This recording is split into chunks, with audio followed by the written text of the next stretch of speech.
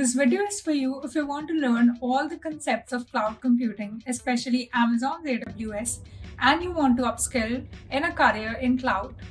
You'll also learn about the benefits of cloud computing and how you can help organizations grow their business operations with the help of cloud.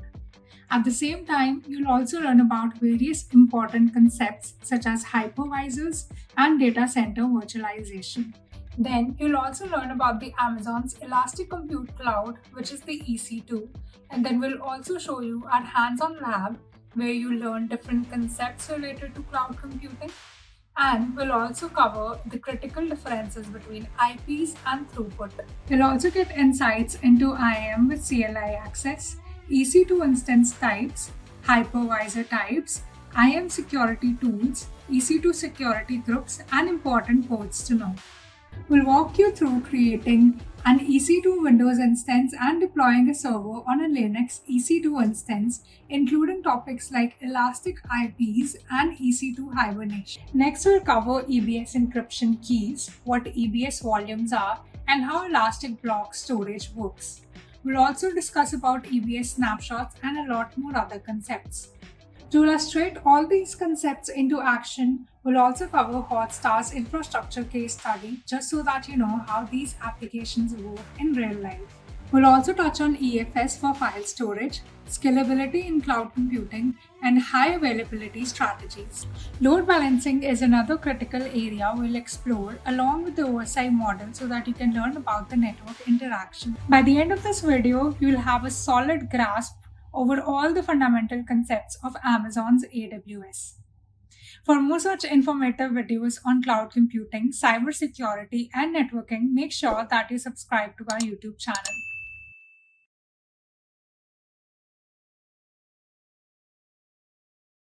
This session is for AWS Solution Architect Associate level. In this session, we are going to start with the very basics of cloud computing, and later on, I will give some introduction about AWS. You might have heard about AWS. AWS is a very popular name in the field of cloud computing. AWS is a cloud platform. It's a public cloud platform, and it stands for Amazon Web Services. As we know, cloud computing these days are for every use, especially in the field of IT. Even all major companies either migrated their physical infrastructure over the cloud or they are in a process to do so. So according to one survey, by the end of 2027 or 2028, almost every company throughout the world, they will be using cloud computing, right? So this is a very good opportunity to just, to join in this particular stream. So as I was telling you that all major companies either migrated their physical workloads or they are in a process to do so. And such kind of changes are being seen because of advantages of cloud computing. We have n number of advantages if you are using cloud computing. It means here one thing is very clear. Cloud computing is now necessary to learn for every IT professional or people somehow connected with the cloud services. Nowadays, cloud computing is being used almost in every field. Some good examples we have such as education, IT infrastructure, software development, entertainment industry, e-commerce, medical field, research and development, and many other fields are there. And so we are not stopped here. So in addition, with the help of cloud computing, it would be easier for us to implement and use a field like artificial intelligence. You must be knowing artificial intelligence and machine learning. So the new era has been started. And because you need a number of compute resources, number of various services, which is not possible actually in your traditional work environment and traditional on-prem environment, in your traditional private data center. That's why people are using now cloud computing. This is uh, the profile we have, right? So these are the profile. I have a very vast experience. I worked. I already given the trainings with number of companies. Can you see? These are the companies. So more than 50 companies are there in which I have been already given these trainings. And not only this, I'm also just telling you, for example, and this is the material, this is the content. This is the most up-to-date content of AWS Solution Architect. And this is the kind of a content nobody is teaching this much of content, right? So this is very elaborated because you are new, so it's very difficult and it's really hard to understand. So what all these services are, but these are very professionally designed. If you just cater any, if you attend any interview, if you attend anything, yeah, definitely it will work. And we are also providing some, what do you say, uh, the interview preparation material, right? So we also have an interview preparation material, whereas that was, and we just update that material time to time. For example, this is the material, right? And you can't believe because this field is very dynamic. So up till now, I did write more than 200 questions. A total 1,000 questions are there, right? And these questions we will share with our candidates. And if you read all these question answers, you can pass any examination. You can pass even any interview. The only thing is you should understand all these things. And these are very small, and with a very small answer, with a small explanation, right? Okay. So guys, I'm here. First of all, I will start with the cloud computing. What is a cloud computing, and how you can define cloud computing? So first of all, I'm just starting introduction with cloud computing. So in the easiest term, cloud computing defines storing and accessing data and programs over the internet from a remote location. In another words, cloud computing terms used for the delivery of hosted services over the internet. Especially, I did write this line in red color, right? It means without internet, cloud computing is not possible. So if you are talking about cloud computing, so we must have an internet because we are accessing all infrastructure through the internet, and this infrastructure is not in our end. It is provided by cloud computer provider like AWS, Azure, or Google Cloud. So they are maintaining their own data centers. And these data centers are spread around all over the world in different countries, in different continents. And all these data centers are connected to each other through the private links. So that I will tell you what is AWS global infrastructure and what does it contain. Everything I will tell you.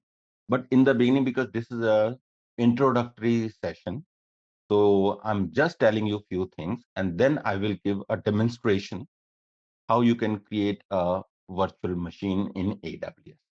Right? What is the agenda? The agenda is very simple.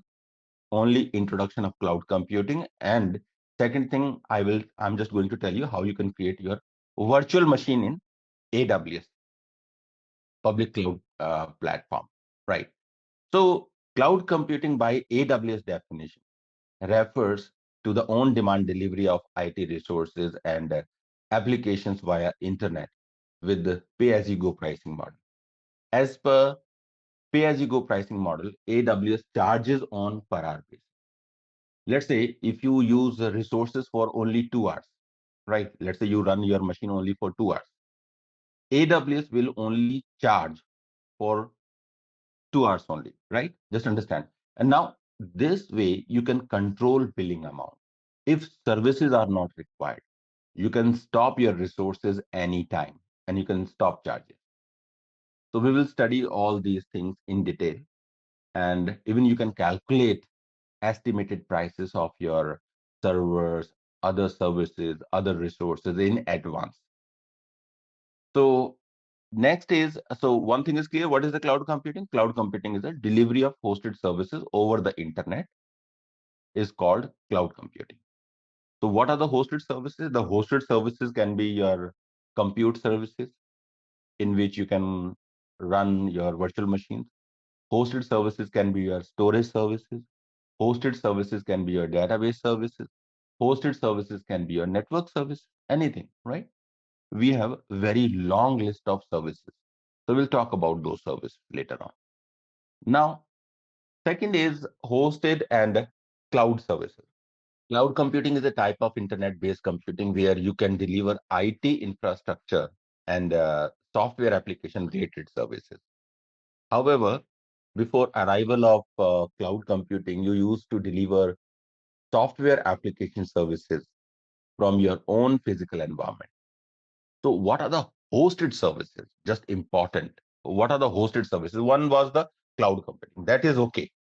Because if you are offering any services over the internet from a remote data center publicly, that is known as cloud computing. That is okay, very clear. But what are the hosted services? So in this technology, you configure and maintain infrastructure and software application at your own environment. I'm talking about your private data center. So companies can maintain their own work environment. They can maintain their own data centers, which we can also known as on-prem environment, right? And if you are offering the services to your client through your own data center, that is counted under hosted services, right? So because this particular practices has been modified because to provide or to maintain your hosted services is really very difficult because you have to maintain your data center your own, and you have to maintain hardware, software, maintenance, everything, power, heat and ventilation, air conditioning, everything you have to maintain. So it's a really expensive if you run your own data center. Instead, we are using cloud services, right? That's why we are using cloud services. So in such platforms, you do not require physical server. You have not to maintain your own data centers. You have not to do anything. Cloud computing serves you a simple way of access of servers, databases, network resources, and storages over the internet. So in brief, you can say hosted services over the internet. This is simple.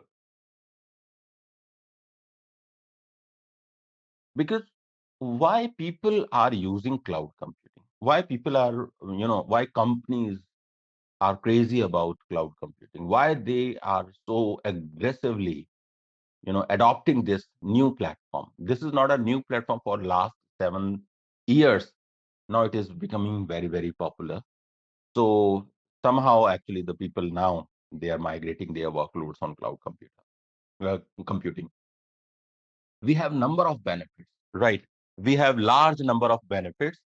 We have large number of benefits, but right now we cannot restrict them. We cannot limit them.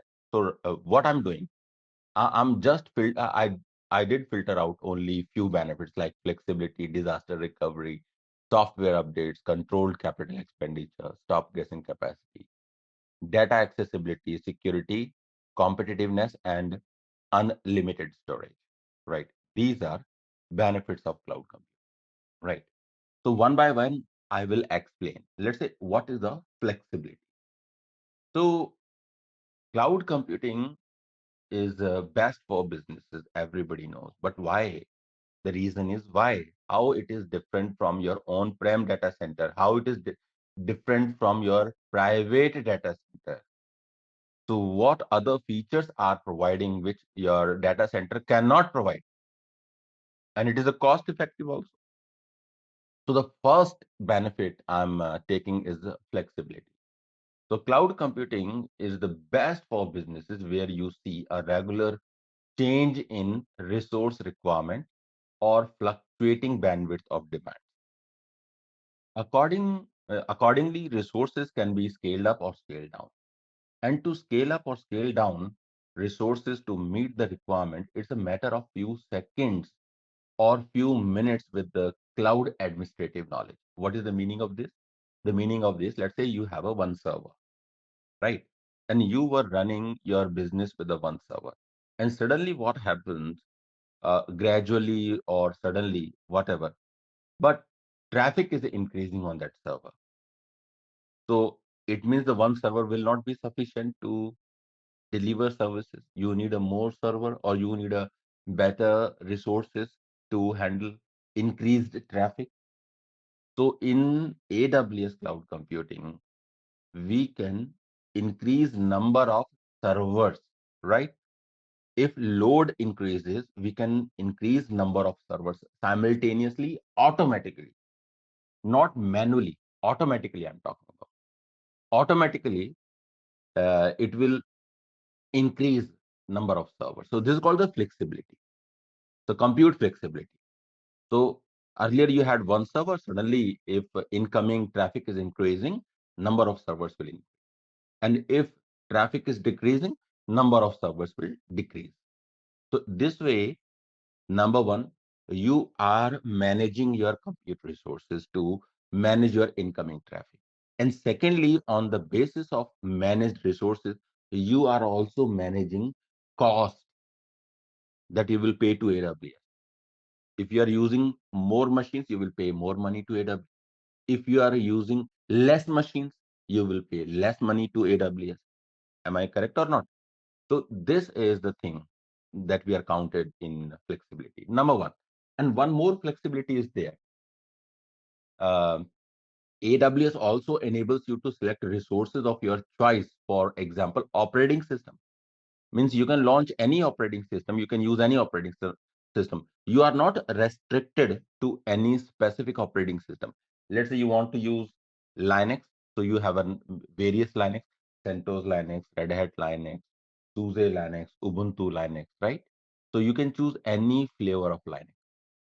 This is called the flexibility. You can choose any Windows server operating system that window allows to support, right? Second, you can use any programming language like Python, Go, Java, Ruby, .NET, Node.js. Any programming you can use. You can use any database. Database I'm talking about, database is a very big field in which we have a SQL servers and no SQL servers. It does support both type of servers, both type of database servers, SQL and no SQL.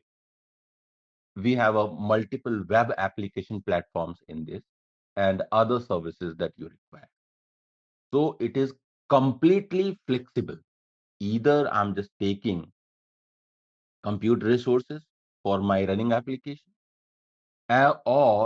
or anything, just like while I'm just launching my servers, like operating system, languages, database, application, platform, anything you can choose according to your project requirement. So you have no restriction, right? So it is providing complete flexibility. Second is controlled capital expenditure. Expenditure is directly pertaining to the amount you are paying to AWS. How much you will pay to AWS? Just think about your old and traditional way to run IT services. You do require servers, storages, routers, switches, cables.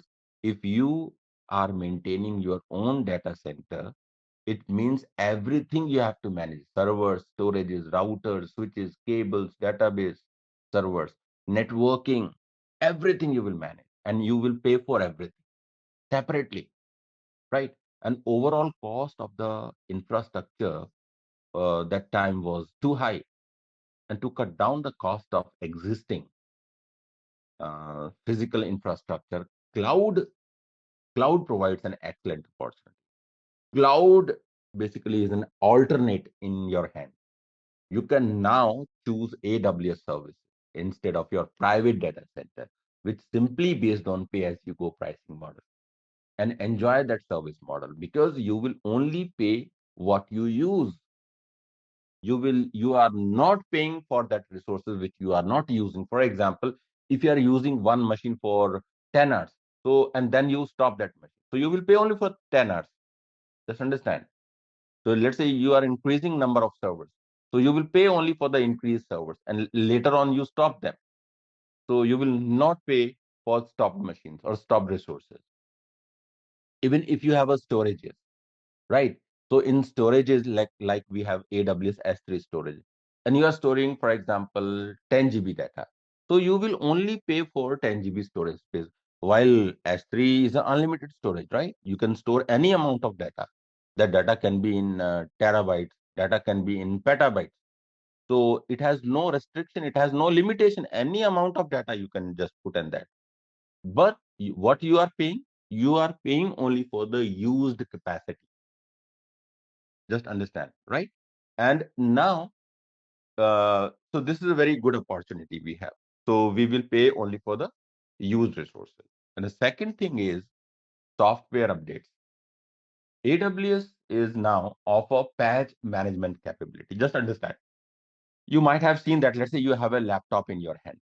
Everybody has a laptop these days. Did you ever just notice that every 15 days or in every month your operating system is getting some updates from Microsoft?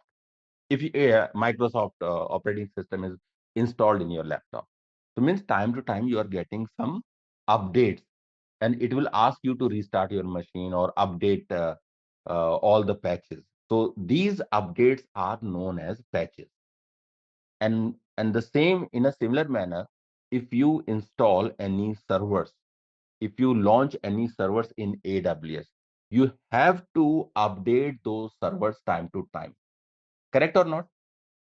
So that's why I'm saying AWS is now offer patch management capability, which is a part of system manager service. We have a system manager service. We will talk about that. And with patch management capability, you can automate your patching process. You can automate patching process. You can schedule patching process. This feature saves your time, and it reduces the risk of non-compliance.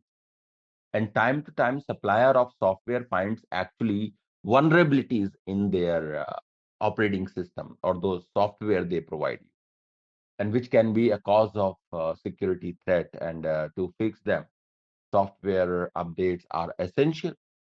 That's why you do. That's why you fix actually all these things. So that's why you install those patches in operating systems in those servers. So this facility is available free of cost in AWS.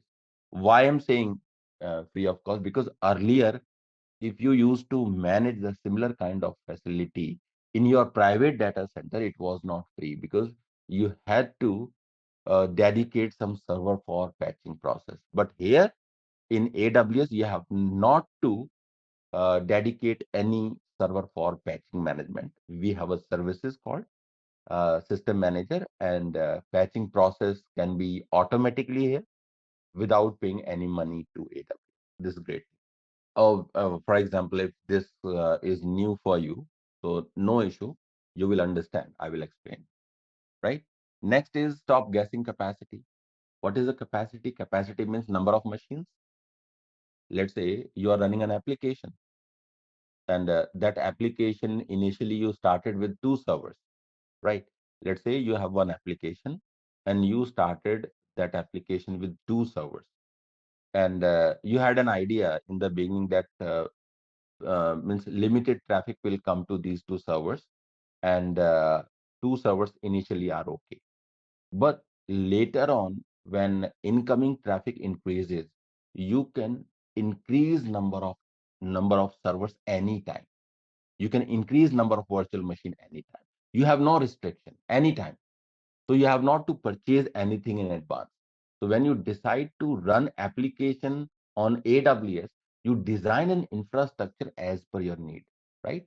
And later on, those number of servers can be increased. It depends on your requirement, and you have no restriction. You don't have to pay anything in advance, right?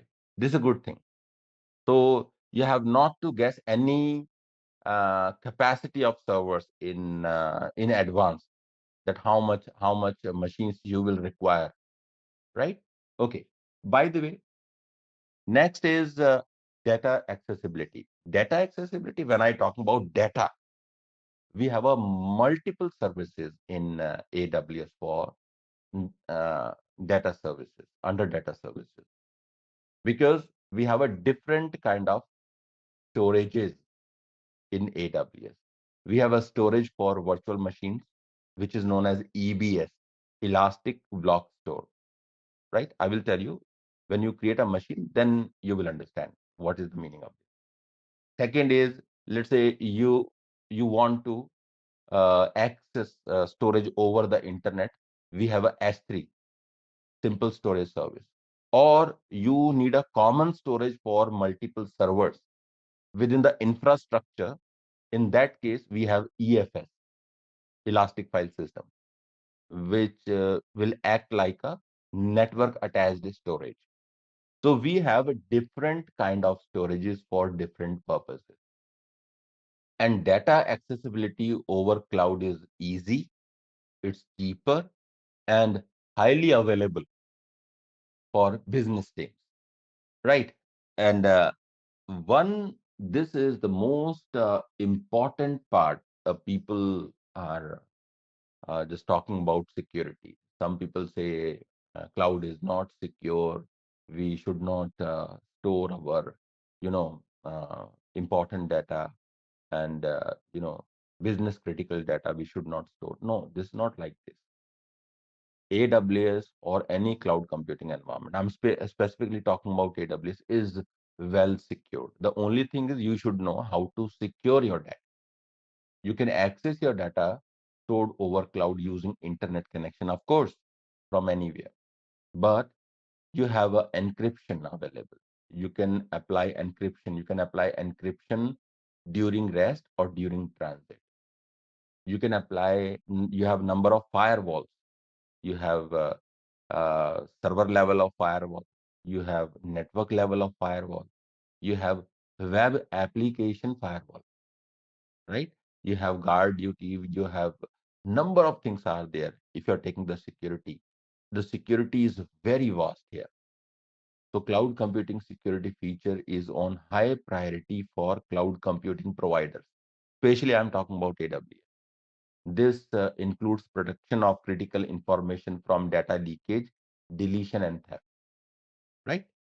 Okay, because I have less time, so I'm not taking much time here. And second is disaster recovery. This also is a very important term we are using these days. So cloud disaster recovery is a method or a strategy to take backup of cloud resources. So including data and you can also use it to restore your data later on. So if you want to make a duplicate copy of data or duplicate infrastructure, duplicate resources, so that is available in AWS. So this provides data recovery and data strategy which will happen due to or which has happened due to man-made or natural catastrophe. Because if you're talking about any disaster can be natural or it can be man-made. Let's say these days, if you see in Ukraine and between Ukraine and Russia, the war is going on, right? Earlier, the Armenia and Azerbaijan, I think they were fighting. So actually, a war kind of a situation or terrorist attack or any kind of man-made situation. So these can be counted in man-made disaster. But some disasters like you might have seen few days back in Turkey, right? So because of earthquake, so that's why we have an option here in AWS. We have an option in AWS to create a replication of your data. You can replicate your data from one region to another region. Regions like Mumbai in India, we have a region Mumbai. We have Hyderabad is a region. In America, North Virginia is a region. Ohio is a region. In England, London is a region, right? Singapore is a region. In Australia, we have a region, right? So Sydney is a region. So we have total 31 regions. throughout the world. It's a big number. It's not a small number.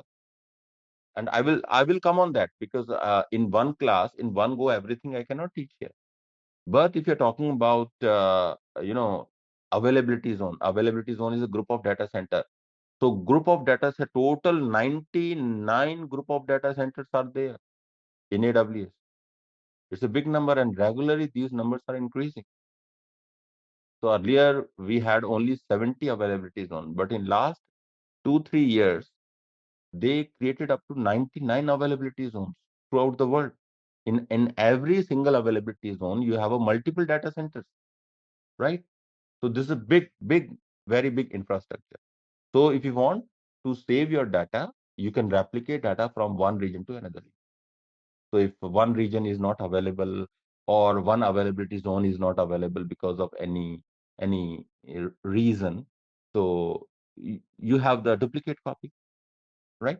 If the business is very critical, if the data is critical, definitely you will save your data. Okay, next is competitiveness.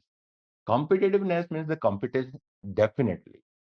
Since cloud basically in picture, competition has been increased. Now everyone, you don't need a big investment to start your business. Just understand. Means even if you have a limited budget, you can start your business on cloud computing or using cloud computing infrastructure. You have not to means launch your own private data center, because to launch private data center, it is a very expensive thing, right? You need everything in a physical manner. Means you need servers, racks, space, power supply, licenses, everything you need. It's a really time taking and expensive also. And better than your private data center, cloud computing is providing features, and you have not to even invest single pass to create this. It is already there. You need only internet connectivity to access cloud computing. And one more thing is there, what AWS says, that you just focus or put your efforts to maintain the quality and production number of your product. For example, you are a pharmaceutical company. Just understand. Let's say you are a company and you are using AWS. So what you will get? So AWS will get, you just focus on your product or just maintain the quality of product. And AWS says just focus, your focus area is your product, and rest I will manage for you. Means the data center management is my work, AWS work, right? So we will manage your data centers, AWS definitely, because you are using AWS infrastructure. So this is a very good thing, right? So by the way, this is the thing, and without wasting time, now what I'm doing, I'm just going to start. Let me here. Yeah, I was here. Great. I think this is a good thing. I'm taking on this little practice. I'm going to launch a virtual machine. And virtual machine in AWS is known as instance. What we call it as instance, right? And to create a virtual machine in AWS, we are using a service called EC2. EC2 stand for Elastic Compute Cloud. Means how actually AWS has started, how to create a new account. That I will tell you later. What I'm doing, I'm just telling you how you can create a new machine, how you can launch a machine in AWS. So I'm just going to launch a first virtual machine, and the virtual machine is known as EC2 instance. Why it is called EC2 instance? Because EC2 is the name of the service, Elastic Compute Cloud. What is the full form? Elastic Compute Cloud. Yeah, this is the name, Elastic Compute Cloud, right? Elastic Compute Cloud. And this is the picture. Can you see this picture? This picture is a picture of virtual machine.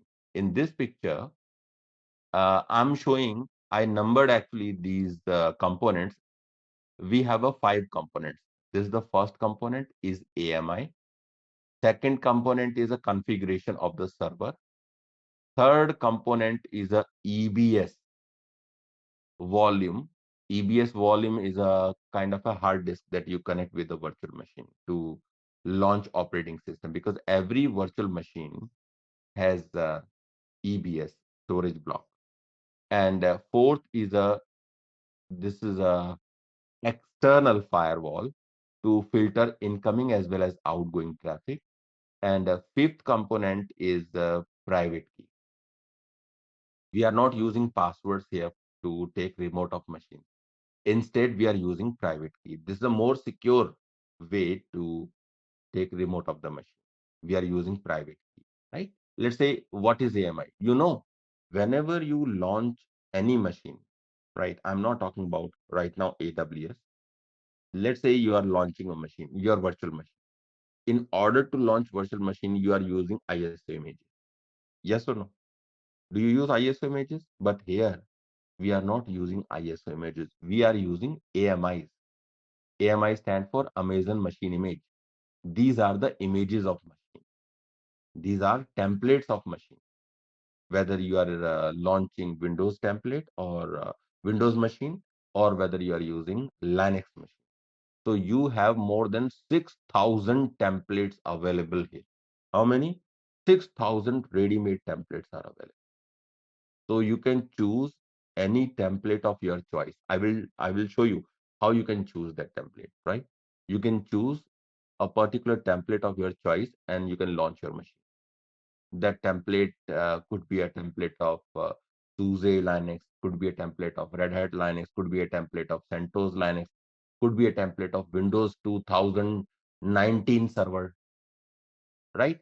So means you can choose servers template. Ultimately, what you are launching, you are launching servers here, right? So this is a virtual machine, and in order to launch virtual machine, first of all, you have to choose AMI. Second, you will choose configuration.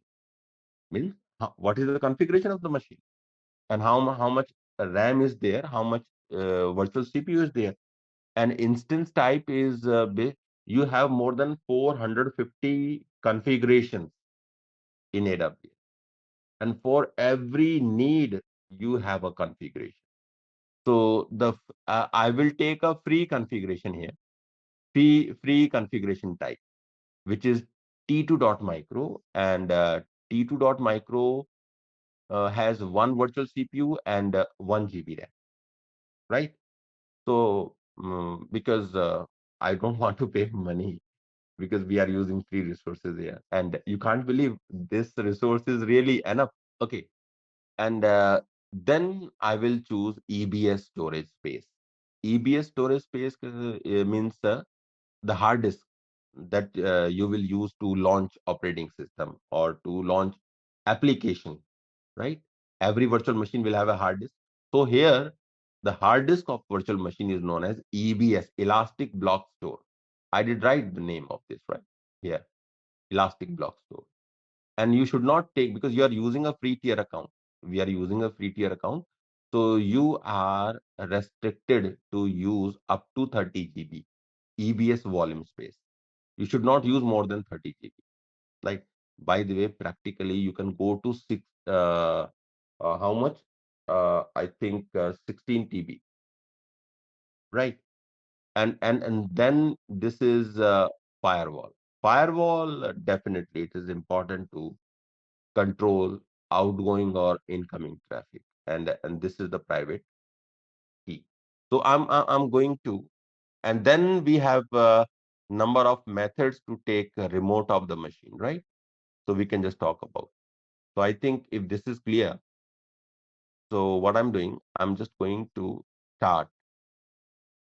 Yeah, this is the very first screen when you log in into AWS. So this page will come, and this page is known as console home. Sometimes we call it as AWS management console. What we call it as, this is the home page of AWS, right? Console home or AWS management console. So if you see all services, where are services, where you will find services, I will teach you everything in detail, because you can just go to view all services. This is a long list of services. Can you see every single word here? Like EC2 is a service, Light Sail is a service, Lambda is a service, Batch is a service, and you will take time to learn services. Even if I'm talking about EC2, you need a multiple classes to understand what EC2 is, what is the purpose of EC2, right? So by the way, I'm just launching a server and I'm just demonstrating you this is a very easy to launch and how you will take its remote. So I'm Sir, choosing, one question. yeah, yeah. So what is there in the batch service? See, why I'm saying that these are the batch jobs you can do. You can do the batch jobs. You must be knowing the batch jobs. So you can design a batch job. You can submit the batch jobs here. Yeah, submit your first batch jobs to do on services. And how does it work? So I will come on that later. Okay. So I was launching a server, and to launch a server, we have a service called EC2, Elastic Compute Cloud. Click on this. As you click on EC2, EC2 management console will open, right? This is open. So according to this, you can see you have two stopped instances. You don't have any running instances. Instances means server, virtual machine. We call it as instances here. And left hand side, we have instances option.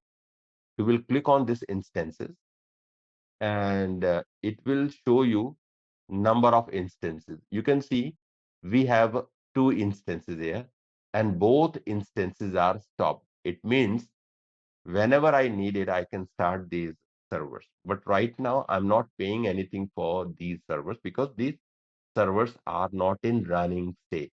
These are stopped. Just forget about these servers. I'm just going to launch a new server. You just click on launch instance here. Here, you just go and click on launch instance, right? And here you need to write the name of the server. Let's say I'm writing NK server. Okay, NK server. And here you have operating system images. You have a very long list of images. So these are some popular images like AWS, Linux. This is the Mac operating system. This is Ubuntu operating system. This is Windows operating system. This Red Hat SUSE. So you can select any one of these.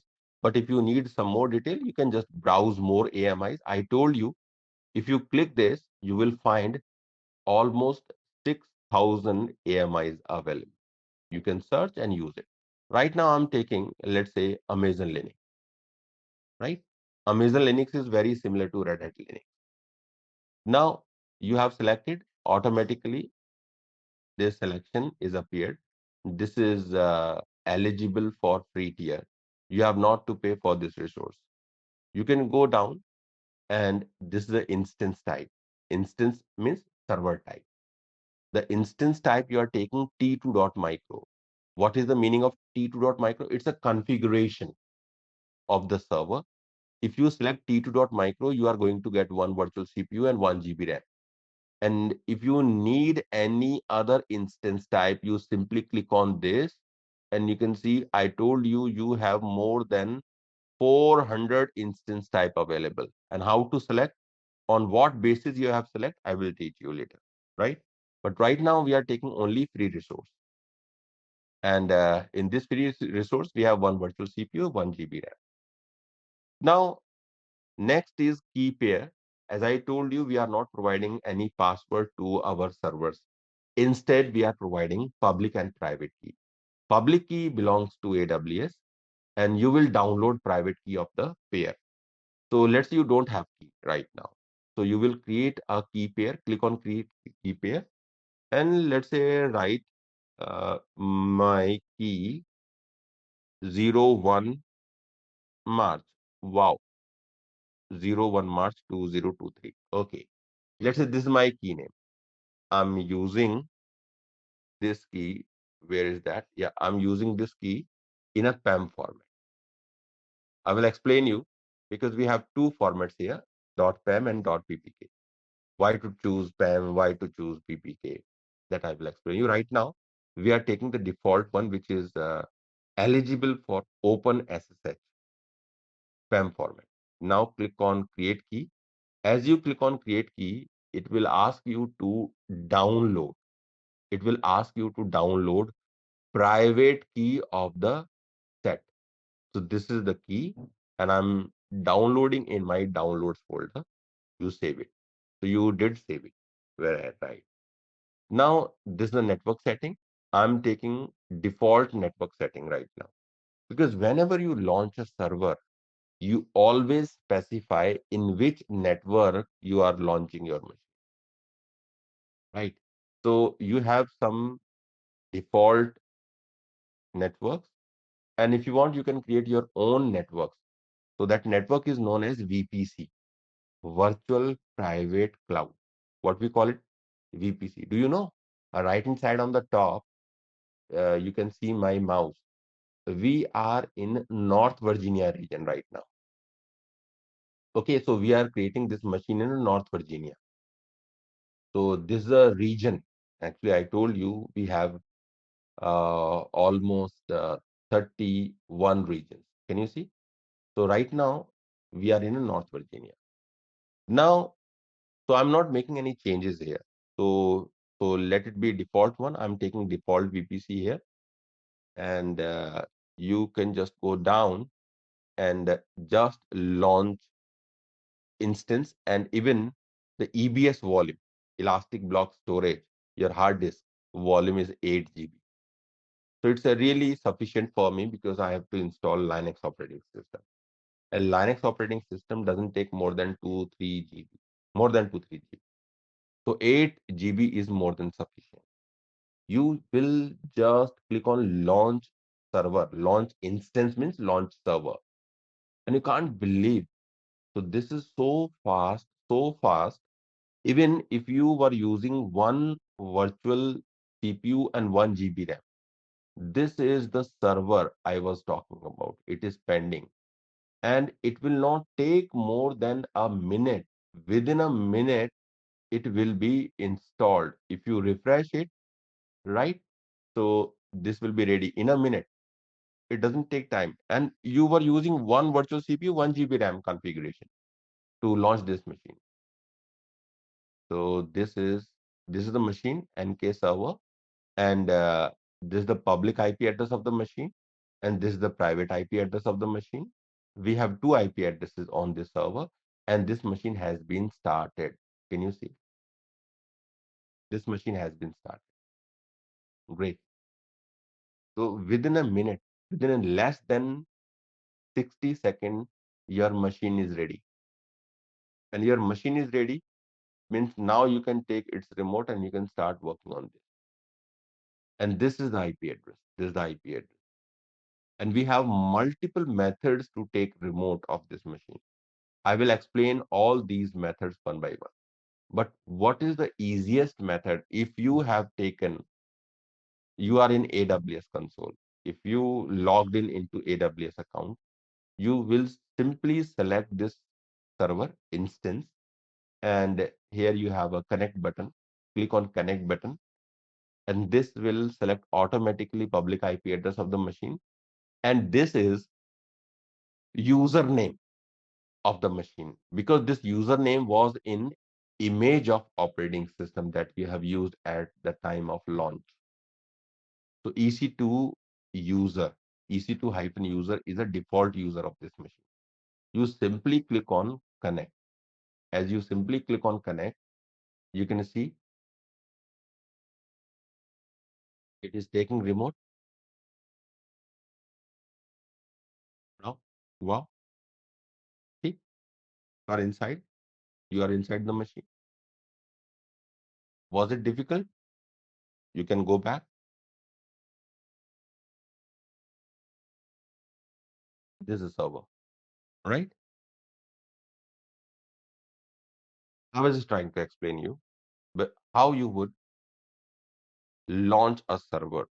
So you might have taken less than 2-3 minutes because I was explaining this. That's why I did take a lot of time, but generally, and this is a Linux server, right? If you want to launch a Windows server, that can be done. How to launch a Windows server? See, you go there. Let's say this is my Windows server. Here we have a Windows server. Click on Windows.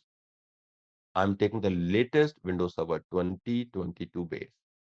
And let's say you are not taking T2.micro. Let's say you are taking a paid resource instead of this. Let's say I'm taking C5X large. C5X large is the instance type. In this, you will have 4 virtual CPU and 8 GB RAM. And key pair is already created. The same key pair can be used. If you need a different key, that is okay.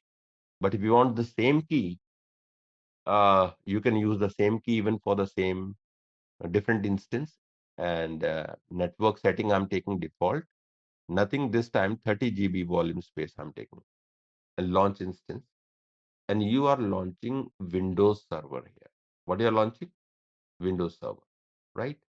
Here we go. And you can just go down. Oh, can you see the machine is running? The machine is running. Machine has been started. This is a paid resource. This is not a free resource.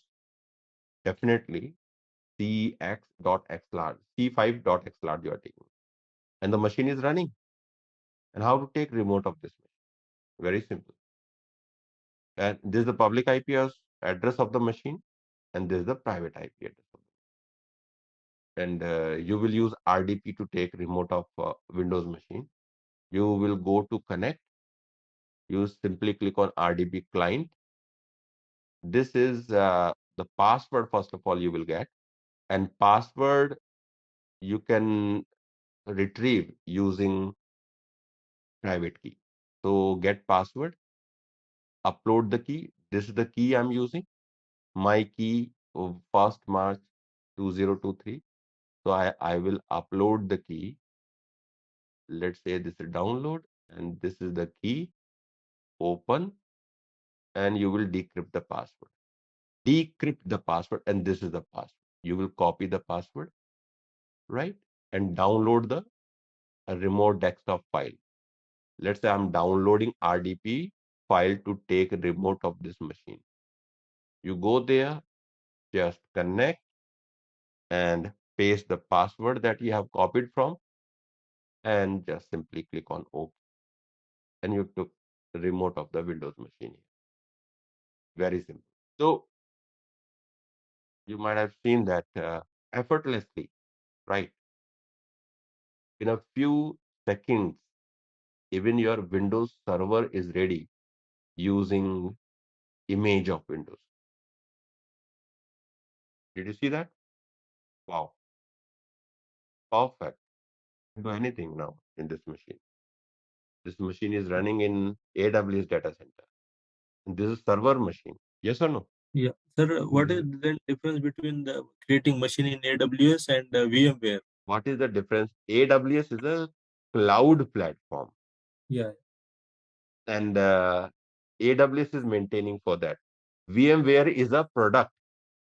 You have to create VM machine in your own data center. So we are not using our own data center. Are you getting me? Yeah. Yeah. So we are using AWS data center. So what hypervisor? Because VMware is providing hypervisor. Just understand, to Yeah. create a virtual machine. So ESXi in VMware, we are using ESXi hypervisor to create virtual machine. But in AWS is maintaining all these data centers automatically. And what hypervisor they are using? They are using a different kind of hypervisors, Nitro hypervisors, Zen hypervisors, and even AWS also does support VMware. So I will tell you each and everything. What is the infrastructure they are using in the backend? That picture should be clear to you. Yeah. But just understand, VMware is a product. VMware is not a data center. So you will purchase a VMware, then you launch in your data center to create a virtual machine. But AWS is a public cloud platform you can directly create a virtual machine on a public cloud platform like this, right? Now, let's say how to, because this is a running server. I'm just closing this server, and let's say how to delete this server. You What? simply, you can just you can select multiple servers in one go, and you can terminate them. If you don't want to use them, you terminate them. You're terminating them means you're deleting them forever, right? So guys, this was a little demonstration I was showing you. I hope you loved it. I think you will be happier. Means, did you understand what explained you today? So we are just going to start the classes as early as possible, right? And I was showing you the syllabus, that the syllabus we have, and according to that syllabus we have to move. So it's almost approximately 40 hours classes. So guys, we are starting. So officially, this is the first class, right? So what we have to start? Let me show you. Go. I think we have to start this. Just a minute. June. This is very old one.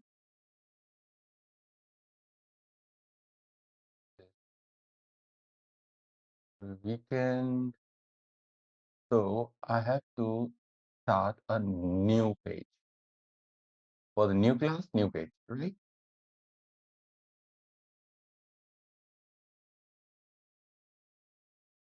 So guys, this is the very first class, right?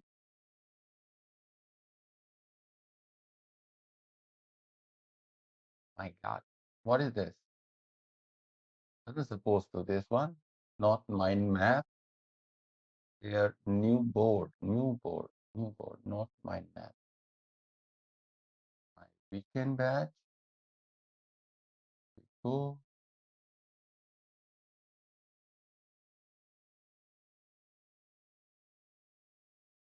I have to start with this. Okay. I'm starting. Let me just write it. This is AWS. There we go. This is AWS.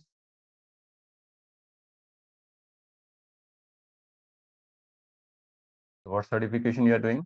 AWS Solution Architect, right? AWS Solution Architect Associate. Yeah, this is what you are doing.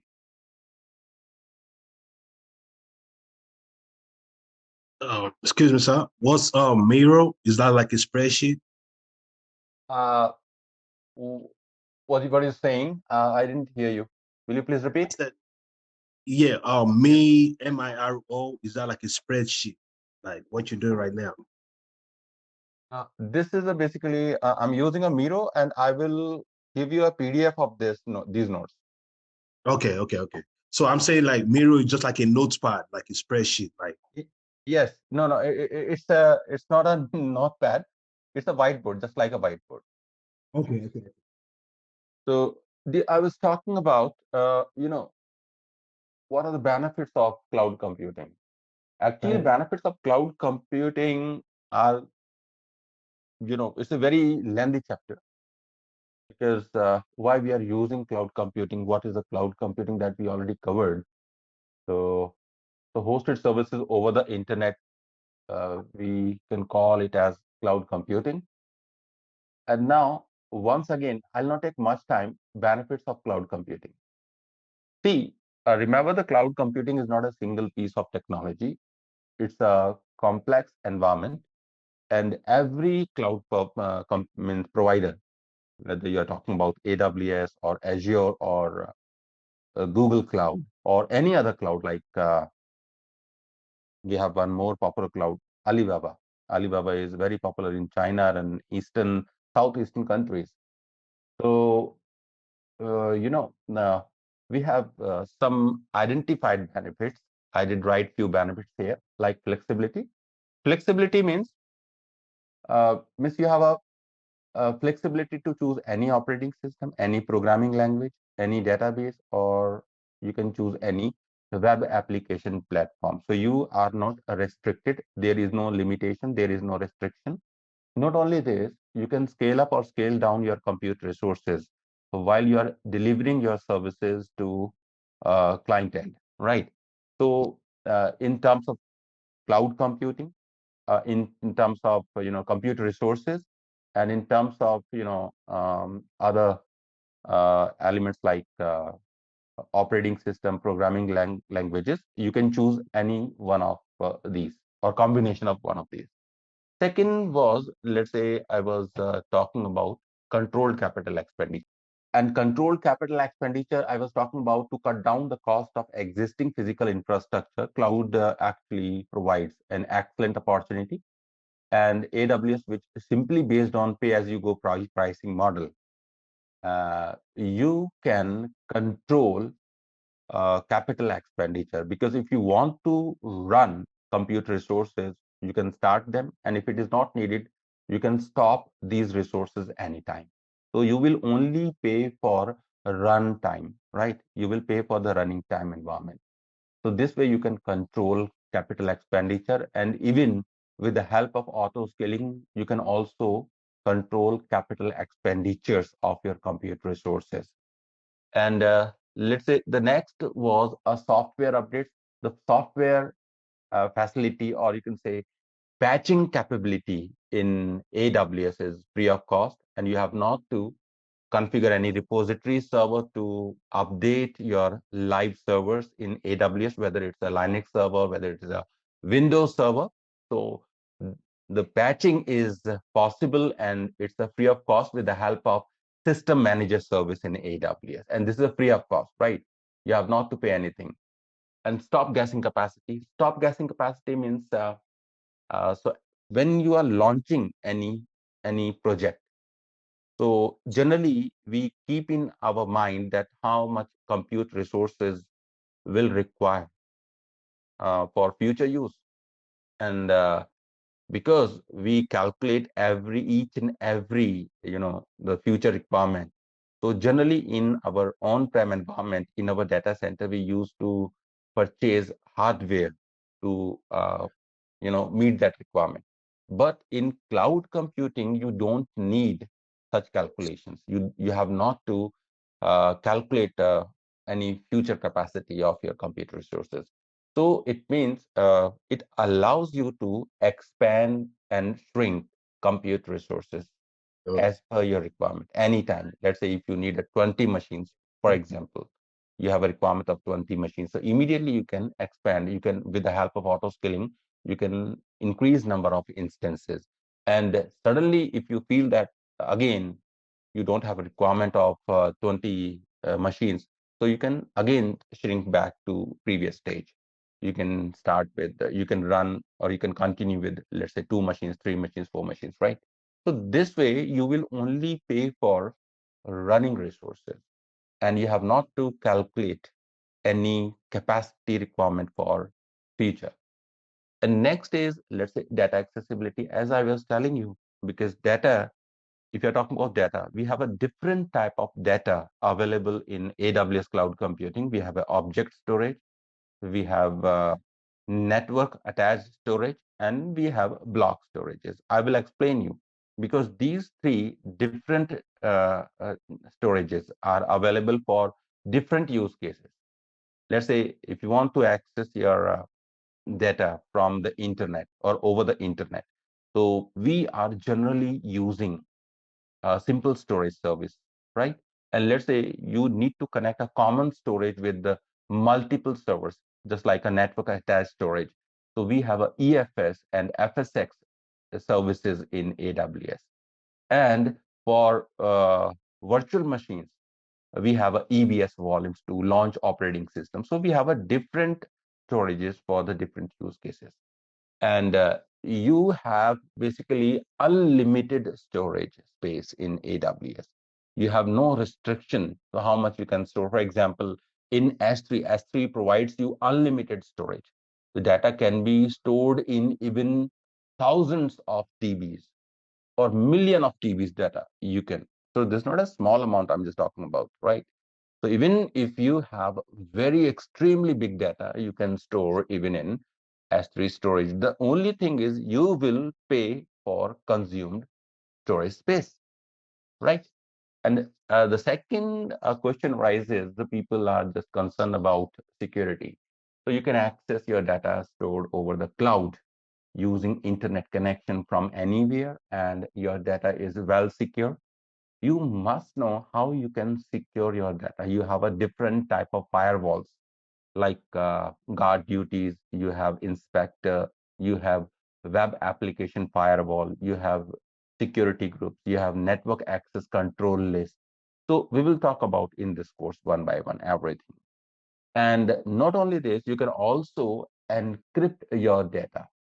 You can encrypt your data during transit, or if you store data in storage at rest, right? Now, next is uh, disaster recovery. This is a very common term people are using these days, and it's really important because in AWS or in AWS cloud computing, we have a different regions. Regions are a geographical location. Let's say we have some locations in United States like North Virginia, Ohio. We have some locations in India like Mumbai or Hyderabad. We have some locations in UK like London. So this way, total 31 total regions are there.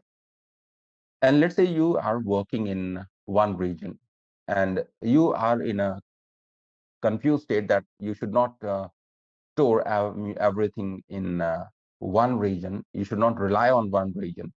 You should make a copy of your data even in another region if one region is not available because of any technical reason, so that you can access your data. So your data must be safe in another region. So you can do replication of your data from one region to another region. Or not only this, you can also replicate your database servers. You can replicate your EC2 instances or virtual machines.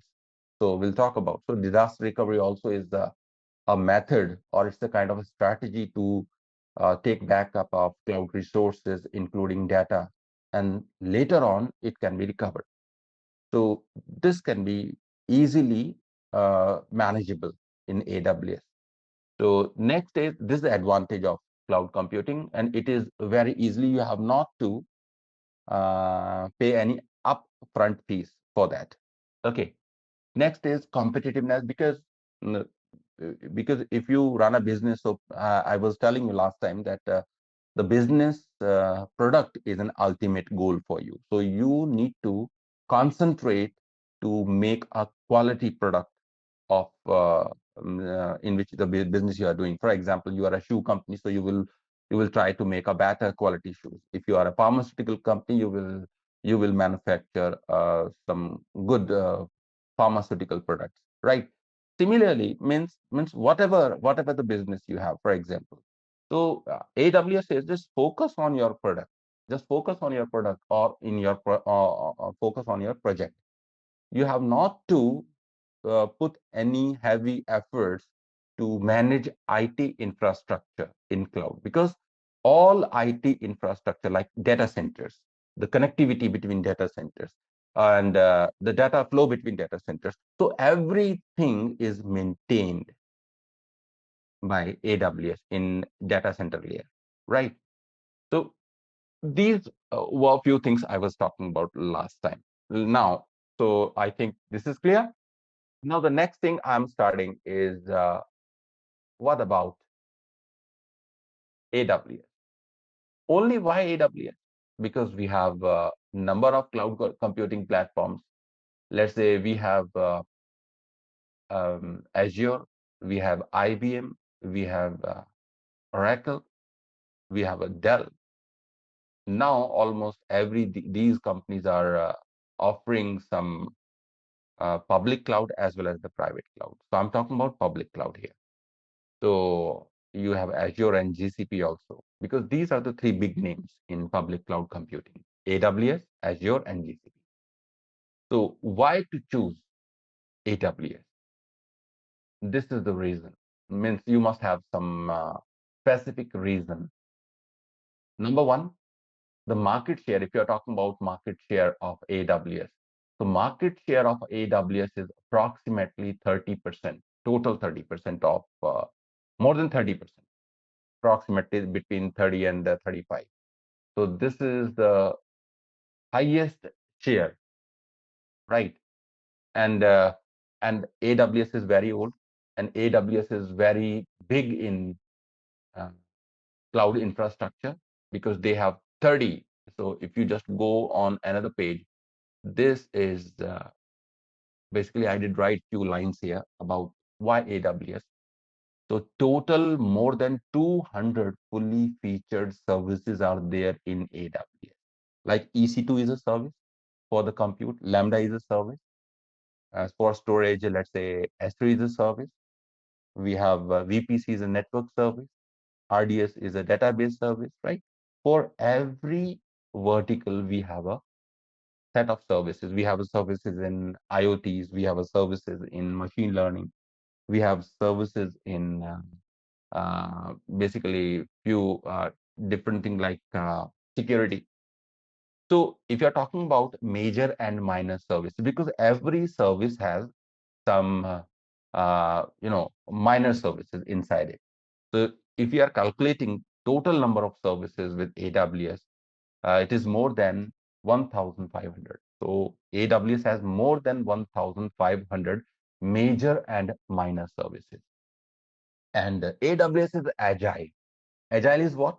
Means uh, mm, means if you need something that AWS has, right? Let's say you need storage, AWS has. You need let's say platform as a service, AWS has.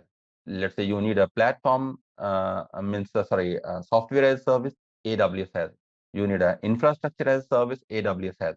You need a service for security, AWS has. You need a security means you need a service for machine learning, AWS has.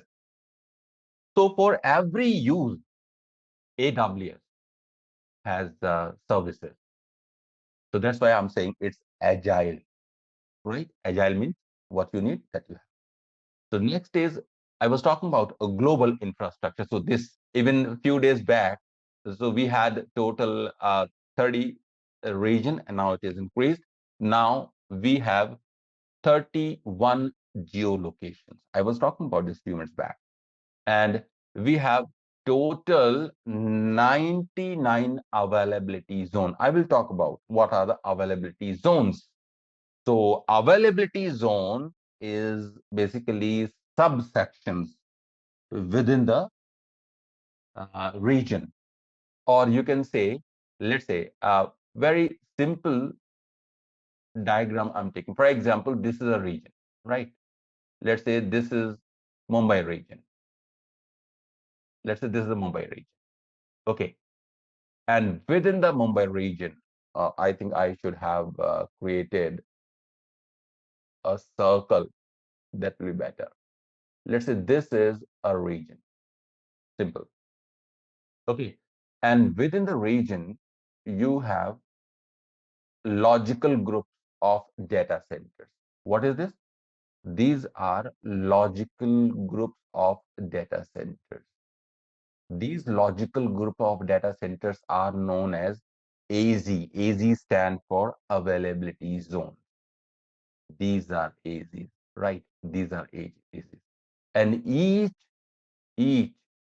availability zones will have group of data centers. So how many data centers are there?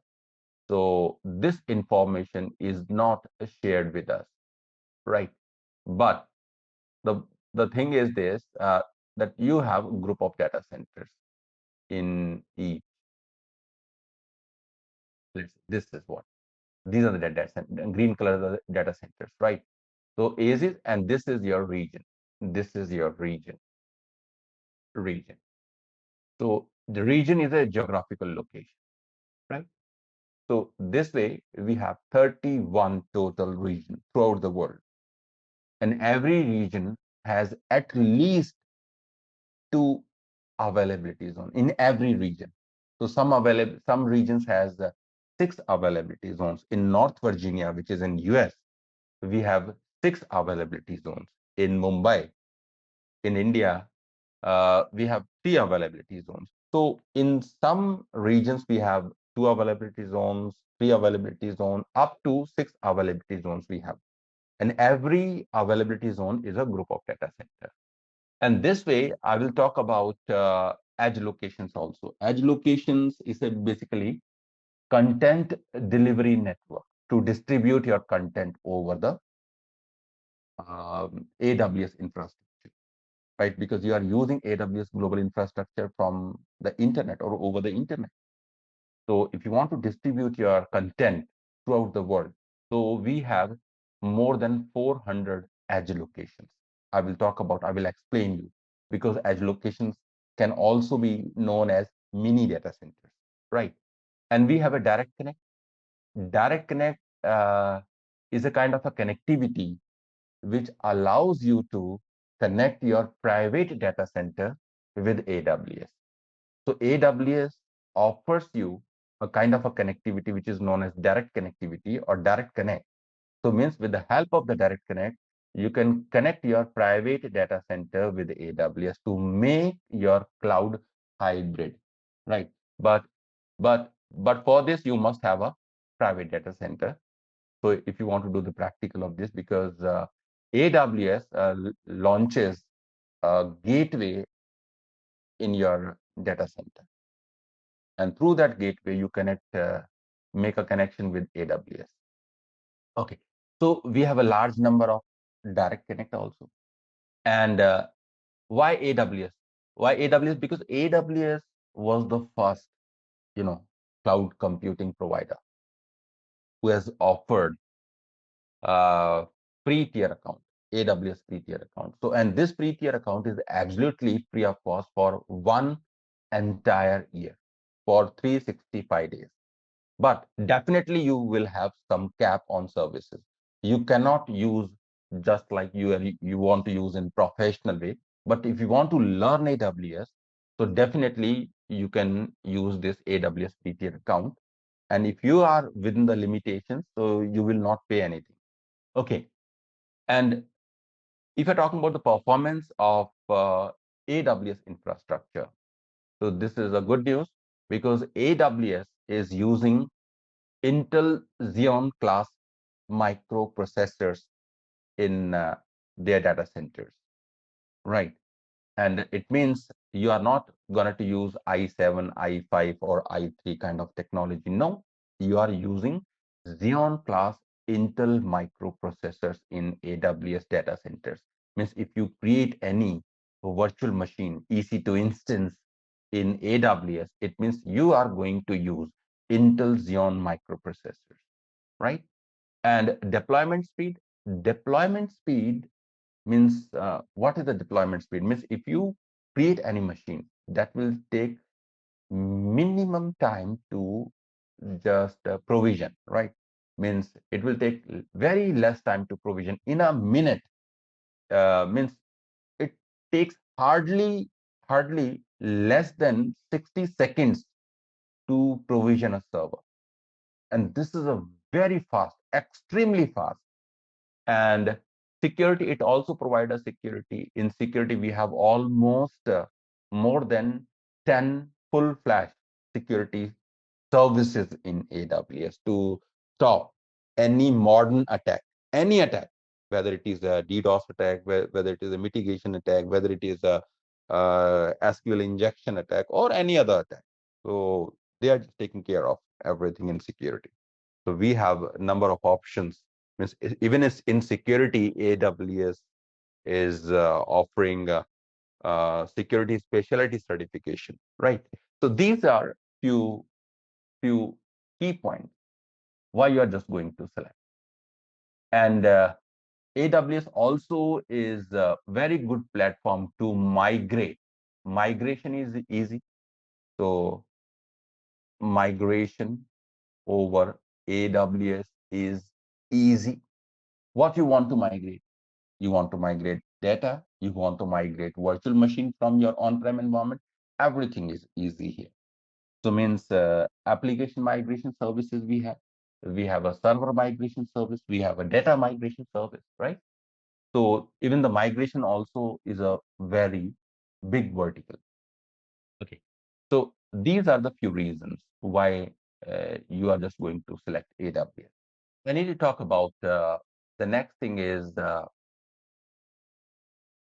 next thing I will take is AWS Management Console. So please tell me, do you have AWS account with you? Yes or no? No, sir. Yes. No. No. Okay. So you need to open, right? So let's say you want to open a free tier account. In order to open a free tier account, you must need either a debit card or a credit card. Right? You need either debit card or credit card. It is very important. Not only the debit card and credit card, the debit card or credit card you are taking for opening an account, it should be either Visa card or MasterCard or American Express. No other cards are allowed, right? Please don't try with a rupee card. That is not supporting to this platform. So either you have a Visa card or you have a MasterCard. So let me show you. Here you go. You can just write AWS the free tier account. So I'm not going to create a free tier account here, but I will tell you how you can just go there. This is what we have. You can go to this. I'm just pasting this link. If you Google it, AWS free tier account, so you will see this kind of screen, right? And you just go and create a free account. Let's say you. Very first of all, you need to type email ID. Let's say you are typing email ID. Let's say NK AWS AWS 2023, for example, gmail.com. And you need to write a account name. Let's say I'm writing my name, Sanjay Sharma. Right. This is done. And you need to click on verify email address. So what AWS will do, AWS will send an email to verification with the verification code. You will read that verification code from that email and you will type here.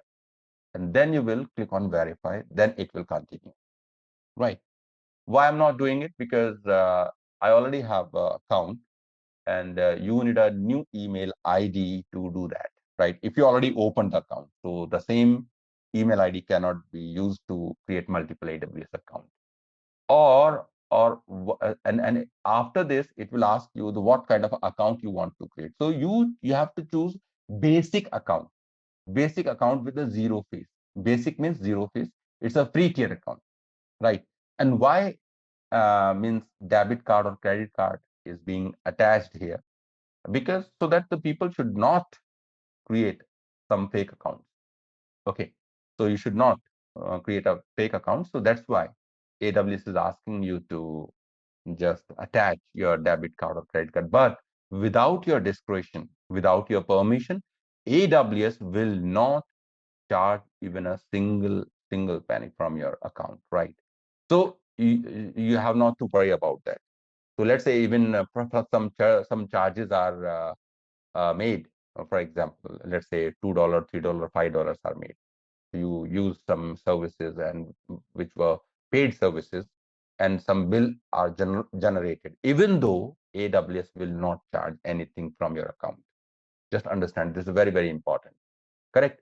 So and you have to choose only basic account. Just understand it's a free tier and choose as a student.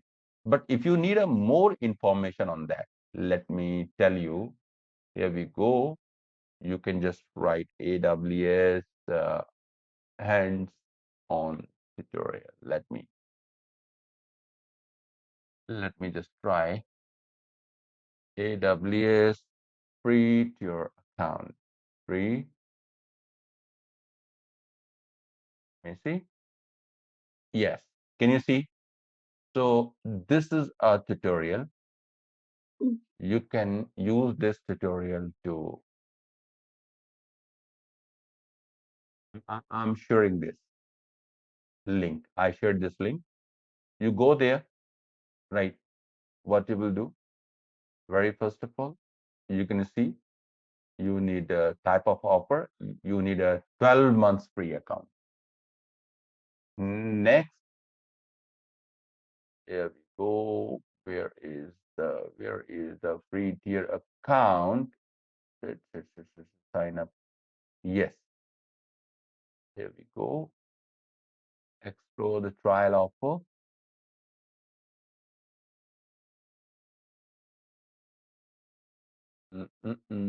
That is not given here. Sorry, those steps are not given. I was thinking that steps are given. Those steps are not given. They might have removed those steps. No issue. But it's very simple to just register as a free tier account, right? This was.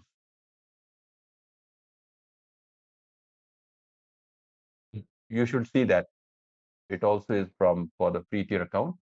But here, so if you are choosing the upper link, I shared two links here. So if you go with this link, you will see this kind of a page, and you can create that account. I think you will do that.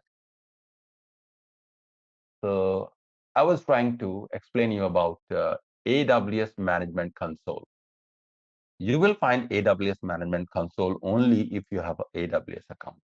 Yeah, it says when you get on the AWS free tier account, it's asking, are you the rich user or I am a user? What's different if you want to sign in? Which one after signing up?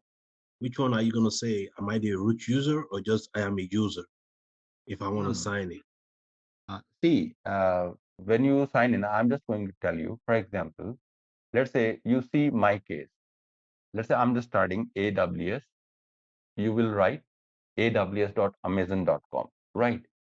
Yes. So if you are sign in very first time, if you sign in very first time, you will see this kind of a screen, right? We have two type of users here. One is a root user and another is a IAM user. IAM is a basically service, identity and access management. Because you are entering very first time in AWS account, it means you are a root user. Because you might have used your this email ID. So whatever the email ID you have used. So that email ID is your root user email address. Just understand. So you will write that email ID here and you will log in as a root user. Once you logged in as a root user, then you can create further users. So multiple user can be created. Definitely you can create multiple users, but very first time you will log in as a root user in AWS account. Correct? Yes. Thank you. Okay. So you just go and click, let's say this was my email and this is my password, right?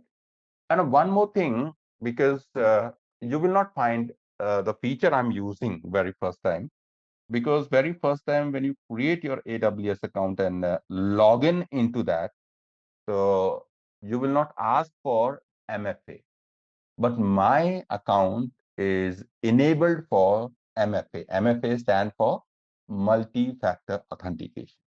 So you will click on sign in and it will ask for MFA. But if it is configured, then only it will ask for MFA. Otherwise, it will not ask for. Let's say, and my mobile is connected with this application and I'm logged in, right? So that will take a little time to just explain here. See, this is what we have. For example, here we go. So this is the very first screen. So this screen is known as AWS Management Console screen, and this is a landing page. Okay, and sometimes we call it as a console home. So I need to tell you about this page. So these are some recently visited services by me, right? You can see here. But if you log in very first time, you will not see anything here because you didn't use those services. By the way, so if you want to see the list of services, you will simply click on view all services. And we have large number of services here. We have the services for compute, we have a services for containers, services for storages, we have a services for databases, for migration, we have a service for network and content delivery and developer tools and customer enablement, robotics, blockchain, my God, machine learning, media services, management and governance. We have satellite. The few services are beyond actually our training scopes. So we are not going to do all these services, but definitely we will do the services that we have. So you might have uh, actually uh, the syllabus of this training. So how many of you have syllabus of the training? I need to understand the current status. Okay, no issue. I will share that. I will share that one. Okay. Uh, okay. Uh, no issue. So these are the services. So every single name that you see here, it's a service. Like EC2 is a service, Lambda is a service, Batch is a service, Elastic Beanstalk is a service. So all these are the services. We have even AR/VR services also. Application integration, business application for business, and we have a services for analytics. We have services for Internet of Things, game development. We have a separate service for game development, right, guys? So total 200 services are there. These are approximately 200 services, more than 200 services, right? And if you see on the top of this page, can you see this black strip? Black strip. So I'm just going to teach you about, explain you about this black strip from left to right inside. So very left corner or top of the screen, top of the screen left hand side, we have AWS logo. Do you see? What is the purpose of this AWS logo here? So whenever you press this AWS logo, you will always land on console home, the first screen of the AWS. Let's say you are somewhere here. Assume that we are in some middle of configuration, or I was somewhere, let's say I was somewhere in VPC. And now you need to go back to console home. What you will do? You will simply click on this AWS and you will come back on this screen. So this is the very first screen of AWS. Second, we have services, right? Let's say you click on service. So as you click on services, we have a list of services here, right? These all are the group of services, or these are the group name of services, like analytics. If you click on analytics, so right hand side, you will have a list of services within analytics. Let's say I'm clicking on compute. You have list of services in compute. Click on container. You have list of services in containers, right? Database. You have list of services in database. So left hand side, you have group of services. And as you click on a single group, you will have a detailed list of services within that. Correct? You just close this. Now, next is search. What you are going to search? You can search a service. You can search document. You can search event. You can search anything. Just talk about, I want to search a service.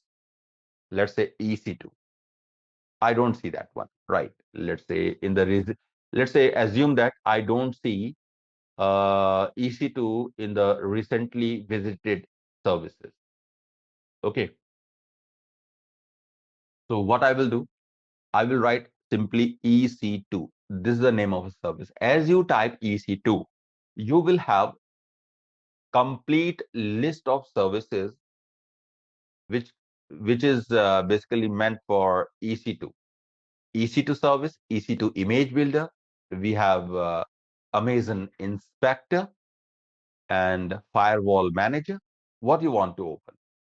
Let's say all these are the services. If you are interested in EC2, you can click here. You will be in EC2. If you're interested in image builder, you can click on this, you will land in image builder. And just go scroll down. Now, the next is it is telling you about EC2 features. So if you want to see dashboard of EC2, you will click on dashboard. What are the limits you have EC2? Let's say I want to see the limits. Right now I'm not opening it because uh, uh, I will explain them again because I'm not teaching about EC2. I'm just teaching that if you write any keyword here, if you write any word here and it belongs to a particular service, you will see number of information or number of things about that word. Like the features, you can see the resources, you can see blogs. So all these are blogs related to EC2. And if you see 1920 blogs are there, and all these blogs are recommended by AWS. How many blogs? On a single service, you have more than 1900 blogs, right? So if you click here on this number, you can see list of blogs.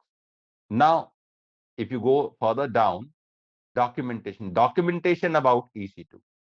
So these are documentation. So how many documentations are there? 128,659. My goodness. This is a big number, right? It's a big number. So this much of documentation you have pertaining to EC2 service. So even you cannot store in libraries. You would have actually arrange in libraries. You need a you know very big building to just manage all these books. Next is knowledge articles. These are the knowledge articles related to EC2, just like a blog. Then you have specific tutorials for EC2. You have approximately 20 tutorials for EC2, and these are absolutely free of cost. AWS is not charging anything. Let's say this is a bit, I'm talking about EC2 backup and restore using AWS backup. Let's say I'm just going to click on this. So you will see the tutorial. So this is a tutorial page, and this tutorial is for intermediate users. This will take approximately 10 minutes time. And cost to complete, do you have to pay anything to complete this tutorial? So it's like absolutely free of cost. Okay. And the required, you need AWS account. You have to choose EC2 service, and you have to choose AWS backup. So here you can find step by step, everything is given. Even I will explain few more things so that it will help you to learn. Can you see? You can go and directly. Good. Next, let's say tutorial. After tutorial, we have events. These are the events. Some events are online and some events are offline. And if you are in such events and you want to attend these events, you can register. You can register in these events and you can attend these events. To enhance knowledge, these events sometimes are really important. See, so whatever the events are happening throughout the world, you can find the list of events for a particular service here, right? This is particular for EC2. Second is marketplace. So these are the new things that you have basically available in marketplace to launch your instances, images, servers, everything that you want to purchase to launch. So that you have. So means for every keyword, you have a services, you have features, resources, blogs, documentation, knowledge articles, tutorials, events, and marketplace. And the very beginning, we have a services. If you click on, let's say, if you click on EC2, you will land on EC2 page. This is the EC2 page. Correct. Did you see that? So this is the EC2 dashboard. This is the very first page of EC2. Okay, I will tell you later. And if you click on AWS again, you will come back on console home. And what about the next thing? This next thing is, you can see this is a small icon. This is a Cloud Shell. Cloud Shell is a kind of a terminal. What is a Cloud Shell? Cloud Shell is a kind of a terminal. This terminal can be used to take remote of Linux instances, or you can run some CDKs or SDKs, software development kit, it providing you to run, and CDK, right? So let me show you. Means if you click on this, what will happen? So if you click on this, you will have a terminal ready with you. Just click with this, and AWS will launch a terminal for you. Let's say you have some files you can upload, some files up to 1 GB files you can upload here. And this is a Linux terminal. And this terminal can be used to take access of Linux instances in EC2, right? And if you want to write some program, let's say in Python or in Java, so you can directly write here. So it's a free of cost. Good. Next is this is a bell icon. Can you see? It's a notification. It is for notification. So just you can see if you have any open issues, if you have any schedule changes, or if you want to see event logs that you can see with the help of this. Second is here we have support. Support means if you need a AWS support. If you click on this, you will have a support center. Let's say you are facing some issue. Maybe your account is not working properly. Maybe some uh, service is not working properly, or you have some challenge that you want to discuss with AWS. So you can go and click on support center, and you can create your ticket here. But for AWS free tier account, AWS will not going to tell you any technical detail or any technical support. So the technical support is only provided to enterprise account or business account. For free tier account, AWS is not providing any technical support. But this is a very good option if you are working in your production environment and you are working in an enterprise account. So this is really good. You can just go there in support center. I click on the support center, and you would see that you have option to create a case. Let's say your computer is not, your AWS account is not activated. For example, let's say your AWS account is not activated. You are finding some difficulty, or maybe you just created an account, but that account is not yet activated. So you just go there, right? You will be able to basically reach on this page, right? The first AWS console will open. Now you can click on create case. So what kind of means the support or case you want to create? It's a technical or related to account and billing. I told you you will not choose here technical, because the technical is only possible if you are using enterprise account. If you are using free tier account, so definitely the technical will not work for you. So you go, let's say you are facing some issue in account and billing, for example. So what kind of support? So in account and billing, what kind of a service? Academic account, billing, account management billing. You can choose any one of these pertaining to your issue or pertaining to your challenge. Let's say you are using a free tier, and the category is my free tier is expired, or why why was I billed, right? let's say you received a bill, and severity, you can select journal, and you can write a detail here. So everything is given here. You can just read it. You have few more solutions. You can track a free usage. Maybe you consumed a free usage and you cross the limit. And you go to additional information. You write a subject and write a detail in which the problem you are facing. So whatever the case you have, you just write everything in simple language. And if you have any screenshot or any support file, simply just attach that file here and simply click on solve it now. So AWS will answer you within 24 hours, right? So this way you can create a case. Let's say I'm just coming back here. And similarly, these are the list of regions, right? These are the regions. I told you we have 31 regions like North Virginia, Ohio, Oregon, Mumbai, Hyderabad, Seoul, Singapore, Sydney, Tokyo, right? All these are regions. So you have to select a region to create your company's infrastructure, right? At least one. At a time, you can just choose one region, correct? So right now I'm in North Virginia, but if you want to switch to any other region, you just go there and select, let's say Mumbai. I selected Mumbai. Now I'm in Mumbai, right? The resources you will create in Mumbai, you won't be able to see in North Virginia. So What's the because these resources are region specific. Hello, sir. What's the purpose of switching region? What is the purpose of multiple regions?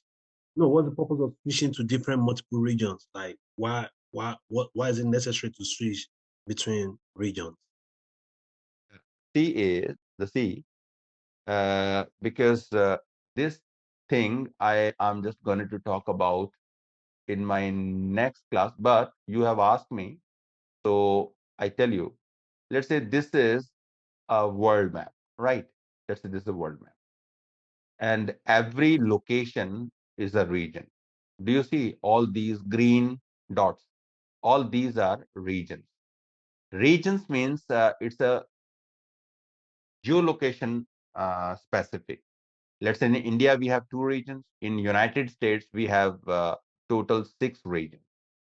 So generally, people wants to create infrastructure near to their place. Let's say you are in United States and your client also is in the United States. So it is better to use a nearest location data center. So that you will have a least latency and you will have a better service support. Correct or not? But Yes. if you are using, let's say you are in USA and you are using Sydney region, so the latency is very high. There is no logical use to basically use this the remote region. So you always select a nearest region to have the least latency. And every region will have multiple data center. And the data center, let's say data center in Ohio are different, has no dependency on the data center in North Virginia. So every region has group of data centers. Correct? Here we go. Now, yes, I was talking about this page. And the very last is my account name. Right inside top of the screen, you can see this is the account name. If you click on this, you have multiple things are available. The very first is your account ID. It's a 12-digit account ID. It's a unique account ID. It is not repeatable. Every account has a unique account ID. Secondly, you have account settings here, and organization is a service to consolidate multiple accounts. And we have service quotas here. If you want to see service quotas, you can click on this and see service quotas and billing dashboard. So means whatever the bill is generated for your AWS account, you can see the current status of that bill in billing dashboard. and we have a security credentials also. So I will just explain you each and everything one by one. So this black strip is very important. So everything is there. So this is a main thing when you log in into this AWS account. This is the first thing, and the others are widgets only. Means the time to time I will explain that. So guys, what you have to do, you have to create AWS account and just log in and just see the account should be ready. Data center virtualization. Sir, actually, I just want to know how their just virtual machines are so fast. Like if you want to install a operating system on a virtual machine, like on your VMware on your laptop, so it takes like 1 hour or more than 1 hour. But if you try to configure a machine on AWS, like it hardly takes less than 5 minutes. So The reason is very Mhm. simple, Tarun. On AWS or any cloud platform, you are using templates of operating system. You are using images of operating system. Okay. You are not installing step-by-step operating system. Are you getting me? Yes. Yeah. So, but when you launch any operating system in your virtual machines, in your on-prem environment, in your data center, private data center, you perform each and every step by using ISO images. Yeah. Over Right. there, you use a ISO images. And if you are launching a machine through ISO images, you have to initiate all, steps one by one. And if you're initiating all the steps, that will take approximately 1 hour time. Yeah. Right, approximately 1 hour time, 45 minutes to 1 hour time, and that will take. Okay. But the logic and a principle in cloud computing is changed. We are not using ISO images. Just important. This is a major difference. Instead of ISO images, we are using ready-made images Okay. or template of operating system. So those templates are already installed. You just use, you means install, means launch them, and you can start working on them. So within a minute or two, your machine is ready. Even if the Yes. configuration of the machine is good, let's say in terms of virtual CPUs and RAM, so you normally find less than means less than 60 seconds, your machine will be ready. Correct or not? Yes. Right. So this was the major difference.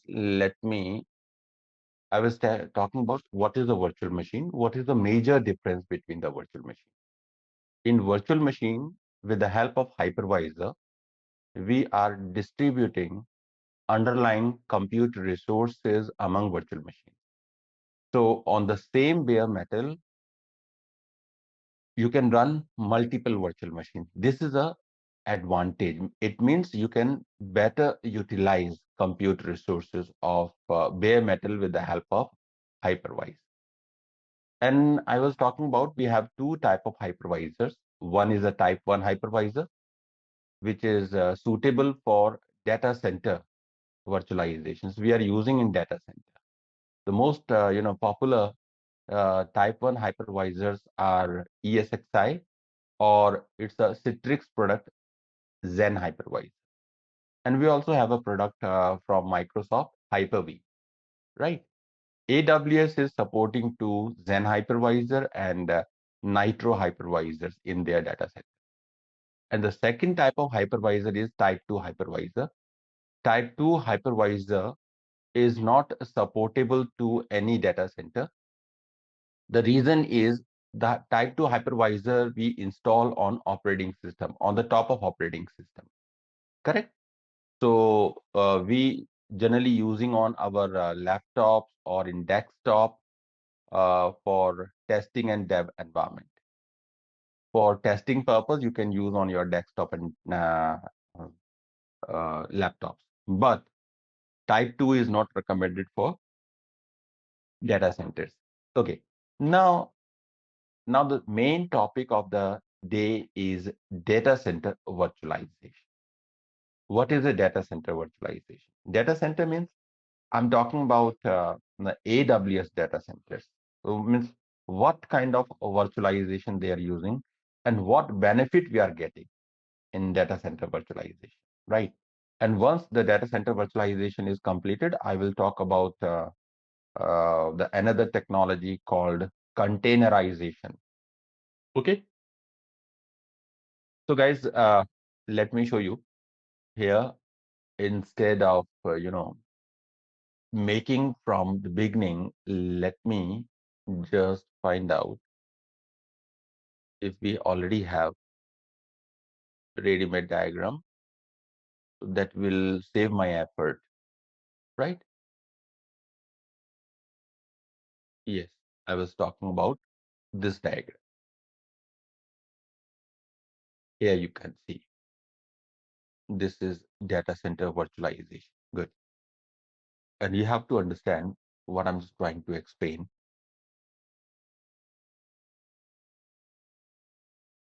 See, here we go. I think this is correct. You have the data center virtualization. I think this diagram is pretty clear. So do you see these are three bare metals? Can you see these orange color? Orange Yes, color. sir. These are bare metals. These are bare metals. Because of lack of space, I did only create three bare metals. But if you're talking about data center, it depends on the data center size. So generally we have 50, 100, more than 100,000. If you're talking about a big data center, you can have up to 10,000, 20,000 bare metal server. Bare metal means rack servers that you normally put in racks. This is a hardware server, right?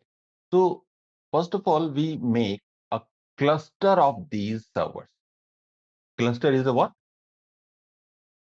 Cluster is a logical group of servers. It's a logical group of servers. So it's a logical group of servers means if you are consolidating compute resources, it is very easy to distribute compute resources among virtual machines. So we are creating a logical units of all these servers. We consolidate them with the help of centralized server. This is a centralized server. This centralized server is known as vCenter in VMware, right? So this is a data center management server, and it is managed by one administrator. So with the help of this server, what you are doing, you are consolidating all these servers, and you make a cluster of compute resources, cluster of servers, hardware servers. And on the top of each server, do you see this yellow color layer? So on each bare metal, you are installing hypervisor, type 1 hypervisor, correct? And why we are using type 1 hypervisor? Because type 1 hypervisor is responsible to launch virtual machine on the top of this. And we can see that we have now virtual machine. So this is a virtual machine. This is a one virtual machine. So this way we can create multiple virtual machine on each and every physical server. And this is what this is a means the central device to connect all these physical server or layer 2 switch. So this is a layer 2 switch. This layer 2 switch is connecting all the servers, storages, and data center management server in order to connect them and in order to provide communication among them. And this is your storage. So according to diagram, I'm showing a single storage here, but in reality, we don't have a single storage. We have a cluster of storages. What we have? We have a cluster of storages. Let's say this is a one storage, and this is your another storage. So it means what you're doing, you are making a duplicate copy of each and every drive. Let's say this is a duplicate copy. So each and every block has a duplicate copy here. If one storage is not working, automatically you can find redundancy to store your data. So your machine will not be impacted. Your machine will continue run, right? So, and these are the machines. And number of machines you can launch, it depends on the resources available on bare metal, right? And this is your layer 2 switch. So we have multiple advantages of using data center, virtualized data center. What are the advantages? I'm just going to tell you. Oh, very simple. Let's say I'm just going to delete this one. You will better understand and how the things can be done. For example, let's say I'm giving an example here. We have few machines. Let's say on one server we have 4 machines, and in the middle server we don't have any load, right? And in last server, the right hand side server, we have 4 machine again. So this way we have 8 total 8 machines. But the load of these virtual machines are not properly distributed. Do you see? So some has 4 machines, some has no machine on the server. So actually data center or vCenter server provide a feature called load balance. Means this is the one feature that data center provides you, virtualized data center provides you. So if you configure this load balancing, means this administrator is responsible to configure this load balancing using vCenter server on this uh, data center cluster. So automatically, let's say this machine is running right now, and your client or your user is using this machine. But while you are just doing a load balancing here, you have not to stop the machine. While the machine is running, this machine will migrate from one server to another. This is called the migration. This is called the migration in data center. You are you are you are transferring one machine from one server to another server in order to balance the load, right? And similarly, one machine from here will jump from this server to this server. It will migrate automatically, and because their hard disk pertaining to this is stored in storage. The block devices of these virtual machines are in storages. So these machines will not be impacted if you are transferring these machines from one server to another server. Hey there, Or you are continue learning directly from industry experts. You are watching these recorded topics from our master's program, but you can watch it live by joining any of these master's program, where you can become an IT engineer that too without coding. Now you can these continue. machines from one server to another server. So this is called the migration, and this way it will balance the load, right? It will balance the load. Now you have better, balanced these servers. On one server you have 3 machines, and another server you have 2 machines, and in last server you have 3 machines. So it seems that it is balanced now. Okay. And second is you have a high availability. Means data center or virtualization also provides a high availability. This is very, very important. So what is a high availability? High availability, in a simple, language, we can say that in case of failure of, any resource, still that will be available, because you have just configured in such a way that it will not be unavailable to my users or the people are using resources, right? So let's say you apply high availability on this data set. So you have to enable high availability, right? So when you enable high availability, just understand this is the machine which is running on compute resource. Yes or no? This is the machine which is coming on the compute resource, right? And block devices of these machines are in storage, or you can say these are the hard disk of these machines.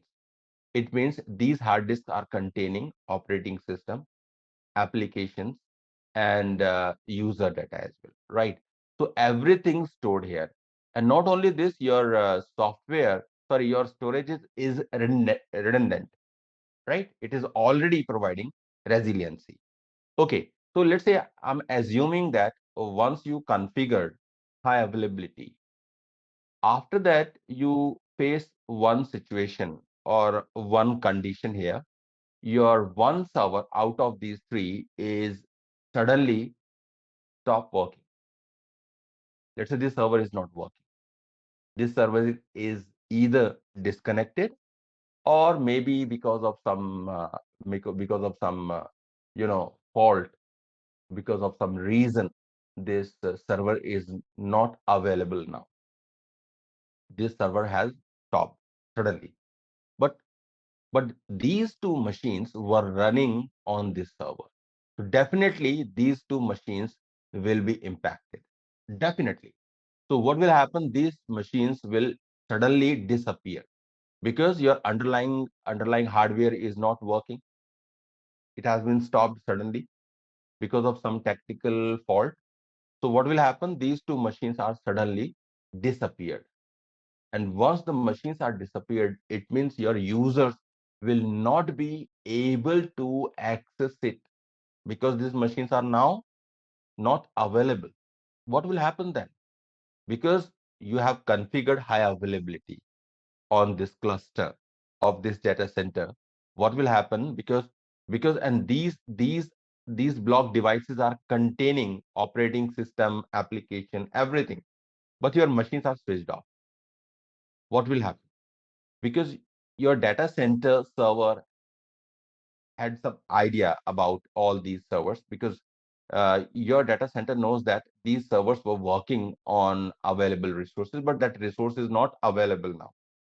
And if the resources are available in other servers, available servers, let's say the first server and the last server, if the resources are available, so this data center management server will restart these machines in available resource. So these machines will be restarted automatically, and it will definitely take little time to start. But in a minute or two, these machines again will will be available to your client. So after a small downtime, after a shorter period of downtime, right, very little downtime, these machines are again available to access. Right. This is called high availability in data center. So this is only possible if you configure this feature in data center management server or in vCenter. Okay. And once you again replace a good machine with a bad one, these machines will again migrate from these servers to this free space or free usable resource to balance the load. So this is called the migration. Automatically this will happen. It is called the load balance. This load balancing is happening because of DRS. DRS stands for distributed resource scheduling. This is a feature in data center virtualization. If you enable it, it will handle clustering, it will handle high availability, it will handle load balancing and the management of resources, whether it is hardware resources or software resources. So this happened because of DRS. So it is in your hand to enable this feature in data center management server. If you enable it, you can manage all these features in the data. And one more thing is there. Sometimes what happens, let's say we have a one client, and that client says that this is the machine. This machine belongs to him, and he says that this is a mission critical machine. This is a very important machine for me. Even I cannot bear even a single second downtime. Just understand what he's saying. He says that the high availability is okay. Means you are providing high availability, but high availability means the machine will got down because of some technical reasons. Let's say if something happened wrong, and this machine definitely will come back, but after a little downtime. But that downtime we cannot face. We don't need even a single minute downtime, right? So, so do you have any option available to provide, uh, regular or uninterrupted access. Uninterrupted access. So we will say yes, we have an option, and this option is known as fault tolerance. In this particular situation, what we do, we create a duplicate copy of a virtual machine in another resource. Let's say this machine is running on this server, right? So we allow actually fault tolerance. So if you enable fault tolerance on this machine, so this machine will have one more server in a different server, and both machines will be in sync to each other. I mean, if you make any changes, so the first machine will become primary machine, this machine will become primary machine, right? And second machine will become secondary automatically. This is the secondary and this is the primary, right? So what will happen if anything goes wrong here? For example, this machine suddenly is not responding, this machine is not working. So automatically what will happen? What will happen? Your secondary machine, because this machine is down. If this server is not working, so this machine will not respond. Primary machine will not respond for a few minutes. So immediately this secondary machine will become primary without losing even a second. So your client will get uninterrupted access because of the fault tolerance. So such kind of features we can enable in our data center. So this was a very simple use case I was just taking here. I was just trying to explain that in AWS data center, AWS doesn't provide any access to us, right? Means AWS says that we are managing data center. We are managing our AWS global infrastructure. You have not to do anything. You have not to do anything. You have to only use AWS services to create machines, to manage machines, to manage data, right? Everything. So for each and every use case, we have services. So we are just going to talk about those services. But before that, we should understand what are AWS or global infrastructure. So meantime, if you have any question, you may ask. Then we will start another topic, AWS global infrastructure. Sir, assume that we have a one machine on AWS. Now I want to configure a second machine as a DR. So how both machines will be synced? Like one machine is down, another machine will be come up. Easy. What what happening? I think who has asked this question? Tarun. Yes. Yeah, Tarun. What happened actually? What happened on AWS? I tell you. Mhm. See, let's say this machine is running, Okay. right? You have this machine running, Hmm. and this machine also is running somewhere in backend. Hmm. If you consume some different type of instance plan, but this is not visible to you, right? This is not visible to you. So that's why I'm saying AWS doesn't provide any or doesn't display anything which is managed in backend. So I was telling you the backend story here. What happens in backend? What are the features of data center, like load balancing, availability, high availability, fault tolerance, DRS? These are the things, but all these things will be managed by AWS only. So if you create any server in AWS, right? Hmm. So it will remain highly available to you, right? If the blade server is down, then only you will face some difficulty, otherwise not. And we don't have any redundancy option to connect with that. So that you can do with the help of operating system. Operating system means primary and secondary server, that you can do. But on hardware level, so AWS is configured in such a way that the one server is already redundant. copy of the server available. Okay. Right? Anybody else? See, now after this, I would like to just add one more thing. It is little different from the it is little different from this virtualization concept. You know that what is a physical machine, right?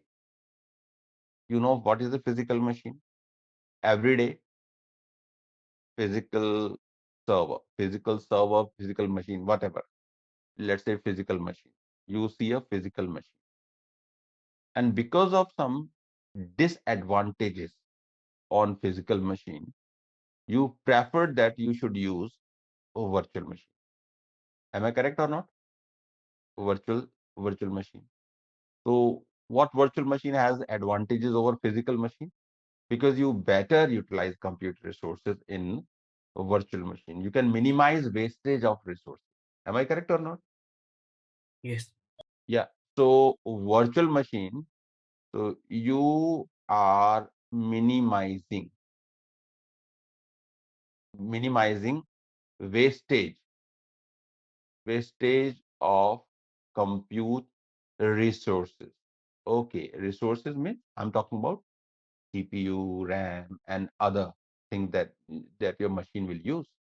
So you are basically minimizing the compute resources, wastage of compute resources in virtualization, in virtual machine. So you better you are using compute resources in a better way in virtual machine. So people like virtual machine, but we have one challenge in virtual machine. Do you know what is the challenge? For example, I'm taking this use case. I'm taking this use case, right? Let's say I'm just pasting here. See, what is the challenge we have in virtual machine? So Even this virtual becomes machine has some challenge. so Yeah, this please. becomes a single point of failure in terms of hardware, I think. Okay. Uh, okay. We can say, because here we have a single point of failure. If this fails, it means everything will fail. That is okay. But if you are maintaining cluster, you have not to worry. Means these machines can be migrated from failed uh, failed server to existing or running server. Okay. Any other challenge do you see? Anybody, please? Any other challenge in virtual machine in virtual machine? Yes. Let's say every machine will have some compute resource. Let's say you are providing two virtual CPU here. Okay. And let's say 4 GB RAM you are providing to this particular machine. Yeah, I think you will be happy that we are providing this machine. But it is not necessary that the another machine will have the same configuration. So maybe another machine will have 4 virtual CPU, and maybe you have let's say 8 GB RAM. Maybe you are running some big application on that. So maybe you want to run some database server on that. So you need more resources. And every virtual machine will have a block device to launch operating system applications and to store user data. But the one thing you didn't notice, everyone, I think, every virtual machine has its own operating system. Let's say here you are using Windows server, right? Here you are using Windows Server. Here you are using Linux. Means every virtual machine has its own operating system. So you will say, sir, so what's new in that? Yes, it's the new.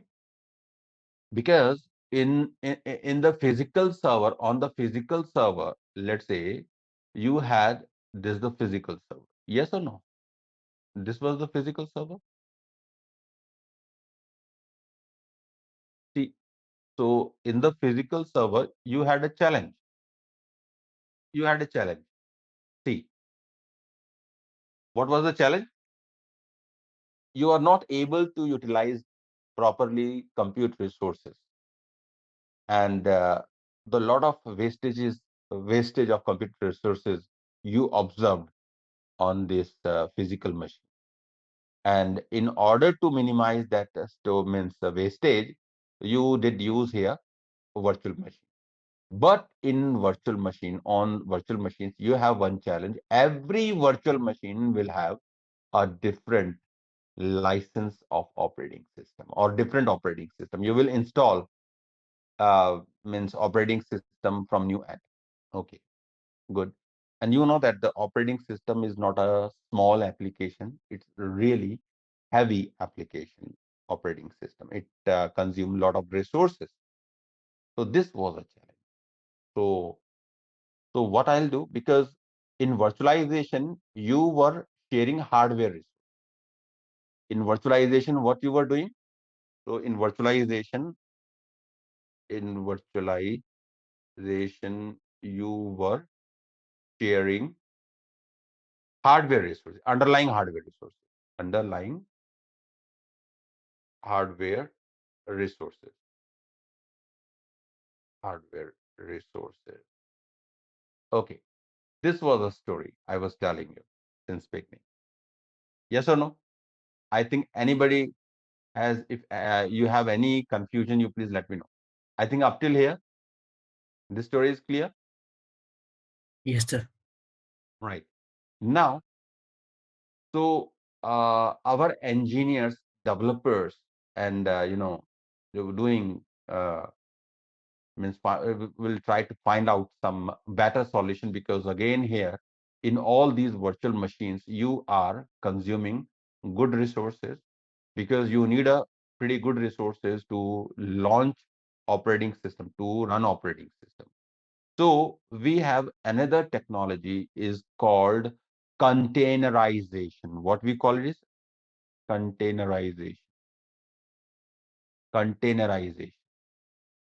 So in containerization, we create containers. We create containers like Docker container. You might have heard about Docker container, Yes. right? Docker container. So what is a Docker container? So through the containerization, you create a containers, and containers are lightweight virtual machine. Lightweight virtual machine. Why it is a lightweight virtual machine? I just compare it and you will understand. Because in containers, we are going to share underlying operating.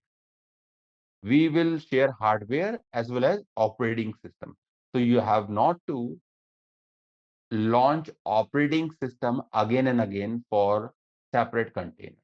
You will use a same operating system with multiple containers. So is it possible to share operating system? Yes, it is possible. It is possible through Docker engine. Let me show you.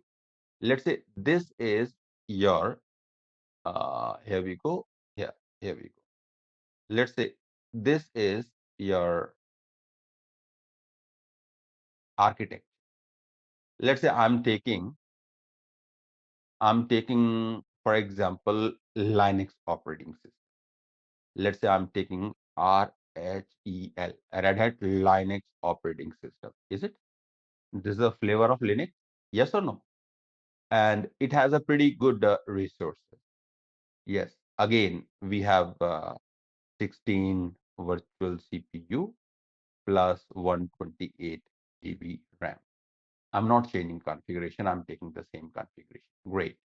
Good. So this time, what you're doing, this time we are not going to create virtual machines. Virtual machines are heavy, of course, as compared to containers. And we say that the containers are light in weight. And see, this is your Docker engine. What is it? Just instead of a hypervisor, what we are using here? We are using here engine, container engine. We are using container engine. So we have different kind of container engine. Let me show you.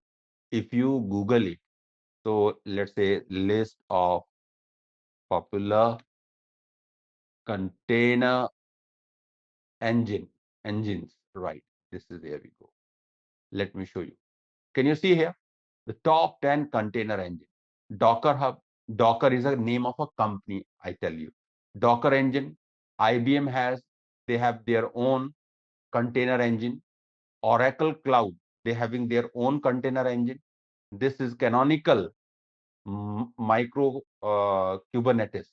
They having their own Sandboxy. So we have number of container engine, but the most popular is Docker. If you want to see the Docker website, you can just Docker official website. Just see the official website of the Docker, right? You will understand how actually Docker is popular, where you want to run Docker, on which platform you want to run Docker, on Apple, Mac operating system, or on Linux, or on Microsoft, right? So, and these are the products, Docker engine, Docker personal, everything you have. You just go there and just find out. You will have a very good, understanding. And not only this, you also will have some, the free of cost study material.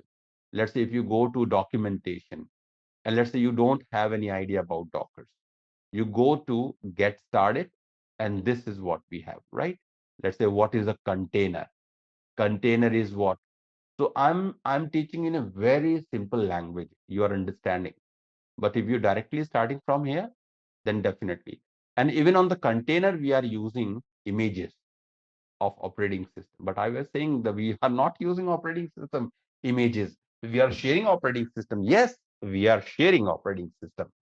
But even though we have an option to start, let's say for example, so what operating system we have here?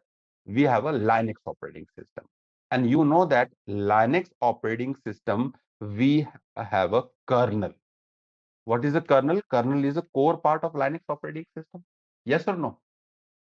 Every operating system will have a core or central part of operating system. So we have a Linux operating system here and the kernel also. And you are going to create, let's say, container.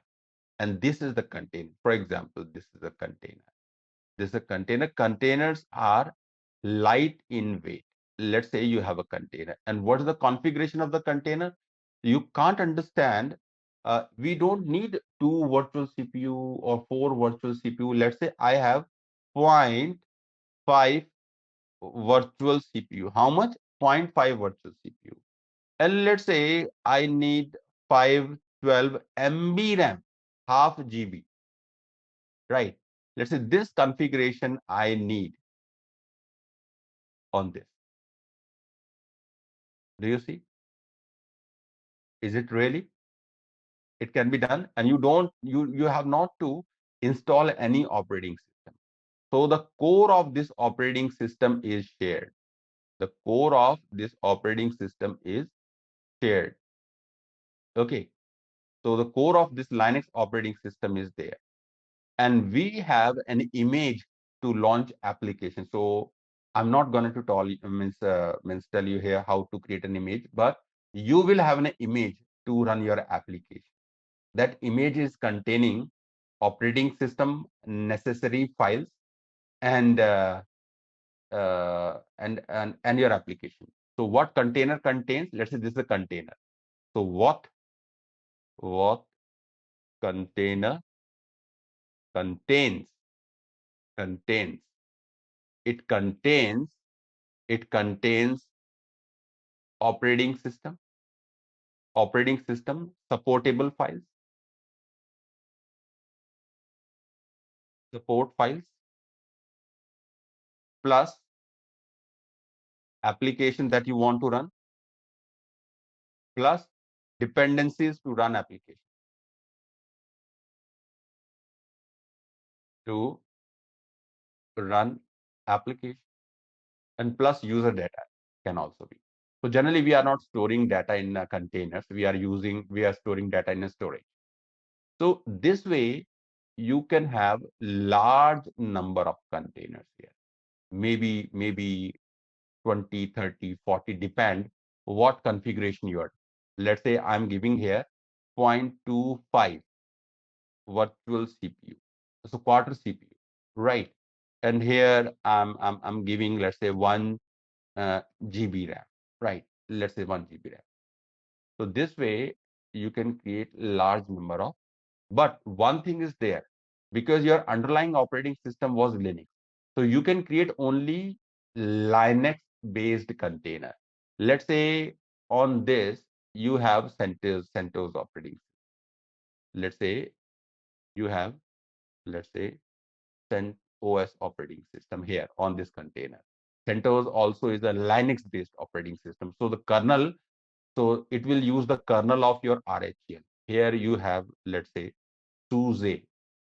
It's also is a Linux, right? You have, let's say, Fedora. So it also is a Linux, for example. It has Red Hat. Red Hat means RHEL. This is RHEL, and anything popular that I'm missing here? Ubuntu, yeah. Ubuntu. Right? Let's say, yeah, but you will have only Linux-based container. You will not have any Windows-based container. If you need a Windows-based container, so instead of this underlying operating means Linux operating system, in that case you will use Windows operating system. Then only you can create Windows-based container. So these are containers, right? Where are the containers? Containers. These are containers. These are, let's say this is a container. Okay, let's say this is a container. So all these are what? These are the containers. So, but my question is, if the containers are better than virtual machine, then why we are using virtual machine? Correct or not? Yes or no? Means why we are using virtual machine? If you are saying according, means this is very simple. Anybody will ask this question, sir. If virtual machines means containers are better than virtual machine, then why we are using virtual? I tell you, you should understand where you should use virtual machine and where you should use containers. Containers cannot behave like a independent virtual machine. Just understand. If you cannot use it as a virtual machine, right? Because you have to create a image, and that image will have application based on some operating system. So it is a basically kind of a package. It is a kind of a package you are installing on this in this container. So it contains operating system, and operating system is clubbed with application, right? So later on, if you want to install multiple application on the same container, that is not possible. But why we are using it? We are using containers for microservices. You know, microservices, microservices applications, microservices application. Because in microservices application, we usually install that application on a multiple machine. What we are doing? What is the architecture? So we have in softwares, we have two type of applications. One is a monolithic, and another is a microservices. Let's say I'm taking an example of Flipkart. Everybody knows about Flipkart. Flipkart is an e-commerce website. You know that you are using Flipkart to purchase items. You can purchase, home items, your kitchen items, garments, shoes, everything, toys, everything you can purchase, right? So it is a very complex, you say, software. So what they do, what means programmers do, they are they have this application in chunks. So this application has a different parts, right? They divide this application in multiple parts, in chunks. Let's say I'm taking only few things to just explain you. Let's say this is a complete application, but first part is responsible for input traffic, input traffic. It will handle input query, right? Let's say the second is for searching items, searching items. Maybe you will go and search items, right? And this part is showing you, let's say your data. It is storing your data in what do you say, bucket, right? Data storage also is there. It is handling. So this third part is handling data storage, and the fourth component is, for example, financial transactions, financial information, and, for example, transaction, transaction. So it is controlling transactions, right? So means each and every part here has a purpose, right? So you need means big number of, and let's say one is for billing, another is for billing. This is for, let's say, billing. This software component is for billing, and the last is for looking after delivery. Yes or no? Let's see. This is what we have. So I was just giving an example. So this is a software which is divided into multiple components, and these components will run on a different machine. Because if one component fails, your entire application should not suffer.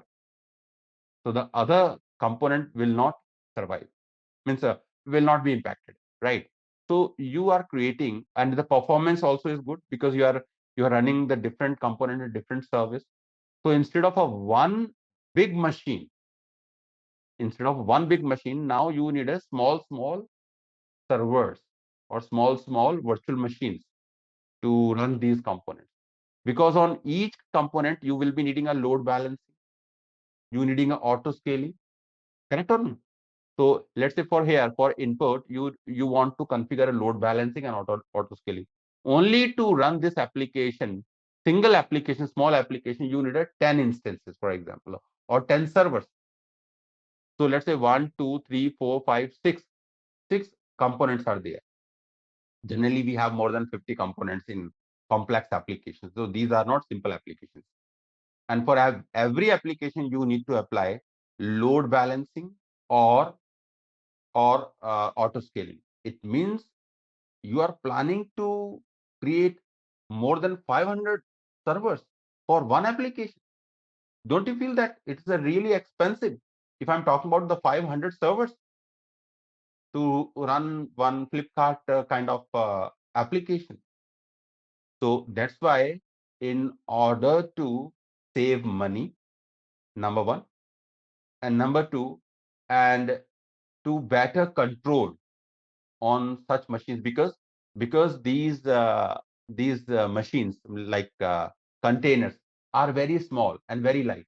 So you can immediately stop and you can immediately start them. It will not take time. Hardly in a second it can start and stop, right? And if you want to make a duplicate of these servers, immediately a duplicate server can be created. It means auto scale can be implemented easily. I will tell you everything practically, right? So these kind of things are only possible in micro services application, and these days generally programmers are using containers for microservices. If you are dealing with microservices, you use container. But let's say you are creating a DNS server, you are creating a web server. Just understand, you are creating a web application server, DNS server, or any database server, or any big server that you are creating, which will have operating system, number of servers, number of applications are running, some number of services, a number of applications are running. In that case, virtual machine is a good choice. So we cannot say the virtual machine is not required. So we have a requirement of a virtual machine, and we have a requirement of containers also. On virtual machine, we are running monolithic application. Monolithic means all these components are written in one machine only, as a one program. As a one program, let's say you have a program, and all these components are written in one program. So this is called the monolithic. If one fails, everything will fail. Monolithic application. So it depends what kind of architecture of application you have. If you have monolithic, you will use virtual machine. If you want to run microservices application, in that case, you will choose containers. Yes or no? You will look for virtual machine. Here you have a virtual. So you are where the virtual machines are being used. Virtual machines are being used for monolithic applications and standalone servers, or for standalone servers. Okay, standalone spelling servers. For example, for example, for example, web servers, database servers, So ultimately, what you're doing, you will create a servers, right? And let's say application servers. So these are some examples. These are some examples. Correct? And what about microservices? So for microservices, I told you, you will use what? Containers. You will use containers for microservices. And I think I just tried to explain you pretty good. And one more thing, in AWS, in AWS, to create a virtual machine, we have a EC2 service. What is the name of the service? EC2 service. EC2 stand for Elastic Compute Cloud. Right. This is Elastic Compute Cloud. Sorry. So this is a service in AWS to manage virtual machines. Okay. And to create and manage containers in AWS, we have AWS ECS.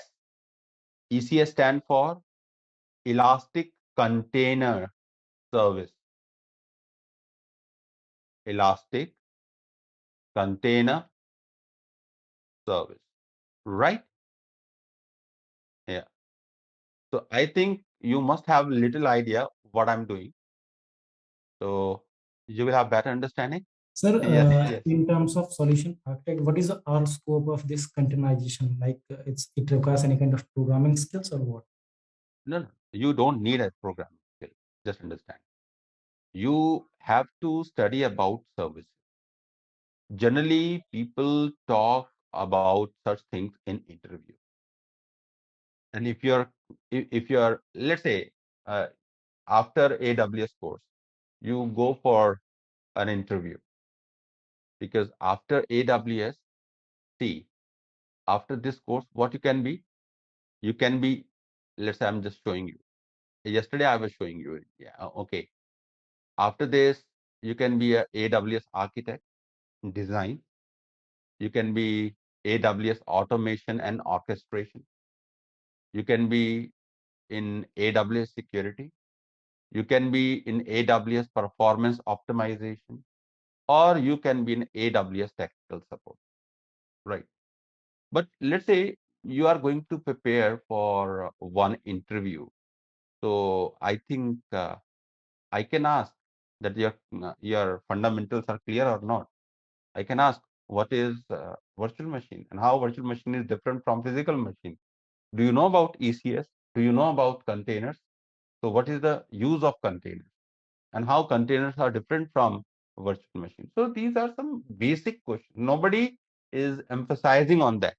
But I feel that once you complete this course, you should have a good job here. And if you want to switch, you should have a good job. So I'm trying to teach you each and every fundamental because this is my understanding. If your fundamentals are strong, you can hit hard, right? Correct or not? Right, sir. Yeah. Anyone, please? Sir, I have another question. It directly not related to this particular topic. Basically, it's related to class. May I? Yeah. Sir, in first class or maybe in demo class, you mentioned that the class would be held 4 days a week. Am I right?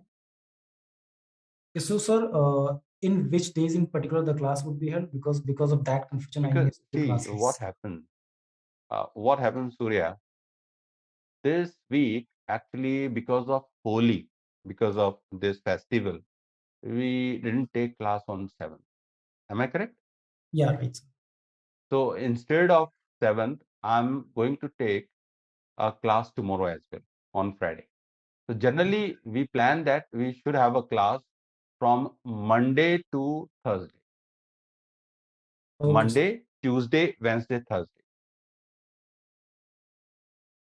Will it be okay? Yeah, absolutely, sir. EC2 service. I was talking about we have some component that we need to discuss one by one. AMI instance type, EIP. EIP is a elastic IP address, right? Let me just write elastic IP address. Elastic IP address, key pair, security group, elastic block stores, bastion host, bootstrapping, and snapshot. These are topics we have to do one by one. So I will start from AMI. What is AMI? Okay, I think almost people have joined, and I need to just copy it. Where I should copy it? Just give me a minute. Basically, I'm not only using this Miro, I'm also creating a kind of a notes for you. For that means later on, you can use these notes. Correct or not? Yes, sir. Okay. Here we go. So these are 3 pages. First of all, I'm taking these 3 pages. We will discuss about these topics and then we will continue. 6 March.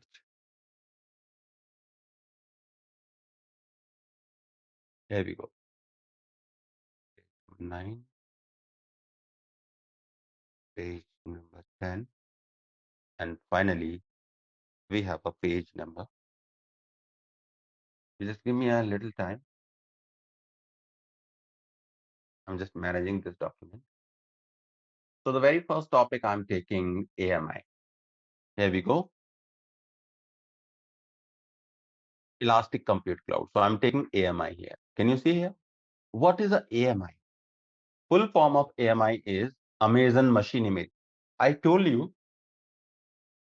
even in my previous sessions that AMI is a template of an operating system, or you can say it's the image of an operating system. When we launch machine, actually machine is a virtual machine.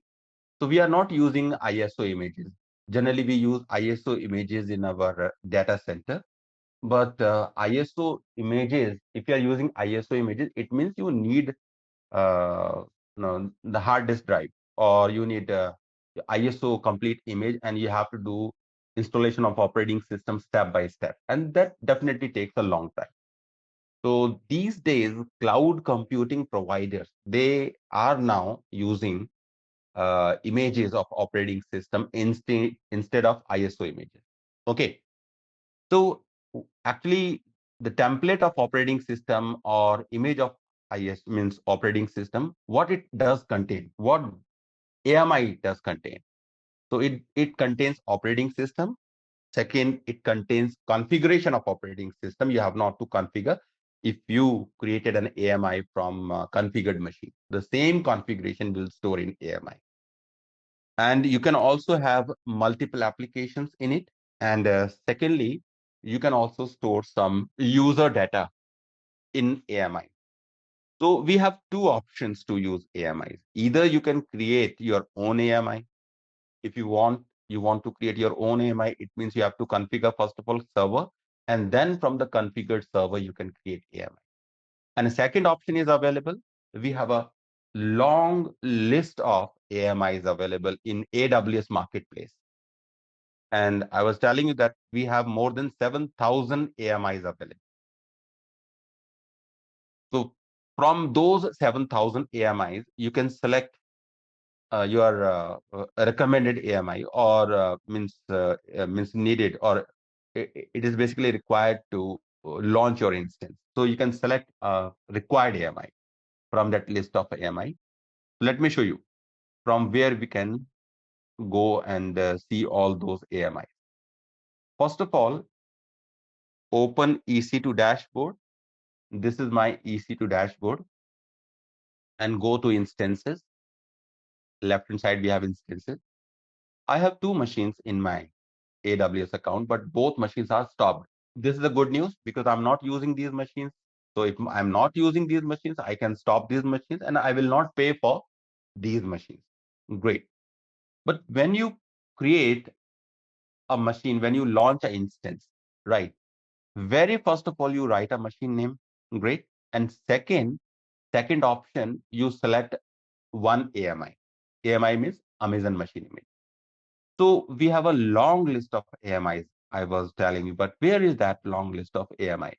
And to see long list of those AMIs, we have an option, browse more AMIs. You select browse more AMIs, a new page will open. And this is the page. And we have 4 categories here. One is quick start, second is my AMI, third is AWS Marketplace, and fourth is community AMI. And you can see some numbers are specified under these categories. In quick start AMI, I can see number 47, right? 47. So in this quick start resource, the most frequently used AMIs of operating systems, or you can find 47 operating system AMIs. This is great news. Means most popular AMIs are listed under quick start AMI. Some AMI in these categories are free of cost. So you can find it is very clearly written here. It's a free tier eligible in black label, right? And we have a Mac operating system AMIs as well. But Mac operating system AMIs are not free of. Okay, go further. We have Red Hat AMI. Then we have SUSE AMI. We have Ubuntu, Microsoft, Windows Server AMI free of cost.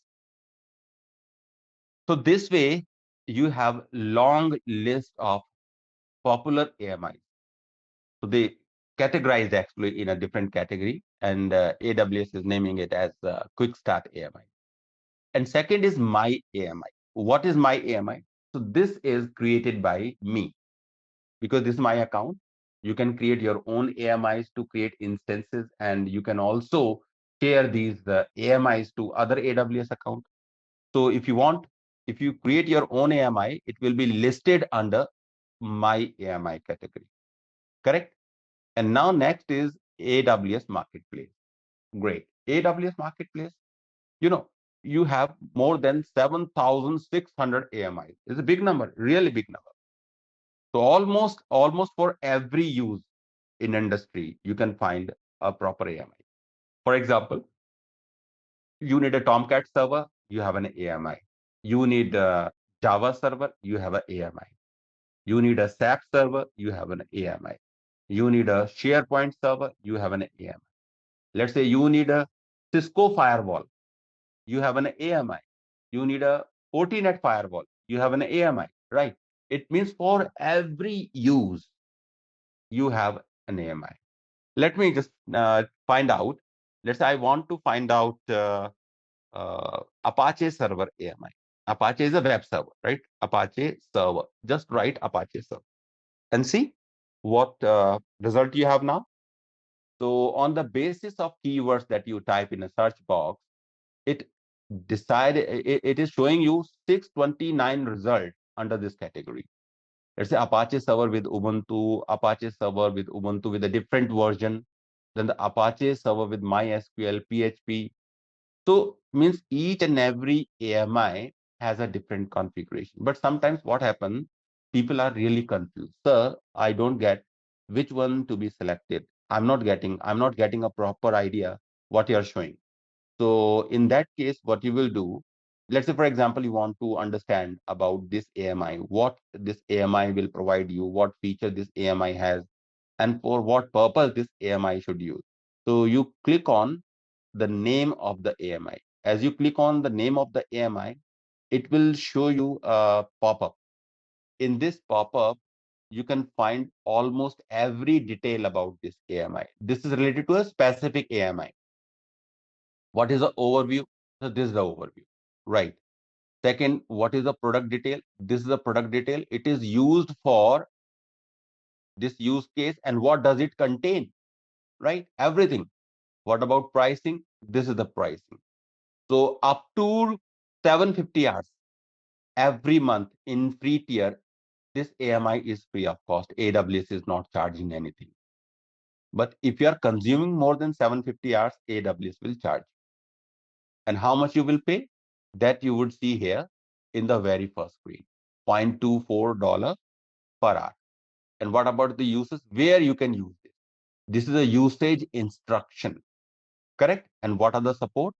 If you need any technical support from the vendor who has basically uploaded this AMI, you can use these links and you can communicate with that vendor, right? This is good news. Similarly, each and every AMI has its own specification and detail. You can go and just read it. And let's say I want to launch Cisco firewall. And what is the Cisco firewall name? I think it's if I'm not wrong, it's a Cisco ASA firewall. Am Yes. I correct? Yes. So you write Cisco ASA. So what is the meaning of this? It means just like a real Cisco firewall in AWS architecture, you can also use a similar product in AWS architecture. Means you can launch Cisco firewall in AWS architecture, right? Even not only this, if you want to test it, you have a 3 days free trial version. Okay. Otherwise, you can bring your own license to actually launch this product in AWS architecture. Let's say you are new, you don't have any idea about this product, and you want to understand what this product will provide you and where you should use this product. So you just click on this AMI, and this is what you have, right?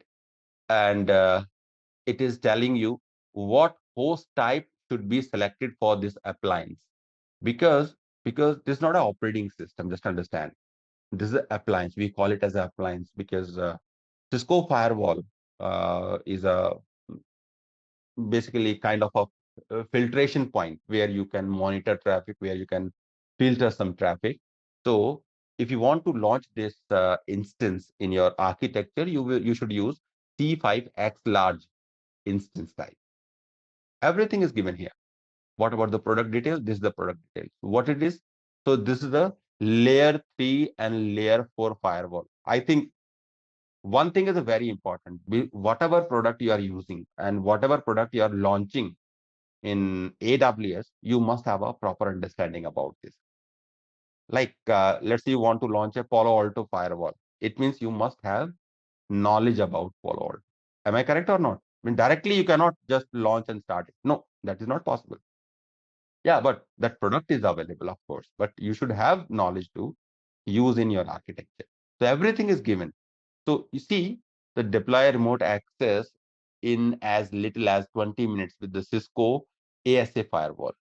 And you can have a quick guide. This is the description of the product and everything. And if you need to know more about this firewall, you have the link, right? You can see the pricing, great.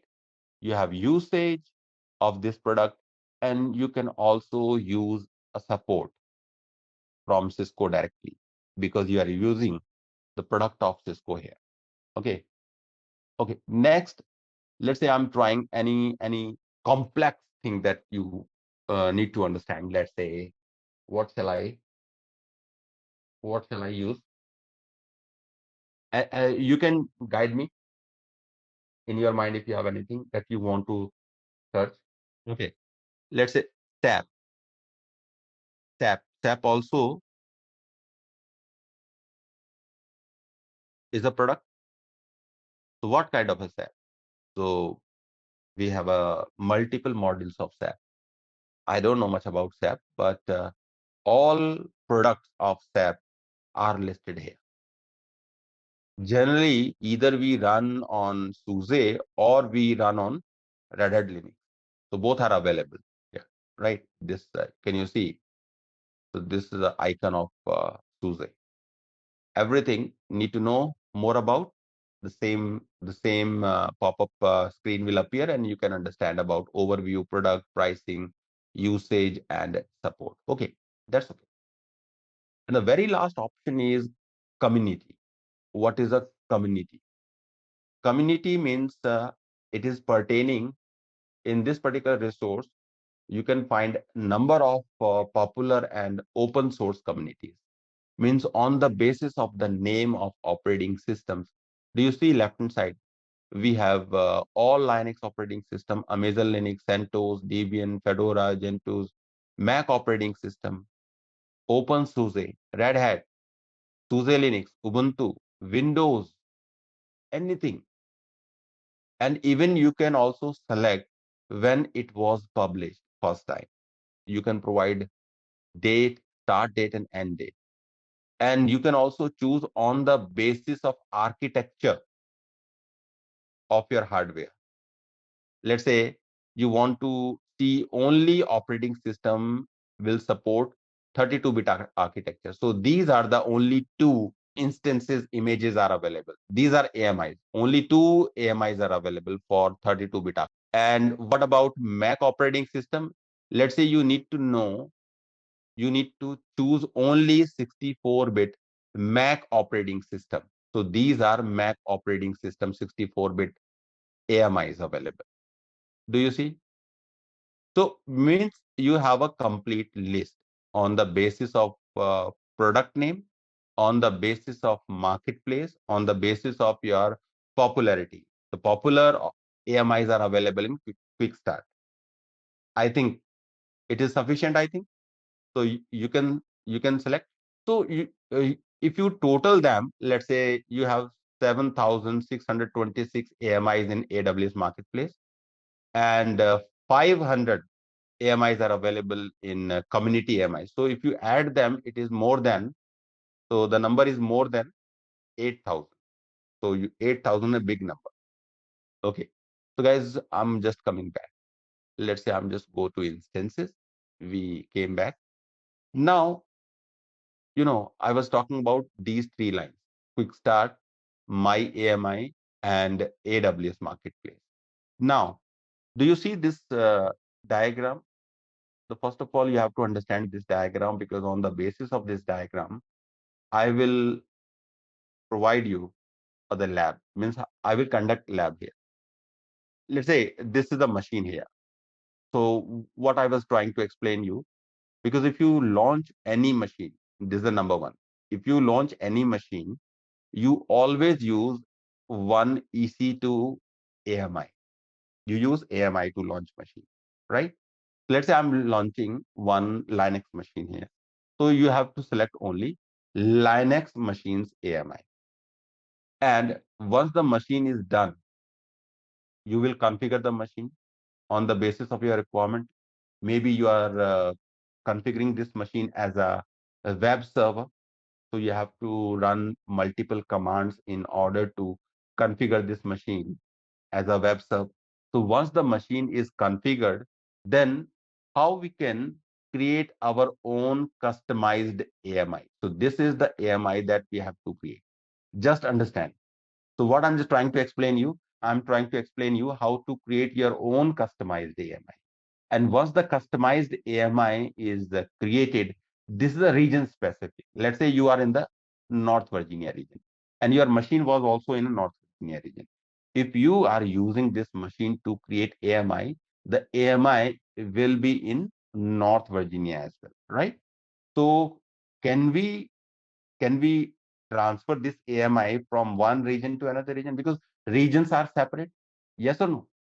The regions are separate. So North Virginia is separate from the Ohio region, because in North Virginia region we have a separate number of data centers. In Ohio region we will have a separate number of data center, and even their geographical location also is different. So let's say, so your second client or another client is in Ohio region, and he also wants to use a similar kind of instance. He also wants the same kind of web server. So instead of creating this web server again, what is a good practice? We can copy this AMI that we have created. This is our own AMI. This is our customized AMI. We can copy this AMI from North Virginia to Ohio region in the step 3.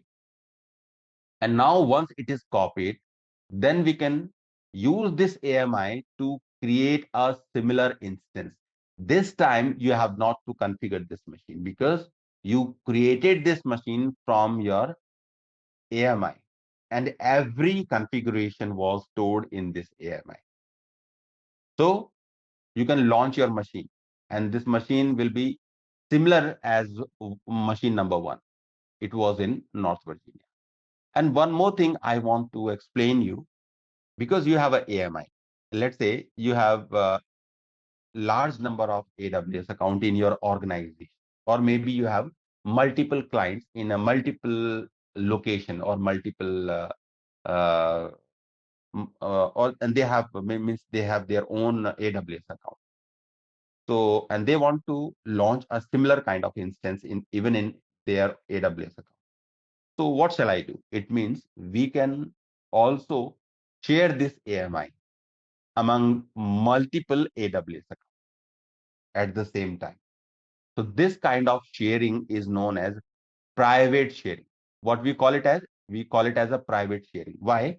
Because you can share it to some selected AWS account. I know those accounts account ID, so I can select my company's AMI to my selected clients only.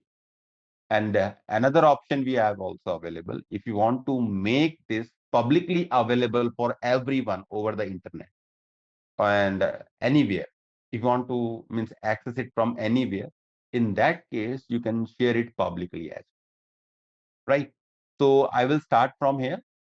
I will have first of all I have to launch this EC2 instance from my ready-made Linux AMI, and then later on I will configure. And once it is configured, then I will create my customized AMI in the same region. Now, before starting this lab, if you have any question, you may ask. Sir, is the marketplace AMIs are safe? Like if some port is opened or some malicious software is installed already. No, no. Are you talking about port means firewall? I mean, like any software is installed already in them in No, no, marketplace no. AMIs. Though, yeah, yeah.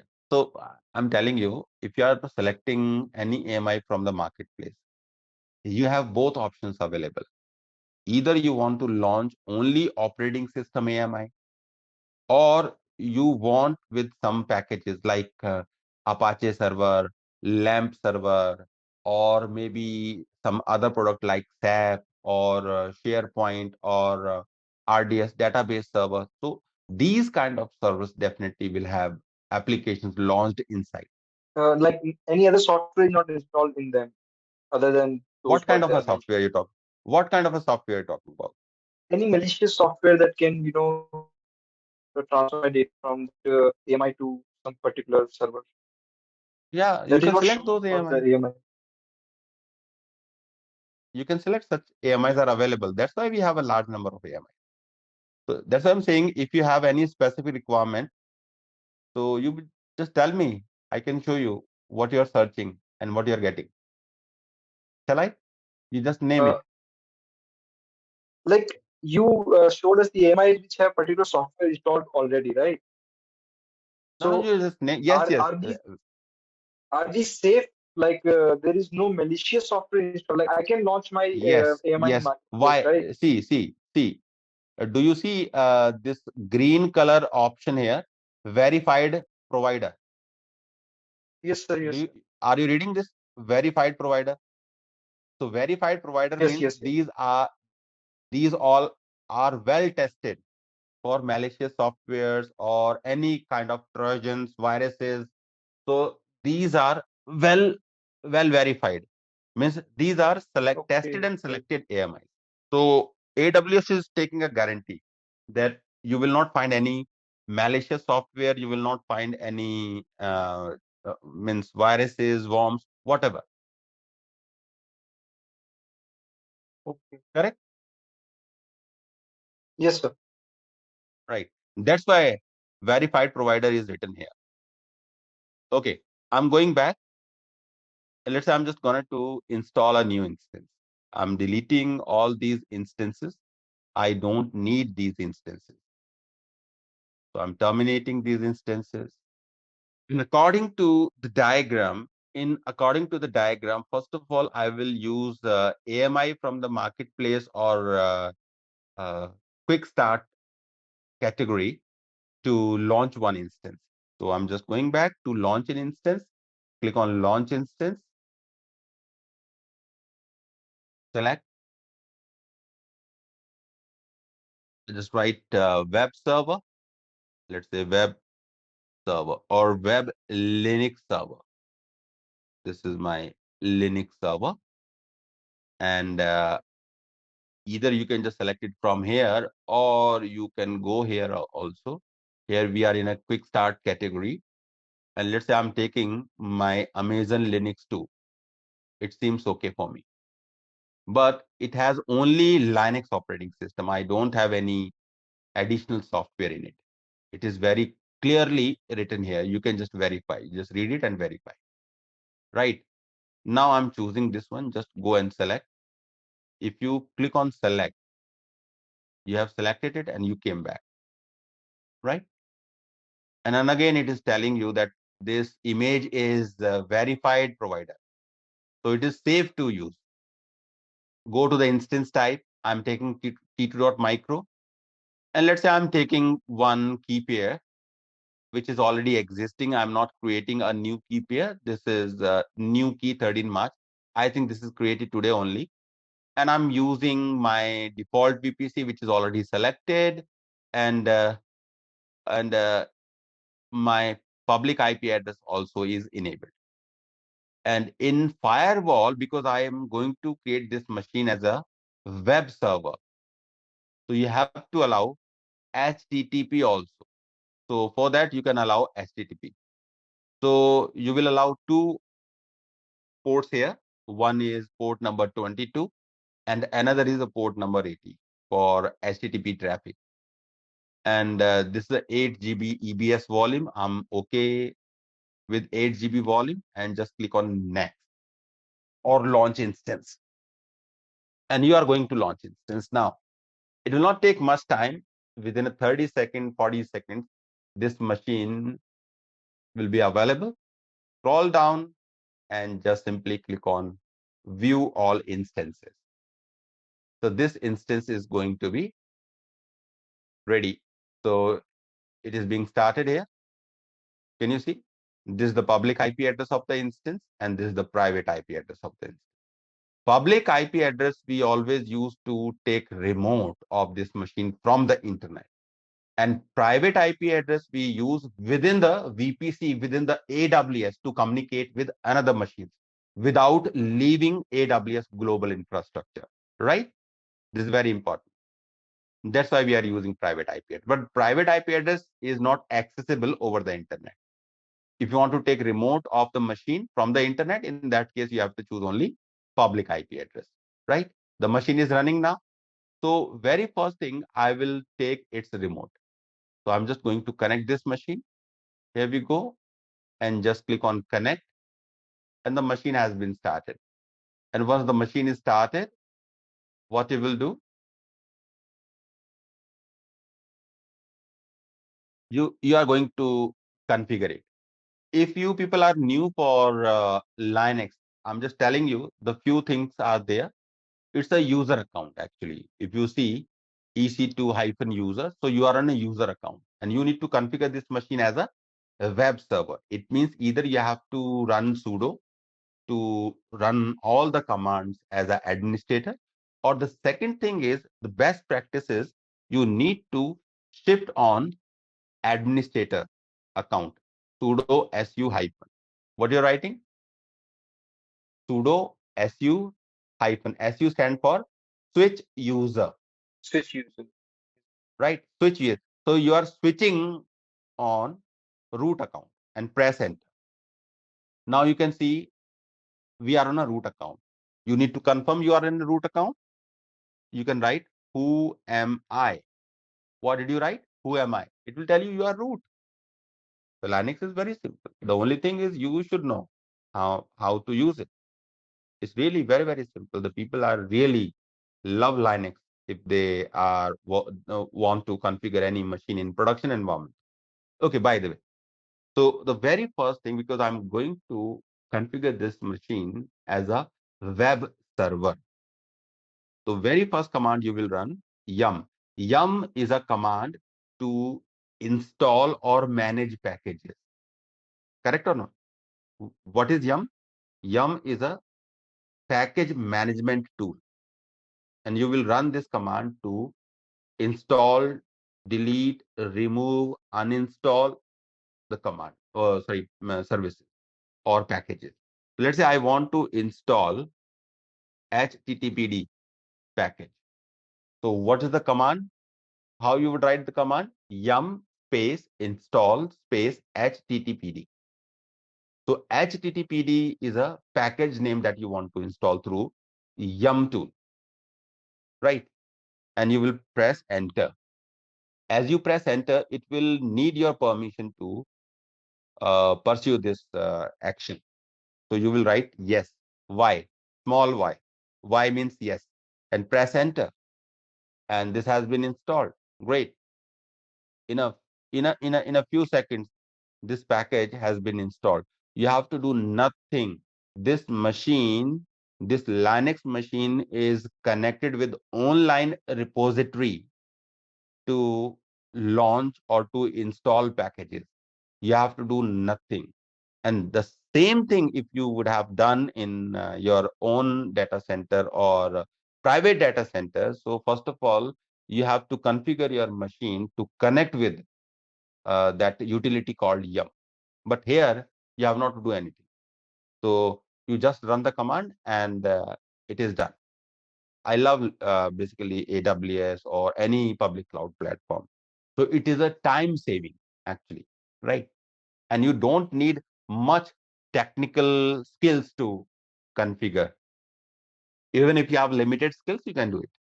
So what's the next? So once this HTTPD package is installed, so you have to start service, or you can say systemctl. So let's say systemctl start HTTPD. What we are doing? We started this service. The service name was HTTPD. So because this service we have just installed, this service was not started actually. So we have to start this service first, and then we can only use as a web server. Once the service is started, we have to write one more command, systemctl enable HTTPD. Enable means you are enabling this package, this service. Because if you restart the machine, the status of service must be on, right? So to make this service on, when you restart the machine, you run this command, systemctl enable httpd. This is done. This also is done. So it means your package has been installed and http service is now running. You need to confirm the service is running or not. So if you want to confirm the service is running or not, you will write systemctl and status. What?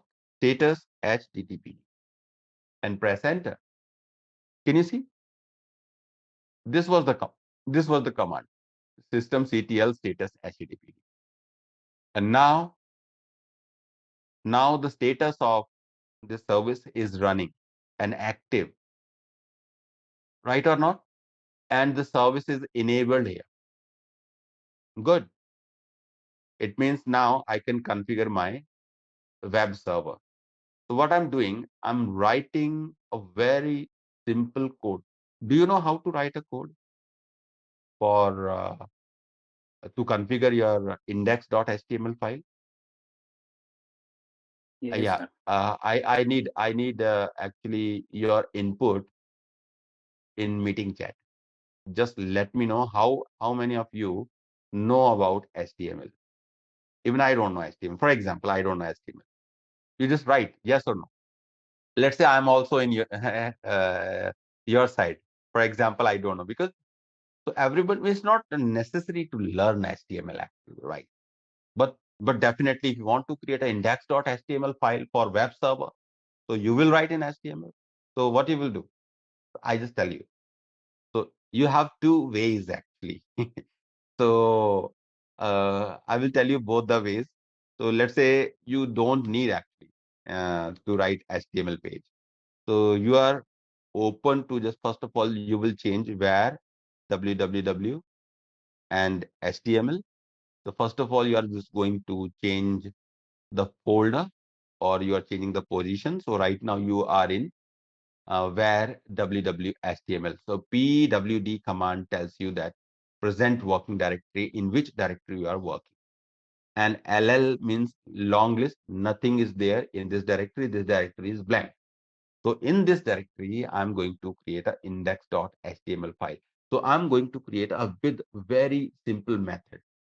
What you will do, let's say you will write echo, and you are writing some content that you want to display on your browser when you access this web server. Let's say this is my first website published on 13th March 2023. Wow. And just close the code. Greater than sign means you want to store this line in index.html file, and it is done. Great. It is done.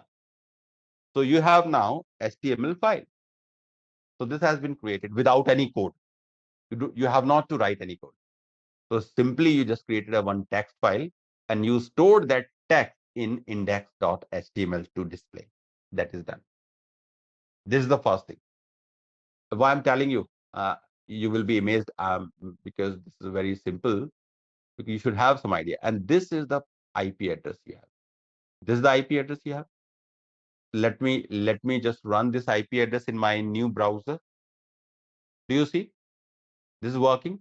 Even you people can also, yes, Gajendra is right. You people also can run http colon // and this. I'm sharing this. I've shared this URL with you. Please just hit this link and see. Do you find the same output? Do you find the same output? Yes or no? Yes, you find the same output. Correct. Great news. Okay. But let's say, as the Gajendra is saying, you can also use chat GPT. Can we use a chat GPT? let me, so we are just going to use a chat GPT, let's say, and I'll ask my chat GPT to write one index.html file, right? So chat GPT, will it run? I'm writing write write write an HTML file to display content, right? In bold and red color. For example, I don't know, will it work or not? Too many conditions I'm applying here.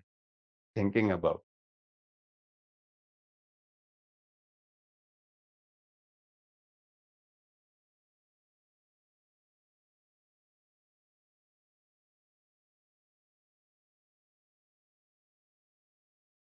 Can you see? Your file started with the HTML, then header. You have red bold, color, font weight, everything. And this is your line that you want to display. Good. Great. Great, great, great. I'm okay with this, right? I just copy and I'm coming back here and just see. Let me just open index.html file. Index.html file, HTML. So I'm using Vim editor to open this index.html file and press I for insert, right? So what I'm doing, just a minute, just a minute. You're writing, I don't know. See, let me just do it again. I think this is the file. Insert. And what you have to do, you have to paste. And this line is not required. This line is not required. Okay. This line is not required. So I think I'm okay with this content. Will it work or not? Let me see. Cat index. It is done. It seems good. Can Yes. I yes, can I see? Can I refresh the same thing? You have the same line, but this time it is little bit bold and in red color. So it's working. Correct or not? Right. Good. So your machine is ready. Your machine is ready. Now come back on AWS. Your machine is ready according to this diagram. So once the machine is ready, I want to use this machine to create an AMI in North Virginia because I'm in North Virginia right now. Okay, I'm coming back to the same dashboard. I will select the machine. Right now, machine is running. So it doesn't make any difference if the machine is running or stopped. So in both state, you can create AMIs. So right now, machine is running. And if you go to, let's say, do we have image and templates here? Yes, we have image and templates. And first option, if you click on image and templates, first option is create image. You just click on create image. Write the name of the image you want to create. Let's say my web server image. Wow, 13 March. Of course, this is very important to identify. And image description, let's say learning. Okay, good. And I don't want to make any changes in this. Otherwise, you have some options to change. Let's say if you want to change a volume size, you can change the volume size. Let's say I'm not changing anything. I want to use as it is. Just click on create image. As you click on create image, it will take a little time, but the image will be ready. From where you will confirm the image is being created. So left hand side under images, you can see this AMI option. So you click on AMI, and this is the AMI you are creating. Yes or no? This is the AMI. And if you scroll horizontally, so the status is pending. It means this job is not completed yet. So it will take little more time to complete. Once you see the status is available, it means now it is ready to use. It is ready to share, or it is ready to use, or ready to transfer from one region to another region. So we have to stay here. It depends also on the size of EBS volume of your machine from where you are creating this image. So this is really interesting. I'm refreshing it again, taking time. It normally takes 4-5 minutes. And we have no name of this AMI. I mean, the name is there, but the initial name is not there. AMI name is there, but here also we are needing name. So we can type the same name here. Save. So do you know where this AMI is being stored? For example, you are creating this AMI, but where this AMI is being stored? Actually, what happened in backend? Let me tell you. Let's say you are creating this AMI. This is your AMI. Yes or no? You are creating this AMI. So the AMIs could be heavy. Uh, it depends on the size of the machine you are using. It could be 10 GB, 20 GB, 100 GB, 500 GB, maybe in TB, depend on. So, but where exactly this image is being stored? So this image is being stored in S3 storage. S3 is a simple storage service. And this image is stored in the bucket of S3 storage. So you just remember this is stored in S3 storage, and this is storage over the internet. Correct? We call it as the storage over the internet. This is a object storage. S3 is object storage. Just and sometimes you call it as storage over the internet. Right? No, I think you will remember what is the meaning of S3. And it is divided into two parts actually, this AMI. In one section, it contains the metadata of AMI. What is metadata of AMI? Means information about AMI. What is metadata? Information about AMI. So information about AMI. What is the name of the AMI? Which operating system is being used? When it was created? Means all the necessary things. Or if you want to understand about AMI properties. So all these things are stored in EC2 service, and we call it as a metadata. And but actual data of AMI is stored in S3, right? And now I'm going back and see the status again. Is it done or not? Yeah, it is done. Great. Now you can see it is done, right? So this is in which region? It is in North Virginia region. Can you see here? The right side on the top of the page. So this image is in North Virginia. And let's say I want to copy this image from one region to another region because in another region we have one more client.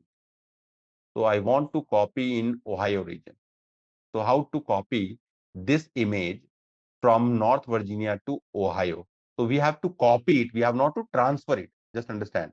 It means we are going to create a duplicate copy of this image, but in another region. What you will do, you go back, let's say here, and this is the image you have. Select the image that you want to copy and go to actions. In the actions, very first option is copy AMI. Yes or no? You select this option here, and this is the name of the AMI, and this is description. By default it is written. If you want to change, you can write your own description, and you can also choose destination region. So my destination region, I want to choose Ohio. Yeah, this is my Ohio. You can choose any other region according to your interest. And finally, just copy this image. Wow. So what I'm doing, I'm going to duplicate the tab.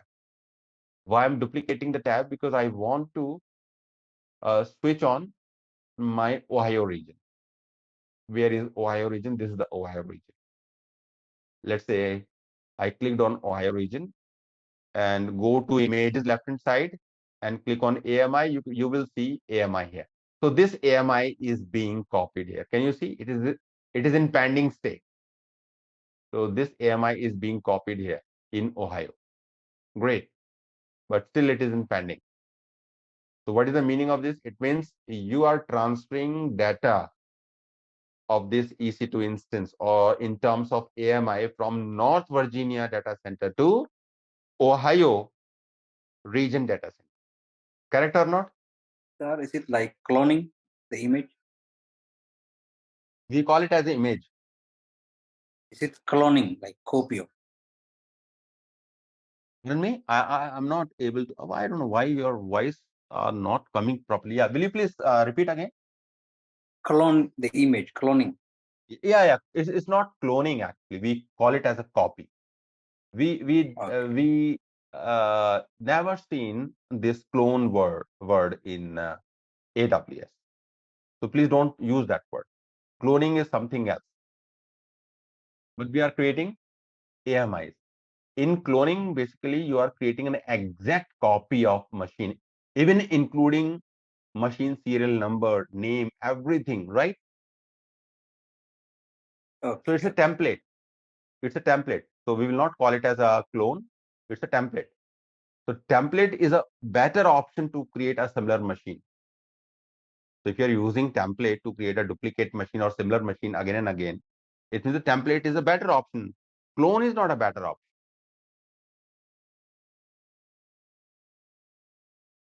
Okay. So let me just find out. It is not done yet. So once it is completed, I will create an instance. I will create an instance in Ohio using the same image. And I will find that this machine also should means display the same result. But this time we have not to configure my instance, because I will create an instance from my AMI, and AMI is consisting that or it will it is stored actually, what do you say, configuration of my web server. It is coming. Still, it's a time taking actually. So that's why I'm taking. I took a Linux machine because the Linux is a very small in size. But instead, Linux, if you would have taken Windows machine, so Windows machine comparatively take more time. Right. Great news. The job is done. Now AMI has been copied in Ohio. Can you see? The job is done. Yeah. Now what I'm doing, I'm in Ohio region. I'm in a different region now. I will use this AMI to launch instance in Ohio. And let's say I'm writing my Ohio server. Great. And automatically this AMI already been selected. Instance type is okay. And let's say I'm using Ohio 13. No, I have to, I think, create key.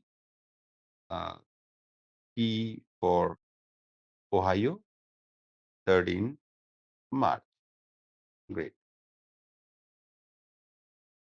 Just download it. You downloaded it and go down, scroll down. Everything is okay. Only you have to make a change. You have to allow port number 80 for HTTP protocol, and everything is okay. Just launch the instance. Just press launch the instance. It will take hardly a minute, and this machine is going to be ready. What you have to do, you have to use its public IP address. I'm going to share a public IP address among you, and you see that is it showing the same result or not? So this is the IP address, but still machine is not ready. Okay, let it be ready first. Yeah, I think the machine is ready. Will you try the same IP address in your browser now? Are you finding the same result? Yes. Yes, sir. All right, great news. You are Yes, sir. finding the same result. It means the one thing is clear. This time you didn't configure the instance. It's great news. So means if your clients wants to access the same machine, you have not to configure this machine again and again. So with the help of AMI, you can create a similar machine even in different regions. But the only one thing is should be just keep in your mind. You have to copy that AMI in that particular region. Then only you can use it. Okay. One more thing I want to tell you how to share this AMI publicly or privately. So first of all, I will show you how to share this AMI on some specific AWS account. So I'm coming back to, let's say, in North Virginia, and this is my AMI, and I want to share it. So as you selected this AMI, below you see 4 tabs. One is details. In the details, what you find, this is your metadata like AMI ID, AMI name, the root device name, image type. Then this is your AWS account name, status, and which platform this AMI is using. Of course, Linux, architecture, everything, almost everything you can find in this detail. But if you want to share this image on different AWS accounts, you have to choose permissions. Next step, what you have to choose? Permissions. And below we have add accounts ID. You click on add account ID. Here you will type account ID. And where you will find the account ID? I don't need my account ID. I need your account ID. Actually, my partners or my clients' accounts ID. So you will find account ID here. You just click on your AWS account, which is available on the right hand side, on the top and right hand side on your screen. Do you see this is a 12-digit account ID number? Every AWS account will have this number, and this is a unique ID. So you people, if you have AMI ID, you can just share with me, or if you don't have, means if you don't want to, so let me tell you, you will type here AWS account ID and click on share AMI, and it will be shared with that particular account, right? This is the one thing. Secondly, if you want to make it public, for example, so simply click on public option. Do you have a public option here? You have a public option, and click on save changes. Done. The job is done. The job is done. And you copy that AMI publicly. This AMI is available publicly. So you have not to do anything. Right. This is done. Initiated. It is very clear in the blue strip. AMI copy operation for AMI operation is initiated. So how you would confirm that this has been done or not? So you will go to, we have 3 options here. One is owned by me. another is private images, and number of public images. So very first of all, which AMI you have shared? This was the AMI ID. Am I correct or not? You will copy this AMI ID first. And here you go and select public images. And in the public images, you will type this AMI ID in the search box and press enter. Do you see any AMI ID now? Not yet. Why? Because I think that copy option is not yet completed. That sharing option is not yet complete. So this option will take time. Sometimes it takes more than 10 minutes. So you have to wait here for 5 or 10 minutes. And once it is shared publicly, it will show. So let's say I'm also sharing the same AMI ID with you on your meeting chat. So you can copy this AMI ID and just try to search in under the public image with the same ID. Still, it is not available. I think this task is not yet finished. Hello, I'm not finding any result. I'm not seeing any means your response. Not able to copy. No, you have not to copy. You have to see, because I shared this AMI on internet. So you will open, just select the copy image here. So the public image is here.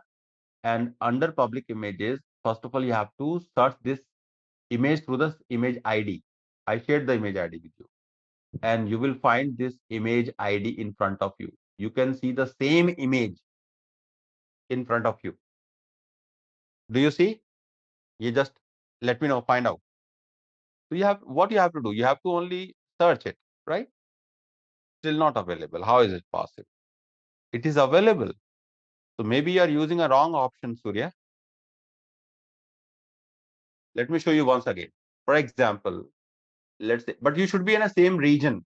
You should be in the same region, means you should be in a North Virginia region. Okay. So be in the same region, first of all, and try to search.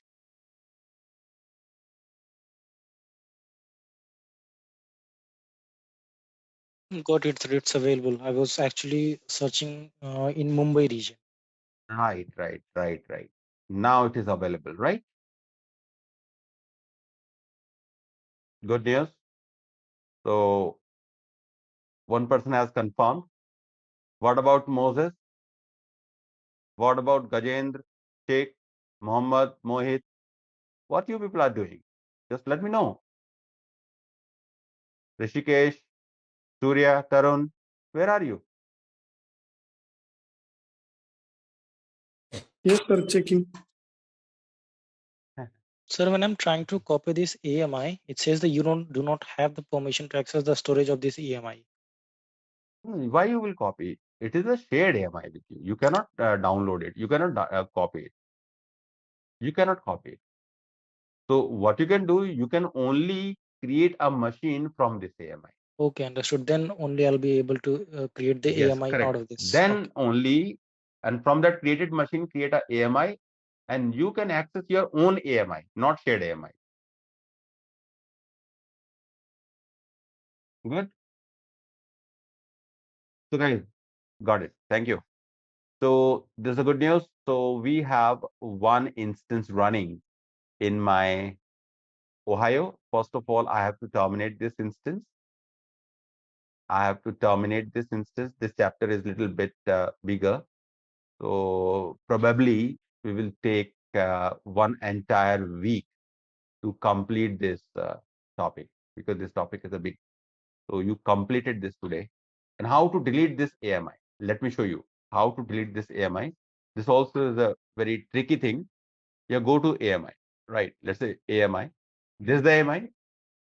So if you select the AMI and open actions options, you don't see any delete option. Do you see? No, you don't see any delete option. But instead of delete, you see delete, deregister AMI. I told you earlier, because this AMI is stored in S3 storage space as a snapshot. It is stored as a snapshot. snapshot. Snapshot is what? Snapshot is a basically backup of volume or EBS volume or a hard disk. Okay, EBS volume. This is a technical thing I'm telling you. So the very precise thing. What is a snapshot? It's a backup of EBS volume, or it's a backup of AMI that is stored in S3 space. So you will deregister directly this AMI. You cannot delete this directly. So you can only deregister it. So you have to delete this AMI in 2 steps. The first is you have to deregister the AMI. When you initiate this deregistration, you won't be able to see any AMI here. So this AMI name has been removed. It has been deregistered, but still the data is persisting. You can find that data in snapshot. Left hand side under Elastic Block Store, you have snapshots. And this is the snapshot of that AMI. Right or not? This is the snapshot of that AMI. You can find complete a summary under the description. What was it? So what you will do, you will select the snapshot, and now you are deleting the snapshot. So it means in these 2 steps, after these 2 steps, this AMI is completely deleted from the Ohio region.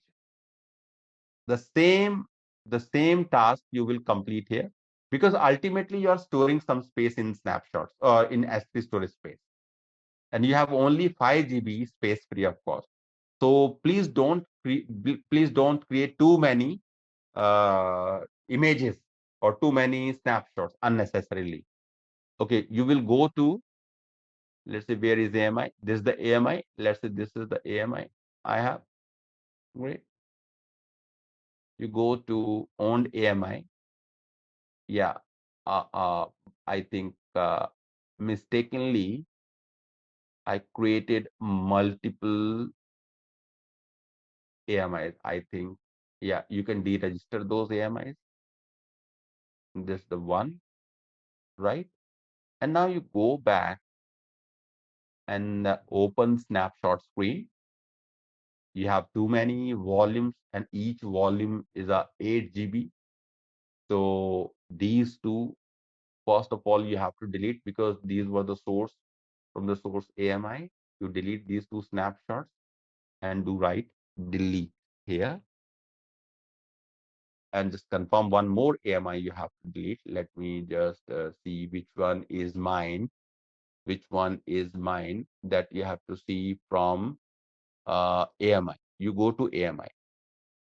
So you have not to delete this one, which ends with 3A7F. You have not to delete this one, right? Okay. You go to snapshot 3A7F. So this is my 3A7F. Yes. So this snapshot you have not to delete. So what you will do, you will delete the another snapshot and delete this snapshot, and it is done. So you deleted additional storages, additional AMIs, right, from your account. Yeah, I'm saying like I have a AMI and I deleted that AMI. Now I have a snapshot. Can I restore that AMI from that snapshot? Yes, of course. Okay. If you have a snapshot, so you can restore AMI from the snapshot. Let me tell you. Okay. Let me tell you. Let's say this is a snapshot, right? So if you select the snapshot, and let's say you deregistered that AMI, you have an option to create image from the snapshot. Do you see the second option? Yes, sir. Yeah. Yeah, you can do it. Okay. Correct? Yes, right. Okay. Now, guys, I think this machine is running, so I don't need this machine. And what is the next topic that I want to start? So this is okay. I think you are okay about this AMI. We have to start with EC2 instance type. And what is the instance type? First of all, I will talk about instance type. Where is instance type? Yes, this is, yes, that we have to study instance type. What is an instance type? When you launch your instance, you always select configuration of EC2 instance, like T2.micro, right? You know that T2.micro is a free of cost, but just like a T2.micro, we have number of instance type or different configuration. Every instance type has its own configuration and use case. So actually, instance type of a machine is a configuration, means you need to provide a configuration. It depends on the what kind of a server you are creating. You are creating a server for development, you are creating a server for some database, are you creating a server for let's say for artificial intelligence or machine learning, or maybe for game coding. So you can have a multiple purpose of these instances. And on the basis of instance requirement, you select an instance type, right? I will show you. So this is a provider configuration of instance, contains CPU, RAM, network interface capabilities, and EBS volume throughput. Correct? We have 5 different categories of instance type. Sometimes we call it as a families within the instance type. First is general purpose. Second is compute optimized. Third is memory optimized. Then we have a storage optimized and accelerated computing. Now you need to understand where we can use general purpose, where we should use compute optimized, right? So every category has a specific use case, and every instance type within the category, within the family, actually there's a family. General purpose is a family. So within this family we have a multiple instances and multiple categories as well, and every category has a use case, means you can use a specific category for a specific use case that we need to discuss about that. You have not to remember everything. You have to remember the only thing is, let's say, general purpose. Why the general purpose is, as the name is saying, it's a general purpose. So it provides a balance of compute, memory, and network resources. Means you are not seeking any compute intensive instance type, or you are not seeking memory intensive instance type. So you basically need a balance of compute, memory, and network resources. For such kind of instances will come under general purpose family. And let me show you, means how you can just see and how you can select for a specific use case. Let's say AWS EC2 instance type. We just open it. Yes, no, this is not. Let me see here. Yes. Can you see the page? The page is, I think, is very clear. So left hand side, these are families like general purpose, compute optimized, memory optimized, accelerated computing, storage optimized, and high performance computing. HPC is what? High performance computing optimized. And these, let's say I'm choosing general purpose first of all. In the general purpose, you have multiple categories like M7G. Let's say we have M6A, we have M5A, T3A, and T2. So what is the meaning of this? It means your instance type will start from these categories or the name of the categories. Let's say I'm starting with let's say M6I. So what is M6I, and where M6I configuration of instance can be used, and where we should use these instance type. So you see, so this configuration of M6I will start with M6I. Can you see? These are the instance types, different instance type like M6I large, M6I X large, M6I 2X large. So you have different instance type in this category. Let's say I'm talking about M6I large. In this, you are going to get 2 virtual CPU, 8 GB RAM, and it will support EBS volume, and the network speed will support up to 12.5 Gbps, gigabit per second, right? And EBS bandwidth is up to 10 Gbps. Similarly, let's say if you need a high-end machine, for example, Let's say I'm taking 6i 12x large.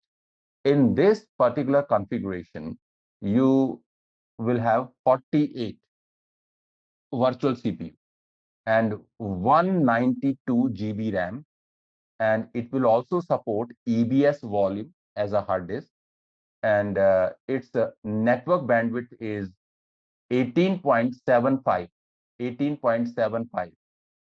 Gbps, and EBS bandwidth is 50. Right? Means as you are just going down, this so these instance types configurations are increasing. And let's say I'm talking about this one. So this seems a little different. M6ID dot large. In this, you are going to get 2 virtual CPU and 8 GB RAM. But in this category, instead of simple EBS SSD volume, you are going to get NVMe SSD. What is NVMe? Non-volatile memory. So non-volatile memory, solid state drive. So these non-volatile memory SSD volumes are better as compared to EBS. So these are much faster. These are much faster. And where you can use, we will talk about in EBS. So this is a better SSD volumes you have, right, in this. And in few configuration, for example, this configuration, if you're taking, so you will have 2 NVMe SSD volume, and each volume size is 1900 GB. 1900 GB. The volume is in GB. Okay. But in this machine, you will have 2 volumes of 1900, and both volumes are of NVMe SSD volume. And if you see, this is the network speed, 25 Gbps, and this is your SSD speed or bandwidth, 20 Gbps, right? And their even prices are different. If you need to learn about the prices, I will tell you. But before that, where these type of instances, where M6i category series of machines used, where you can use this machine. So this is the use case, is very clearly specified here. For every category in AWS in EC2 instance type, AWS is writing very clear use case. So these instances can be used for SAP certified, and it is basically used for SAP machines, or you can use for Exchange Server, SharePoint, SAP Business Suites, MySQL Server, Microsoft SQL Server, PostgreSQL Server, database servers, gaming servers, caching fleet, and application development environment.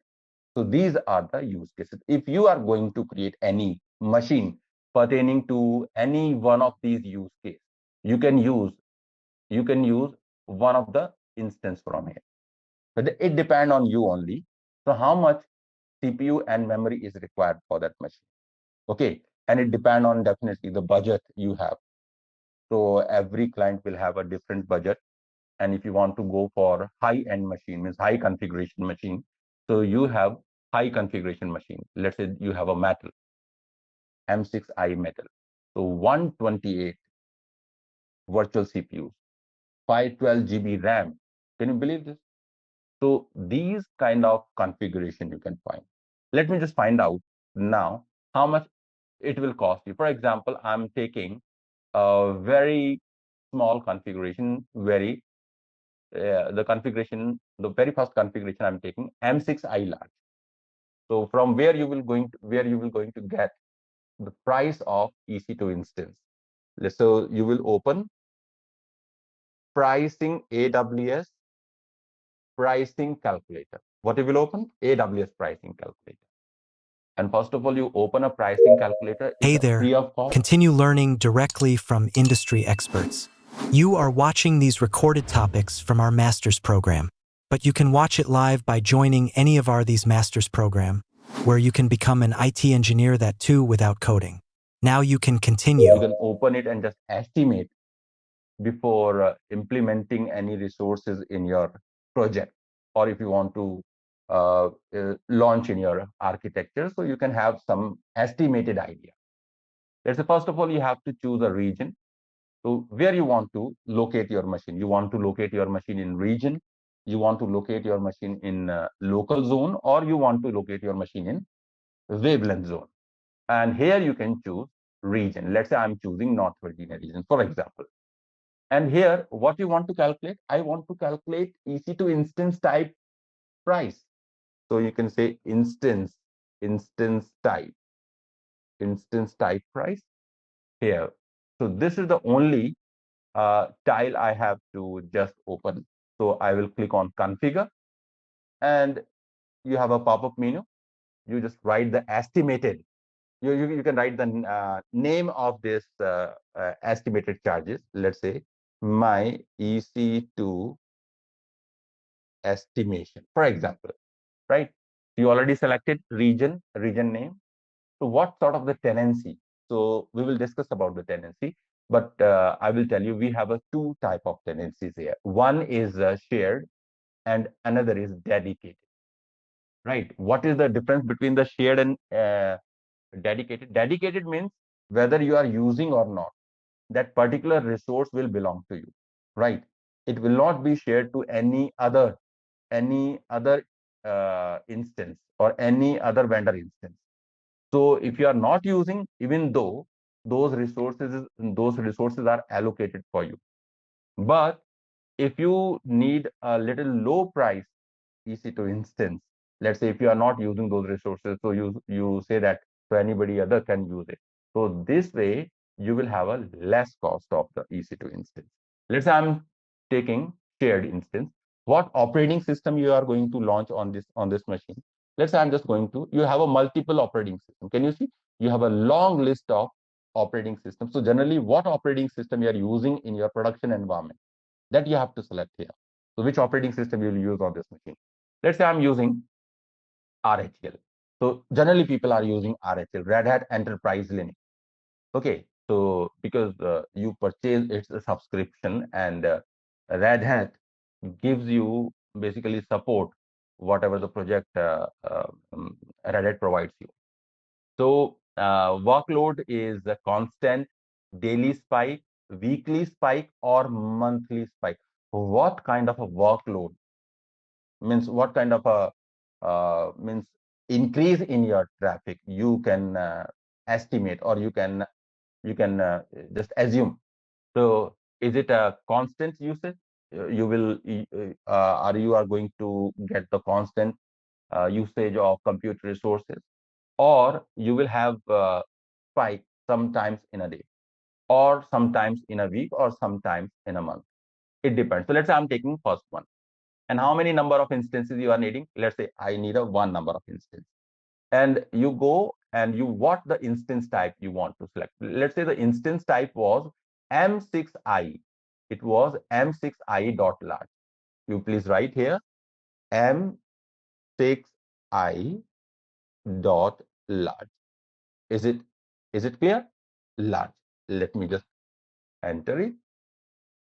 Search instance type. Let me just find out. Did I select it? No. Did I type correct? M6I large. I think it is okay. Yes. It came here. It came here. It is showing you. No. Yes. Here. Sorry. Here we have. I had to scroll down. This one. So this one, it means this is the instance type name. You will have two virtual CPU, 8 GB RAM. Correct? And how much you are going to pay? It depends on the payment option. Again, so payment option, we have a multiple payment option. The first payment option is compute saving plan. So if you are choosing this compute saving plan, so it means you can get up to 66% discount on this scheme. It means you have to either select for 1 year or you have to select this instance type for entire 3 years. Means 1 year means up to 12 months. Means you will pay for the one entire month, well, one entire year. And if you select 3, it means you are going to pay for this instance type for entire 36 months or 3 years. But because if you are selecting a reservation for 1 year or 3 years, you are going to get a lump sum discount up to 66%. Okay. But sometimes what happens, let's say this also is there. We have another, this is instance type saving plan. This also is a reservation. So what is the difference between the first one and the second one? The first one is the one plan that automatically applies to all on EC2, Fargate, and Lambda up to 66%. Okay, so this is called the compute saving plan. And another one is get deeper discount when you only need one instance family, only one instance family if you are needing, correct? And then you have to choose instance plan. So in this particular case, you can run these compute resources with another case also, like Lambda and Fargate for other services also. But in this plan, you will only select for EC2 instance. And if you are selecting these resources for EC2 instance for either 1 year or for 3 years, you are going to get 72% discount. So these are the basically saving plans, right? So when you are just going to purchase something, so generally company shows their purchase plan. So this is your EC2 instance purchase plan. So this is the one case. So what kind of a purchase plan you prefer for this instance? And the third is on demand. On demand means you are interested to pay on a per hour basis. Means if you are using instances, then only you will pay. If you switch off the machine, if you stop the machine, in that case you will not pay. Correct or not? So you are going to pay only for used hours. So in that case, you can choose on demand. And we have a spot instance also. What is a spot instance? Spot instances are the cheapest plan. Why it is cheapest? I tell you why. Just assume that AWS has a data center, right? And you know that all data center resources are not consumed. So some resources are free, and they want to basically uh, sell them on a temporary basis, not on a permanent basis, not on a temporary basis. So you can use this spot instances. Definitely, you are going to get up to 90% discount sometimes. Okay, so here the historical average discount is 0%. On this particular plan, you are going to get a 0%, but generally you are getting up to 90% discount. And if you are choosing any other instance type, okay. So, but we have a challenge here. So you will ask, sir, if we are getting 90% discount here or up to 90% discount here in spot instance, then why we should not use this spot instances? Why we are just going to choose this on demand? Because the on demand is the most expensive one. But we have differences there. Because if you are choosing spot instances or this category or this particular plan for your production environment, and in production environment, we don't need any downtime. Correct or not? We don't need any downtime. So, but if you are choosing spot instance, AWS can stop your instance anytime by giving 2 minutes prior notice.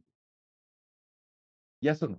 Means what they are doing, so they will first of all send you an email alert just 2 minutes before, and then they will stop your instance because that resource now they are selling on higher prices to some another vendor. So this kind of spot instances are only useful if you are working in testing and development environment. Means you are not serious about your machine. Even if somebody stop your machine, it will not impact your business. It will not impact your services or performance of your architecture. So in that case, you can choose spot instances. Let's say in auto scaling, you can choose the spot instances. or maybe you are just in research and development, maybe you are testing some softwares. So in that case, you can choose spot instances because you are getting 90% discount here. So, but if you are pretty serious about your business and you need a long-term commitment, if you are needing a long-term commitment, in that case, you should choose either EC2 instance saving plan or on demand. And what is the difference between the on demand and EC2 instance saving plan? In EC2 instance saving plans, you are basically paying for either one entire year or for 3 years, right? But in on demand, you will only pay for usage hours. Let's say you are using for in a month, let's say you are using this machine for 200 hours, so you will pay only for 200 hours. So this way the total cost of this machine is very, very less as compared to any other saving plan, because you are going to pay only for the used hours. But if you have an application server or website, or you have a kind of a server that you do not want to stop, you want to run it continuously without any downtime. So in that case, this plan is a better plan. Let's say I'm just taking this on-demand plan. So on-demand plan. So do you see? So as of now, $113, approximately 113.88 USD you will pay for one entire month. One entire month. Just understand. And if you need a calculation, this the calculation is done, because normally in 1 month we have 730 hours, and for every hour you will pay $0.156. So you multiply this figure with 730, so total you will have this amount. And so this was only EC2 instance, but EBS volume is not connected with this. So the price of EBS volume yet is not included in this. So EBS volume means hard disk volume price is different, and this is called EBS block storage. So you will open it, and here you need to choose what kind of a EC2 instance EBS volume you are taking. I will teach you because that topic has to be covered. So let's say I'm just taking here 1 TB volume. Let's say 1 TB volume, or this is what? Yes, storage amount. No. This is 1 TB, and Mbps I'm taking 10 Mbps, for example. So how much you will pay? How much you will pay? You will pay $80 addition. You will pay $80 additional for EBS volume, and then the total amount of the instance is 193 US. So this way you can calculate. Correct? I think you will have some idea. If you have any question, you may ask. Yes, sir. Sir, what is difference between network bandwidth and EBS bandwidth? Network is a network. Just understand what is a network. Network is a what happened? Just a minute. Something happened wrong here. I have a query on this one. Yeah. Please, Surya. Sir, I have pretty much cleared about on-demand instance and spot instances, but I have a confusion between those two. That Which is, one? so can you show me the screen? Yeah. Just a minute. Just a minute. Yes, sir. Compute saving plans and EC2 instance saving plans. Actually, both seems identical. Correct or not? Right, sir. So both seems identical, but this is a compute saving plan. Just see here. What is the name? The compute saving plan. So this plan is applicable not only for EC2, it is applicable for Fargate, and it is applicable for Lambda also. Means what you have done, you purchased some compute resources from AWS, and now that AWS compute resources you can use with these three services: EC2, Fargate, and Lambda. These are the name of services. So in Fargate and Lambda, so you can run your servers without provisioning. You can run code, or you can run application without provisioning servers. But in this particular category, this instance type or this saving plan is only for EC2 instance. You cannot use this particular resource for Lambda, or you cannot use it for Fargate. Actually, I'm telling you, for example, yes, let me show you. Let's say if you go Fargate, where is the Fargate? Where is the Fargate? Okay, let me tell you from another service. Let's say this is a service. This is a container service, right? And you purchased that plan. Compute resources you have purchased from that first plan. So when you go and just launch some container, so can you see here EC2 on Fargate? So Yes. it means you can launch your containers on Fargate. Fargate is providing compute resources. Means Fargate will provide you some resource. By using these resources, containers can be launched. So the same thing happening here. So if you choose this category, it means either you can run EC2 or you can run some resources using the Fargate. So these compute resources directly is pertaining to Fargate. So you can provide these resources to your containers as well, right? Or you can also run Lambda functions on this. So this is for 3 different services. But here, if you are choosing EC2 instance saving plan, so this plan is only to launch EC2 instance. It will not support to Fargate or Lambda. This is the only difference. Got it? Yes. For now, I think you need to understand, because you have no idea what is Lambda and how actually the Lambda will work. Because Lambda also is a service. Let me just go there. Just say if you open Lambda, so this is Lambda. And you can run your programs without servers, without EC2 instances. So from where this Lambda service takes resources. So this Lambda service takes resources when you configure this function. When you configure this function, then let's say this is the one Lambda we have. We have one Lambda function. This is running right now.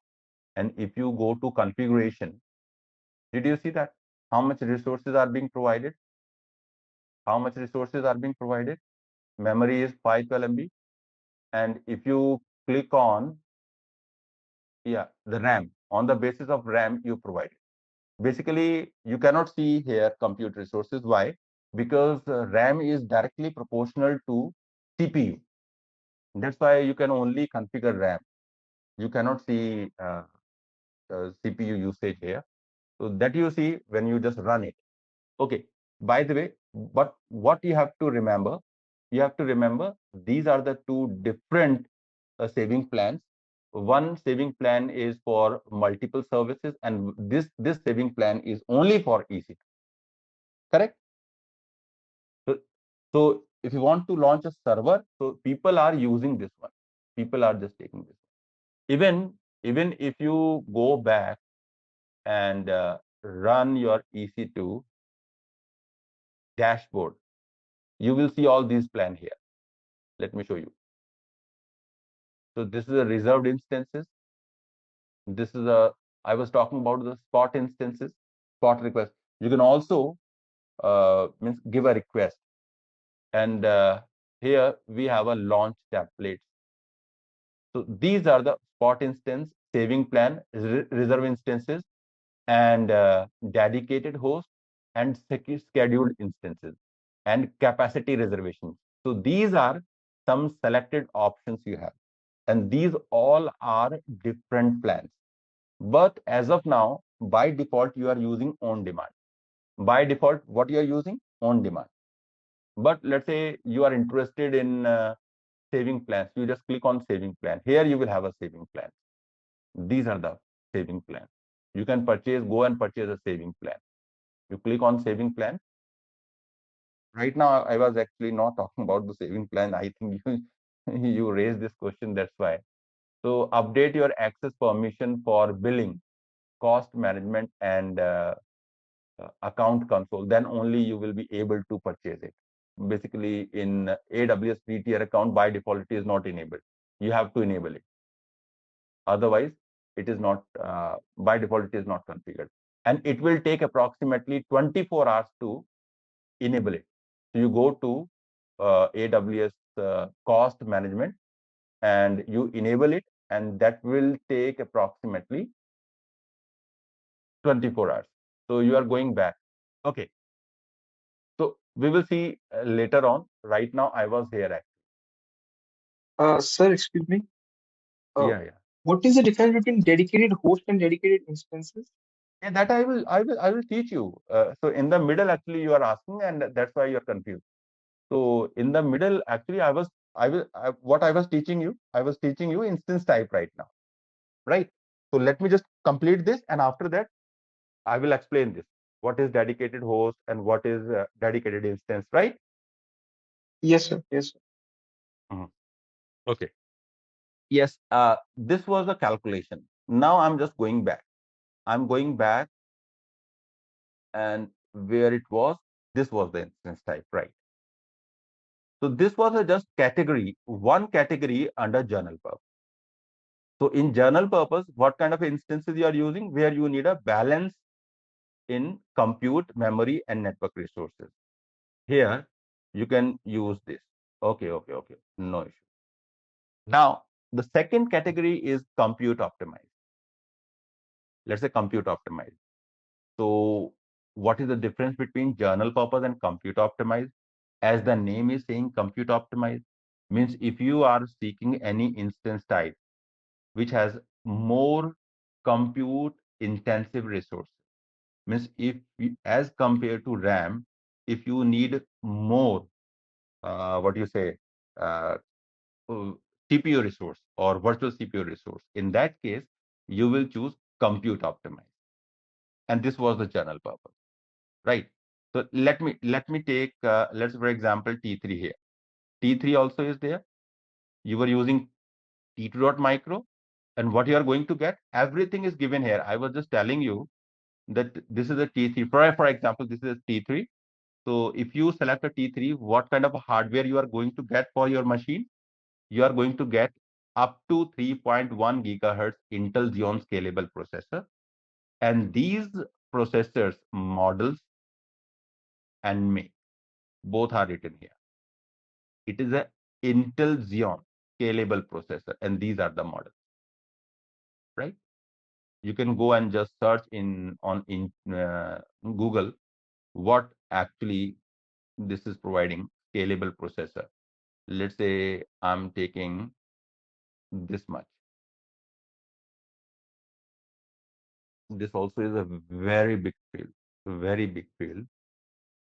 So sometimes if you don't understand, so you can discuss this topic in your team.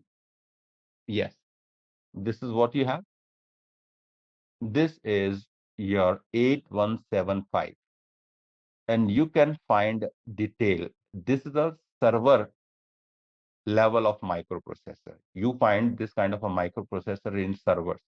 You will not find this kind of microprocessors in desktop or in laptops.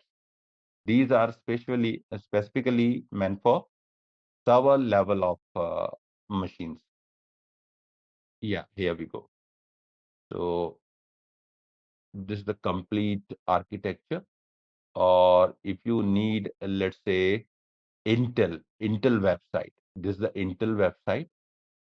You will find complete information of this product on the Intel side. So how much memory speed is there?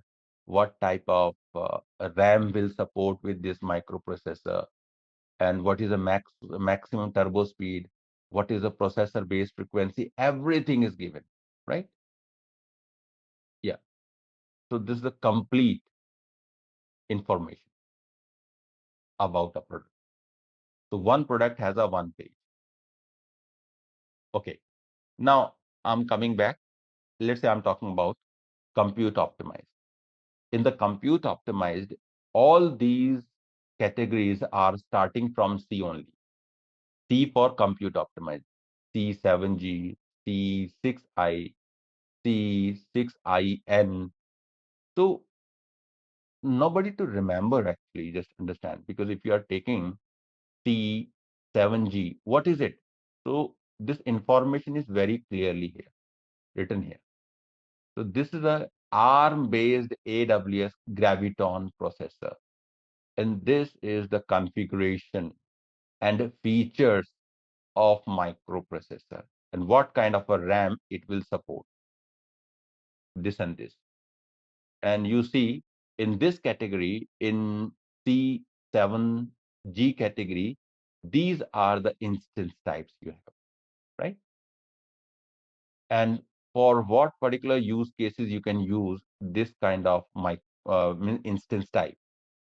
So this is good for high performance computing or batch processing, for ad serving, video encoding, gaming, scientific modeling, distributed analytics, and CPU based machine learning inference.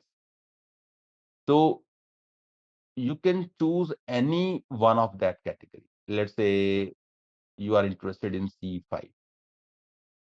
This is again, you have complete configuration, features, support, everything is written here. Nobody is going to ask about all these things in interview or in examination. But when you work in real time, then this knowledge is very important. Why? Because you have to choose a specific instance type for yourself. And it will depend on the use case of the server or the purpose of the server. Let's say where you can use C5, you go down. These are multiple models in C5. Can you see? More than 20 models are there? Yes or no? And these are the use cases. These are the use cases for let's say high performance web server, scientific modeling, then batch processing, distributed analytics, high performance computing, machine learning, deep learning, high scalable multiplayer gaming, and video code. Multiplayer gaming can also be used on such kind of instances. Okay. Similarly, we have memory optimized. In memory optimized, these machines will have comparatively more RAM as compared to any other instance type. Even if you are taking basic configuration, you will have more memory. Even one virtual CPU has 8 GB RAM. Do you see? So if you need memory intensive machines, you will choose memory optimized. Sometimes what happens, you have an application and that consumes too much RAM. The nature of that application is to consume more RAM. So in that case, you should have memory optimized instance type for that instance. And you go down and you will have use case. Let's say you selected R7G. And for R7G, we have these instance sizes or instance model. And these type of instances can be used for memory intensive workload, such as open source database or in-memory caching service or real-time big data analytics. Right? Now, you should understand what is open source databases, first of all, or you should have clear idea about in-memory caching services. But these are the use cases, for example. Or if you choose any one of them, let's say you are interested in R5. So these are the features and properties of the hardware that you will find with R5. And here we go. These are the different models or instance sizes. And here you can see these instances can be used for high performance database, distributed web scaling, in-memory caching, medium size in-memory database, real-time big data, analytics, and other enterprise applications. So similarly, you have accelerated computing. Accelerated computing means if you need GPU in your machine, you know what is GPU? Graphical processing unit. So you might have seen GPU with the people are using in designing or in gaming. If you have a specific server, or if you have a specific application, and that's requirement is to use GPU. So you won't get any GPU in general purpose, compute optimized, or in memory optimized. You will get that GPU in accelerated computing. Correct? Do you see what kind of a GPU you are getting in P4? You are getting up to 8 NVIDIA A100 Tensor Core GPU. And you have multiple instance types here. And let's say I'm taking G5. For example, I'm taking G5. In G5, you're getting second generation AMD CPU, first of all, microprocessor. But you're getting 8 NVIDIA A10G Tensor Core GPU, up to 100 Gbps network speed. And these are various instance sizes. And where you can use for rendering, you can use for gaming, you can use for 3D modeling, you can use for high fidelity graphics. Everything is written here. You can just read it. Right? Now, next category is storage optimized. Storage means EBS volume. I'm talking about the hard disk. Let's say you want to create a machine. In that machine, the main part you want to focus on is the EBS volume. Means you need a large number of EBS volume. You don't need a single volume. Sometimes you need a more than one EBS volume or high performance EBS volume you are seeing. Maybe you have a you want to create a warehouse, or maybe you want to create a artificial intelligence uh, service to analyze huge amount of data. So in that case, you will choose storage optimized. Let's say I'm choosing this L4i. So this is your third generation Intel Xeon Scalable processor. Okay. And these all are basically the features that you need to study. Let's say 65 Gbps, up to 65 Gbps network speed you are getting, and up to 40 Gbps bandwidth of EBS block storage volumes you are getting, and new instance with 128 virtual CPU and 1024 GB memory, means 1 TB memory is talking about, right? But this configuration will focus on EBS volume. Do you see? This is the EBS volume. Let's say how much EBS volume you are going to get? 468 Nitro SSD volume. So it is not EBS volume, it is not NVMe volume, it is a Nitro SSD volume. Nitro is a product of AWS, and it is providing very high performance. So if you need a high performance EBS volume, so you will get these high performance EBS volumes in storage optimized instance. And in some, we have one EBS volume. In some instance types, we have 4 EBS volume. And in some instance type, even we have a 8 EBS volume, up to 8 EBS volume. And every volume is equal to 3.7 TB. And this is the SSD volume. Just understand. This is not a simple volume. This is a Nitro SSD volume. It's a really, really expensive volume. And you have 8 volumes in one machine. So if you are looking for very large volume storage or storage volume. In that case, you can choose any one of these, right? Is it clear, guys? So you need to understand means how actually this can be done. So general purpose, compute optimized, memory optimized, accelerated computing, and storage. Now I'm coming back here. So yes, I was talking about instance plan. I was talking about the instance plan. The second is the first instance plan is on demand. On demand means you will pay for every hour, or you will pay only for used hours. Let's say you run your machine 100 hours in a month. So you will only pay for 100 hours.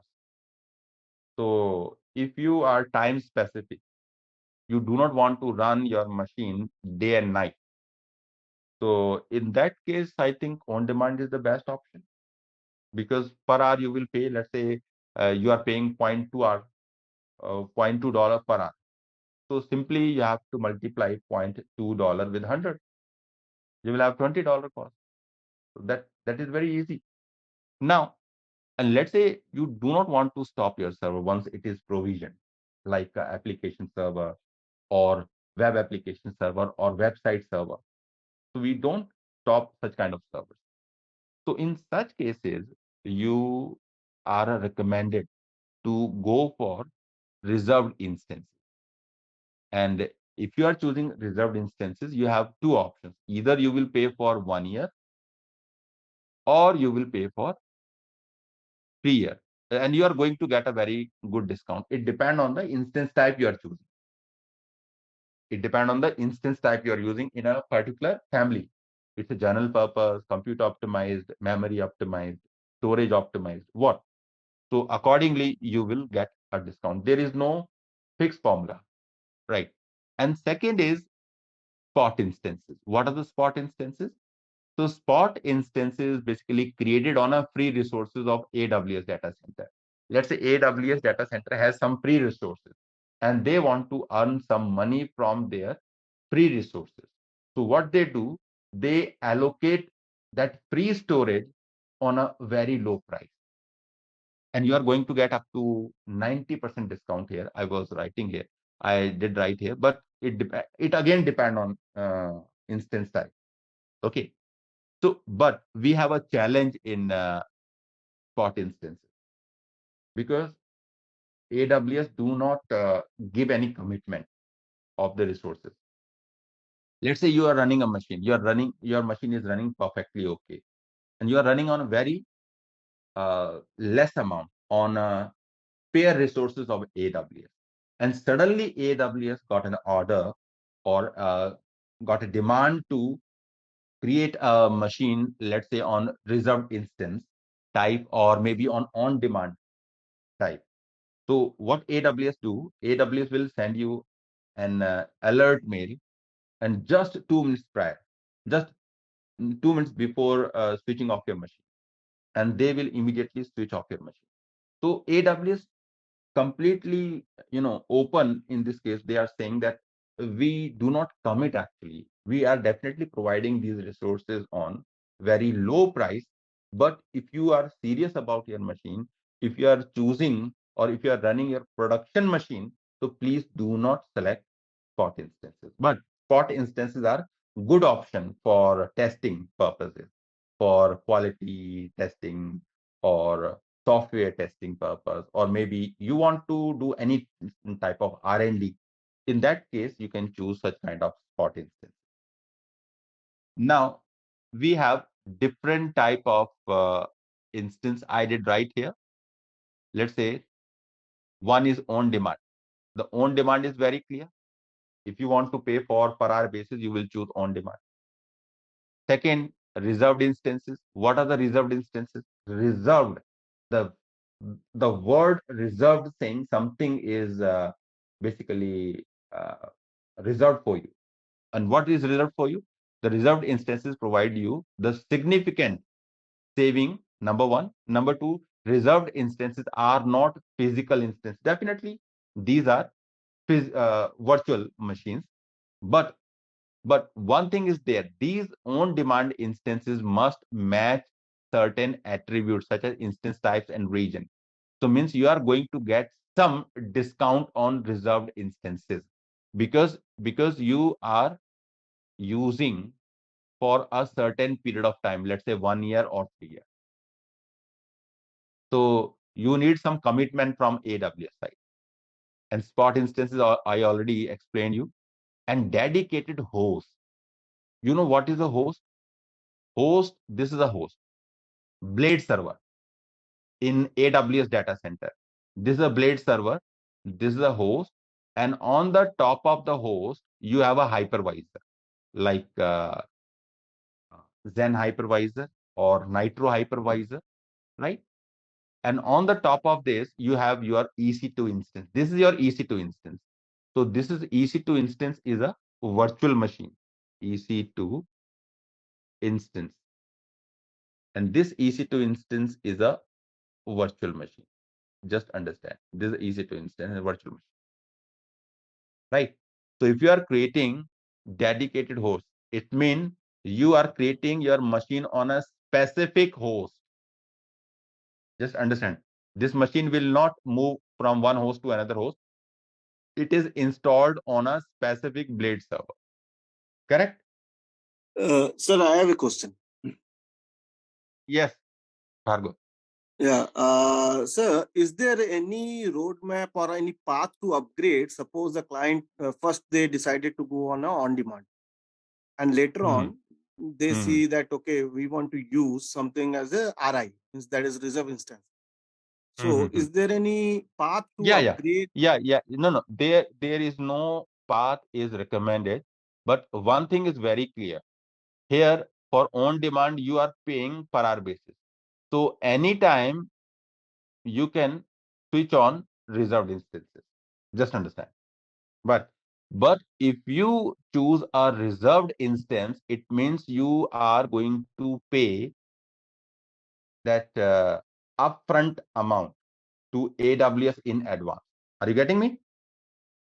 Yes, one year or 3 year means you are 1 year going or for 3 years. So means year. if you already have paid for 1 year or 3 years, and later on you feel that this option is not good for you, just understand. Let's say later on you realize that this option is not good for you. It is not working for me, but I was happy with on demand. So can you go back? In that case, you have to speak with AWS. You have to speak with AWS team. But from here, from AWS management console, definitely you cannot. Correct? Okay. Got your point, sir. But I'm not denying this part because AWS is doing such kind of changes. Because I means while I was working with the client, so I think there was few requests like this actually. First they went on on-demand, then later on they felt that okay, they should get a reserve. Correct. Because these are the kind of a plans, right? And he can change or your client can change this plan anytime. But the problem is this: so from on-demand to reserve instances, you can go easily. But if you already paid for 3 years or 1 year and you want to go back to on-demand, in that case, you have to speak AWS. That is a business call, I think, for the AWS. Yeah, definitely. Correct. So this is not a part of, in that case, this is not a part of AWS architect. Then definitely some commercials will come, some terms and conditions definitely will come. And AWS team will support. And we have a support center actually. So if you see, let's say here, we have a support in, you can just go here. Yeah, here. You have a support center. You can create your ticket here. Correct? Yeah. No. So I think this is okay. Now I want to move to another. Sir, you haven't mentioned dedicated instance. Just a minute. Did I miss it? When you were selecting earlier, then there were two options like dedicated instance and dedicated host. These are different things, right? Just a minute. Just a minute. scheduled instance. One is a dedicated host, another was a scheduled instance. Scheduled instance are basically the kind of instances that you can stop and start on a specific time. And this is a purchase instance. So starting on what date and time that you will set and allow 2 hours time windows automatically. So you can schedule actually these purchases. You're talking about the dedicated instance. Schedule instance is there. In the The drop down capacity menu, sir, in the drop down menu, actually, I saw both together, dedicated host and dedicated instance. That's why I got where are you talking about? Are you talking about here? Just a minute. Or I think you're talking about in pricing calculator, I think. yes, sir, exactly. Pricing calculator, when the drop down menu. There may be a gap between the pricing calculator and this thing. But here you have only these things: schedule instances, dedicated, reserved instances, saving plans. We have a multiple saving plans. These are the saving plans. And if you want to enable saving plans, you go there and purchase saving plan. You will open it and it will open cost management. Right. You have to enable it.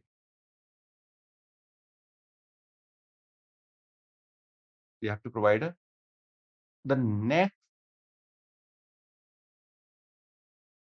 Yes, I was looking for the next option.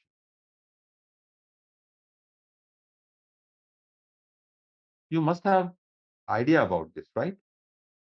And these plans can be changed in future. Yeah, here, let's say I'm talking about, yeah, these 3 pages. This is pertaining to EBS volume. You know, as I told you, this subject is very vast, and daily I'm just finding new technologies, changes in AWS. But let me start with the basic. First of all, block storage. Block storage is a EBS volume. And in block storage, what you can do, because we have a different kind of storages in AWS. We have a S3 storage, we have EFS storage, and we have a block storage. So generally, EBS volumes we are using with EC2 instance as hard disk. So EBS volumes are being used as hard disk with EC2 instance. Yes or no? Are you clear on this? What is EBS volume? EBS volumes are hard disk, or these are behaving like hard disk for EC2 instances. But in EBS, we have 3 type of EBS volume. One is SSD volume, solid state drive. Another type is HDD volumes, hard disk drive. And third type is previous generation volume. Generally, we are not using previous generation volume. Either we are using SSD volumes or we are using HDD volume.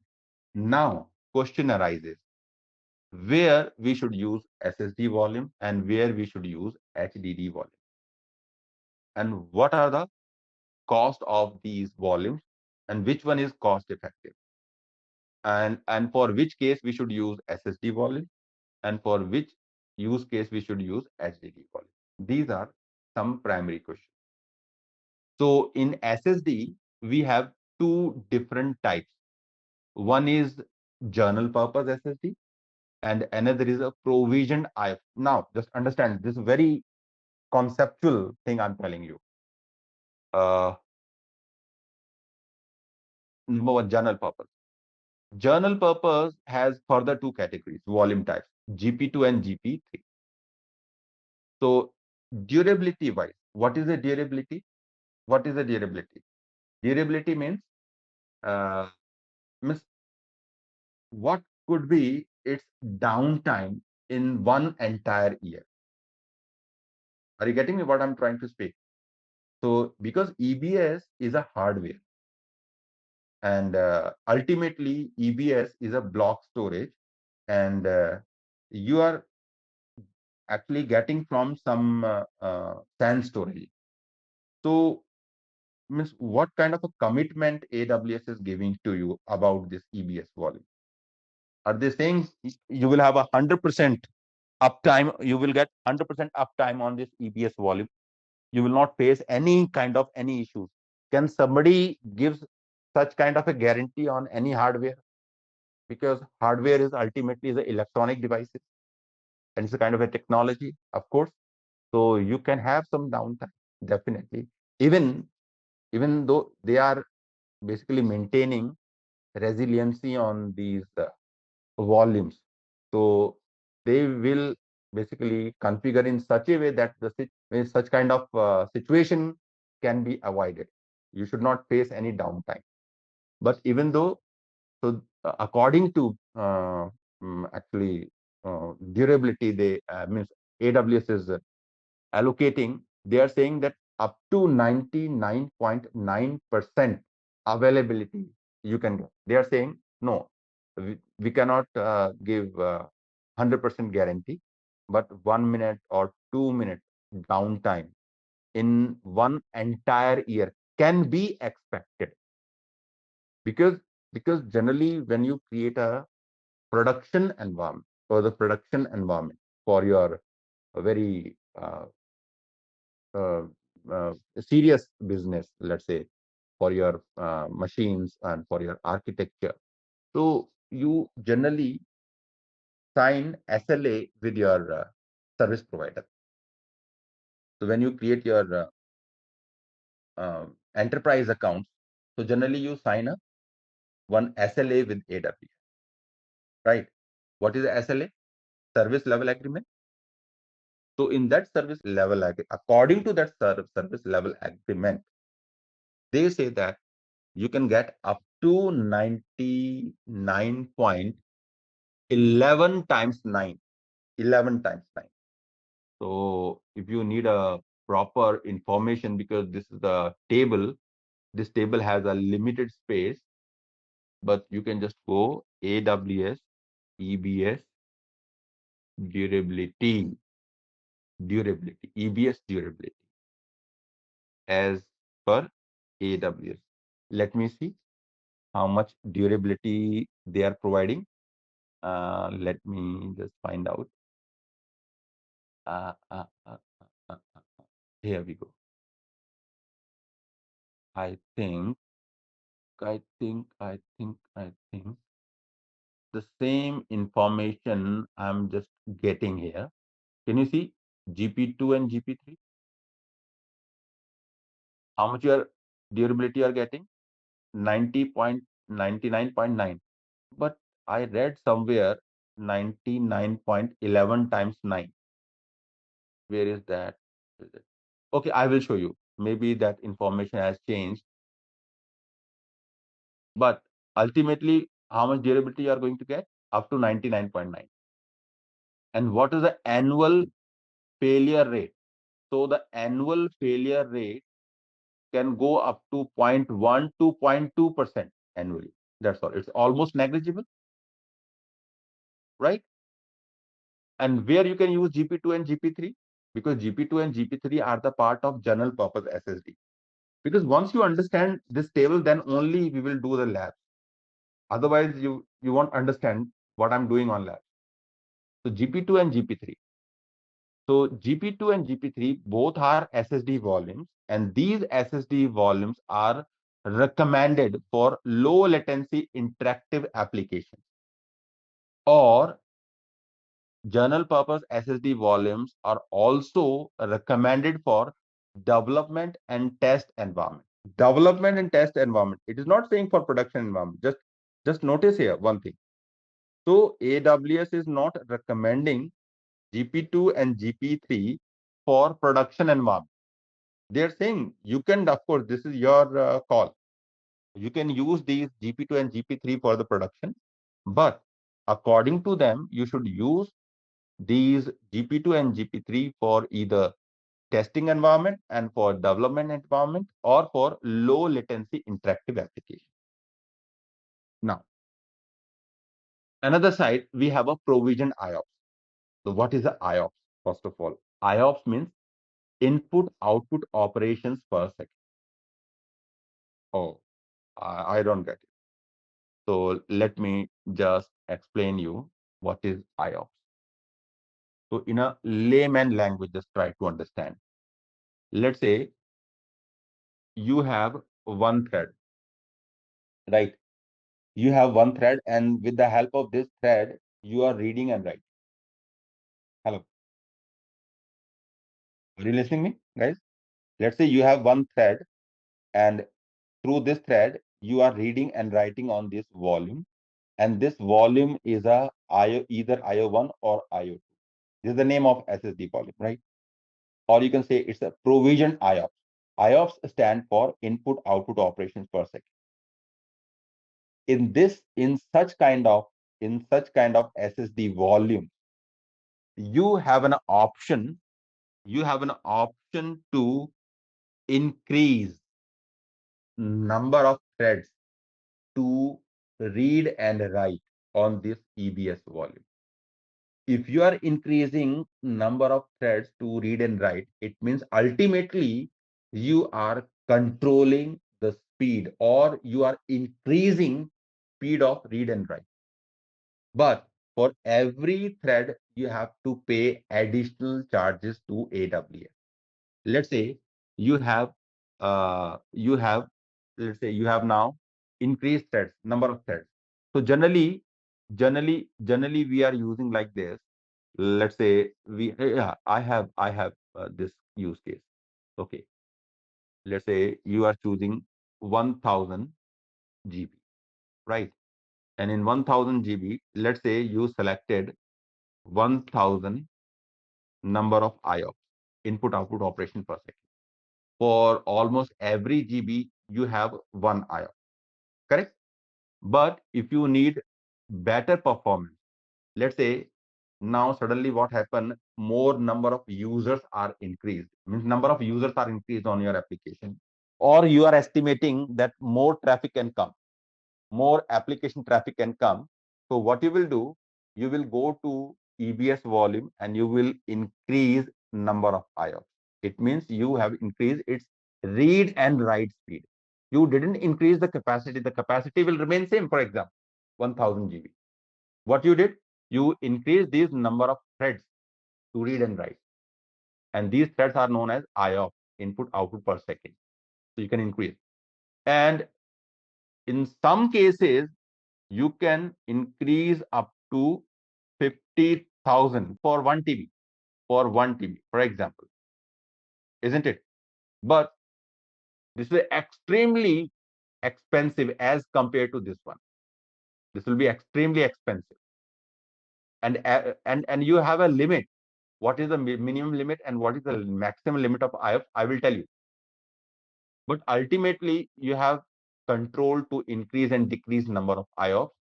And it is only possible in provision IOPS. It is only possible in provision IOPS, right? In provision IOPS, these are IO1 and IO2.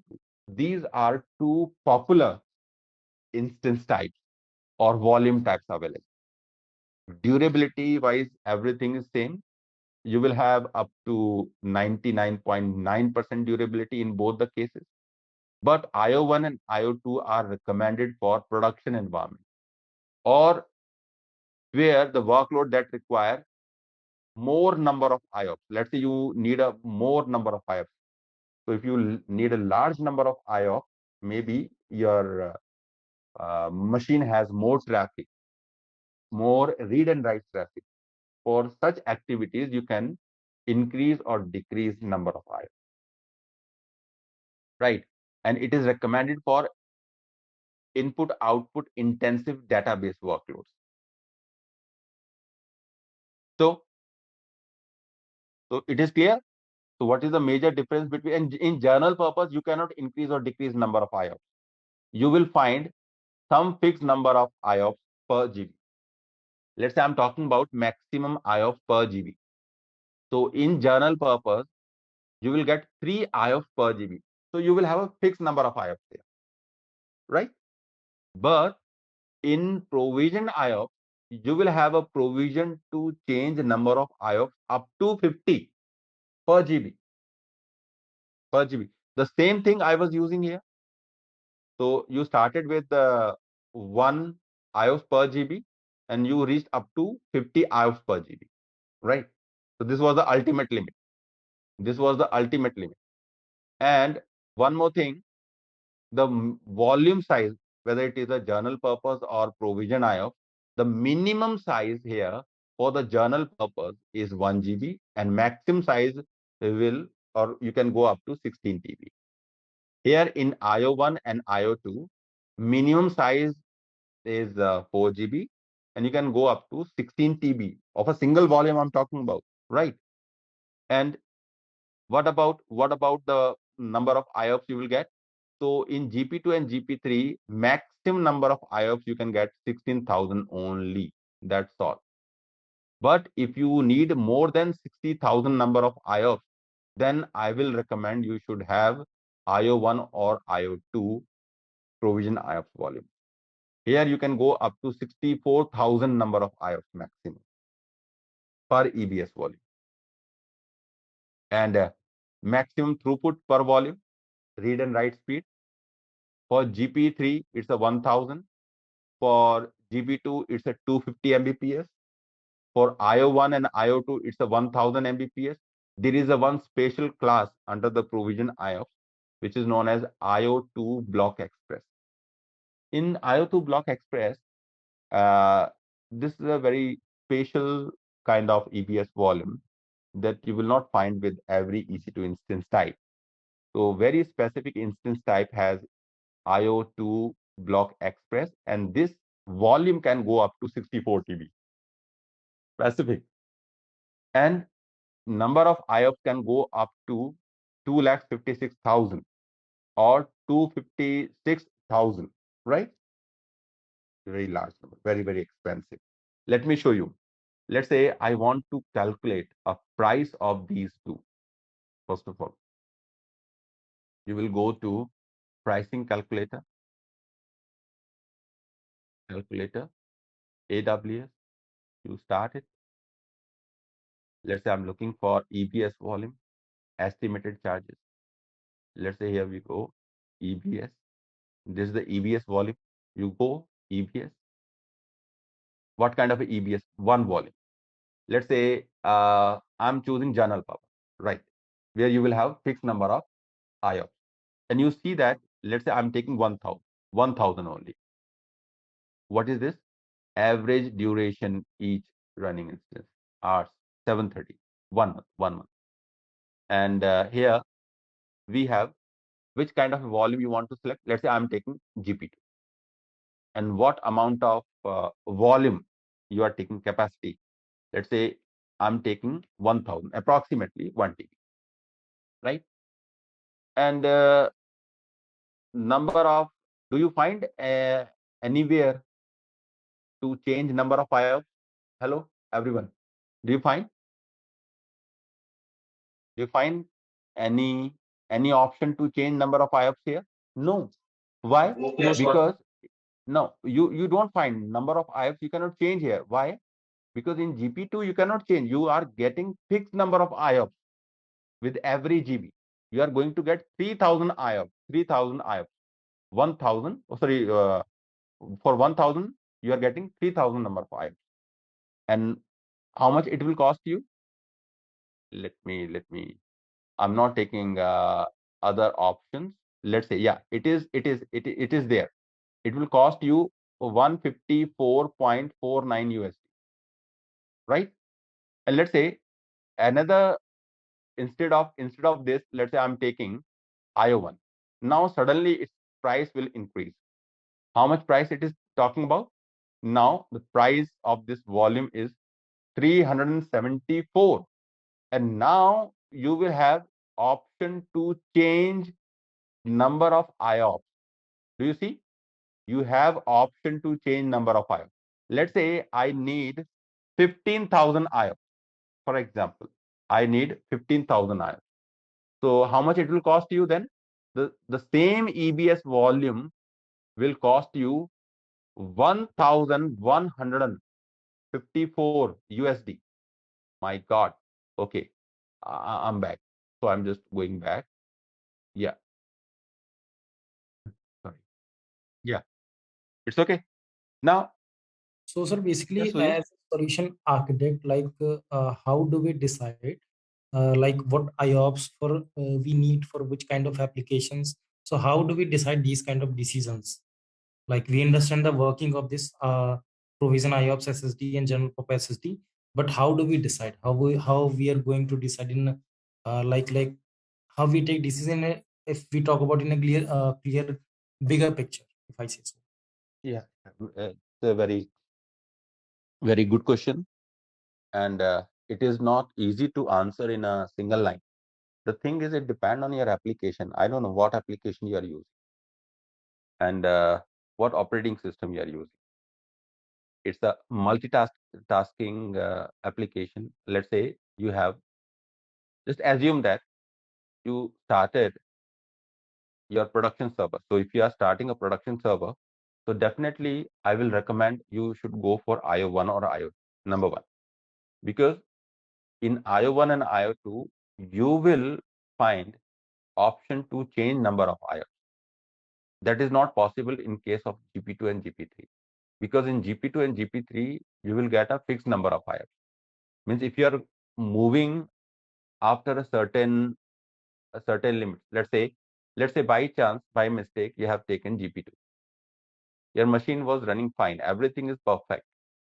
You have 1 TB SSD volume, and your business has just started, or maybe you are running some application, and that application basically you published on internet, and people somehow connected with that machine, and gradually you see that the number of people are increasing, and as the number of people are increasing, they are starting complaining you that they are getting little uh, means response late, means they are facing some latency. Actually, they are finding that they have to wait to uh, you know uh, push some data or to fill some forms, because as per your estimation, the number of people connected with the application is now more, and now you don't have any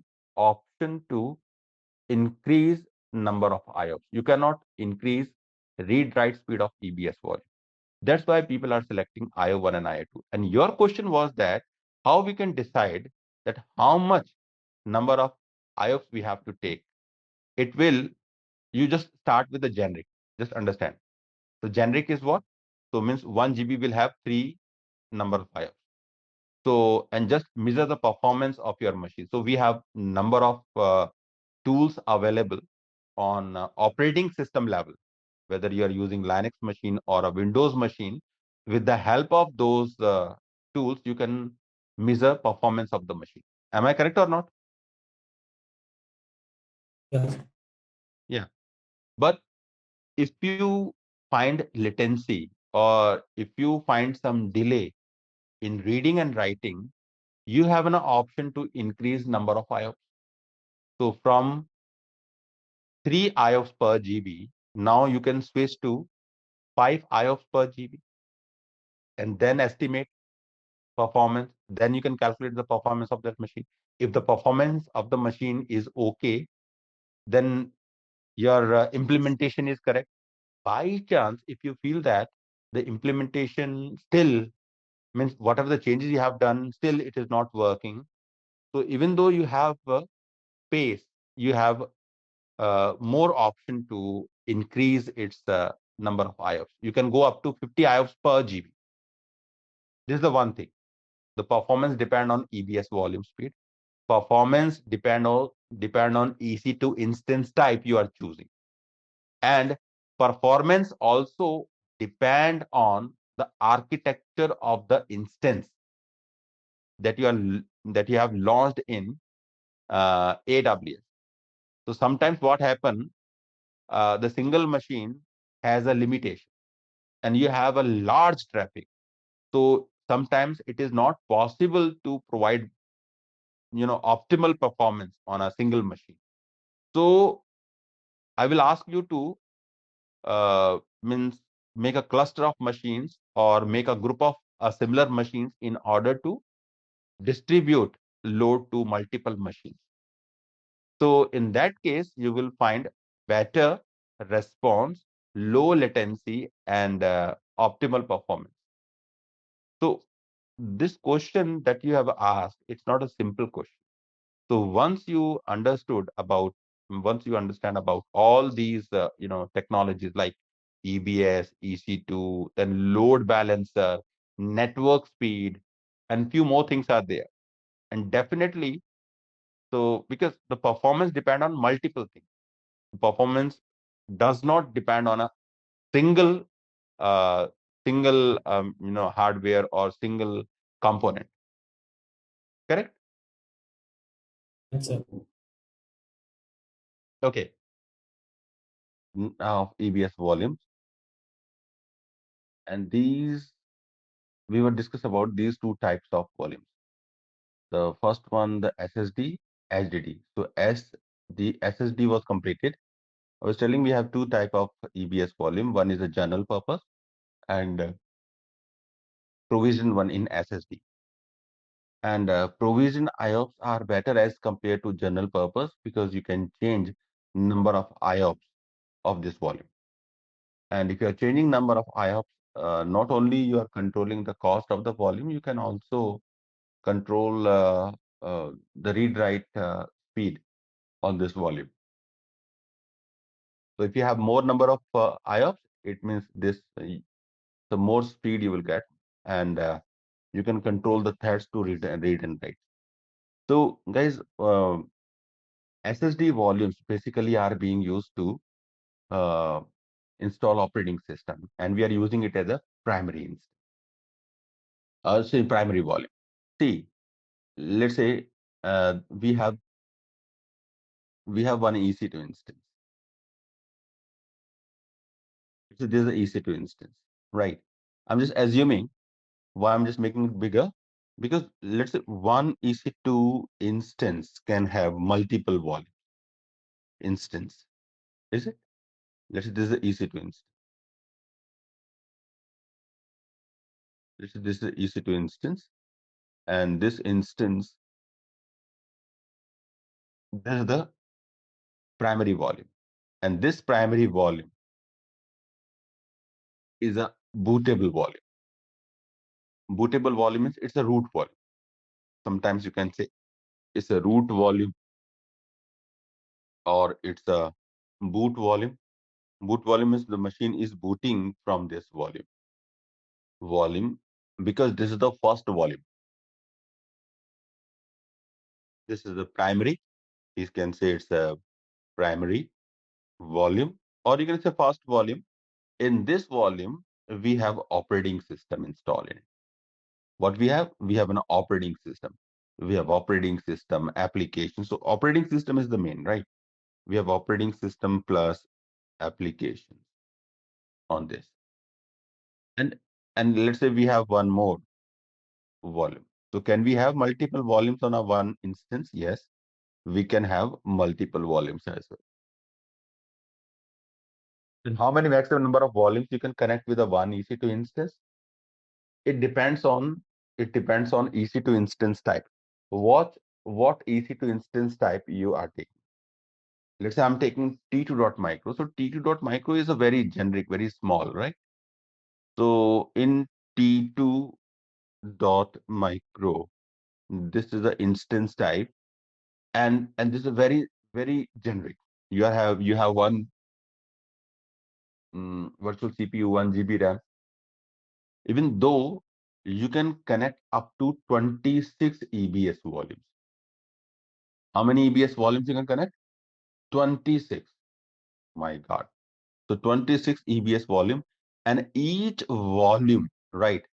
So the volume type, what kind of a volume volume type. You can have the volume type can be the a GP2 in SSD, right? We can have a GP2, we can have GP3, we have IO1, right? We have IO2, or we have another volume as well. So by the way, etc. So I'm not stopping here. And then each volume size that I'm just telling you, the each volume size can vary from 1 GB to 16 TB. My God, this is a big thing. And accordingly, you will pay. If the size is less, you will pay less amount to AWS. If the size is bigger, definitely you will pay more money to AWS. Okay. And everything depend on the what is the purpose, why you are taking, how much volumes are needed. Everything depend on your use case. Okay. So what I'm doing, I'm just going to take a very simple example, and then we will talk about multi-attach volume. Let's say I'm taking how to attach a volume. So this is a lab. Let's say this is a lab.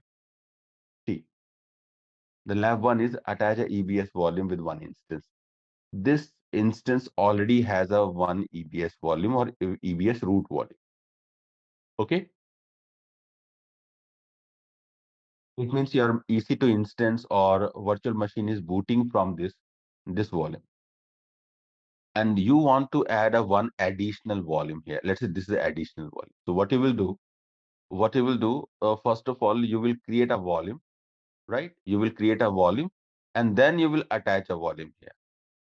So the machine is running. You have not to stop the machine. This is a great thing. So generally, when you work with your physical machine, what you normally do, you normally stop your instance. You normally stop your machine, then you detach or attach volume. But in this virtual machine, you have not to do anything. You have not to stop the machine. So while the machine is running, you can attach a volume. You can attach volumes with the EC2 instance. This is the good thing. So I'm just going to create a volume. So when you create a volume, so the volume will have some name. Just understand the volume will have some name. And then you have to partition it. This is a partition. Let's say this is the XFS is a partition. And then you will format this partition and then you will mount in this EC2 instance. So these are some steps. Okay. These are some steps to create and mount. So means these are steps to create and mount EBS volume. So these things you have to just keep in mind. Okay, let me, yeah, let's see. What you have to do. These are the steps. These are the steps. So first of all, you have to create a new volume. Then you will create a partition in that volume, and then you will format the partition. First, you will create the partition, then you will format the partition, and then you will mount that partition in a Linux machine. So this exercise I'm just going to do with the Linux operating system, and once the Linux operating system is done, the same exercise I will do with the Windows operating system.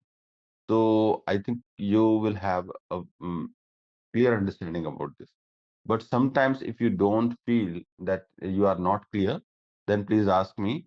And these are the list of commands I did write here. These are the list of commands. Can you see here? These are the list of commands. So we will run all these commands one by one. This is only for the Linux machine. This is only for the Linux machine, this one, right? So these are the steps to create and mount EBS volume. And here, these commands you need to perform all these actions, right? These are the actions. These are the 4 actions you have to do. Okay. So what's the ultimate thing you have to do? You have to create a volume. You will create a volume like this, and then you will attach the volume. Because once you create the volume will be a new volume. Volume will have no partition, and volume will have no operating system file system, right? So can anybody tell me that what is the file system? What is the file system of uh, Windows machine? What file system you are using in a Windows operating system? NTFS. NTFS. NTFS. And what file system we are using in Linux? There are XFS. multiple system on Linux. XFS, Multiple. ext4, ext3. We have ext3, ext4, xfs, right? Ext3 is almost obsoleted because it's really old. Either you have to use ext4 or xfs. You can take xfs. So I did write a name of this file system here, right? Okay. So somebody has written a question here. Let me see. Who's there? Chick Tashi. I'm just finding few names. Few names are there definitely, but few names are new. Still, I think the people are coming and a few people are facing some issues. By the way, okay, guys. Here I'm just going back to my AWS. I'm in North Virginia region, right? You go to EC2. If you have a machine, you can start the machine, or if you don't have machine, you can you can create a machine. Let me just find out. I think we have a one machine. Yeah, this is the machine we have. The machine we are starting the machine. We are starting the machine. The machine has been started. So how to see how many EBS volumes are connected with this machine? This is the machine, and you need to confirm how many EBS volumes are connected. You will go to, let's say, storage. You have a storage, because the first of all you have to select instance and go to storage tab, and you see very clearly how many block devices. So your hard disk is a block device. So how many block devices are there? I can see only one volume ID here. This is the volume ID, and volume ID is a unique even in global AWS global infrastructure. So these will not match other one. So this is a unique volume ID for EBS volume. So we have only one volume. Yeah, we have one volume, and this volume is attached volume. It means this volume is connected or attached with the instance. This volume is working in with instance. So do we have any option to create a new volume? Let's say yes, I have an option to create a new volume. And what I will do, left hand side, if you just go down on the elastic block store, right, you have an option volume. So very important thing. So while you are creating a volume, okay, while you are creating a volume, just understand the volume you are going to create to connect with your machine or to attach with your machine and your EC2 instance. This is the EC2 instance, yes or no? This is EC2 instance. So both your EC2 instance and the volume that you are going to create, both should be in a same availability zone. Both should be in a same availability zone. This is very, very important. Availability zone is a kind of, section in AWS global infrastructure that can provide you a common resources within the same data center. So your volume and machine should be in a same availability zone. So what I'm doing, I'm going back here, and machine has been started. Left hand side, you have a elastic block store option. So first of all, I will see in which availability zone this machine is running.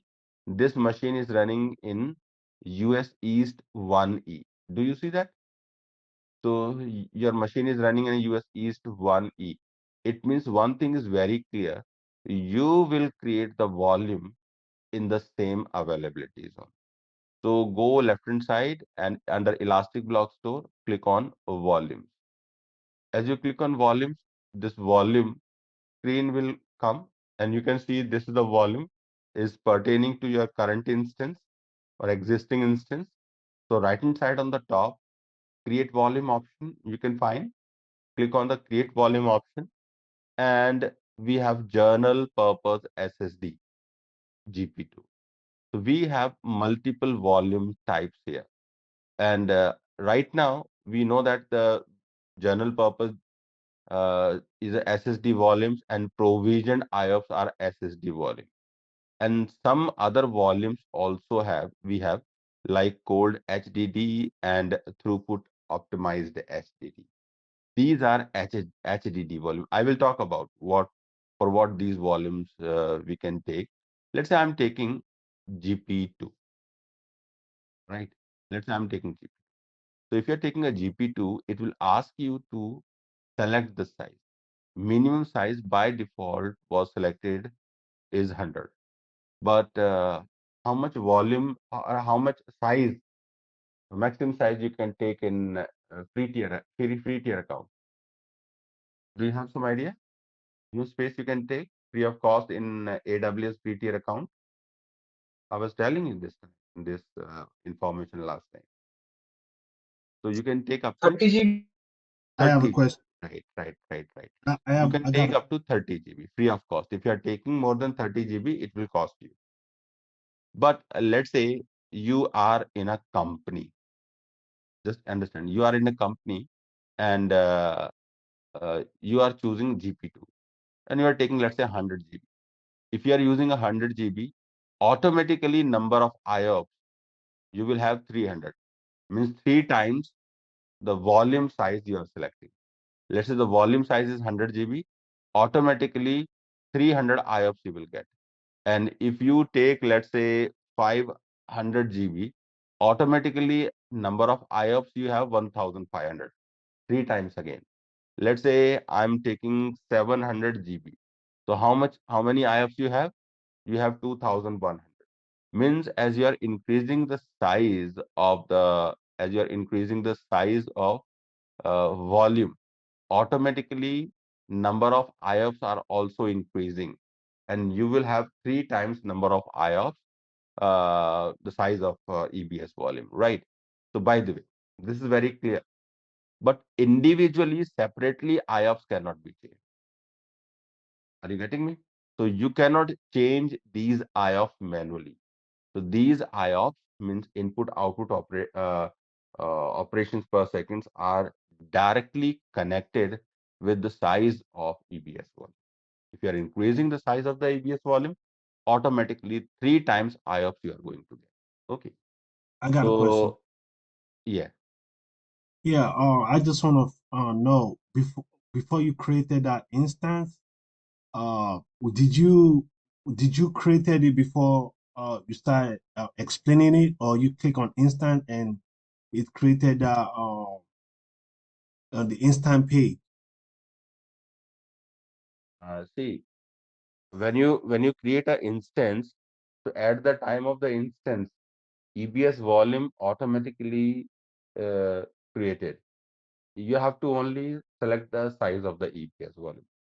But once the instance is working in a specific availability zone, Yeah. so by default it has only one EBS volume. Later on, what you can do, you can create additional EBS volume in the same availability zone. Then you can attach with that volume with the running instance. That you can do.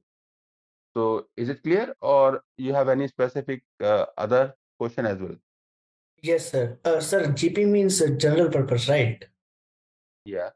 And what is a bit difference between GP2 and GP3? Good. GP in GP2, let's say, here we go. This is the I think last time I was specifying this. The main difference between GP2 and GP3. In GP2, you are going to get 250 Mbps bandwidth. And in GP3, you are getting up to 1000 Mbps bandwidth. Only the bandwidth, you can say the throughput is different in both GP2 and GP3. Correct? And the Sir, rest one more other thing. things, yeah. Uh, is it possible to change these settings for the root EBS, which we got while creating the system? Means what you want to do? You want to change volume type. Yes, sir. While creating the EC2 instance, we also select that 8 GB of EBS, right? So can we do the modification in that volume as well? This kind of modification? Yeah. You can do. Let's say you are talking about the root volume, na? Yes, sir. Yeah. Let's say, so I was just going here, go back, and this is the root volume. Let's say this is the root volume. Let me just write the name of the volume. Let's say this is the root volume. This is your first volume, right?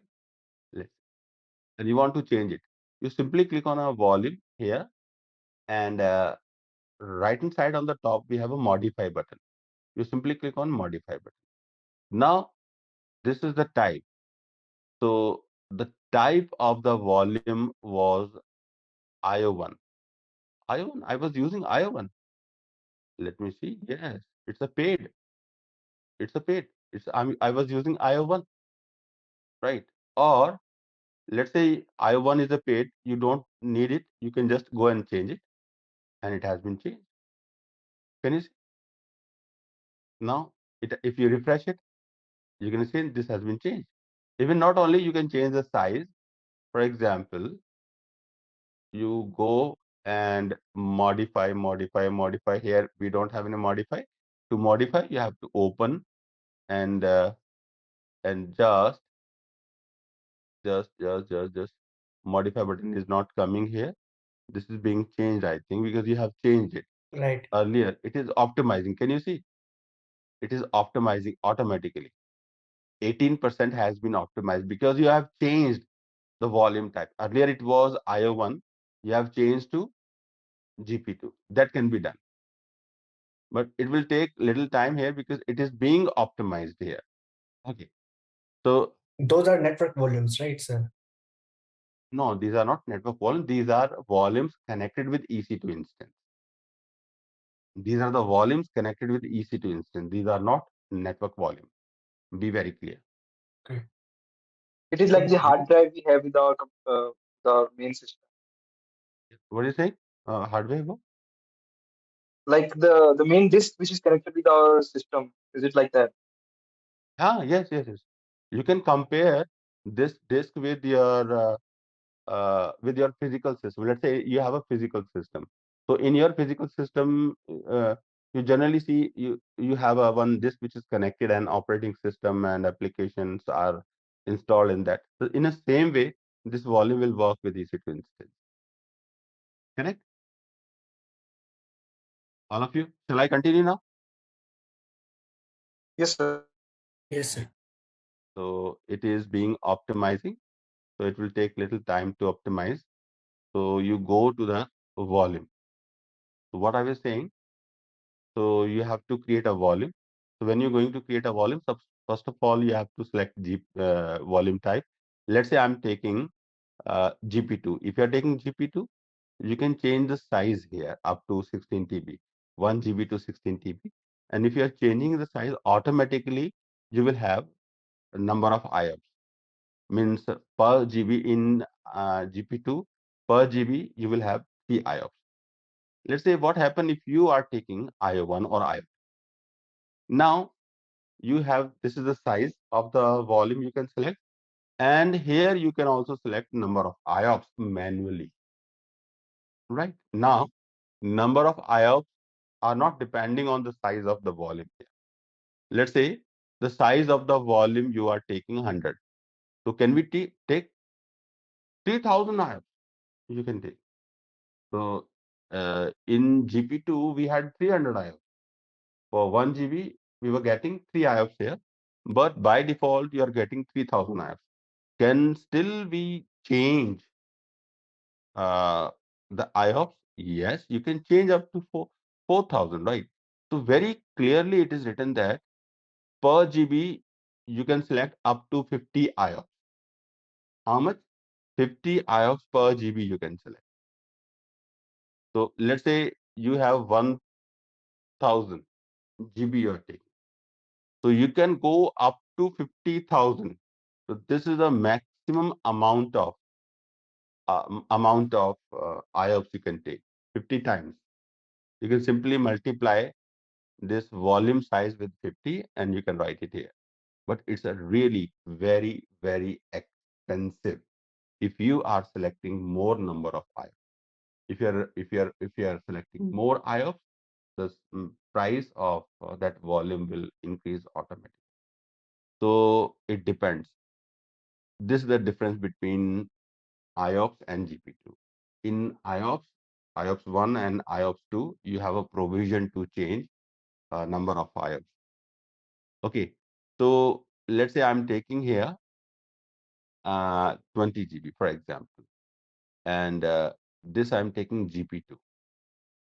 So if you are using 20 GB, you will have minimum allocated number of IOPS are 100. These are the minimum. It will not go less than 100. And now you have to select availability zone. So my machine was running in which availability zone? My machine was running in which availability zone? US US 1E, 1E. 1E, USA US 1E. 1. Yes, right. Yes, 1E, correct. So I will choose US East 1E, right? So if your volume and the machines are in the same availability zone, then only you can connect. You can make connection between them, or you can attach. Otherwise, not. It is not possible.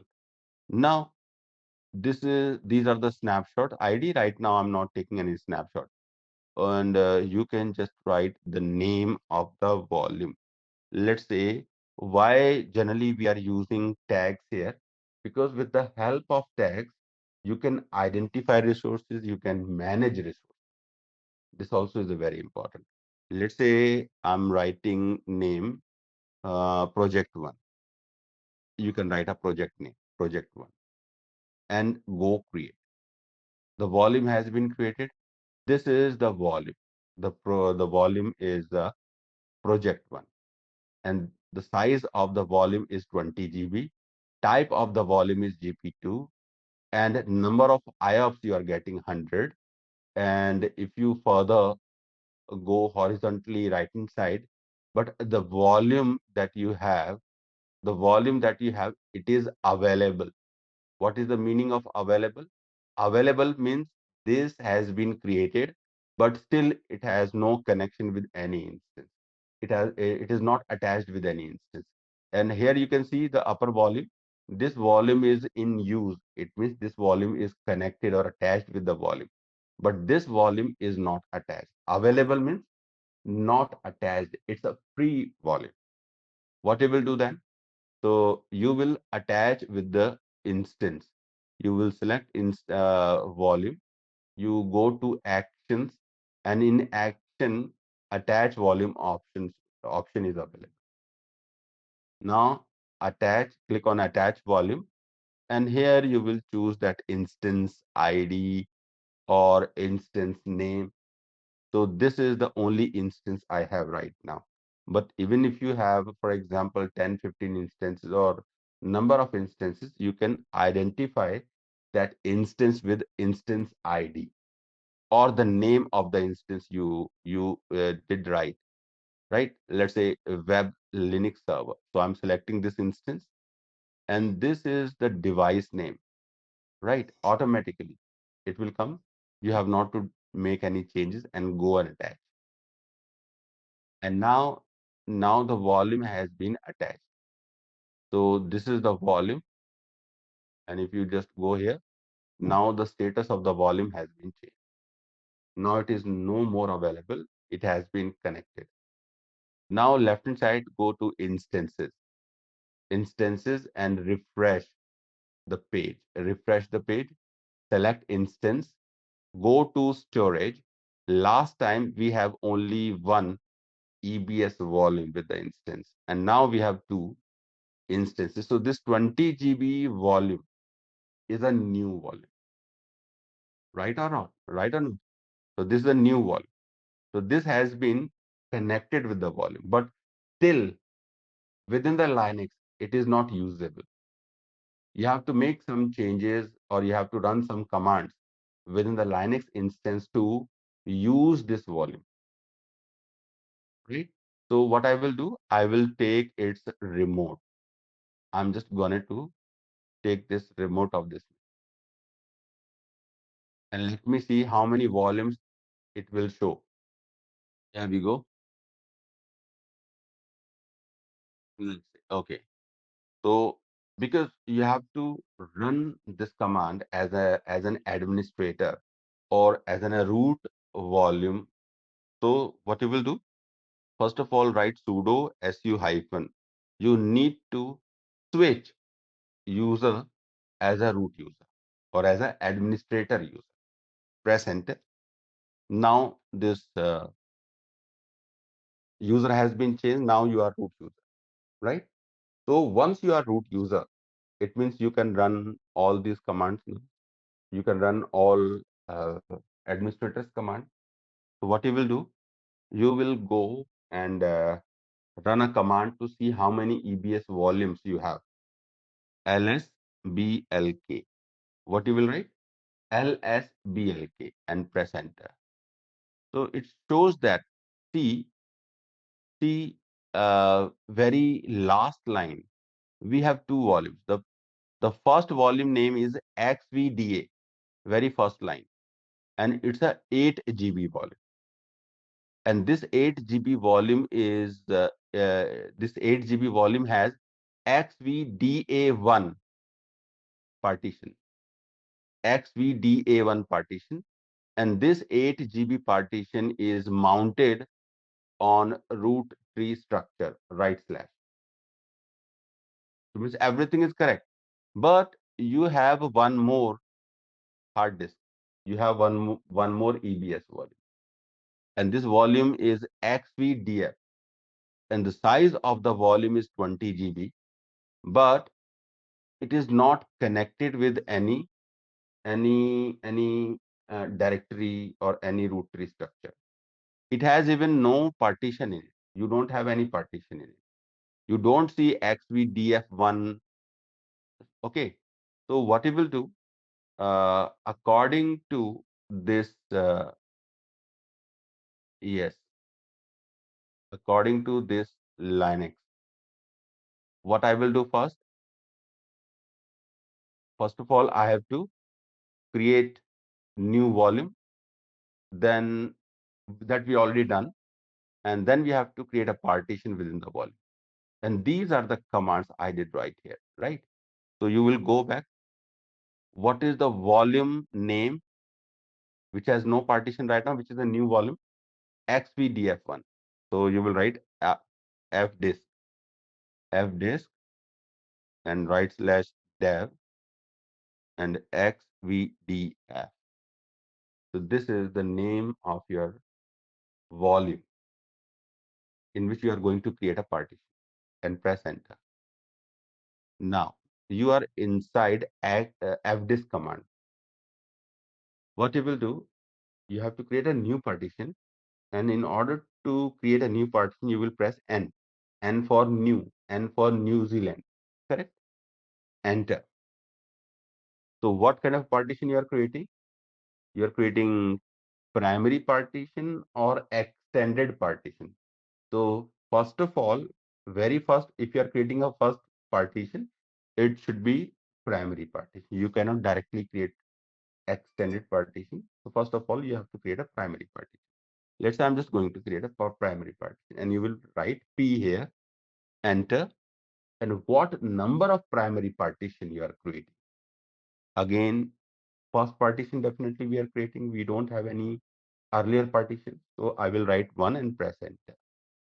And first sector of this volume. So you simply see that the first sector is 2048. So you have not to do anything. You have to press 2 times enter. It will automatically select first sector and last sector of this volume. Press enter and enter. So automatically volume has been, means the space has been selected in this volume. And now you have to confirm whether that partition is created or not. So, but before coming out from this command, you have to save this information in fdisk. And to save this information in fdisk, you will press W. W means word, word for means W for word, right? And press enter. And it has been stored.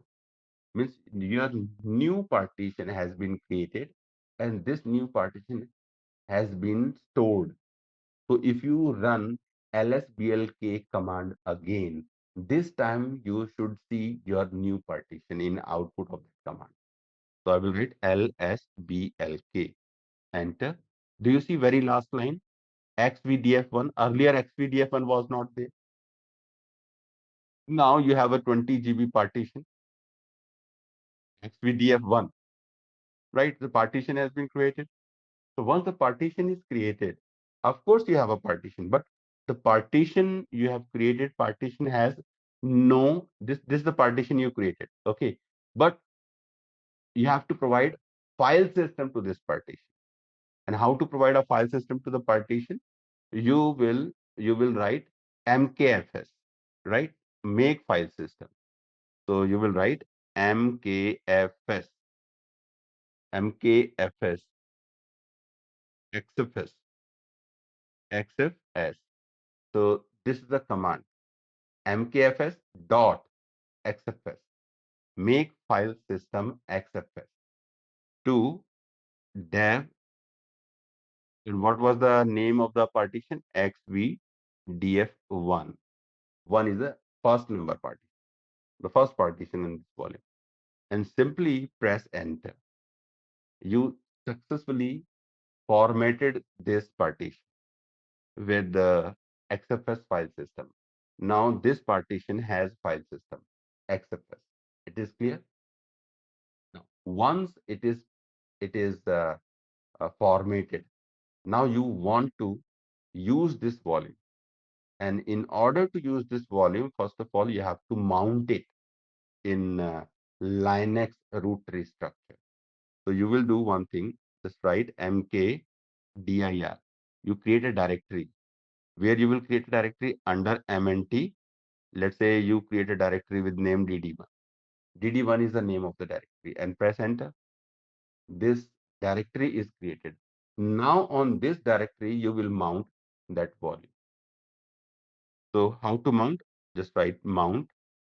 What is the command? What to mount? We need to mount dev xvdf1. And where you need to mount? You want to mount on mnt dd1. What to mount? Where to mount? So we need to mount xvdf1, and where you need to mount? Under in dd1 folder, which is in mnt. So you can write mnt dd1 and press enter. Wow, done. Great. Now you need to confirm that this mount has been completed. ls blk command again. See the last line. So we have partition xvdf1. Size of the partition is 20 GB, and it is mounted in mntdd1 successfully. You want to use this space? What you will do in order to use this space? You will change the directory first of all. You will write cd cd space right slash mnt and dd1, and this is done. Great, good. It's working. Yeah, it's working. So good. This is done. So we are inside the new volume. So this way you can, if you write cd enter, you will come back. This any question from your side? So you have no question right now. Okay. Now going back. Here is my EC2 instance, and if you see successfully, you have done this. Now we have a requirement. So I have two volumes, and let's say if somebody is asking me to change the size of the volume, how to change the size of the volume? Because this machine has two volumes, right? So I'm talking about a 20 GB volume. How I can change the size of the volume, or how I can increase the size of the volume? So can we increase the size of the volume? Yes, you can increase the size of the volume up to 16 TB, correct or not? But how to change it? Right now, my data which is copied in this volume is safe or not? Of course, is safe if you are increasing the volume. So it is not recommended to decrease the volume size. You are recommended to increase the volume. So let's say right now we have a 20 GB volume, and I asked to increase the size of the volume. Let's say my team is asking me to increase the size of the volume. So how to resize the volume and how to increase the size? So in order to increase the size of the volume, what you will do? So in order to increase the size of EBS volume, what you will do first? The first, what you will do first? You will go in AWS console, right? Go to AWS EC2 EBS page, right? AWS EC2, comma EBS page, and then select EBS volume. You want to change the size of the volume, and then modify volume and increase size, right? Increase size and save it and come out. Now, how to do that?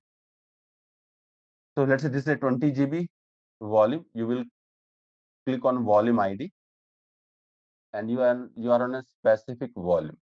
Let's say this is the volume. What you will do?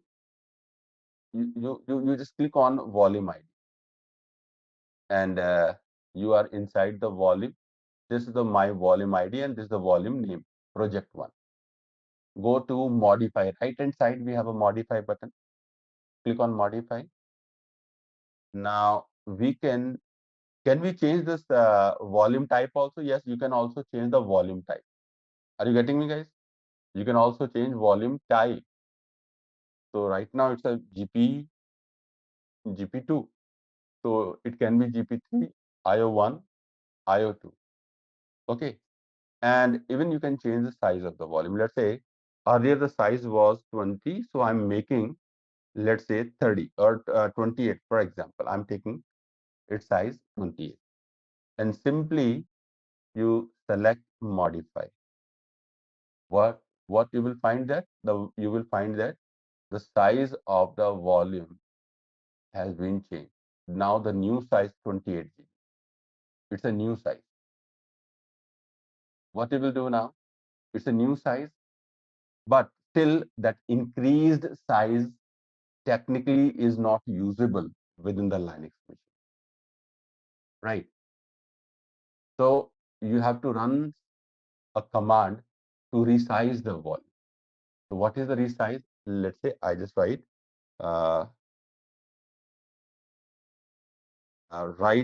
sorry, okay. The command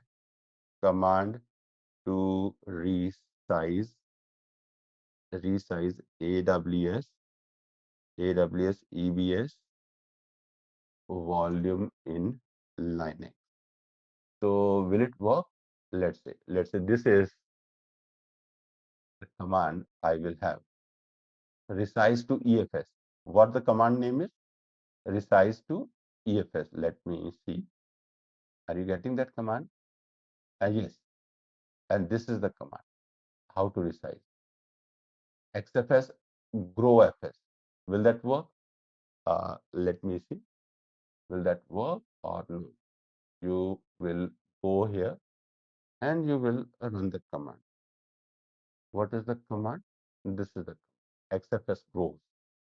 And the volume type is and XVDF1. Will that work? Yes, this is what. And if you run LSBLK, it will show you that total 28 GB should come. It will take a little time, right?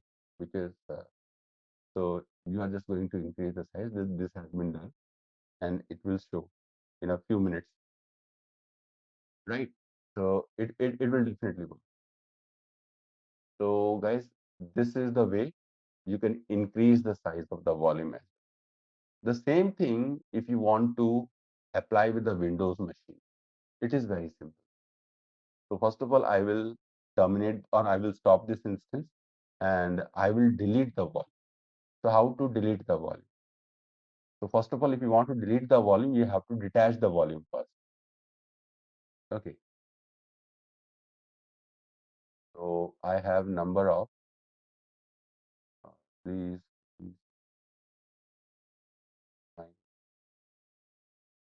by changing the volume size or volume type, does it affect the data in the volume? I told you, if you are increasing the size of the volume, your data is safe.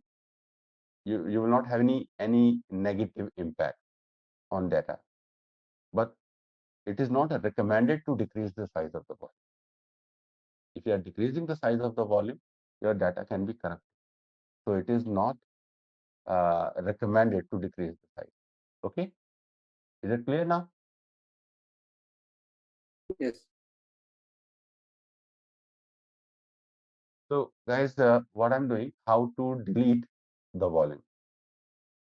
I'm pretty running pretty slow here. So, but I think this is a good idea. So we are going step by step. This is the volume, right?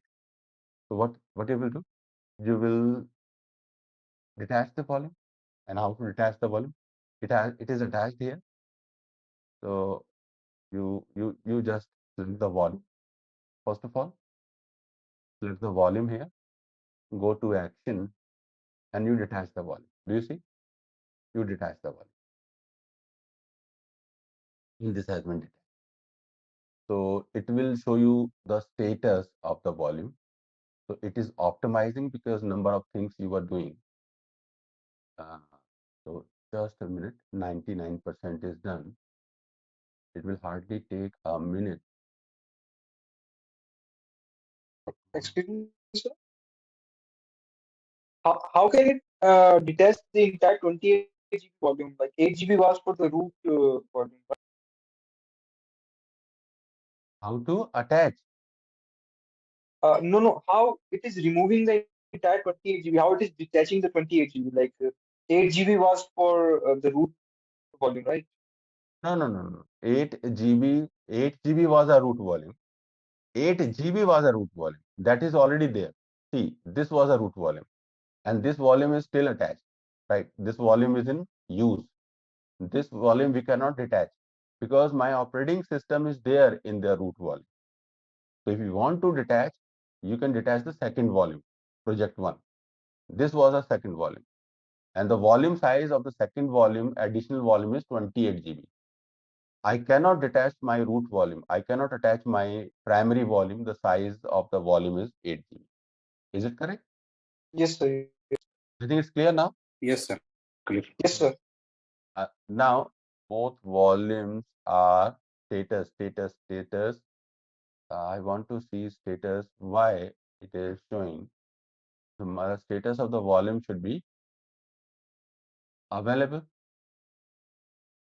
This is the volume is in use. No, it should be detached. No, the here it is not coming. detach. I think I should take action and the Same detach. force the attach. No.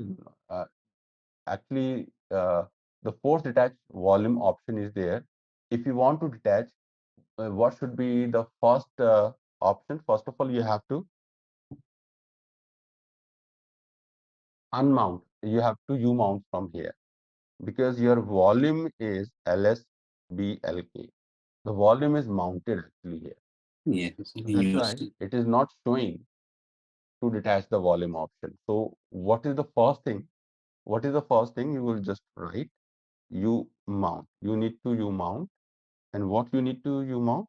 MNT DD1. Is it correct? You mounted. Now, if you run the same command lsplk, it will show that your volume has been unmounted or U mounted. Correct? It is great. So technically now that volume has been disconnected to the instance.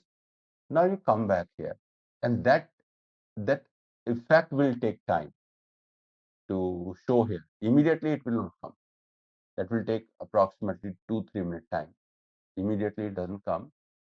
So still it is showing that attach and detach option both are de-highlighted. You cannot use it, and the machine also is running. So that status will take time to see highlighted option here. So you can do one thing. You can click on force detach and write detach here. Detach. Click on detach, and very soon you will see that this volume has been detached. You go back, refresh it. Now it should be available. It should be available. So this volume is now available. And if you want to delete the volume, you can just go to action and delete volume. But if you are working in a production environment, so it is not a good practice to delete volume. If you are going to delete a volume, you must have backup of this volume, right? So whenever you want to delete a volume, just make a rule. It's a thumb rule. It's a very important. Please don't delete the volume because this volume can contain some important data, useful data. Okay, so it can be a disaster if you're deleting this volume directly. So what you will do, you select the volume, go to action, and take a snapshot. What is a snapshot? Snapshot is a backup method for EBS volume. You can take a snapshot. So once the snapshot you have, now you are in a comfortable zone. You can easily delete the volume. You select the volume, go to action, and delete volume, and this is done. Right? Do you see that? Now I'm closing this machine. For example, I don't need this machine. I'm closing the machine. And the same practical I want to do with the Windows instance. I will not take much time. If you allow me, can I repeat the same practice with the Windows machine? Yes, sir. Please. Yes, sure. Here we go. This machine is being stopped. This was a Linux machine. Let's say launch of one window machine. Let's say this is the Windows Server 2022. Okay, let's say one. Okay, great. I'm taking Windows operating system, and T2.micro actually it has less resource, one virtual CPU, 1 GB RAM. Can I take any other instance type? Yes. So I'm taking a little bit different. Medium is okay, T2.medium. So this instance type will have 2 virtual CPU and 4 GB memory. I'm taking this one, but this is a paid one. I'll hardly take 10-15 minutes. So in 10-15 minutes, I will not pay much. So, and here you go and just go to the volume, keep here. And let's say this is a keep here. You selecting keep here. And I'm choosing my subnet in US East 1A. And VPC is a default VPC. Great. And now you have Excuse me, a sir. Sorry to Yeah. Got you? Yeah. Like Yes. right now, do we have the option here? Yeah, we got the option to change here the configuration for the storage as well, like GP2 or GP. Yeah. You can change this one. Okay, You okay, have an that's what I option was to change asking your for. volume. This is a default volume. If you want to change the type of the volume, I told you earlier, GP2 is a cheaper one for the practice. It is a free of cost for the practice. But if you are in a production environment, definitely we will take either IO1 or IO2. So you can take, let's say, IO2, correct? And you can also change the size of the volume. Let's say 2 GB is less. You can take 2 TB, 2 TB IO1. But this volume type is expensive. It is this kind of a setting configuration is recommended for the production environment. But if you are doing practice here in free tier, so I think GP2 is sufficient for me. Now go and launch instance. Go and launch instance and view all instances. So this is the instance you have. So meantime, the machine is starting. The machine has been started. So my Windows machine has been started. So will you please tell me how many volumes are there? Again, you will click on storage. So we have only one volume. Did you see? You have only one volume.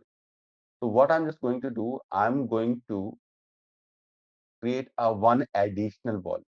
So the very first step is you have to find out instance availability zone. So this instance availability zone is US East 1A this time, A, 1A.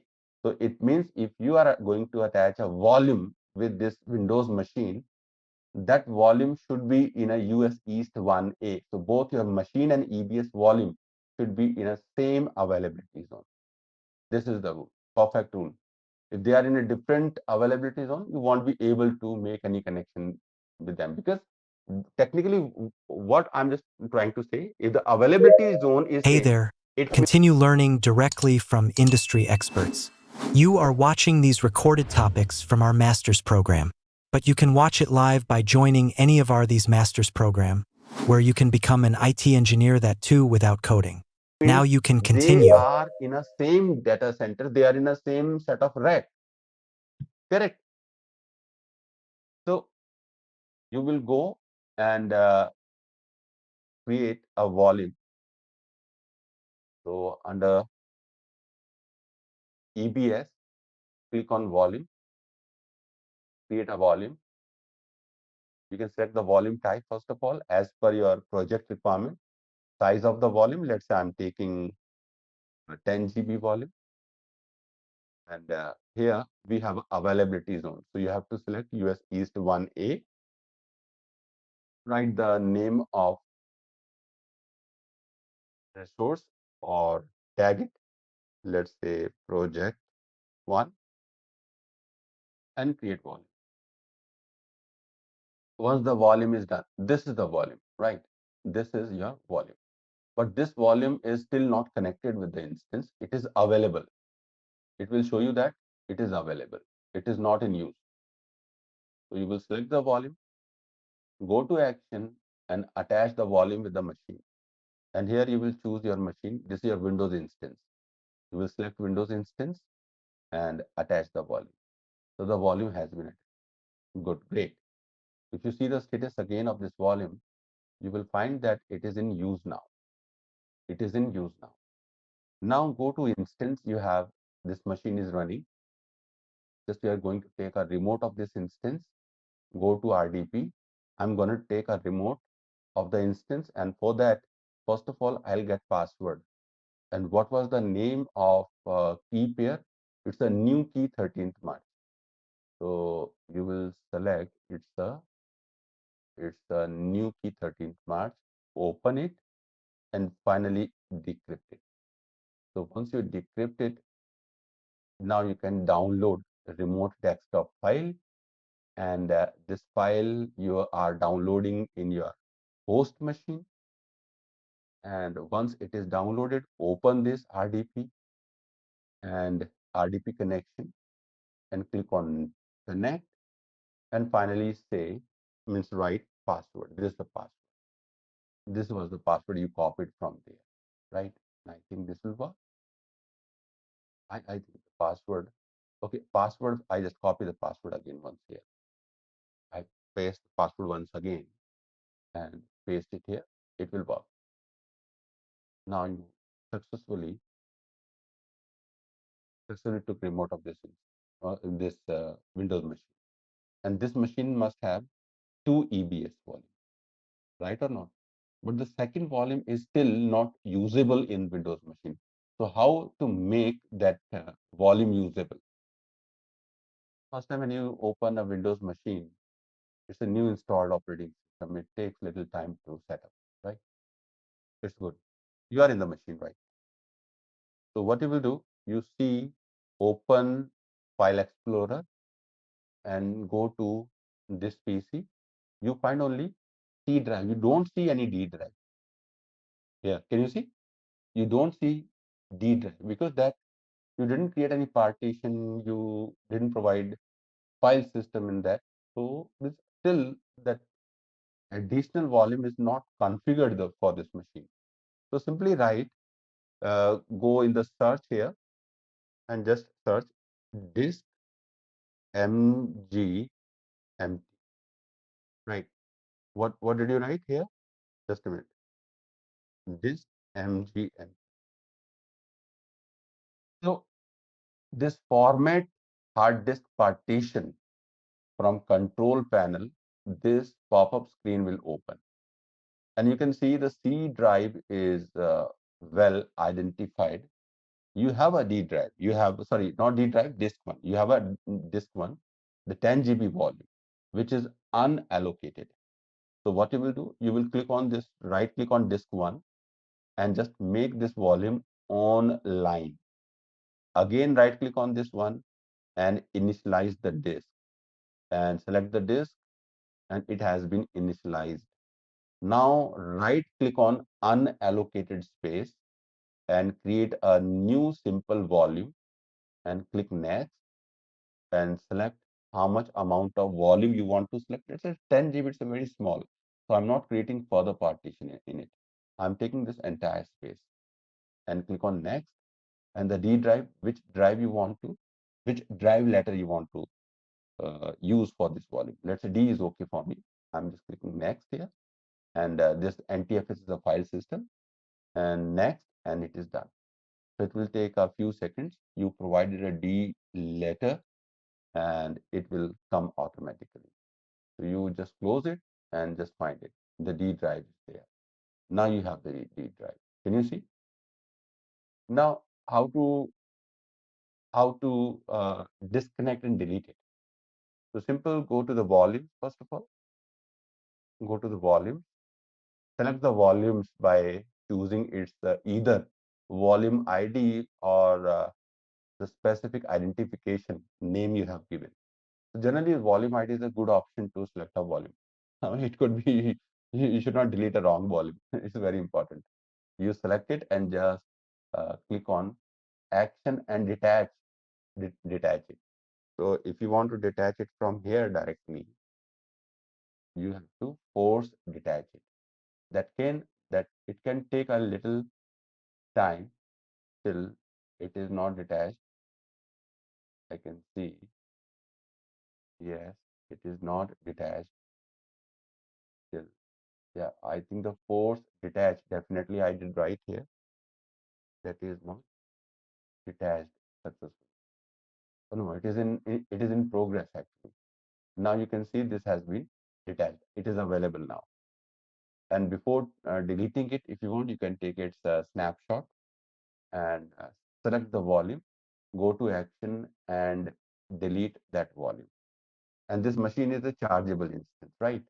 You go and stop the instance. Before stopping the instance, if you have any question. The difference between network bandwidth and the EBS bandwidth. Network bandwidth and EBS bandwidth. Yeah. Ah, you didn't ask me. Let me tell you. See, this is your, just a minute. This is your machine. Let's say this is your machine. Mhm. And so means I'm explaining you with the help of a diagram. Let's say this is your virtual machine, and this virtual machine will have some internal components as well. Let's say this is a motherboard, means virtual motherboard. Okay. Motherboard, motherboard is there. Motherboard means virtual resources. Yes or no? Yes. Resources, virtual, of course. And here you have EBS volume. Let's say this is the EBS volume. Let's say I'm taking this EBS volume. This is what? This is EBS volume. And this EBS volume is a hard disk. And this hard disk is connected definitely with the motherboard, virtual motherboard. And you Okay. have a network interface. Where is the network interface? Let me show you Google image. Network card, network interface card, ENI, right? LAN card, interface card, network interface card, interface. Yes. Let's say this is a network, right? I'm taking. Let me which can be taken. Let's say I'm taking this one, right? This is good. I'm taking this. You take this.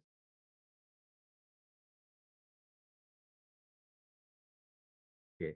Let's say this is your network interface card. For example, just understand. This is a network interface. So do you see two things here? Do you see? One is a Yes. network interface card, and another is a connection between. Another is a connection between this this red color line. You see the red color line? This Yes. connection between EBS and motherboard.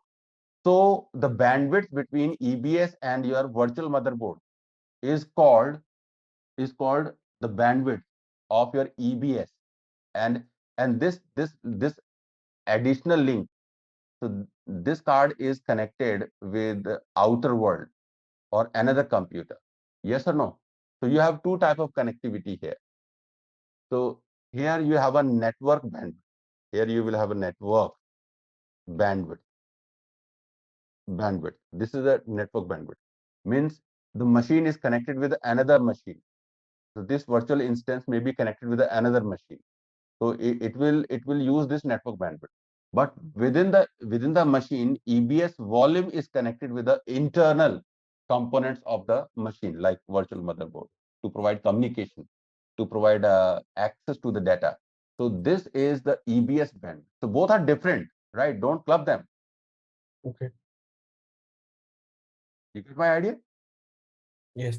I think this so with the help of the picture, you can easily understand. You will not find this picture anywhere. So this is different. So don't mix this network bandwidth with the EBS throughput. So EBS throughput is different and network bandwidth is different, right? So we have to do theory and practical of EBS volume. We have to cover very important topic, multi-attach, right? So Yes, sir. multi-attach EBS volume.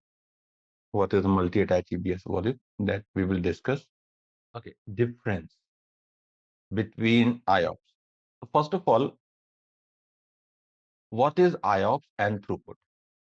So the most important part, IOPS and throughput are two distinct performance metrics for EBS volume. What these are? These are performance metrics. So let me tell you. So I'm writing in short, right? IOPS and throughput, two distinct performance metrics. Okay. Performance metrics. It means if somebody asks you to measure performance of your machine, so you can also measure performance of EBS volume. Performance metrics of EBS volume, right?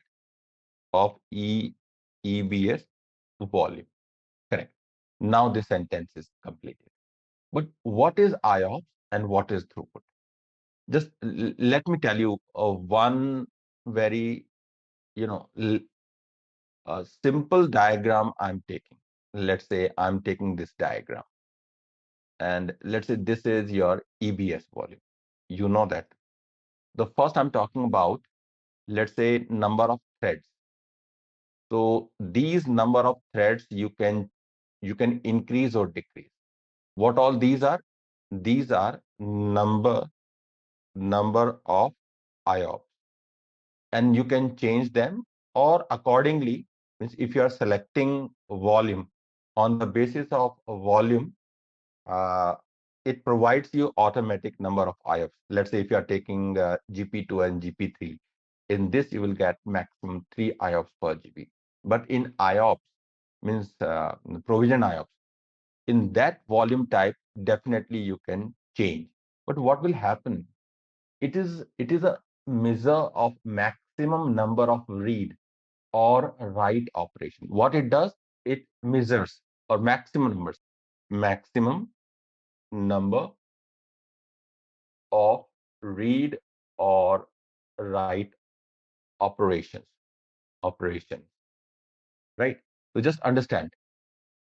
So this is the purpose. So it measures maximum number of read or write operation. So it means you can have large number of IOPS. If you have large number of IOPS, it means more client can make connection with computer in order to read or write. Are you getting me what I'm saying? It means large number of people, large number of clients can make connection with this EBS volume to read and write. Okay, so you have a threads. But what is throughput? Okay, throughput.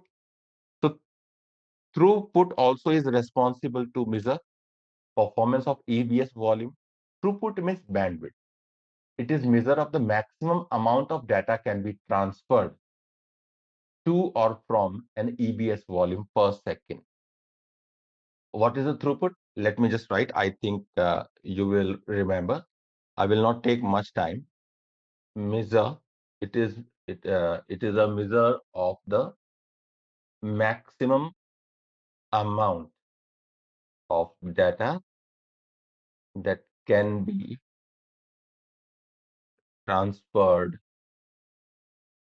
to or from an EBS volume per second, right? This is what you can do with the throughput. So this is the throughput.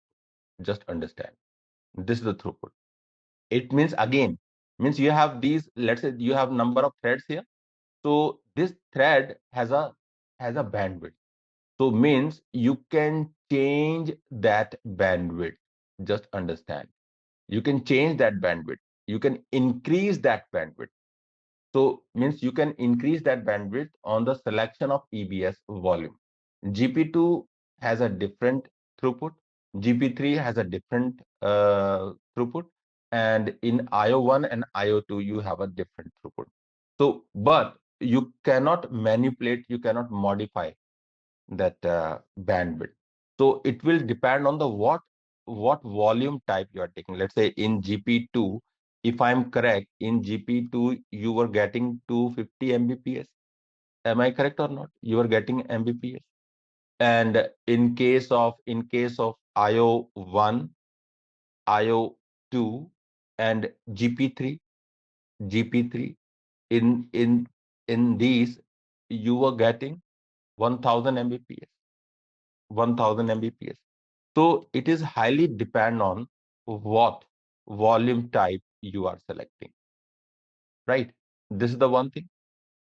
Yes or no? Are you getting now? It's clear. So means the number of to make more means connections with the EBS volume, you have to change number of IOPS. And to change the data transfer speed, in that case, you will choose throughput or the throughput will work. So both are responsible to measure the performance of EBS volume, and it is very, very important.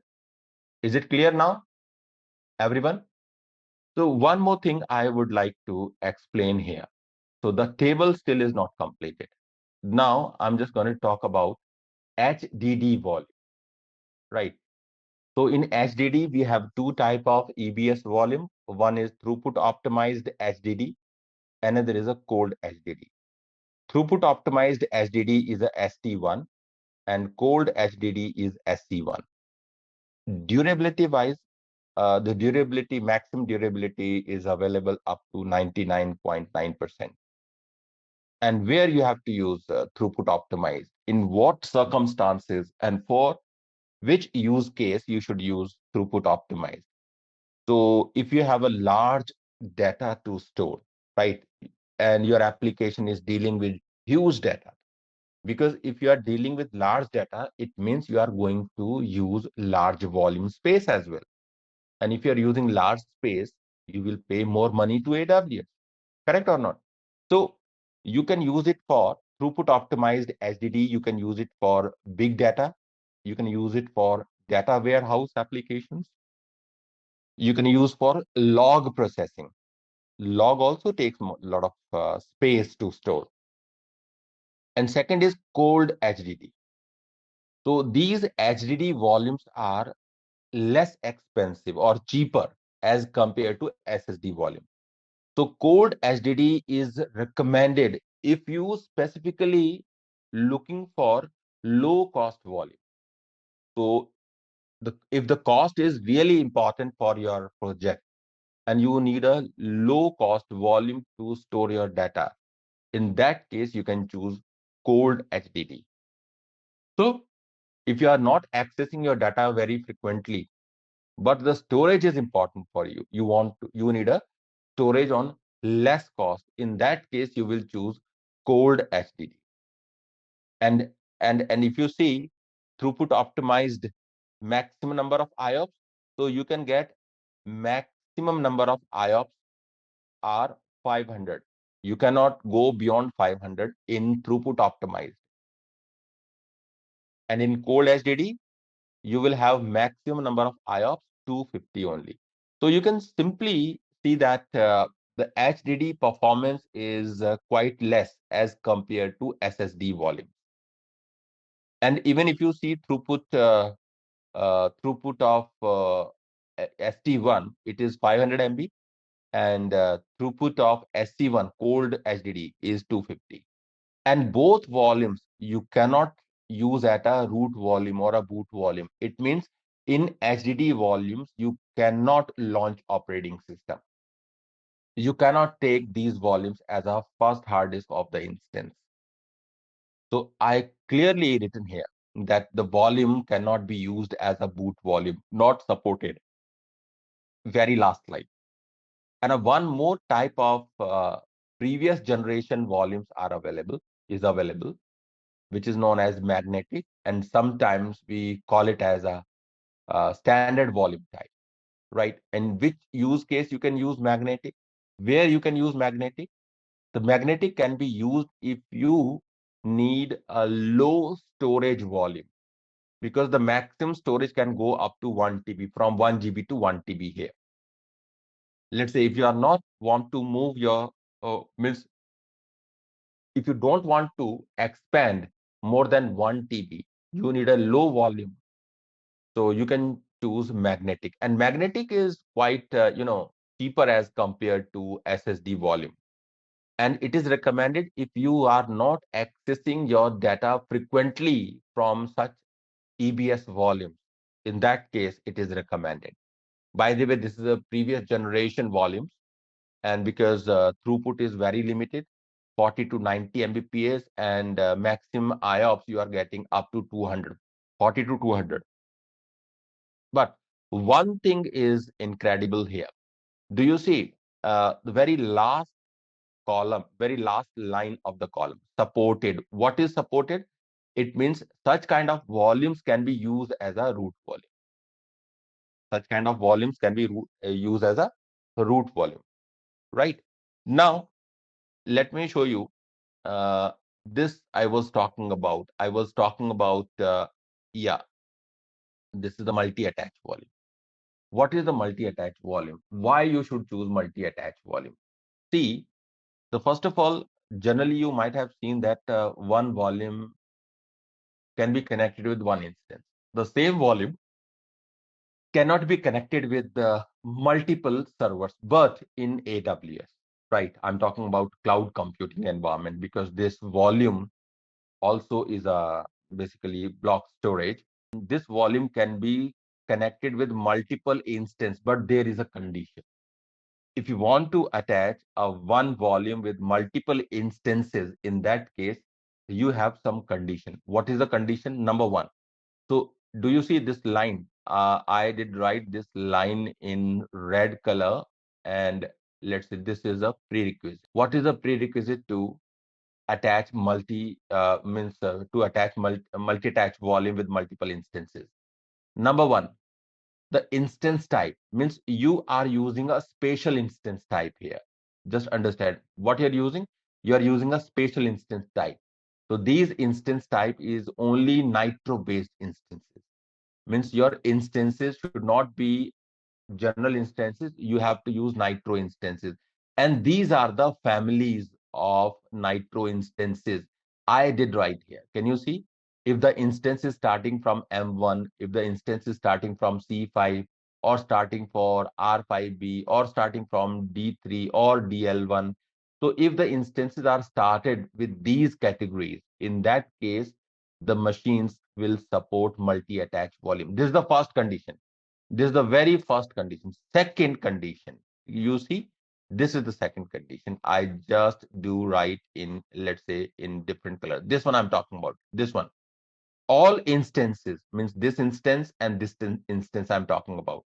All instances must be in a same availability zone and in the same region. So if this machine is in a US East 1A, let's say if the machine is a US East 1A, it means the second machine should be in a same availability zone. So this is the name of the availability zone. So both machines or all these machines to whom you are connecting this multi-attach EBS volume must be in a same availability zone. And this is a multi-attach volume. This is a multi-attach volume. Just understand, this is a multi-attach volume, right? Correct? So these are the conditions. And the third condition is the volume must be either IO1 or IO. GP2, GP3 will not work. GP2, GP3 will not work. Only multi-attach feature is only supported by either IO1 or IO. GP2, GP3 will not work. So three conditions you have. So I can write the third condition. EBS volume type must be either IO1 or IO. Correct? So this is the condition. So you have three conditions here very specifically. The instances must be Nitro instances. All instances must be in a same availability zone. And EBS volume you are using to attach with multiple instances must be either IO1 or IO. Correct? One small doubt, sir. Yeah. So the instances we are seeing here, they have different root volume, and this is another EBS we have attached. Like Oh, root yeah, is yeah, different than definitely. So, yeah, this is not a root volume. See, this is the additional volume. Root volume is this. Just understand. Let's say this is the root volume because your root volume is containing operating system. So one hard disk cannot be used to uh, run multiple machines. Are you getting me? yes, sir. Yes, sir. I do not see that. Now I see the picture as well. This is a root volume. This is a root volume. So both machines have separate root volume. So this is the primary. So this is the additional volume that you are going to connect with these instances. This is a common volume for both machines. This is a common volume. Multi-attach volume is going to be a common volume, right? So what is the significance of the common volume? I tell you. The reason is that, let's say you have a kind of application is running on these two instances. Let's say application is same. Maybe these two machines has dependency on each other. You are running the same kind of application on these instances, and in order to store application data or user data, you are using separate multi-attach volume. So what you're getting? You're getting high availability on this volume. Even if this machine, because of any reason, is unavailable, even though this volume has stored data in it. Correct or not? Yes, sir. Right. So let me take its practical lab. I'm just taking a lab, and this lab. The question on this one. Yeah. Can you show me this volume table where we have compared all kinds of storage? Yeah. What is that? Other table where IO1 and IO2 and then GP2, GP3, the table is there. You're talking about this table? Yeah, this one. Yeah, tell me. Yeah, so this magnetic hard disk has supported as this boot volume, but not this ST1 and SC1. Is there any specific reason for that? Because both are hard disk, right? No. The thing is very clear. HDD is a old style. This is a mechanical disk that you might have seen in your desktop or in your old servers. Yeah. In such kind of a hard disk, you might have seen we have a platters and moving actually moving devices. It's a means some mechanical parts are there in HDD. Right. And comparatively, if you just compare the speed of SSD with HDD, there is a lot of difference. So these days, even if you see your laptops, even if you purchase a laptop today from market, the primary hard disk is a SSD volume, whether you will get a 256 GB or 512 GB, but you will get SSDs. Okay. So HDD will decrease the performance of your machine if you are using HDD instead of SSD, because the write and read speed of HDD, even throughput also is very, very low. You cannot compare with SSD. In SSD, number of IOPS can be manipulated, can be changed, but this provision is not available in HDDs, right? So SSDs are basically kind of a RAM kind of a chips are there that you install in your servers, and HDD is a and the failure rate of HDD is very high as compared to SSD. Failure rate of HDDs are higher as compared to SSD. So it is not recommended to use on such platforms where performance and read-write speed and IOPS, number of IOPS are really important to measure performance. So that's why we do not use the HDD. So this is the AWS decision. We are not using. This is the primary reason of not using these volumes as boot device. So that's not supported here because this throughput and speed issues. So, Sina, if you see Surya, if you see number of IOPS, maximum number of IOPS in throughput optimized only 500, and in cold HDD it is only 250. Can you compare with the 64,000 IOPS with the 250 or 500? No, sir, absolutely not. Absolutely no. Means, let's say you have a kind of an application where, let's say, million of people are need to connect with your machine. So in that case, HDD will not work. Definitely, it will crash. Definitely.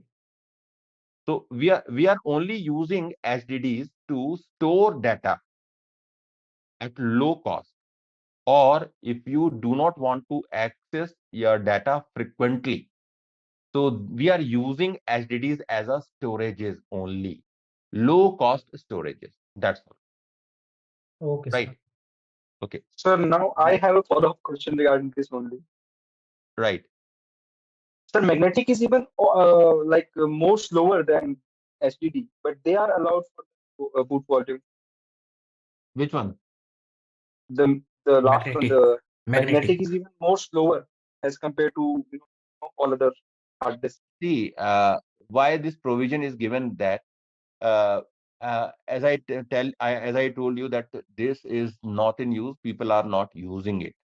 But the some use cases you have, let's say you need a very low cost EBS volume with the primary volume capabilities or a root volume capabilities. But you have a very light operating system. Maybe you want to run some industrial applications like IoTs. You want to run some IoT application. Maybe you want to run some instrumentation application for that generally you see in plants. So why actually we always see AWS will be used in IT? No, it is not necessary because people these days are using AWS in other industry as well, like construction of some or production of projects. Maybe you can use in some you can club this with some other kind of electronics hardware to run and to operate. Okay, so in those areas, you need a very low cost machine, and the speed really does not matter. In that case, you can prefer such kind of a machine, such kind of a machines. And this is a very old type of actually EBS volume type is available still. Why? Because still people are using this kind of EBS volume in their production environment, in their factories, in their plants. Plants. So that's why they are not removing it. But as a new user, if you want to launch any machine, you are recommended to take SSD volume. So even in SSD, you can take 1 GB, 2 GB, 3 GB, right? So that's why they are not removing it because if you can launch any new product immediately, but if you want to discard that product, if you want to remove that product, you have to see how many people are already using it. So AWS finds that yes, it's a good number of people are using this, and you cannot force them to switch on SSD volume because still SSD volumes are expensive as compared to the previous generation volumes, and that's why they are not removing. Otherwise, but you have very low IOPS volume and you have very low throughput per volume. Correct. So you cannot use for your production environment these days if the speed is really important for you. So this is up to them why they are doing. So a lot of reasons are there, but still the one thing is there: HDD volumes cannot be used as a boot volume. So, sir, IOPS stands for input output per second, right? Operations per second. Operations per second. I did write every time. This is not I'm telling Okay. you one time. I did write this word multiple times. Here you can see input output operations per second, input output operations per second, correct? Okay. Yeah. And here also I explained that what is it? So IOPS and throughput, two distinct performance metrics. What is the definition of IOPS and what is the definition of throughput? Here you can see, correct? Now, let's say I'm starting two machines now. I'm just going to launch two machines, and these two machines should be Nitro instances if you want to attach a IO1 or IO2 volume. Let me show here. Let's say you go to EC2. Yeah. So still we have two instances, but these instances are in stopped state. So what I will do, I will launch. So what instances are recommended? So recommended instances are C5X large. So why I chose this instance type? I told you you can choose any instance type from these recommended families. I did write general purpose, compute optimized, memory optimized, storage optimized, accelerated, and all these categories are given under these families. And all these are Nitro based instances. I did write here, right? And just go back and let me just show you how to choose it. So C5 is there. Yes, I can see C5 category is there. Do you see this? It's a basically from compute optimized family. Now, here we go. First of all, I will launch an instance. I will launch two instances because I want to launch two instances in the same availability zone, isn't it? So instead of launching them separately, can we launch two instances simultaneously? Yes. Let's say I have Linux application server, and we are taking Amazon Linux AWS AMI. Instead of T2.micro, I should take C5.x large, right? You are going to get 4 virtual CPU and 8 GB RAM per instance. And it's a chargeable. How much you will pay? You will pay $0.17 per hour. And instead of Linux, if you are using, if you would have used Windows operating system, so the cost will be doubled, 0.354 USD. It depends what operating system you are taking. You can see prices of these operating system with the EC2 instances clearly written here. Next is, let's say I'm taking a new key 13th March.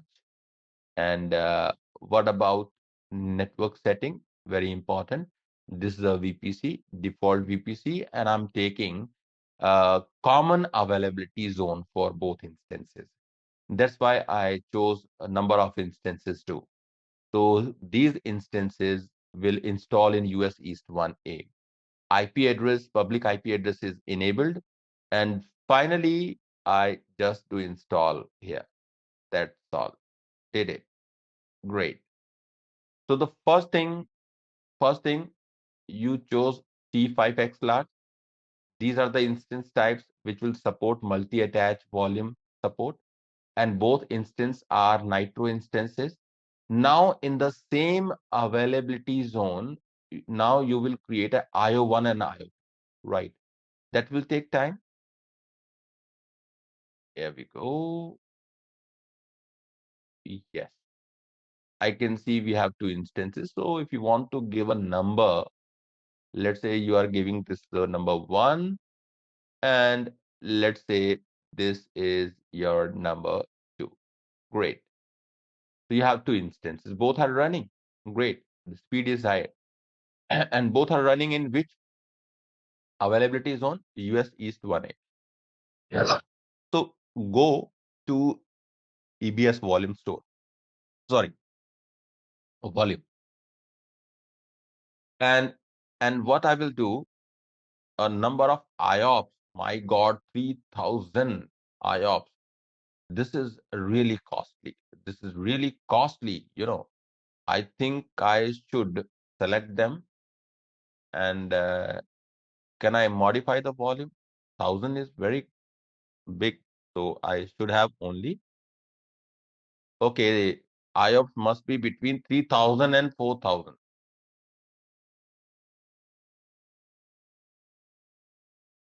And why I took? This is to be, right. Here we go. And this is okay. GP2 I'm taking. Volume type is GP2, right? So you can change the volume type. Yes, you can change the volume type. So this is one, and now you are just going to select another volume. So why I'm changing these IOPS? Unnecessarily, it will charge. So GP2 is okay. Then correct. So the same thing you will do. Now 3,000 IOPS are not necessary. Let's say I made it 100 only. Now you are just going to create a volume, right? You are going to create a volume. Let's say I'm creating a IO1 volume. And how much space you are taking? Let's say I'm taking 20 GB space. And here I'm taking 100 number of IOPS, let's say. And availability zone, I will keep the same availability zone in which my machines are launched. And do you see this option, multi-attach EBS volume? You can find this option only in IO1 or IO2. So at the time of creation of this volume, you have to enable this feature. What you will do, you will enable this feature. And finally, you tag this, let's say name, and this is called multi-attach. Okay, good. And create the volume. The volume is done. So this is the volume, right? This is the volume. Yes, multi-attach. So you have 20 GB volume, right? And this is IO1 volume. But this volume is available. This volume is available. This volume is available. This volume is not yet connected with any machine. So you are going to connect this volume with two machines. So you will go select volume, go to action and attach volume. First of all, you have to select first machine. The first machine is Linux server 1. You will attach it. Again, you will select the same volume and this time go to action and attach volume with machine number 2 or Linux application server 2. This is server 2 and you did it. So the one volume is now connected with two machines, two EC2 instances. Can you see here? Yes, I can see here. So this is two attached machines we have. Can you see here? Very clearly written here. So this volume is connected with two machines. Now you go to the machine. This is the first machine I have. I refresh it. You select the instance here, go to storage, and you would see that this is the volume I was talking about, right? It's a 20 GB volume, and this is the multi-attached volume. So this volume ID ends with 6C6E. The same volume you will find connected with another instance. If you go, you can find the same volume is connected with another instance also. Yes or no? Yes, sir. So this was so this way we can use multi-attach volume. Right. Now we have to, so this EBS is done. If you have any question related to EBS, you can ask me. I'm just going to introduce a new topic in this course. I have a question, sir. Right. Yeah. Check. Can we Tell me. conclude that multi-attached volumes act as redundancy in an infrastructure? Why are you talking about multi-attach volume? How is it applied in a production network? What is the use? Is it for redundancy? Yeah. Correct. Very correct. Okay. Very correct. Let's say, just understand, you have multiple instances are running in behind the load balance. See, let me give you a little scenario. You will understand. Just a minute. Here, AWS. Here we have ELB.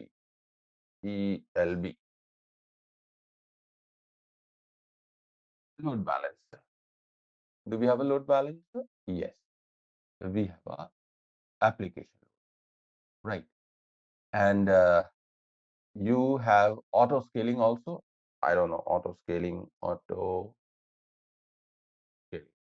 Because we didn't complete that topic, we have to study that topic right now. So load balancer, this is a, let's say it's an internet facing load balancer, and people are using this load balancer to distribute. So this load balancer will distribute incoming traffic to multiple instances, right? And let's say you have instances available. Let's say this is your availability zone, right? You have availability zone. You go there. So you will definitely ask, so sir, what you're doing? And let's say this is availability zone, AZ. This is a common availability zone. This is one availability zone I'm talking about. But in order to maintain partition, or in order to maintain high availability, we are using partitions. What we are using? We are using partitions within the availability zone. So these are logical partition. Let's say this is partition 1. This is a partition 1, and this is a partition 2. So you can create multiple partitions in availability zone. I will tell you how you create a multiple partition. Let's say this is a partition 2. These are the logical partitions. And in these partitions, you are launching machines. Just understand, in these partitions, you are launching machines. Right. So what advantages you have? The advantage you have that you will have high availability and fault tolerance. This is the one instance, right? This is the one instance, this is the second instance, for example. Similarly, you have the similar two instances in you have similar two instances where it's going in another party.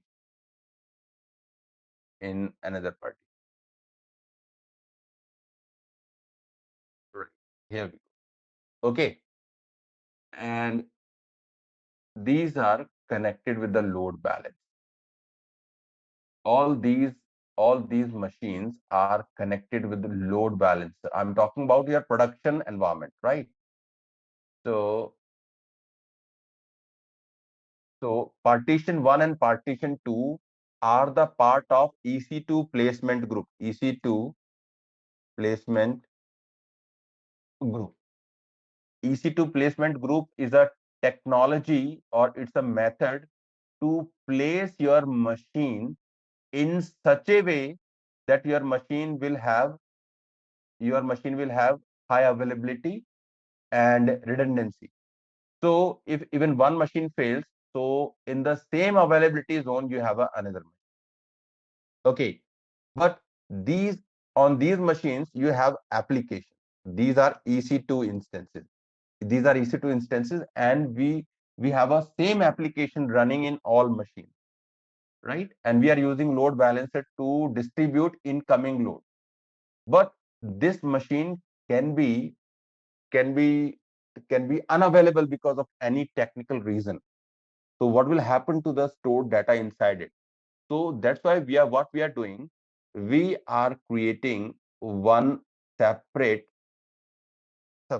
IO1 or IO2, or this is a multi-attach volume. This is a multi-attach volume. It is a multi-attach volume. This multi-attach volume is providing consistency, or you can say high availability to write data.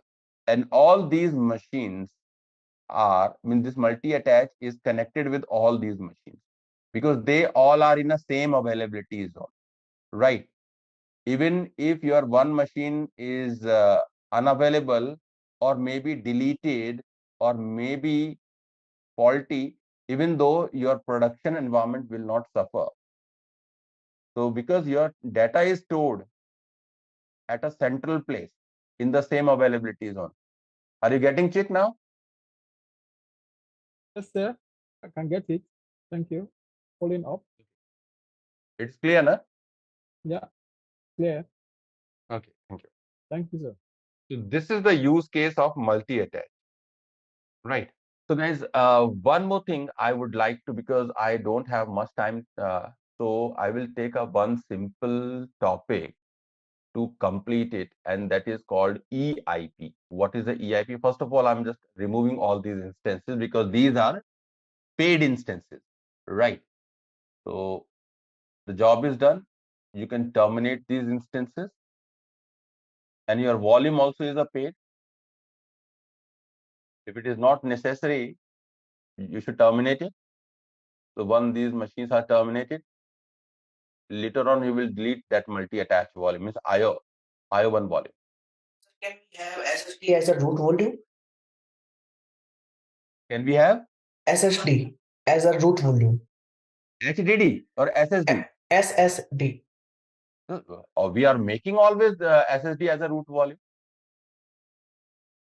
So you will use always SSD as a root volume. HDD cannot be a root volume, right? HDD can't be as a root volume, right? Yes, I did Oh, write okay, very okay, clearly okay. in the table. Yeah, I hear that you said earlier that SSD can't have a root volume. So I asked. No, Yeah, SSD. okay. No, I never said the I heard SSD wrong, can't have a sir. root. It's my mistake. I heard wrong. Yeah. Maybe because I'm saying that the root volume is SSD volume. So this is a very you know, see, this is very clearly written here. See, supported. What it does support? It does support root volume. SSD volume always you will use as a root volume. But HDD volumes you will not take as a root volume. Correct? Yes, right. Okay, no issue. Thank you. No issue. If you have any doubt, please let me know. Right. So this is the use case actually that we have done. This is the placement group partition. Yeah, I will tell you. Meantime, you can do one thing. I did write. This is the placement group. See, can you see? 2 days back, I did write this blog. So this is my blog. I'm going to share the. You just go and just read it. It's a very important. Are you getting me, guys? I'm sharing the link. You go there, and this is pertaining to EC2 placement group. Just first read it. What is a cluster placement group, and how does it work? What is a partition placement group? How does it work? What are the benefits of using? And the third is a placement means spread placement group. This is spread placement group, right? So we are using these placement groups, and you can find these placement groups here in EC2 screen. If you scroll down, yeah, this is a placement group. Can you see it? Under network and security? What is a placement group? And how to create a placement group, and how to launch an instance in a specific placement group. What is the use of placement group? So I gave you this link. You just go through this short notes. Right. Yeah, I was here. So once it is done, now you have to delete a volume. Where is the volume? EBS volume I'm talking about. Go to the volume, and you have IO1 volume, which is a multi-attach volume. Go to action and delete that volume. So now you deleted all chargeable components or chargeable instances, right? So great. So in the meantime, I need to tell you. Let's say this is the machine we have. We have two machines here. Let's say one is a Windows machine, another is a Linux server. I'm starting this Linux server. I'm starting this Linux server. When you switch on this machine, you always get a new public IP address. Do you see? We don't have any public IP address here. And every time when you restart this machine, if you stop this machine and start it again, always you will get a new IP address. You got an IP address here? Yes, you got this IP address. So this is the IP address. So this is a changeable IP address. This is a public IP address. It's a dynamic public IP. So by default, your machine has a dynamic IP address. And sometimes your client complains that he needs static IP address on this machine that should not be changed if you stop and start your machine again. If you restart your machine again, it should not be changed. Maybe you are using this IP address in DNS setting. Maybe in the resource record you are using, or you will use this IP address, or maybe you are generally taking a remote of this machine from a VPN connection. So you do not want every time a new IP address. You need a same IP address, fixed IP address. So, but this is not a fixed IP address. This is a changeable IP address. So how to provide an EIP? Let me just see if you have any page related to EIP. I will copy that page.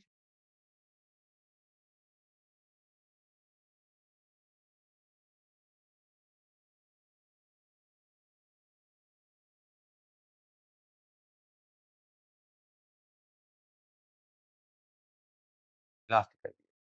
I can see this is Elastic IP. Can you? This is Elastic IP.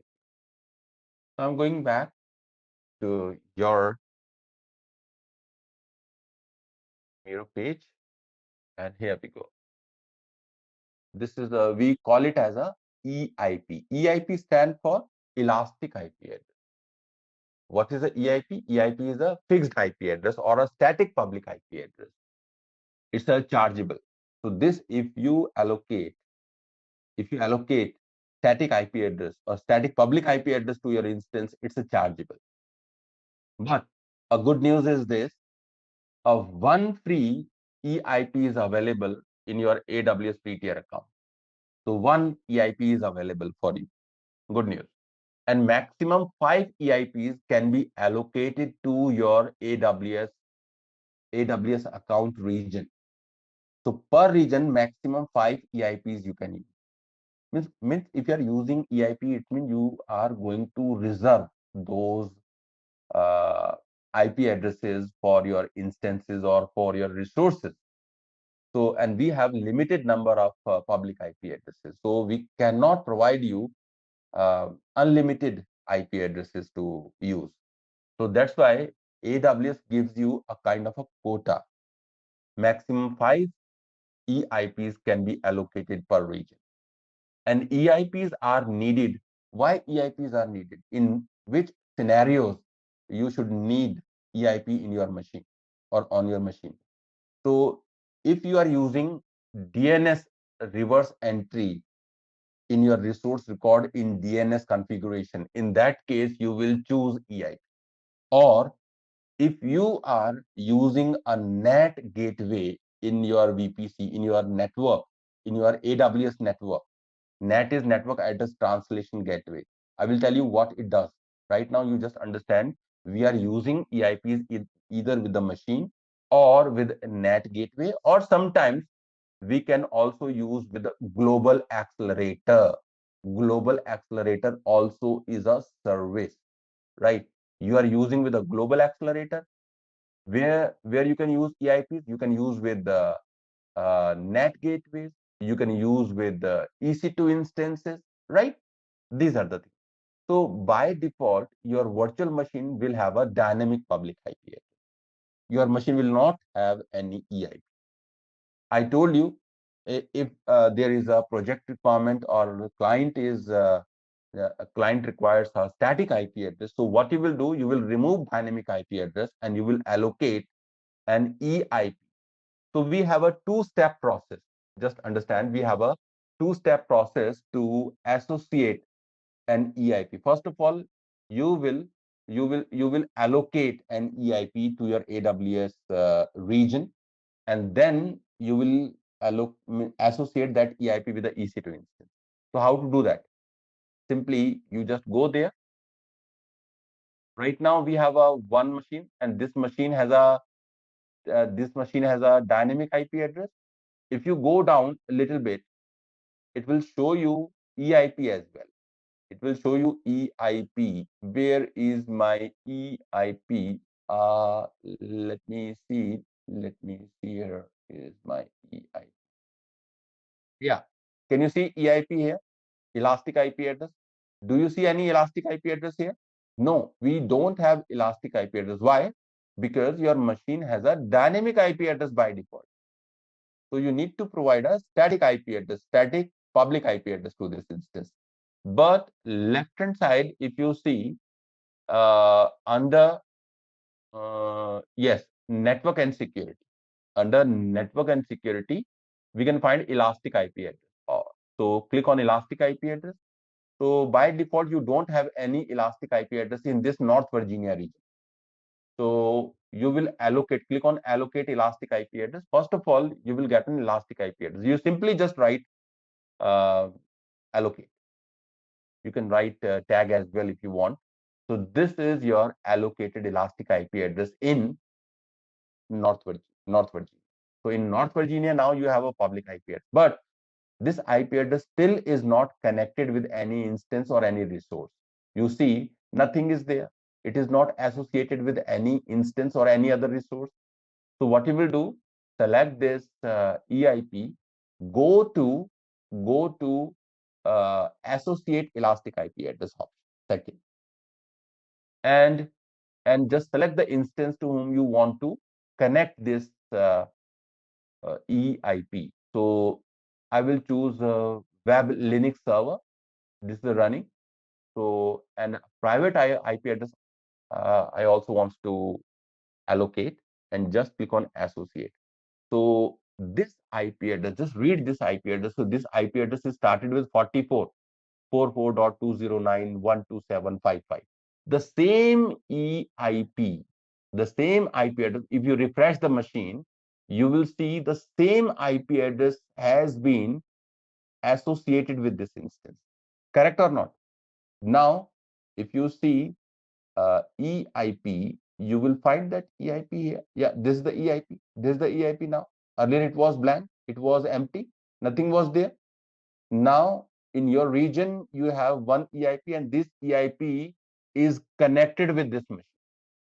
So one EIP can only be associated with one resource. So here our resource is EC2 instance. So it means even if you start now, if you start this instance again and again, if you stop machine, if you start machine again, this IP address will remain same. This IP address won't be changed. Correct, guys? Yes. So this is a good technique to provide a static IP address. So we call it as EIP, elastic IP address. And how to remove it? You can also remove very simply. You just go back to that EIP option available in network and security. Select the EIP you want to remove. First of all, you have to disconnect with that instance. Means you have to disassociate. So first of all, you have to disassociate that elastic IP address from the instance. Now you disassociate. Once it has been disassociated, you can find this message here very clearly in the green strip. Elastic IP address as disassociated successfully. You can see now you don't have any resource connected with this particular IP address. Now select this IP address again, elastic IP address, and release the IP address.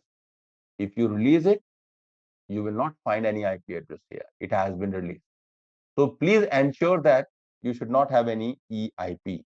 If you have EIP in your AWS account in a specific region, it means it should be connected with a resource or EC2 instance if you do not want to pay money to AWS. So AWS will charge money if you are not, if your EIP is not connected with any resource, and still EIP is a part of your AWS account. Means you have that AWS account, you are holding it, but you are not using it. If you are not using it, AWS will charge even for one or single EIP. Correct? Any question? Yes, sir. I do have a question. Yeah, please. Sir, if you deleted that instance in the North Virginia region, and if you started a new instance in different region, right? And can you attach this IP address, elastic IP address to that instance? No. In a different region, you cannot use it, but in the same region, the same IP address, EIP can be used with another machine. Okay. Right. Sir, 5 IPs Keep in mind. are soft or hard limit? Me? I'm saying that you said that we have 5 limit in one region, right? We have 5 max this is a quota actually. It's not a limit. Yes, I'm saying it's a right. quota. Hmm. Maximum 5 EIPs by default you can allocate per region. So But is this it quota can be changed, okay? right? Let's say if you are in a production environment and you have a very complicated or complex architecture, maybe you are using more than 5 EIP, or maybe you want to use more than 5 EIPs. In that case, you can raise your request to AWS and they will release the quota accordingly. Correct? Yes, right. So I have another question. If my instance, if I happen to have terminated my instance, how do I bring it up and running again? Is it possible? No, I didn't get your question. Means once the EIP is connected with the instance. No, I have my instance. I created an instance like a web Linux server, and I happen to have terminated it under action, and I went to instance setting. I think I terminated it. I want to bring it back again, or do I have to create another instance if I happen to have deleted it or terminated it? As it is on your screen, sir, it is written Linux app server 1 is terminated. So how do you bring it back on, sir? No. Once it is terminated, you cannot take it back. Okay. Yeah, correct. You So just have to once create it a is new one. terminated, you cannot restore it back. Okay. But if you work in a production environment, right, this is not a good practice to terminate directly. So before terminating any instance, you should have a snapshot of that instance stored, right? You please confirm that at that particular point of time, you have a instance snapshot. Then only you will delete that. Otherwise not. Correct or not? Okay, sir. Right. This is the most important. So, and EIP is okay. I think EIP is clear to you. So this is a technique to provide a fixed IP address or static IP address to instance or any other resource. What are the other resources? It could be a net gateway. It could be a global accelerator, right? Okay. So I'm just sharing this one. I'm just going to share this one. Sir, I have a question on this one. Yes. So like you're sharing this PDF and we are like reading this PDF. So apart from this, can we have any kind of supplementary material to go through these topics in our free time, like Yes. going through this No, AWS that website? material is available on AWS. You just go to AWS documentation and you should read documentation. I never recommend any book because the new updated books are not available in the market, and I do not even recommend any videos because this field is very dynamic. Every month, every 2 months, in every day you find some changes. If I'm teaching you, it means I'm using updated information. And if you see my notes, and if you see my old notes, the old notes are entirely different from these notes because time to time some changes are happening, and accordingly my notes are being updated. I'm updating those notes as well. I'm using a current updated information in my notes. But if you want to study, means if you need any information which is pertaining to your topic, you should go and just read documentation. So let's say you want to study EC2, AWS EC2 documentation. You go there, right? You have documentation here. There's the user guide. So this user guide is not only for AWS Solution Architect associate level, because we have multiple certifications. We have DevOps, we have SysOps, we have professional level of certification in architect. But generally, you find almost everything. So whatever I'm teaching, you can pick those topics. And then you can see, right? Let's say these are instances. What are the instance and AMIs? Do you see? Instance types. I already explained about instance types. These are the instance types.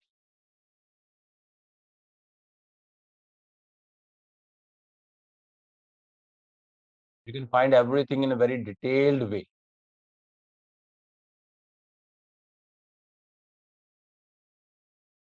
So we'll be starting with this thing only. Let's create a date folder. So setting up installation link, okay, that was done yesterday. Now you can try this as an assignment. Whatever commands are we'll be using, you can try the same in your CLI mode. Okay. Now we'll create a new create a user, and we have already done this, correct? The creation of new user with IAM access has been done. Okay. The third step is configuring the AWS CLI, okay, with access key, secret key, and default region. So we'll just configure that. Okay. And shall we start, guys? Okay. I hope you have got a clarity. Okay. What is the region name? Okay. So today also we are just going to remove, let me create it again. So 1 second. So just quickly allow me 1 second. I'll just set it up. Please go to your IAM.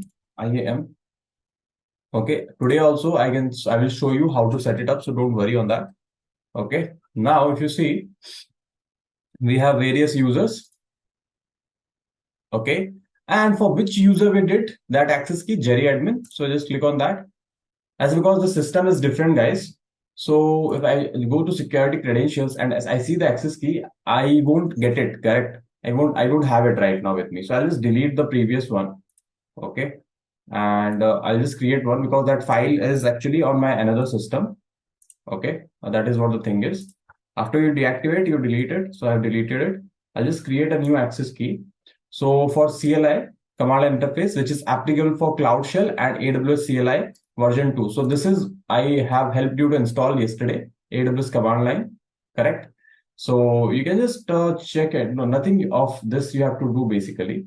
You are like just getting started. If you click, it will just ask you to installation. Wait a second. Wait, I'll just type it here. Okay, this one it is. And I think I have added something kind of link hooker. Okay, so you don't have to worry. Link is already there. Okay, and from here we have set it for Windows. Am I clear? So we have already set it for Windows, correct? After we have set it up, okay, so we have to use CMD, command prompt, correct? So open CMD on your systems, guys. Please open CMD on your system, CMD. Okay, or command prompt, anything if you want to say, just open it up. I'll just share that command prompt screen as well with you. Just confirm whether you are able to see this command prompt screen or not. Please give a quick confirmation. Are you able to see the command prompt screen? Yes, we are able to. Okay. So before we do anything with command prompt, correct? So let's create an access key. This is our first step. And also when you're doing these activities, please follow. So setting up installations we have done. Okay. Creating a user, that has been done earlier itself in the IAM activity. Third, configuring the AWS CLI with access key. This is the third step. Okay. So basically in this step, what involves, this command line step also involves over here. So we'll just start with access key creation, secret key we'll get, and default region name we'll configure. So I'll show you how to configure as well. So don't worry and on that. So quickly, I'll just close this one. Not required, this one. Okay. CLI. Okay. Understand. Okay. Again, I'll just repeat. Okay. I'm Jerry admin or whatever admin creator you have created. Just go into that. Okay. And go to security credentials. Okay. MFA and all, I have removed it already, guys. If you can see, that is not required. Please remove it. That is just for your knowledge that was created, but we won't be using MFA. So access key, this one. Please click on create access key, select command line interface. And I understand the above recommendation and want to proceed to create an access key. Just click on next. Description tag value not required. It is just if you want to tag with some kind of purpose, like if you just want to do that, like if you have a client called, okay, Vodafone. Okay, let's check.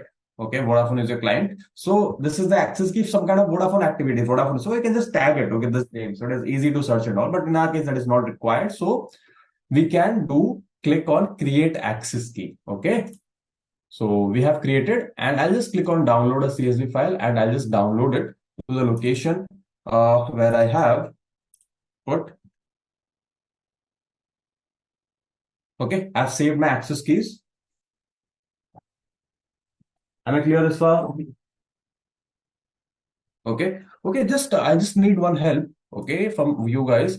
Sure. Thank you. So if you can see, we have retrieved the access keys. So first start with configuring the AWS. So we can add one more step here, creating the access key for the admin user and IAM.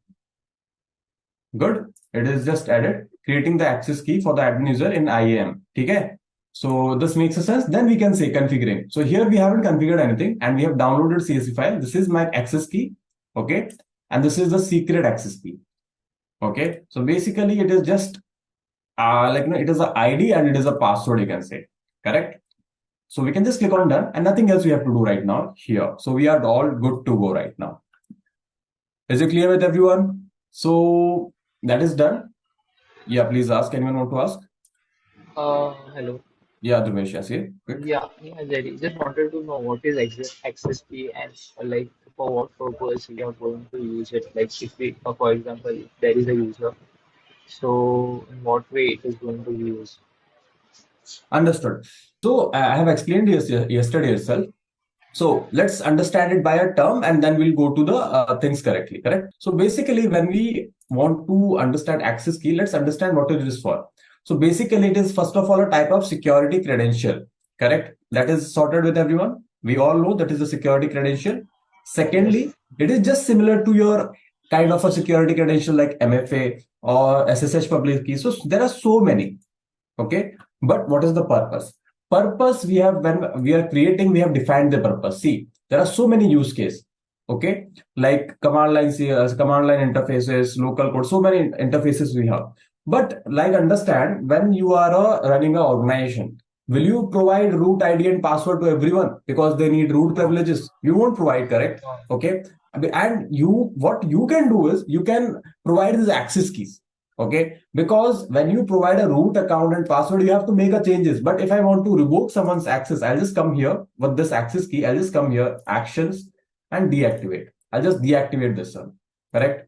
This access key will be deactivated, and the user will not be able to access any of it. Correct? And basically, this is not circulated to users as well. This is basically used for command line applications and all. Usually, users also get this IAM accounts and all. But suppose for CLI command operations or any kind of configurations or any kind of thing you are doing with the CLI basically, so this helps a lot. Okay, what happens here? One good thing about, once you configure, you don't have to enter access key again and again. Okay, so for it's like it is just acting as an API key for some kind of authorization. Well, it's not an API key exactly, but you can say that it's a kind of API key. So if you can read here this info also here. Use access key to send programmatic calls. So basically, programmatic calls are usually with CLI only to AWS from AWS CLI. AWS CLI installation we are done. AWS for power, that there are many tools that AWS tools for PowerShell, SDKs, and direct AWS API calls that I was talking about. You can have maximum of 2 access keys, active or inactive. So basically, this is the active one. I can create another one, and that is the maximum it will reach.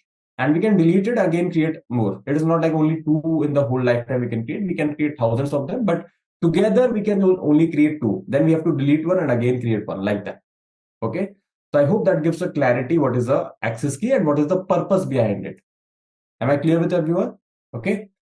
So I'll just keep it here. So let's talk about configuring.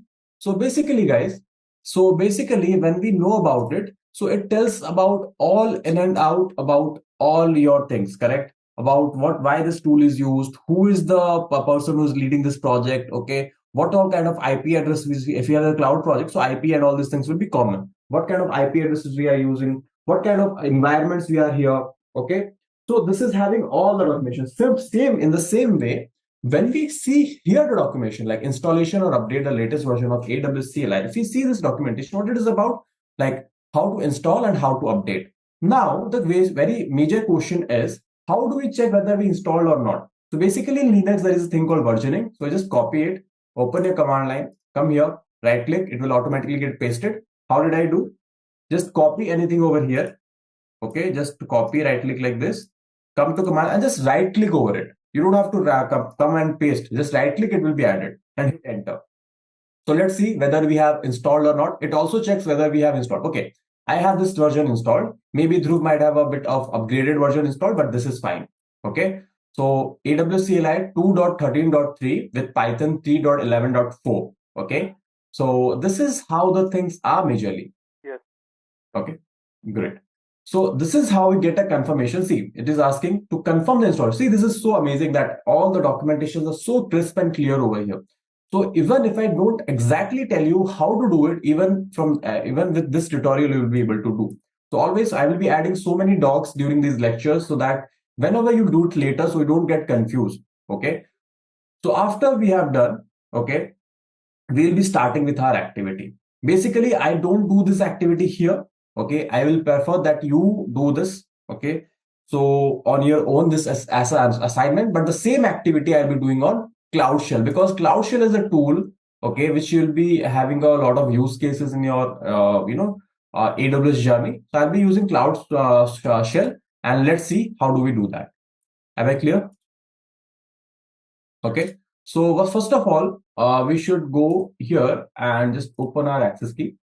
Okay, like I'll just open and keep it with myself. I'll share that Excel screen later. And meanwhile, you please open your access, correct? Okay. So after we have got all the things set up, we are all ready, correct? So let's start working around it. Shall we start, guys? Yes. Okay, so I'm just waiting for you because I'll just try. Okay, one more recommendation, guys. Okay, some practicals will be some bit of overwhelming. For those, definitely you can take your time and do it later while watching the recording. But suppose there are few practicals in the beginning, at least, like these are not very high level, I will say, but intermediately practicals, and you have to understand it very carefully. Why? Because if you don't do hands-on with me, you won't get that interest to do also. Correct? You'll always feel, okay, if I do something wrong, how will I do it later? So try to follow, because you're dedicating 3 hours here in the morning. Okay. So try to achieve the best out of it. Okay. That is what my motive is. And any that I'm ready to answer your questions, so you don't worry on that. Okay. So let's do it. Okay. So first of all, let's understand what we have to do here. Okay. So we have to configure our CLI. Okay. In Cloud Shell. So just click on that and let it load. If it is not loading, I've asked you to raise a request there. So this is open. I'll just open it a new page. Okay. See. Now this is all loaded up. Okay. The same kind of commands, okay, you can use later also. So I'll just use slide mode here. Okay. And a bit of more settings, medium. Okay. Okay, let me make it a bit bigger as well. Okay. Am I clear? And always monitor what region you are currently. Okay. Monitor regions. Clear? Am I clear, everyone? Now we have to configure. What we have to configure? Let's see. Okay. It is showing your IP addresses all. You don't have to worry about any of that. Okay. You have to configure this. Okay. And here also you can configure the same in small letters in the command line AWS configure. Hit enter. It is asking for access ID. So I'm not going to do this activity, guys. You have to do it on your own, but you don't have to worry, because same commands are not going to change for a single step as well. Same commands I will be typing here. So will you be able to do it? Let's see the confidence. Will you be able to do it with the command line as well?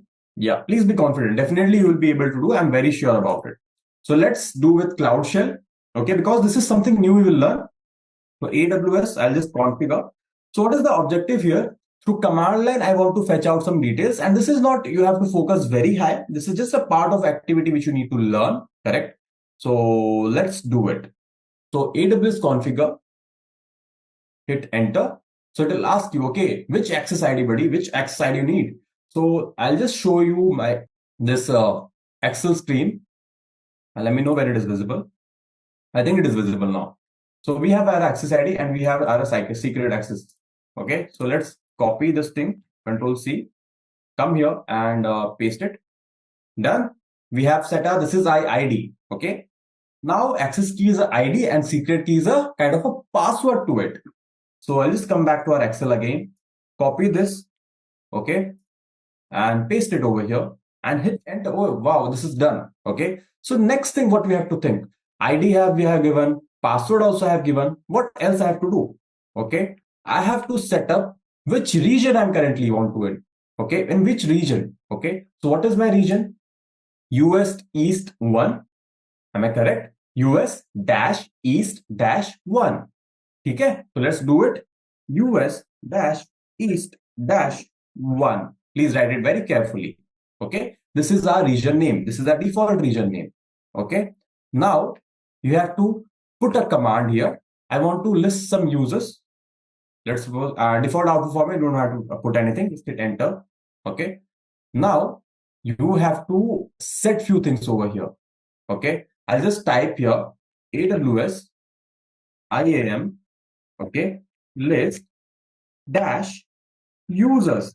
Why am I calling out these commands? Because if you might get confused between a spacing or a dash, so at least you are listening to my voice. Okay. Hit enter and let's see what all users we have. So do we have a Jerry user?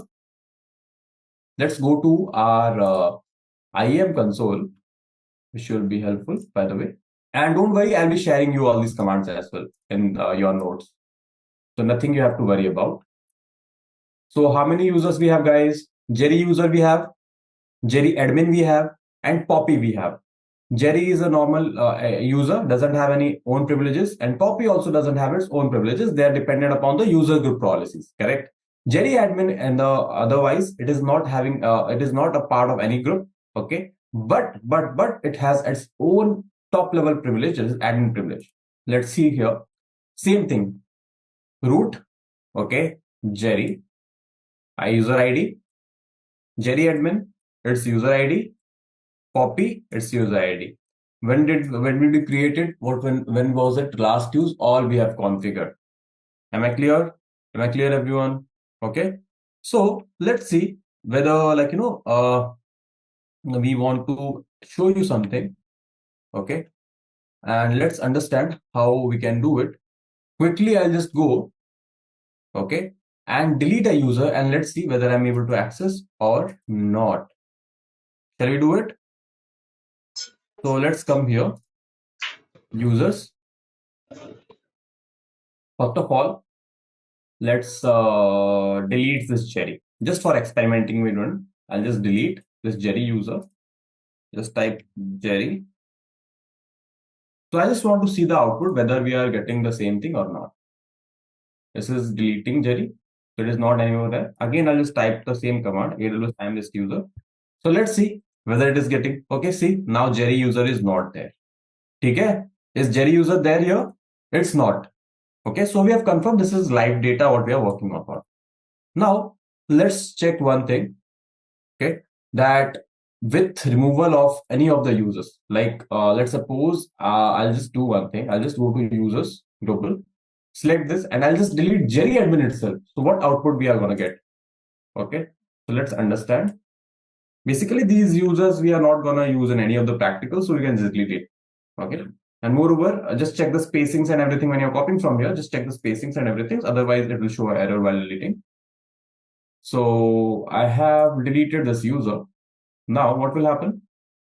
Just console to cloud cell. I'll just clear this page, not clear exactly. What I will do is, guys, I'll just type the command here. AWS IAM list users. Hit enter.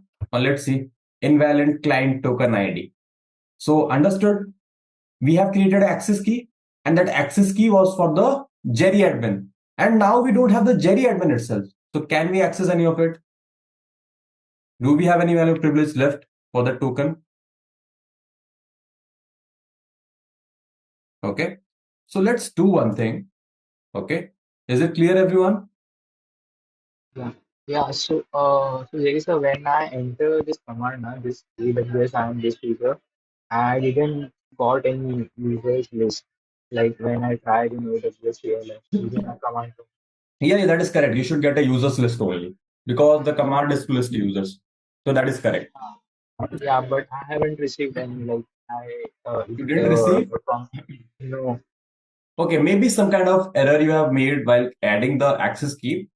You will think, okay, so I haven't done any mistakes. So I'll just tell you. So mistakes aren't that you do like copying pasting. Basically, mistake is something when you are copy pasting the exact thing also. Sometimes you leave the spaces in the front, okay, in the back while copy pasting also. So that space is also counted. So you will show me and I won't even get it. So what you can do again, okay. So first of all, again type AWS config. See, I don't have this access ID anymore, correct? Yes. AWS configure. It will show me the last details what I had.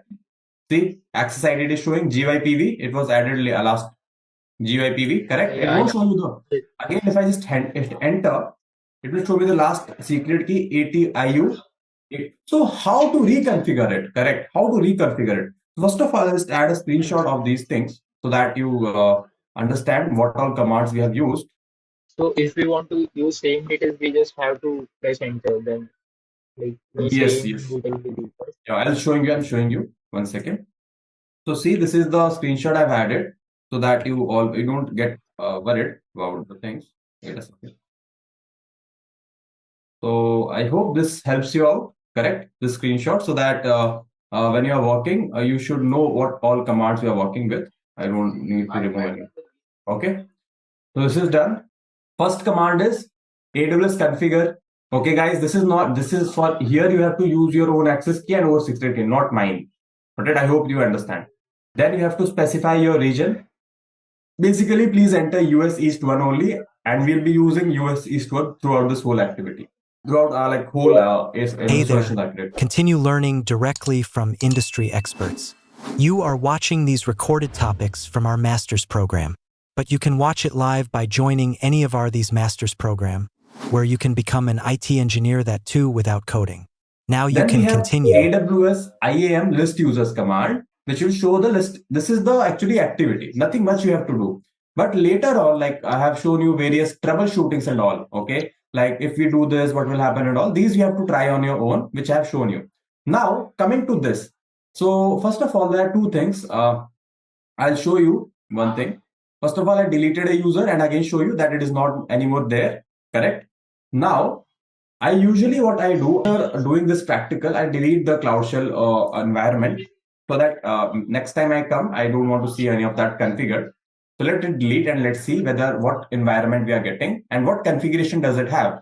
So I hope you can understand. You can go to actions after you finish your activity and delete the AWS Cloud Shell home directory. And let's type AWS configure. Does it have the same configuration or something? Let's see. No, it doesn't have now anymore. See, it is a total new thing. But I'll just show you one thing. Without doing this also, you can reconfigure the things. So let's go to users. Okay. So let's create a user called admin1. Okay. Provide user access. So I want to create this custom password and admin. I'll just give a password to it. Let me just open a text editor. Those who want to learn more, guys, always try to be connected. Okay. So 1 second. I have come to some other page itself. Okay, sorry for that. So open Notepad on your system and whatever password you want to type here, you can just type. My Notepad window will not be visible to you guys. So don't worry, you can have your own password. So that's not required even to show you. So paste it. Users must create a new password, so we don't have to give. Next, add users to a group, not required. So you can click on next and create the user. Okay, and download the CSV file so that you don't miss. So I'll just save it. After this is done, now I'll just create an admin group now. Understood? Let's create an admin group like admin users. Now administrator full access, this policy I want to select. And this guy I want to add. See, this is a new way how you can add. The users list you already have. So select the user. Admin1 I want to put into this group. So I'll just select, create the group. As soon as the group gets created, that user will also get added into it. Now, if I want to create access key, I need to go to the user right now. Admin1, security credentials. Then I'll just come here, create a new access key, command line interface. I understand.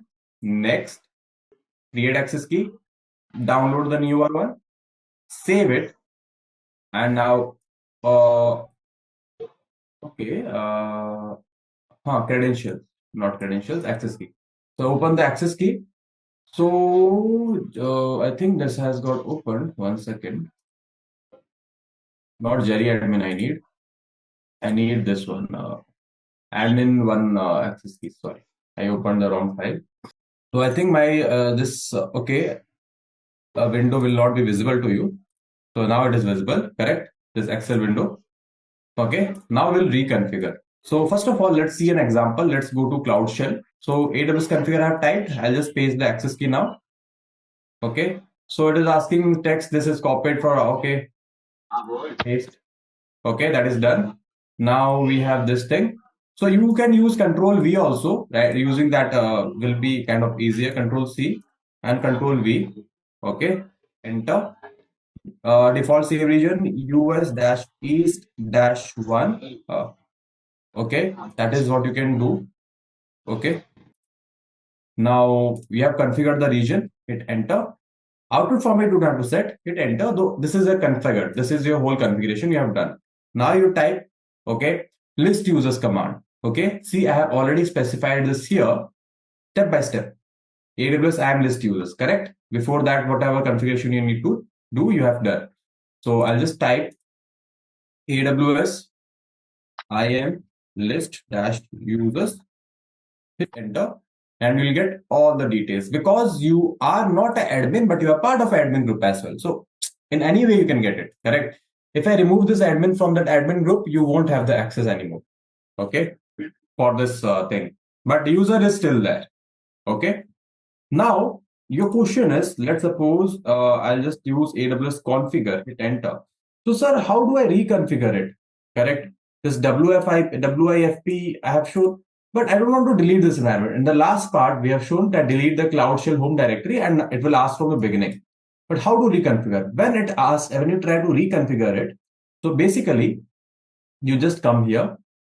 Okay, like any user it is, like you are kind of let's create a new access key.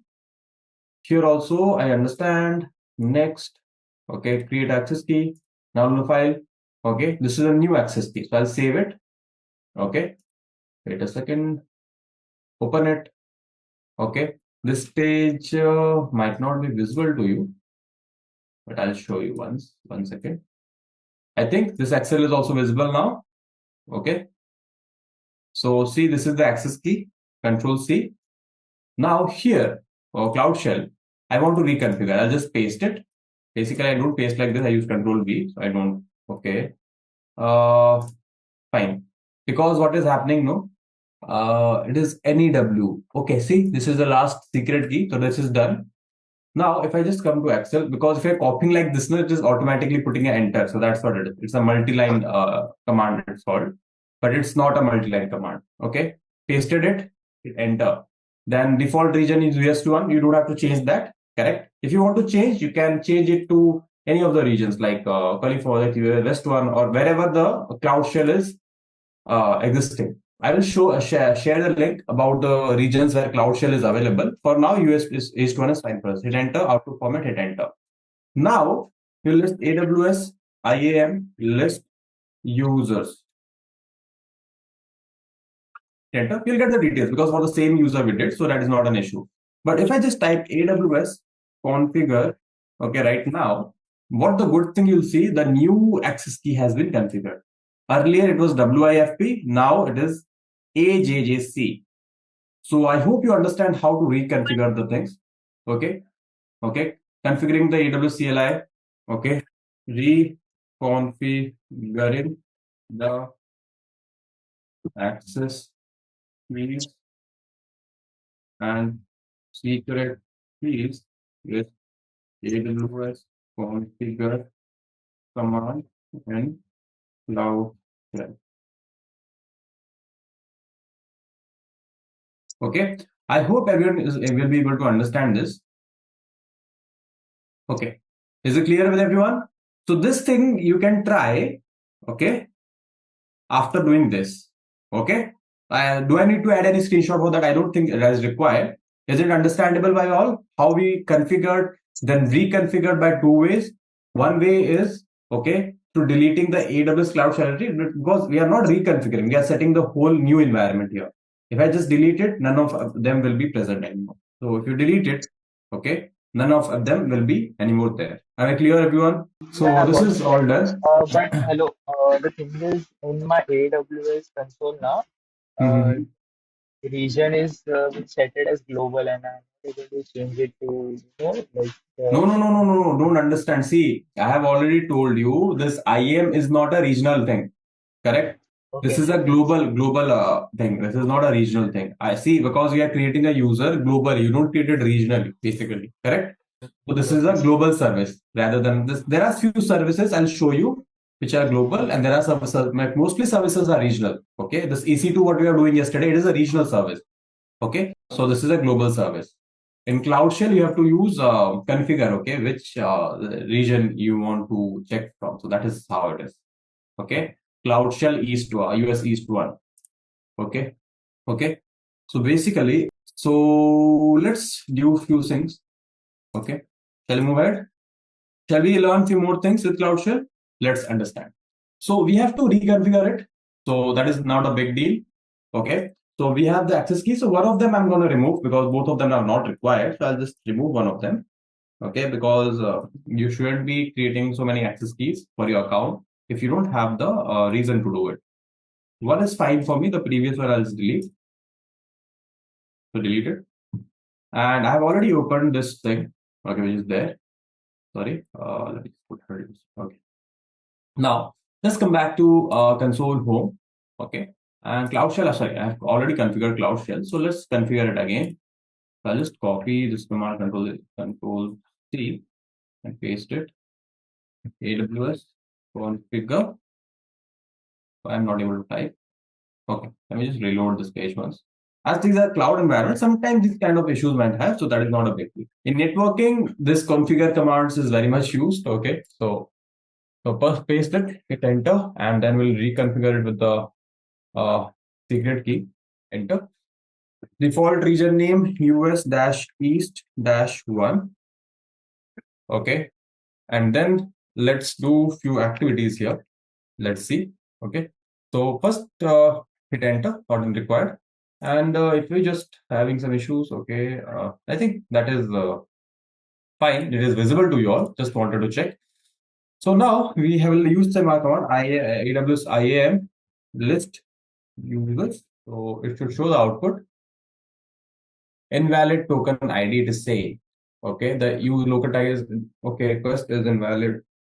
So which one it is? Access key 1. Okay, this is showing invalid. Okay, is it? So I think maybe I've deleted the wrong one. So let's do one thing. Let's use the previous access key. This one it is. So I'll just open the previous one. Excuse me. This one. This one I'll use. I'll just reconfigure it otherwise. So let's do it. So again, I'll just type AWS configure and paste this one. Okay. Let's see if it works or not. Now region name is fine. Fine. AWS. Let's do this. Let's see if I get the output or not. Yeah, I'm getting. So we can continue with this. So basically, just to check whether this thing is configured correctly, I typed it. Okay. So you can just type another command AWS IAM list users. Okay, and region you can just type. Okay.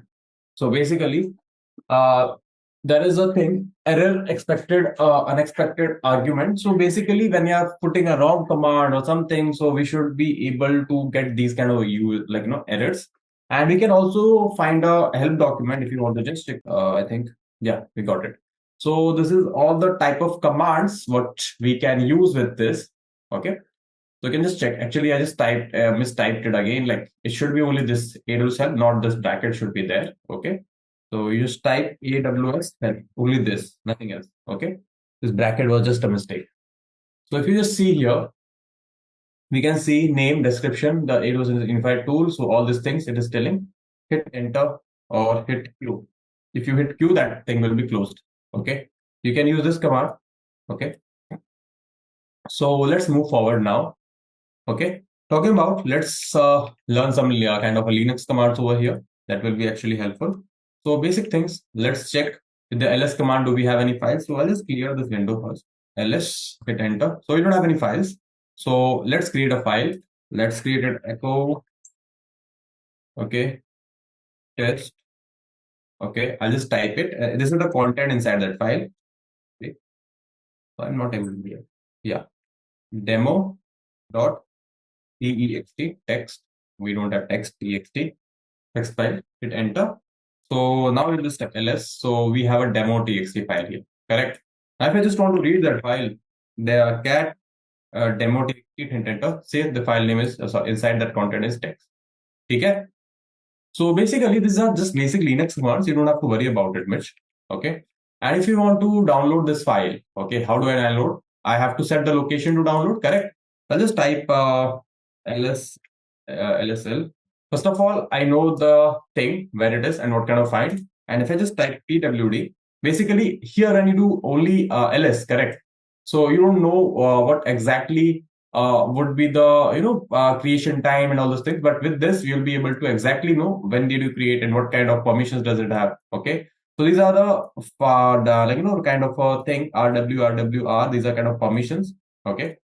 I'll not get much into the Linux part, but yeah, command line part. But let's understand. So I just type pwd. This is like present working directory. So this is the location, home, Cloud Shell user / demo.txt. Correct. This is the location of that file. So how will I download this file? Just click on actions, download file. First of all, just copy this location, copy this, and I'll also copy this as well. I don't know type any of that. Actions, download file. So I'll just use this and / and again demo.txt. I don't want to download this file. So it is also telling how you need to download the file, location and the file name. So I just click on download. So let's see whether I'm able to download or not. This is really a good feature. So let's see, preparing download, it is showing.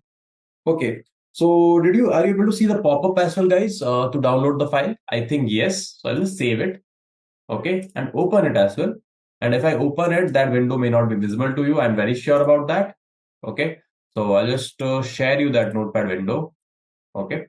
So you can see, this is test file. Can you see? Demo file, this is test file, this is. How was this? Have you got understood how we can fetch out files from Cloud Shell as well? If you are creating a file, how we can fetch it out? That is what the intention of this was. Okay. Okay. So you might think, okay, if I want to run 2-3 things simultaneously, how can I do that? So there is a concept of tabs over here, which is also there in Linux and all. But that should be a SSH kind of a thing, and a GUI portal is required, not a basic command line. Like I tell you, just click on new tab. Okay, and that is fine. Okay, now what we can do, this is the one step, and one I specifically prefer is split into columns. See, I have another command line on the right. So if I want to check some details here and paste it over here, and from here I want to paste it over there, I can just easily do it. See, this is so amazing. And I can also use another ones. So 3-4 command lines I can use simultaneously. Okay, this is just a featural part, nothing much of that. This is just a featural part so that you know that how the things are being done over here. And that was a quick thing about Cloud Shell. Okay, so basically we are kind of over with this IAM, but there are a few things I want to cover. So basically, what are IAM security tools? Okay, so basically we have an IAM, so we can create an IAM credentials report, and this is at our account level. This report will contain all the account users. So I'll just put a heading, okay, so that we don't miss out on a topic. Okay, so just wait a second, guys. Okay, IAM security tools. So why I was saying, yeah, this is on account level, and this report will contain all the account users and the status of the various credentials. We'll be actually generating it right now and have a look. And the second security tool we are going to use is like I am access advisor. This is at the user level, and the access advisor is going to show the service permissions granted to the users. Good. How many of you understood? At least understood. We'll do these things practically, so don't worry about that. Okay. So IAM access advisor. Okay. What is that here? This is. Wait a second. This is user. Okay. This is what your basics you want to know. Okay. And the service, like what access advisor is. Okay. The service, what are services or permissions are granted, when those were services were last accessed. Okay. These will be very helpful because when we are trying to audit something, okay, when we last access this and that, okay, that will be really helpful at that point of time. Okay. And for that, let's understand basically like when these services last, this will helpful because when you are already taking about the principle of least privilege, okay, we are talking about it. So using this tool, we are able to see which permissions are used, and reducing the permission a user can get to be in line with the principle of least privilege. So I'll be showing you right now in this coming thing. So let's understand. Very quick thing it is. Okay, let's come to your console, and let's come to your dashboard. Okay, roles, and AWS service role and all we can just do, not an issue. Okay, so AWS service role for support. Okay, this is a summary. Okay, when this was last used, last activity. Okay, so these are the kind of roles which we are talking about.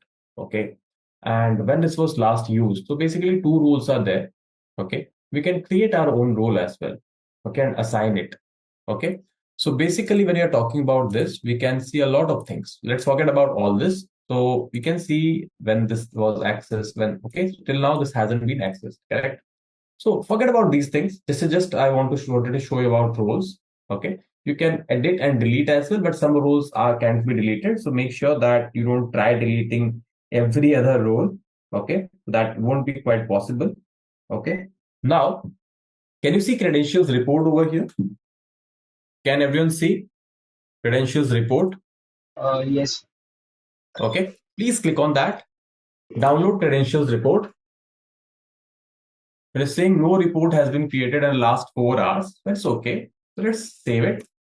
And let's have a look on this report. Okay. So wait a second. Let's close this one. Don't save it. And I'll just close and open the new one.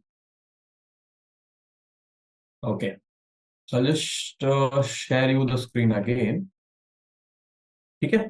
You can see here what kind of thing it is. So I'll just see. It is having a root account. Root account is the root account, correct? Is it clear, guys? I hope you understand. Root account is your main account. Then we have two users only, admin1 and Poppy. This will contain all the details. Password last changed. Okay. What was the last used? We don't have any because admin1 we haven't logged in. Do you remember admin1 we haven't used for logging in? Okay, till now.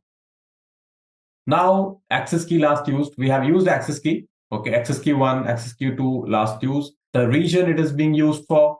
Okay, and all the details. So it is very much crucial when you are auditing or you are admin of a portal of AWS, okay, administrating, or you are a solutions architect, or you are a kind of a technical business user, okay, and no, not much roles you have on a technical side, but yeah, all these things you have to manage. You are a manager of that.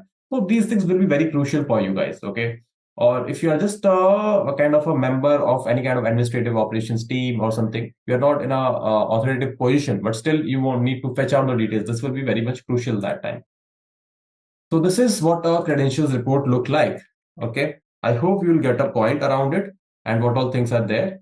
Okay, so moreover, this report to look at some users that haven't been changed their password and all that part, because you can't go to each user and check. No, like if I want to go to admin user, can I go and check? Okay, so I'll just do one thing. I have some Excel skills. I'll just open it up. Okay, I have the Excel skills. So I'll just come here. What I'll do is I'll just this thing I'll do, and I'll just do filter. See now what are filters? So again, just say okay, password last not changed. Okay, I can just check. I can filter it at monthly and time wise. I hope you know you can just change it to format and you can make it monthly wise and all. Which month and what was the last month who changed the password? Correct.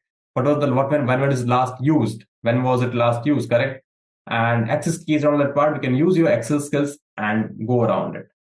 I hope you understand. Correct. Am I clear with everyone? Okay, this thing you can skip for now. Like I think because this users part has been started in the second day and it is the fourth day right now. So it is connected a bit, but we will be starting the EC2 part. Yesterday also we did, but today also you can start that thing if you do. Hello. Okay. Yeah. Yes. Yes, Dhruvesh. Yeah, Jerry, I had one doubt actually. This credentials report which we fetch now, can it be only be fetched by root user or other user who is having the No, admin? root user and admin user. And may I know, like, if we go on that Excel Hmm. for the root user, it is showing as password enabled, not supported. It Uh, won't show. It won't show. okay. Okay, because see, root user details won't be shared a lot. Correct. So Yes. basically, and that's why it is showing not supported. That's not like a password is not enabled. Correct. But what does that like, is it is password enabled for the given user, but we won't be able to show you. See, Is what just it a simple, let's use a simple logic. If that is not supported, how it was last used? Are you getting my point? Password last used is okay. showing a timeline. Oh, Okay, so these okay. are just technical things. Okay, it is bit of confusing, but when you just start around it, you'll get around it, and you will be confident with the skills. Correct. Okay, sure, Dhruv. Okay, Ram. I hope I have addressed your concerns as well, Ram. Okay. So thanks for asking because if you have any doubts, please ask me. I'll just try to revolve in the early stages. But when we'll be in the like this is the second week basically. Okay, so I have shared you the this thing, no, correct. This YouTube video, no, there also have Yes. showed how to create an account. So you can just start referring to it and start with creation of that AWS account itself. Okay. Yeah. Okay. Okay. Take care. So let's move around now. So we are here. Let's close it up. This thing is done. Credentials report. Now we'll be moving towards our access advisor. This is very nice. Okay. So let me just close it. This is not required. Our cloud shell thing is done. Now, see, we have admin user and copy. है ना? So access advisor is there in the user level also and in the groups level also. If you can see access advisor, let's come here. So this is admin one and let's see what kind of access does it have. So what is beautiful about access advisor is, okay, rather than what you see in your things, no, if you remember, like it is in your JSON file, it is so much, it is very good, but at the same time, it is very much confusing as well. Okay, I hope you all agree. For a beginner, it will be definitely confusing.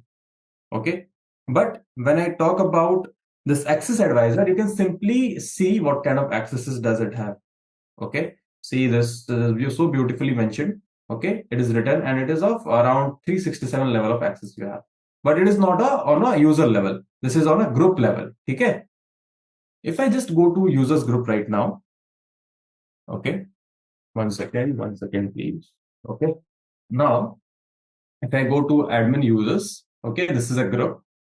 So here also on a group level, I can see the access advisor. And I have only one user here. This user doesn't have any own privileges. It is dependent upon this group. And now it is inheriting the privileges of this group. In the access advisor, you will see same level of permissions. Okay. It will just take some time alone. See 367 permissions it is there. But as soon as I remove this admin from this group, okay, I have removed this admin and again I'll go to users, admin and access advisor. It won't show anything because it doesn't have any permissions basically. Okay, see no records found.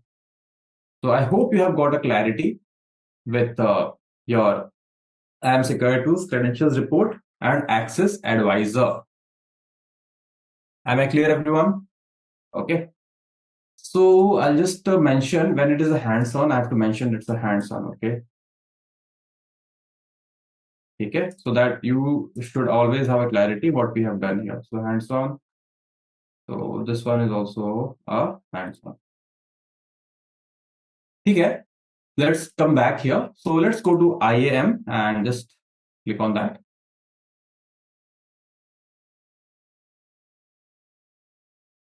So if you see here, user group, users, roles, policies. So you have account settings. Account settings, you have your password policy, which is also very essential feature. Now click on edit. This is the IAM default policy. What is the default policy? The password should have a length of minimum 8 characters. Password strength. You can include a minimum of 3 following mix of character types like uppercase, lowercase, number, and non-alphabet. Okay, include a minimum 3. You can include all 4 combinations, but at least 3 should be there. Uppercase, lowercase, and a number. Okay, non-alphanumeric is you can use or anything. You can use this or this or this, any combination, any 3. Okay. Now other requirement, it will never expire. Okay, like it means if you have set a password once, it won't expire, which is actually not actually industry standard. But because this AWS people also know that whenever someone is creating a new account, if he or she is that much proficient, if required, they will change this setting. And if they are not proficient, they won't get into an issue. Like suppose, like you guys don't know about it, that the password will expire in 90 days. Let's suppose this is an AWS policy. They've said, okay, every 90 days password will expire, but you are not aware of it. So your password will get expired and you will get logged out of your account. Again, you have to reset and all that steps you have to do. Okay. So that's how it is. So let's suppose your my account name is NWKings1. Okay. So I can't use NWKings in the beginning of my password or the end of my password. Okay. It must not be identical to your AWS account name or your mail address. It should be something different. Okay. Have you all understood the password policies, how it should be? Okay. Password minimum length, password strength, and other requirements. Have you all got a clarity how it should be? Just give me a yes if you are able to understand. Okay, Dhruvish. So moreover, let's come to custom. Okay. Now I'm a pro in AWS, I understand in and out. Okay. For that only, I will do it. I want minimum password of 12 digits, 12 characters. What is the password strength? Require at least 1 uppercase, lowercase, 1 number, and all these things I know. Okay. Password expiration requires administrator reset. Allow users to change their own password. I don't want to allow users to change their own password. Basically, you should allow. Okay. Prevent password reuse. Okay. So password reuse means, let's suppose you have given a password. Let's suppose 1, 2, 3, something like this. So let's suppose something. This is a special character. This let's suppose this is uppercase. These are lowercase numbers. All combination we have. So next time when you are using the password, you can't use the same password to reset. You have to use a new password. Okay. So that is what this combination is. Prevent password reuse. So you have to tell them, okay, don't reuse up to 3 times. Okay. So like till 3 changes, like you changed it once, twice, thrice. After that, you can use your first password or second password like that. Okay. But usually we don't put this. Usually we don't ask our learners to do it because they get confused, and you don't have to do any of it, guys. You can simply at the end we are going to cancel it just for your learning purpose. We are doing now other requirements. Turn on password expiration. So I just want to mention, usually the industry standards are of 90 days. Okay. Every 90 days, the password will expire. You have to reset. Okay. And the password expiration requires administrator reset. So we don't have to do that. Okay. Password, if that is very secure, then you should enable it. The administrator needs to reset your password and share it or whatsoever reasons. But for this, we don't need it. Okay. So you can save the changes and that it will get updated. But for now, you can just cancel it. Okay. Now, like I understand many of you are into experienced. Okay. So we use Windows servers, correct? So there is a thing we call a jump box. Okay. A jump box is kind of a RDP, remote desktop access. Okay. Where we access to that machine. Okay. That is usually a Windows machine can be, or usually it is Windows, and or moreover it could be a Linux machine as well. So that machine, while logging into that machine, correct, you can connect to other closed network devices. So how it should be? Let's suppose I'm just trying to load up some diagrams so that it will be helpful. Okay, let me just share. Okay, let's suppose this is let's not suppose this. Let's suppose this one. Let's suppose this is the environment. Okay, and this is through RDP we are accessing it. What is RDP? Let's understand that first. Okay, RDP we have connected to this place, which is your Windows server. It is not mandatory it should be a Windows server. Okay, just putting it out so that okay, sir, you told Windows server and now you're cheating. So that's not like that. So I'll just make it a Windows server, let's suppose. Now let's come here. Not this arrow, we need this arrow. Basically, no arrows will be. So I'll just transit it from here to. Okay. So we are connected to Windows Server through RDP. It's a very simple mechanism. Okay. Let's do one thing. Okay. Now, when the RDP is we have done, there will be access protocols and everything. So let's do one thing. There are a few different devices. Wait a second. There are some different devices, like not this one. Let's make this device with this. Okay. There's a set of stacks of devices, and there are some different sets of devices. Let's suppose these are some sets of devices. Okay. What will happen here? Wait a second. Okay. It's not required. These are some sets of devices. Okay, wait a second. These are some sets of devices. Two different categories. Let's understand it like that. Okay. Now, you are not able to do RDP to these because these are not, you are not able to do RDP to these. Okay, let me just bring the arrow, normal arrow. You are not able to do RDP to these. Okay. Why? I'll just tell you. Okay, that's a red arrow. So let's try to understand. And I'll just mark all these. Okay, these are all green arrows. Okay. So what is this red green? We'll just forget about it later. Let's talk about this later. So these are some resources. RES1, random names either, and RES2. Okay. So what is not very common over here is, I'll just tell you. Okay. Looking better. Okay. So we are able to access this, but not this. Why? Or either not this even. We are not able to access this even. Like directly, we are not able to access this actually. That is a certain thing for which we are not able to. Okay. Why? This protocol is not allowed. Okay. This protocol is not allowed. That is what the reason is. Okay. This and this protocols are not allowed basically for anyone on the internet to access. This also is not allowed for anyone to access, but still it is on the internet with a public, okay, and maybe not a public IP or a private IP with an open internet connection. So this will access a jump server, correct? This Windows server. Now with this Windows server, okay, now you are inside this environment, okay. So basically, let's make it better. So this will be inside this Windows environment. Inside this Windows environment, you will be able to access it now. Understood? What is the logic? First, you are logging into Windows server and then you are connecting. Correct? So without this Windows server, you are not able to connect to these directly. So that's the work of jump server. Is it clear? Is this clear with everyone? What is the concept of jump server? A direct network access we are not able to do, but with the help of like any kind of server in between, we are trying to accessing other resources which you are not able to accessing over with the RDP. Okay, these are some internal facing IPs which are there. So that is how the things are. Okay. So basically, you don't have, yeah, someone wants to ask something. Sir, means we cannot directly access those resource 1 and resource 2 directly, but we have to go through Windows server and then access. Yes, that is how it is. So it is not only Windows, it could be any OS. It depends upon the setup what are there. But in our example, I have used where, like, I'm talking about Windows. Usually, this is the Windows servers are used as jump servers usually. Okay. So what is the use case? Use case is for the security case. Okay. Let's suppose I want this Windows, this RDP.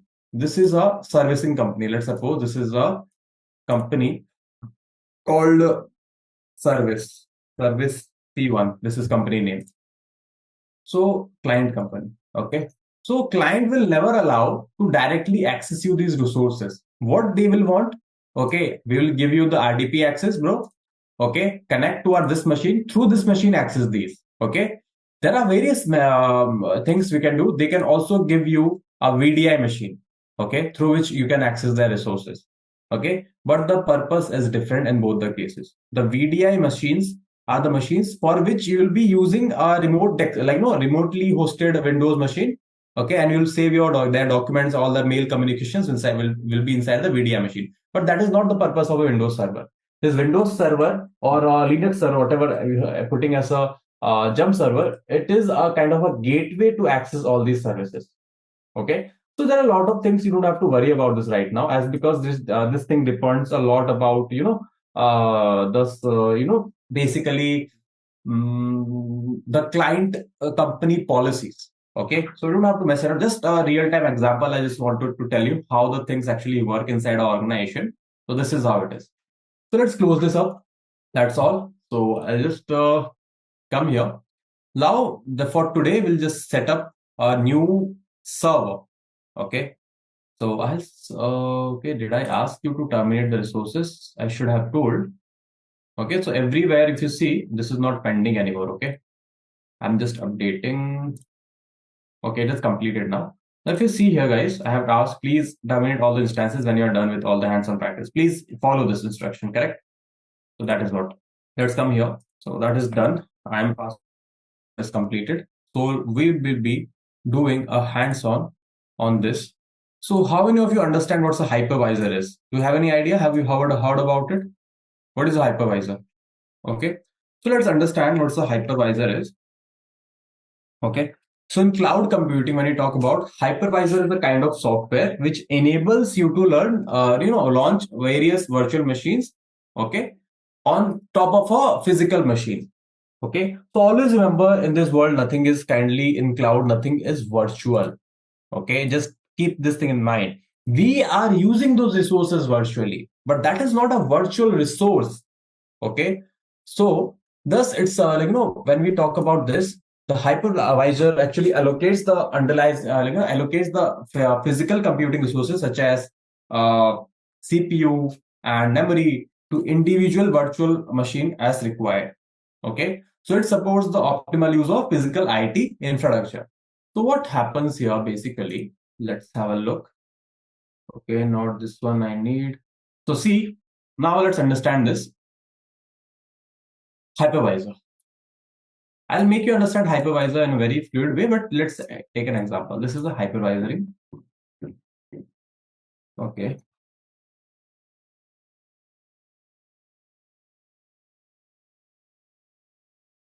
Okay, this is a hypervisor. So basically, okay, actually this much big is not even required. Okay, this is a hypervisor machine. Okay. So okay. Okay, this is a hypervisor machine. And let's suppose, let's keep in between. And this is a, let's use this tag. This is a physical machine.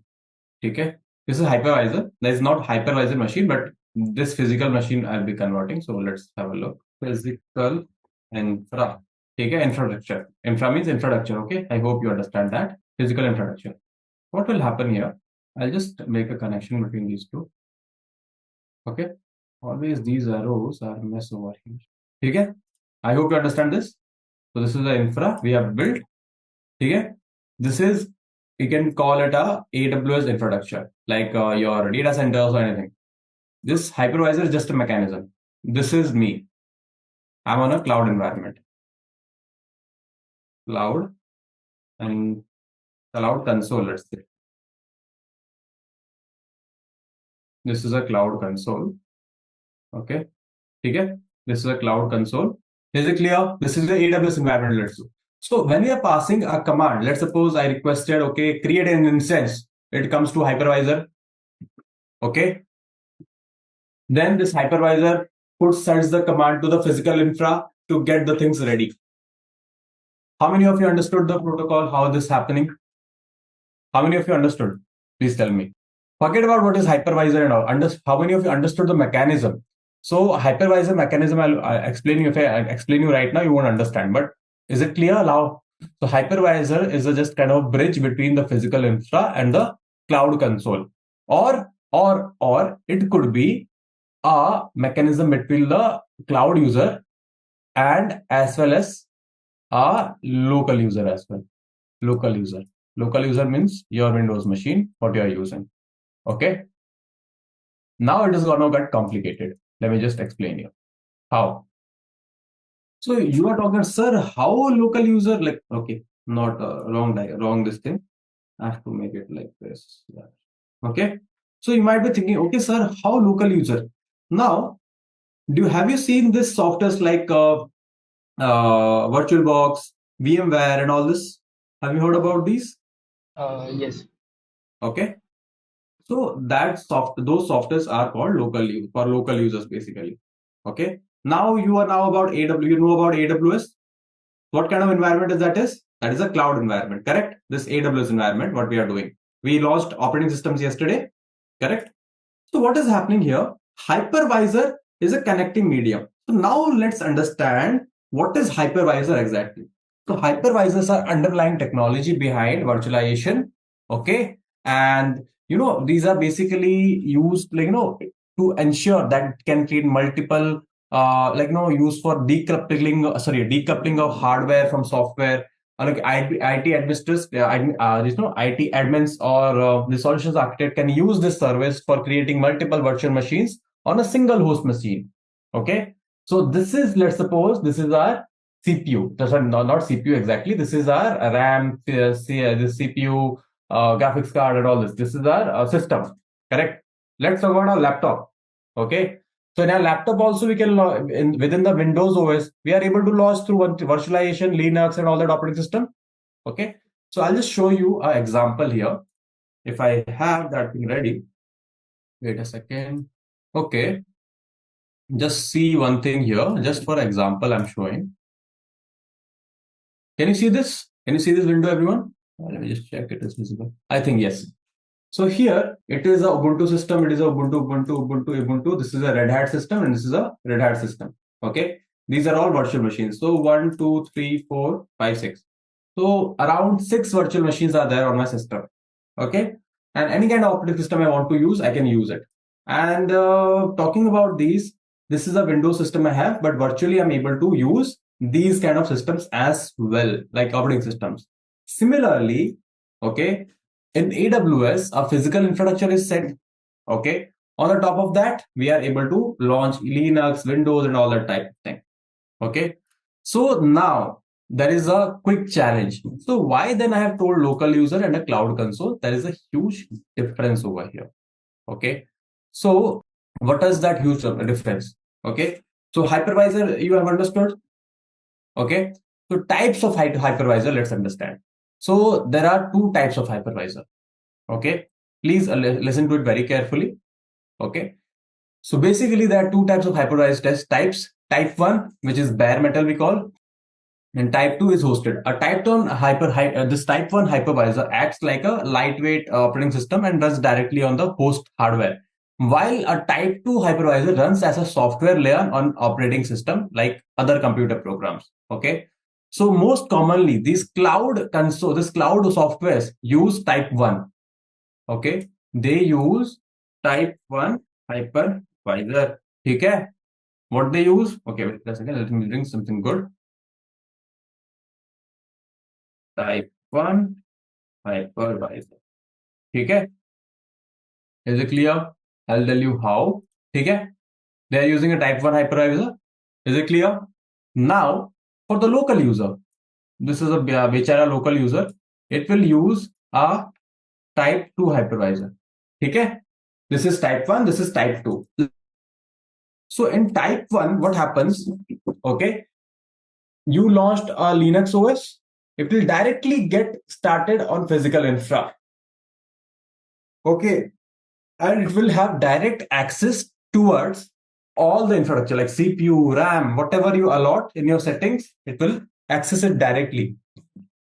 But in type 2 hypervisor, usually we use on our laptop, on our laptops and the systems. Okay. So what happens here in this case, this is type 2 hypervisor. How? Because we need to install a software for virtualization. On top of that software, that system or that operating system runs as a software, not like, it runs on a software layer, but it is directly accessing the hardware layer. Am I clear? So cloud providers most commonly deploy a type 1 or a bare metal. Bare metal means directly which is accessing this kind of hardware. Okay. Where for hypervising, where virtualization software is installed directly on the hardware where the operating system is normally installed, because bare metal hardwares are isolated from the attack prone operating system. They are extremely secure. Type 1 I'm talking about. And in addition, they generally perform very much better and more efficiently than hosted. So this one is hosted one. Okay, this one is hosted one. This one is not hosted one. This is directly accessing the hardware. But the mechanism used is called hypervisor. Okay. Now, while bare metal hypervisors run directly on computer hardware, and when we talk about hosted ones, which is this type 2, okay, type 2 hypervisors run on top of the operating system of the host machine, correct? And it is hosted hypervisors run within the OS. Okay, I have Windows OS running. Within that, I'm running running a Linux OS. Okay, but in the case of here, we're directly launching these operating systems, correct? And both types of hypervisors can run multiple virtual servers for multiple tenants. Tenants are users, okay, on physical machines. So this is a physical infra. Okay, let's suppose it could be a laptop. It could be a data center. But we can, as you can see, as shown, multiple virtual machines I have, and I can launch multiple virtual machines on my laptop as well. But you should have that much of RAM and all these resources to launch them, because they will also consume some memory as they are allocated.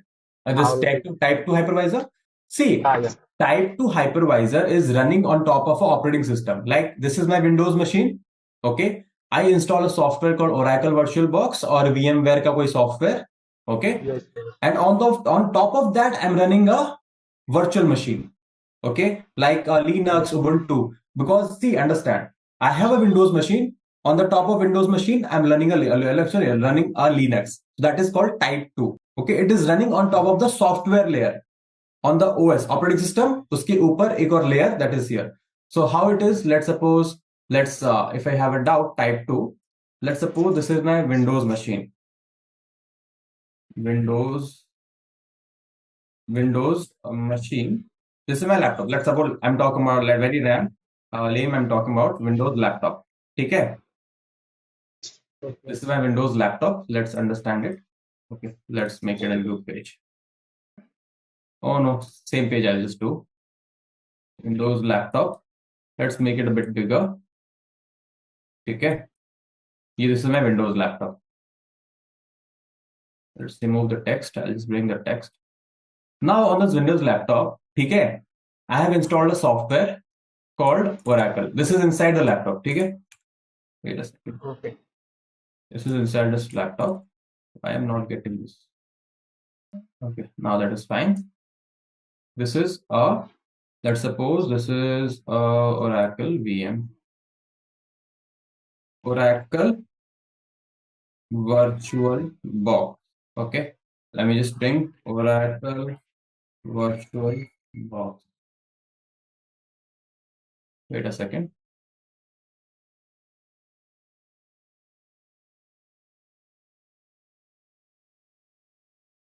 I'm not able to get here.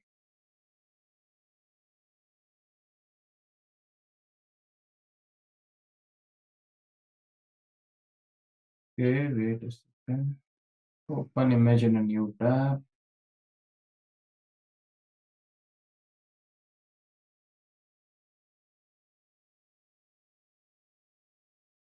This is the Oracle VirtualBox. And let's suppose I'm launching multiple operating systems here. Like, let's suppose this is something. multiple operating system I have. This is Ubuntu. This is your Red Hat. This is your Kali Linux. Okay. So what is happening here? Are we all hosting on Windows laptop? What is the main layer here? Windows. On top of that, we install a software called this Oracle VirtualBox, or it could be something we can say VMware, or many softwares are there, many vendors are there. Okay. So many softwares are there. Okay. Okay. So many softwares are there which you can use. Okay. This is the popular one. Okay. This is the VMware. Okay. And the copy image, you can just paste it over here if it is possible. Okay, we have got it. Any kind of software. Okay. Or like a VirtualBox. Okay. And it could be this VMware. These are all virtualization machines. Okay. And inside of this, okay, we have launched Red Hat, Ubuntu, and all. These are all virtualization softwares. Okay. Inside that category, whether in VMware we are launching or Oracle, that doesn't matter, but these are all hosted. So what is hosted? Windows we are using here as a top layer inside the as we are launching. But in the case of type 1, okay, what will happen? Okay, in type 1, only two things will happen. Okay, let's suppose this is a cloud environment. This is your cloud console. Okay, so basically this thing, this software is using a hypervisor layer. Type 2 hypervisor it is using. Okay, but in the case of what your laptop has, what your laptop has, you have to understand that first. Your laptop has your CPU, RAM, graphics, etc. Okay, etc. Whatever you have. So who is providing you these resources? Your laptop for running all these, correct? But in the case of this, let's suppose we are on a cloud environment. Okay, and then we have this kind of hypervisor mechanism in between. Okay, let's connect both of them, and this hypervisor mechanism will order your infra, okay, to create it. So this is the infra. This is only having CPU, RAM, etc. Okay, CPU, RAM, graphics, multiple infra, and it also have this network infrastructure. Okay, that is also important. I'm just not I hope you understand, not adding it here. This is your type 1. So where you are launching the operating system, you are giving the command here, correct? You are, wait a second, you are launch OS with configuration. Here you are doing it, correct? So are you using any software layer here to launch a OS or something? Whereas in the previous one, you are using a Windows operating system on top of that. What's happening here? That you are directly launching a Red Hat on this. So this Ubuntu is here, okay, in your cloud environment only when you're launching. Okay, inside a cloud environment only, this Ubuntu is there. Okay, your Red Hat will be also there in cloud environment. Okay, so what is the basic thing is here, like understand. So here we are just consuming the resources directly, but in this case, okay, where these are consuming resources from, these are, it's first of all hypervisor layer, correct? The hypervisor layer will ask from this layer laptop, okay, please share your resources so that I can use it. But it is not any sharing varying. It is what directly you are consuming the resources on your infrastructure, from your infrastructure. This is your cloud infrastructure. It could be AWS data center and all. But in the case of, let's understand, in the case of Amazon AWS, it uses a cloud hypervisor that is customized version of Zenzu hypervisor that takes advantage of para-virtualization for Linux guest VMs. Okay. In the case of GCP, Google Cloud, they are using open source KVM hypervisor. Okay. And Google is also investing in additional security for its production and all. Okay. And coming to Azure, okay, it is using Microsoft Hyper-V technology, another type 1 hypervisor popular in Windows environments. Okay. It is a customized for Azure platform. So there are 3 different cloud environments which are market leaders, and they are using 3 different technology. Amazon, Zen Hypervisor, Google GCP, KVM, and Microsoft Hyper-V. Okay, is it clear, everyone? Have you got a bit of clarity? Because when we start doing the things on a scale like practical and all, you will understand it better. Okay, so don't get overwhelmed with what you are seeing right now. How many of you understood type 1 and type 2? Please give me a quick confirmation. Quick. How many of you understood type 1 and type 2? Hello. Yeah, Dhruvesh, yeah, say. Yeah, just wanted to confirm one thing. In Huh. type 2 hypervisor, no? So basically in type 2 hypervisor, what is going to happen is if we are creating, let's say, we want to host an Ubuntu operating system on our VMware virtual box. Okay. So VMware virtual or whatever like configuration will be required. Let's say it requires some processor, a RAM or something. So it will connect with hypervisor, and hypervisor collect all those things from the like Windows a physical laptop, right? Correct. Yeah. Okay, so let's suppose, okay, there are three friends. Okay, first friend, okay, will go to the market and bring friends, like bring its vegetables and all these things. What a second friend will do, it will ask the third friend to bring it for them. Correct. So first friend is directly accessing the market, that is type 1. Second friend is accessing his friend to, it is asking his friend, okay, please go to the market and bring. So there is an intermediator between. So the type 2 is like that. So because in type 1, these operating systems are directly accessing resources. Is there any any kind of software layer in between? No, it's not there. But in the case of type 2, it is using, first of all, they need a software like this.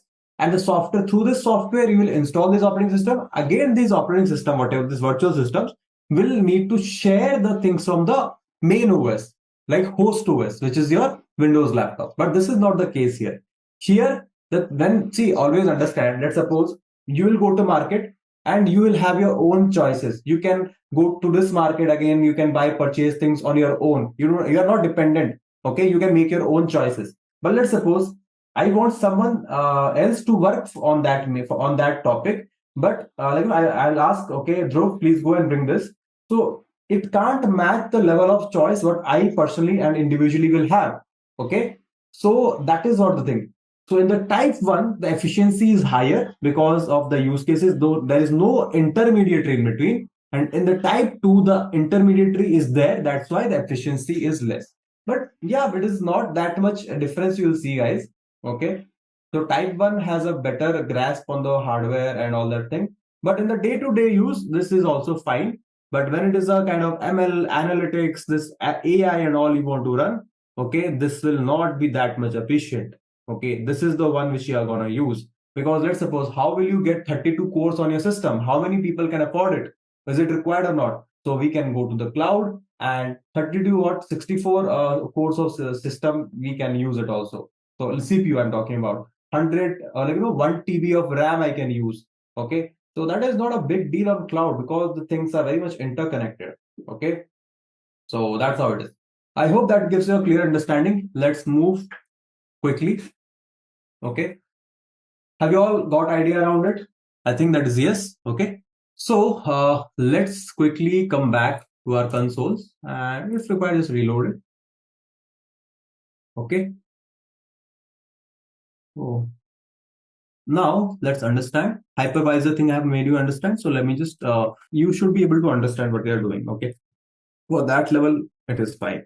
So this goes here. Okay, is it clear? Hypervisor, am I clear on this, guys? Any doubts? Anything, please ask. Okay, till this we have what we have covered. I feel that there are no doubts here. Okay, so let's move forward now. A quick second, guys. Let me just check few things.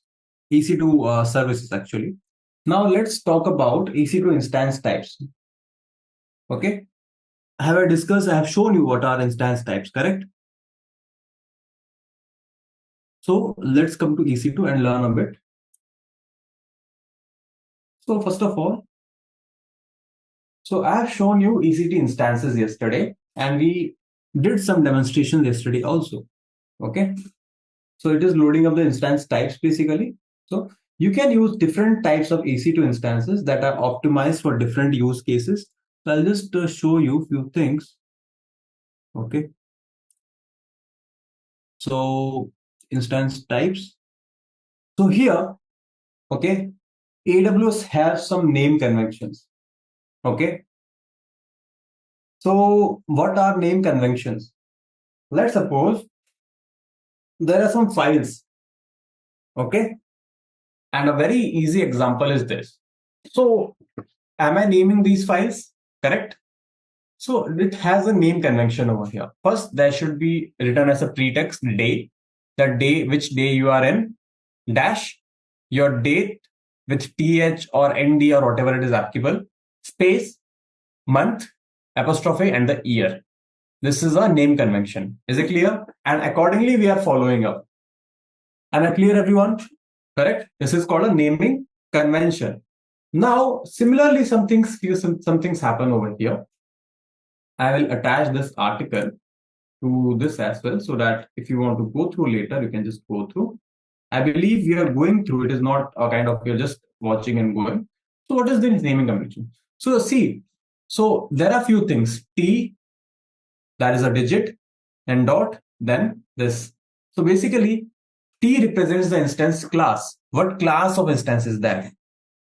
This 1, 2, 3, what you see over here, any of that. Not T only, in C also, anywhere. This not digit. This digit show you the generation. Okay. So T2, okay, is the generation. T3 is the generation. So third generation will be much improved than the second generation. Okay. Now when you see X large, 2X large, nano, micro, after this dot, medium, okay, this is a size within the instance class. What kind of it is? It is not like A1 is better than this A1 media, A1. See, A1 is the quality, like generation. It is not like A1 large is better than medium. No, A1 large has more resources than that. Correct? See, it has 2 CPUs, it has 4 GB of RAMs, it has more resources. It is not more optimized or something, nothing like that. Just keep that thing in mind. Okay, let's come to some other example. C, this is a category C5A. C is the instance class. 5, okay, is a generation. 5A you can say. That's full stop. Sorry, this is a dot. 16 as just 16x large is the size of the instance. It's not like, see, this C5A are equally optimized. Okay, C5A category are equally optimized. Only the difference is X large, 2X large, 4X large. What you see over here, these are the size of the instances. So definitely, it is not talking about efficiency here. We are talking about the usability. Those who know it more, they will choose that number of instances. So if I need 4 CPUs, I can just choose this. If I need 5 CPUs, I can use like 5 CPUs combination is less, but yeah, if you need 2 CPUs, you can use this. So depends what kind of, and now the network performance, what kind of network performance you need. Network performance is high. C4 4x large, it is high. C4 8x large, it is 10 gigabits. And depending upon that, the on-demand pricing will be also higher. Is it clear? What is instance class, generation, and size of the instance? I hope that is clear. Next is, there are some general purpose instances. Okay, so which is, which are kind of applicable for various kinds of workloads, such as web servers or code repositories. They have the balance between compute, memory, and networking. Okay, so in this we will learn, okay, we're using most of the times T2 micro, which is a general purpose EC2 instance. Okay, so we are talking about this T2 micro, and this is also free for us to use. This comes under free tier. Okay, and in this course we'll be using the T2 micro, okay, which is a general purpose EC2 instance. So I hope that you have a clarity. So let's come to this page. Select our category T2. So T2 are burstable performance instances that provide a baseline level of CPU, like not very high, but yeah, it is fine for us. For learning, it is fine. So we are using T2 micro. It has VC, like virtual CPU is 1, CPU credits per hour 6, memory is 1 GB, EBS, and all. You'll just see all this later. Okay, and all instances have the following specs. Okay, Intel AVX, Intel Turbo, this thing, and blah blah blah, a lot of things. Okay, that doesn't matter because it's only having a single core, so it is not a very high performing one. Okay, so that's how it is. Okay, now these are general purpose. Can you see T2 and M categories? And this, can you see T2, T3, T4? Now these are general purpose ones. Okay, so what is general purpose? General purpose instances provide a balance of compute, memory, and network. So you can just read through it. Now we have compute optimized. So these are C categories, C7, C5, and all. These are C5A, but these are compute categories. What is this? Is for compute bound application for high performance processors. Instances belong here this category for batch processing, media transcoding, high performance web servers, high performing computing capacity, HPCs. HPCs are basically for MLs and all they are using. Okay, so this is how it is. Talking about it, you can just go through the specifications, nothing much you have to explain. Then memory optimized. Okay, so basically when you have databases and all, where the cache and this RAM should be faster for these kind of things, you can use this memory optimized thing. Okay, so I hope you can just go through it, R categories, X categories, and there's a high memory categories. Okay, which is U. Okay, so can you believe it has around 224 processors cores, like it is a 3 TB of RAM. Okay, TB of RAM. Okay, can you imagine putting on a laptop? That is quite not impossible. Okay, right now. Okay, then accelerated computing, storage optimized, HPC is the high performance ones. Okay, then instance features, measuring instance. So these are just till this, these are all CPU types. Then the instance features and what it needs to allow and what are the measuring instance, how we can measure the instance performance, all that plot you can just have a go through. I hope you have got an idea around different kind of categories such as general purpose, compute optimized, memory optimized, storage optimized, okay, and categorization also you have learned. In this course, we will be using T2 Micro, which is a part of AWS free tier, up to 750 hours per month. Like terminate it whenever not in use case. Like when you are over with the activity, you have finished it, please terminate it because there is no point of keeping it alive. Correct?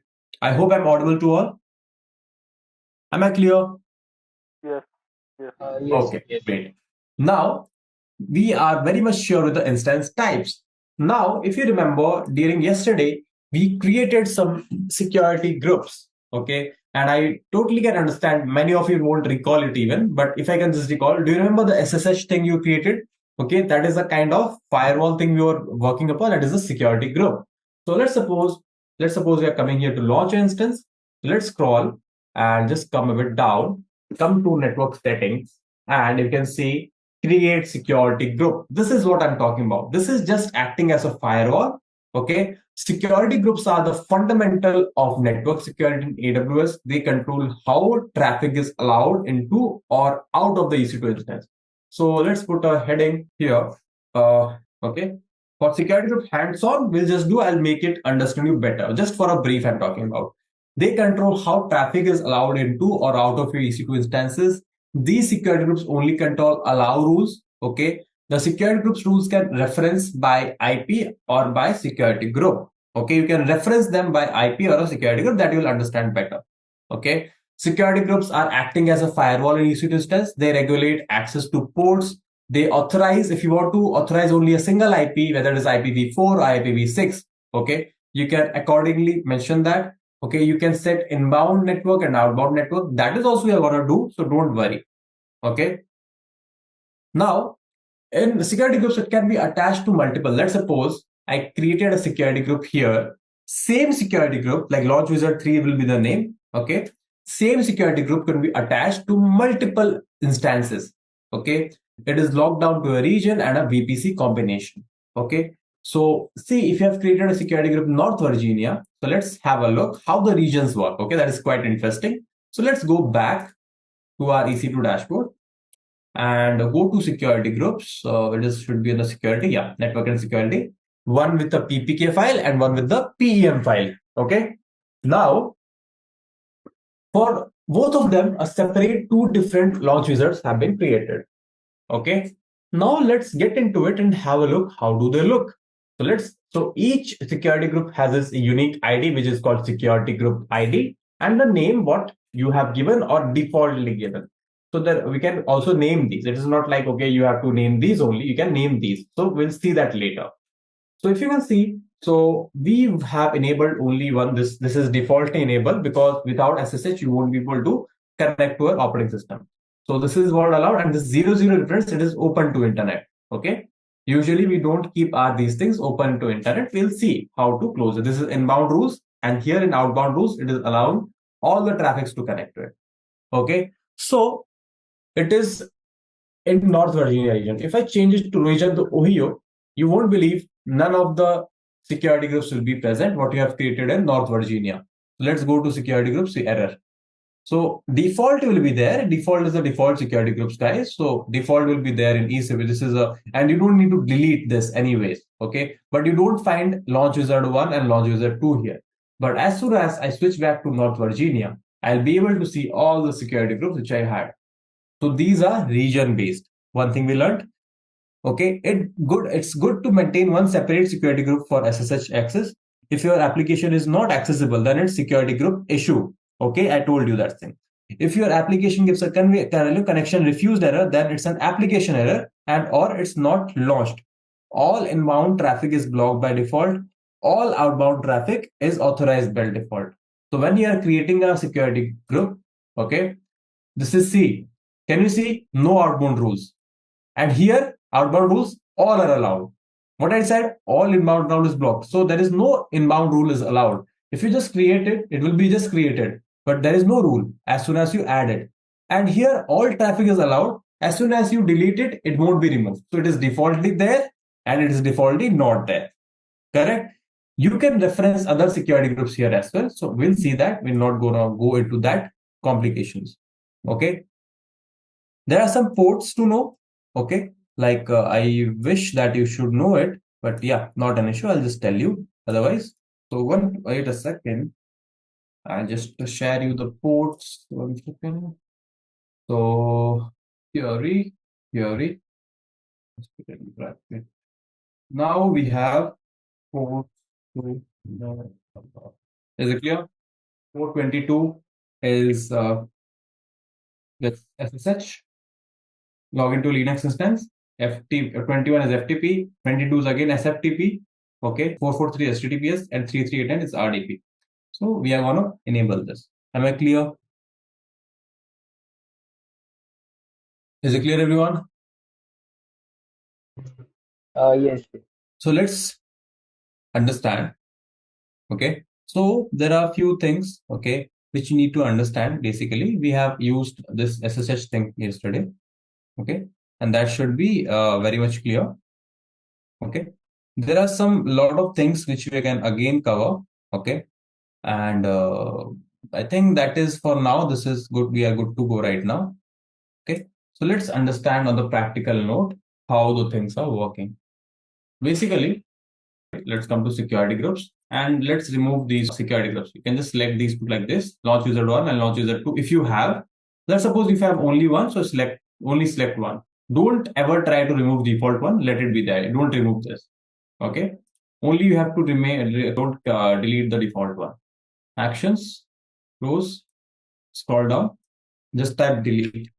You can only delete the security groups. Okay, what I'm typing. Once it is not attached to any of the instances. If it is attached to an instance, you can't delete it like this, correct? Just reload it, it is not there. Okay. Let's come back to instances. Is it clear?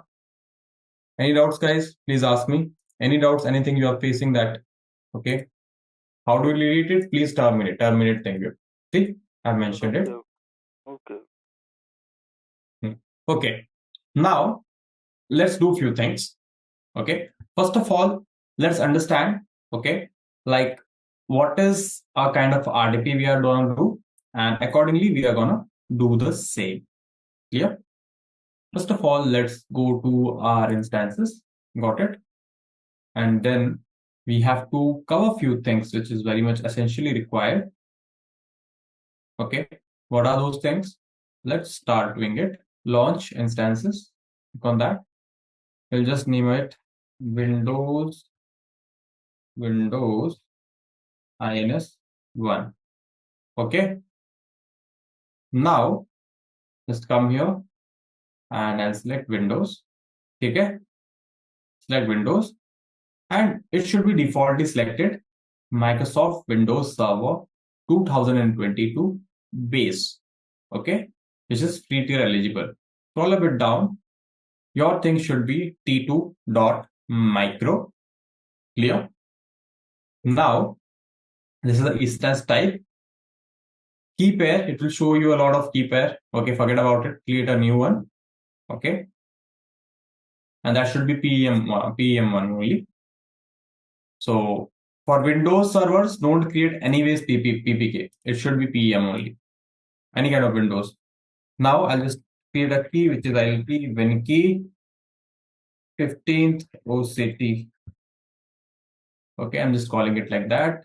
Let's create a key pair. Any name you can give here. Don't get confused about the name. Any name you can save it.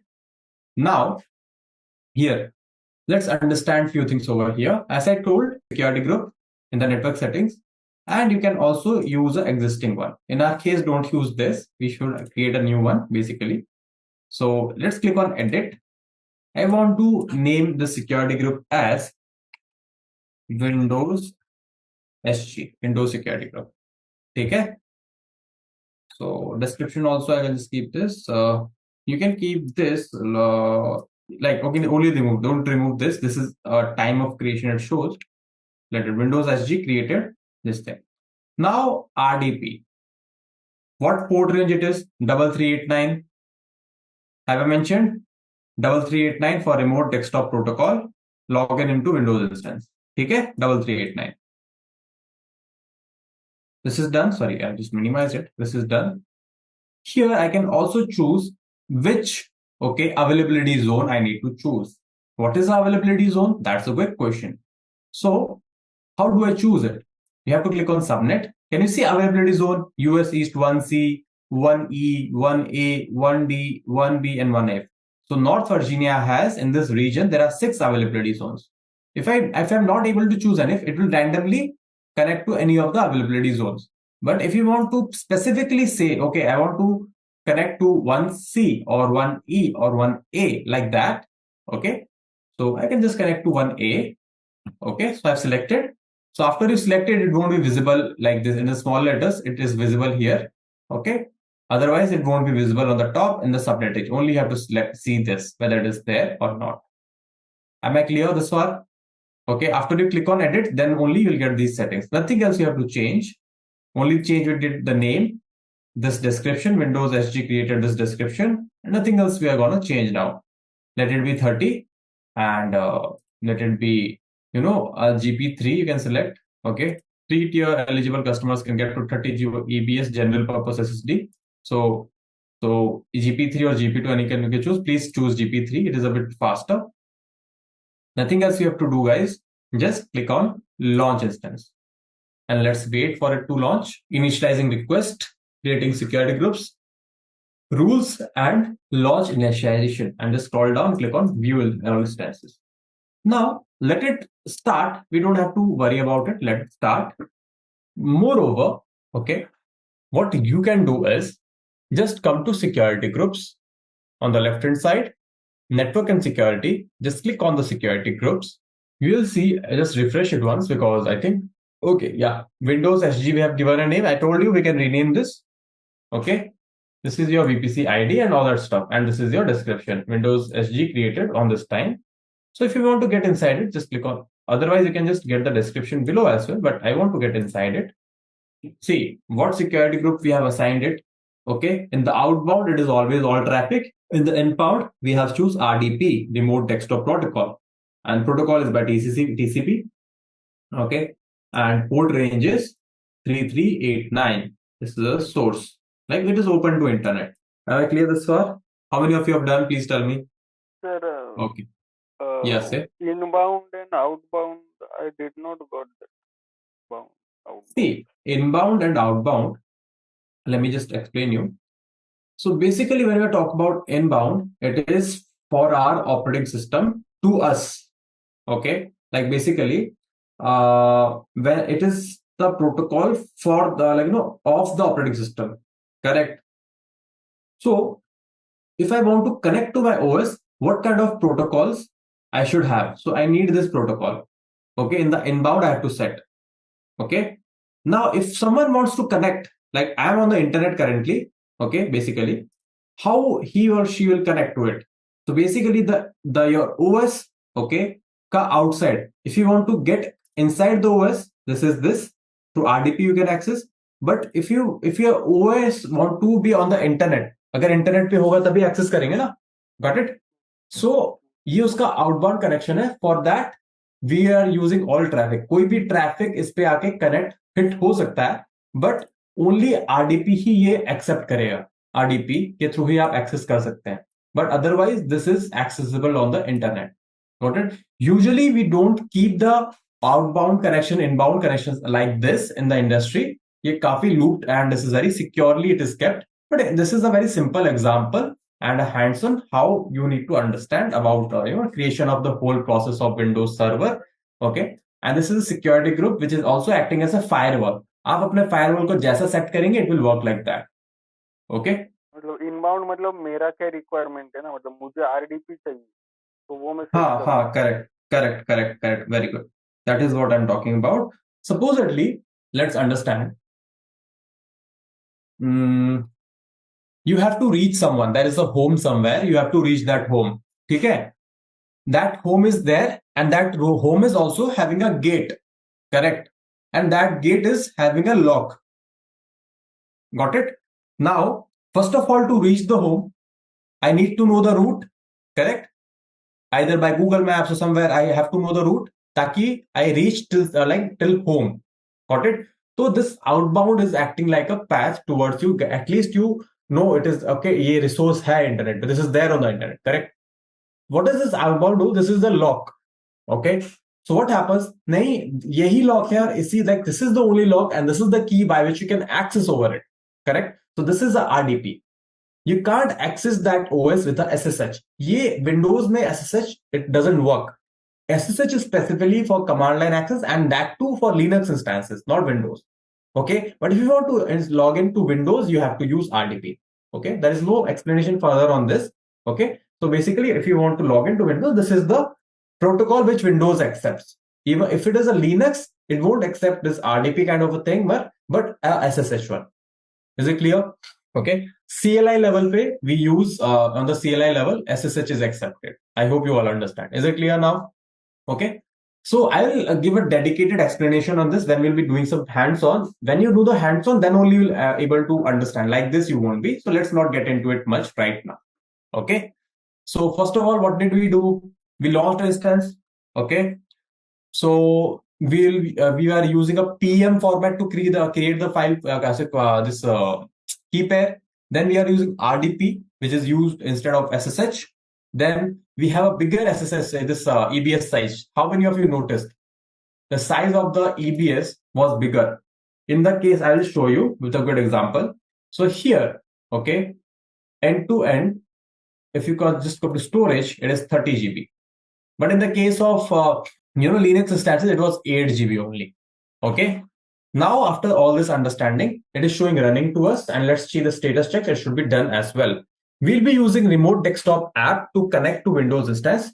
Okay, if you're using Windows 10 and 11, so this will be fine. Okay, and if you're using kind of operating systems such as Ubuntu or a Linux, there are some softwares like R Desktop and X3DP and all, which I won't be demonstrating either, but just for your information, I'll just keep it. Okay, so let's do it. Is it clear, guys? Now let's come to this. Okay. Now the question is, so how do we connect to it? Correct, Jerry? How do we connect to it?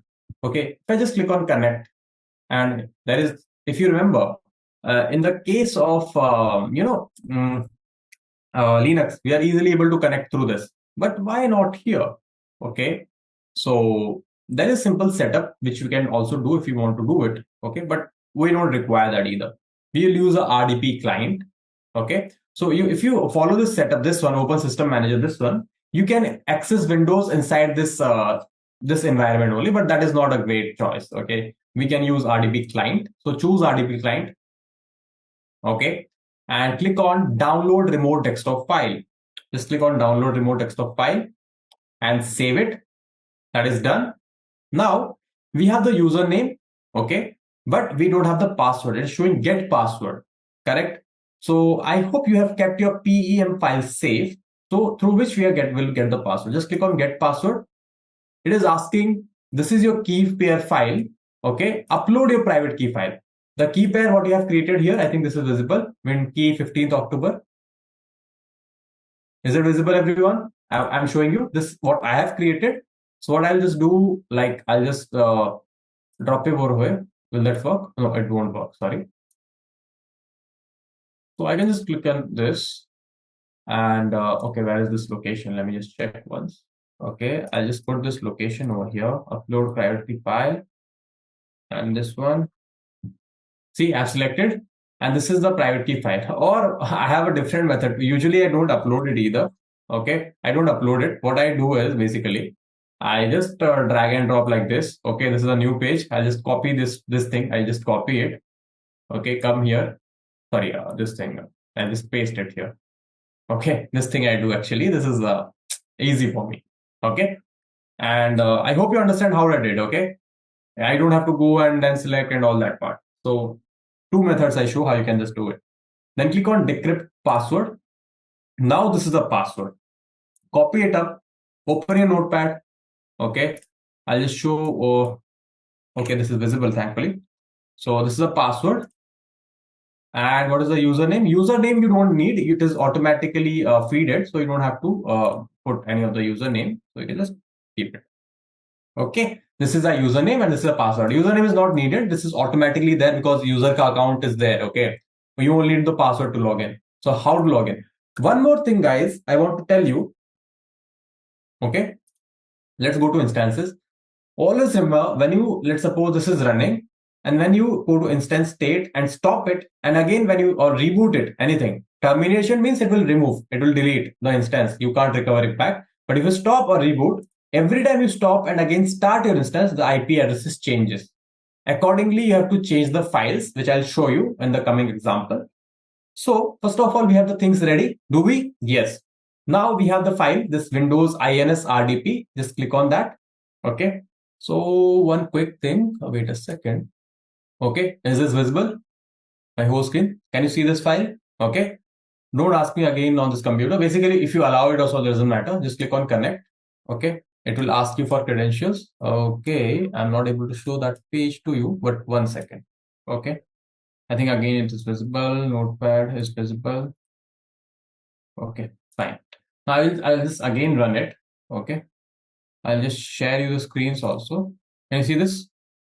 Just click on connect. It will again come here asking for your password, admin and password. So I'll just share you that screen also, how it will look. So I think that should be visible to you now. Is it visible? It is asking for a password, correct? Now, if you can just copy the password from here. If you want to type, you can, but I won't. I just Control V, paste it. Okay. Sometimes what happens, no, like it double copies the password. Okay. So it shows it is wrong. Okay. You just click on OK now. Just something like this you will get. I'll just show you once again. Something like this you will get. Can you see? Okay. And then do not ask me again. So you don't have to select. See, if this is the same, so suppose the public IP should have changed. I have selected do not ask, but the public IP will change again and again. So I don't have to select any of that. Just click on yes. Okay. And it will ask you, it will show you some things like this. Okay. Wait a second. And it will ultimately launch a OS. It will ultimately launch a OS. 1 second. If you can just see that. Can you see this window? This operating system. We can just maximize it. That is not an issue also. Setting up personalized settings and all that part, it will just take some time. I'll just minimize it. It is setting up basically. So I hope this window is visible to all, okay? So basically, I'm using two screens. So sometimes these kind of things happen, okay? So it is a Windows operating system. It is similar to Windows 10, okay? It is Windows Server and it is loading up few more settings. It will take some time. So this is a remote Windows. Okay. Okay. Yes. So we'll be doing some practicals hands-on on this as well. So let's wait. So how many of you have launched it, or how many of you are doing it? See, it has configured it. It is the host name. So I'll just show you a few things, basically to tally. So let's tally it. So instance ID 7C513, same thing, correct? Now we have T2 micro. Our region is US East 1. See, US East 1. Okay, instance type is T2 micro, T2 micro. 1 GB RAM, we already know. I've shown you what is the size of T2 micro. AMD 64 architecture and IP address. See, how will you know the IP address? So this IP address, see, private is 172.3.1.5. See, same thing. Public is 44.203.106.81. So we know that we are exactly connected to the Windows operating system, what we wanted it to be. But next time when you stop this thing, no, correct? When you stop this thing, okay, it will change. You can't use the same RDP file. You have to download another one. Okay. Because this RDP file is configured for this IP. Correct. Are you configuring any IP over here before launching? In the RDP, are you configuring any IP or anything? Are you configuring? Just wanted to know. No. So because this is pre-feeded, correct? I'll show you that thing at the end. But before that, let's complete the hands-on with this. So this is the thing. So first of all, what we'll do, we'll try to check the network to which it is connected to. Just open Edge browser. It is a very slow operating system. So don't worry. And you can just right click on your task manager meanwhile. Okay, this operating system I'm talking about. It is very slow because the resources are very minimal. So you can just click on task manager. Okay, just click on this task manager and open your task manager as well. Meanwhile, I want to show you the resources of the same. It will hang a lot, so don't worry. It will hang a lot. Sir मतलब हमें जो specific जो configuration चाहिए था, जो virtual machine चाहिए था, वो बना दिया, मतलब हमने अभी वो लॉन्च कर करेक्ट, दिया। हाँ बना लिया। This is a type 1 virtual machine जो हमने बनाया अभी। ओके, नाउ ये एज ब्राउजर वगैरह खुल गया हमारा। ये बहुत स्लो चल रहा है क्योंकि जो फ्री में इतना ही मिलेगा। Okay, this is for free. So start without sync, just click on that start without your data. Edge browser हमने खोल दिया है। सो लेट्स थोड़ा सा wait, so let it load. It will take some time. So it is showing, okay, remote services has ended, possibilities, administrator has ended the session and all. Okay, I don't know why it got ended. So not an issue. Okay, it might be hanged. Okay, so again we'll just connect it, same method. Okay, same method, so we'll just connect. 1 second, I'll click on connect. Here window aaya, I just come here, copy this. I just come here, click here, Control V. See, now it is double, 2 times it is pasting. See, that is what the issue is. Correct? So what I will do, I'll use window V and paste it. Let's see. No, it is very incorrectly pasting it. So let's copy it now again and try pasting it. Worst issue is I'm not able to see what it is basically. Let's click on OK and let's see. It will return. If it is incorrect, it will return. See, the login attempt was incorrect. It is showing. 1 second. Okay. See, the login attempt was incorrect. So इसको मैं cancel कर देता हूँ. I'll just again open it. So these kind of issues you'll face. Okay. जो आप face करेंगे, that is I'm telling. Okay. तो आपको ये मांग रहा है answer. तो आपको यहाँ से copy करना है क्योंकि यही है आपका जो है. This is what you have currently. So come here, paste it. Now it is correct. Can you see? This should be the ideal size. If you with the experience, you'll know, okay, how long this dots will go. Now you just click on OK and you'll just get this view. Okay. 1 second. Okay. And just click on yes. Whatever screen you're getting, just loading like this. Just click yes. Okay. Because 2 screens I have and I'm having issues while launching. Okay. Now you'll get something like this window. Oh, I think that got hanged. Okay. See, that got hanged actually. Maybe a network glitch at my side. No, this is already started. So click on more details. Thank God my operating system is still running. But if you can see here, RAM is totally finished. 965. How will it run? Exactly correct. So let's unselect everything, confirm and continue. Okay, confirm and continue. We need to do this activity to get a proper understanding of the same. Okay, so full screen I have done it. Unnecessary tabs, you close it. That's not required. That is not purpose of this. So let's do it. Open a new tab and you can close it. It will take a lot of time, guys, so don't worry. It is very it will hang a lot. Okay. So see your task manager. Meanwhile, it is totally filled up. Let's wait for it to totally load up the page. Is it clear? Now the page is, I think, almost loaded. Okay, because it is a SSD, that's why it is actually like capable. So you have to open some website called speed test. Okay, speedtest.net. Okay, where in this operating system, not your laptop operating system, your virtual OS, you have to open that. Okay, now I'll show you a good difference over here. Okay, I'll just minimize this OS. Now this is my current network and current IP and all that stuff. You can see. Okay, this is the network ISP provider and all. It would be different in the case. This is my ping and all that stuff. Okay, so it is my network. Okay, I'll just close it. Again, I'll go to this RDP page. This is RDP ka network. As we all know, this is Amazon network, so it is showing Amazon. Okay, and the location Ashburn, VA. Okay, so you just click on go, and you'll be amazed by the speed. Okay, it has. Okay, and it will be having a ping of, I think, 1 milliseconds. It should be. So they are very nicely interconnected.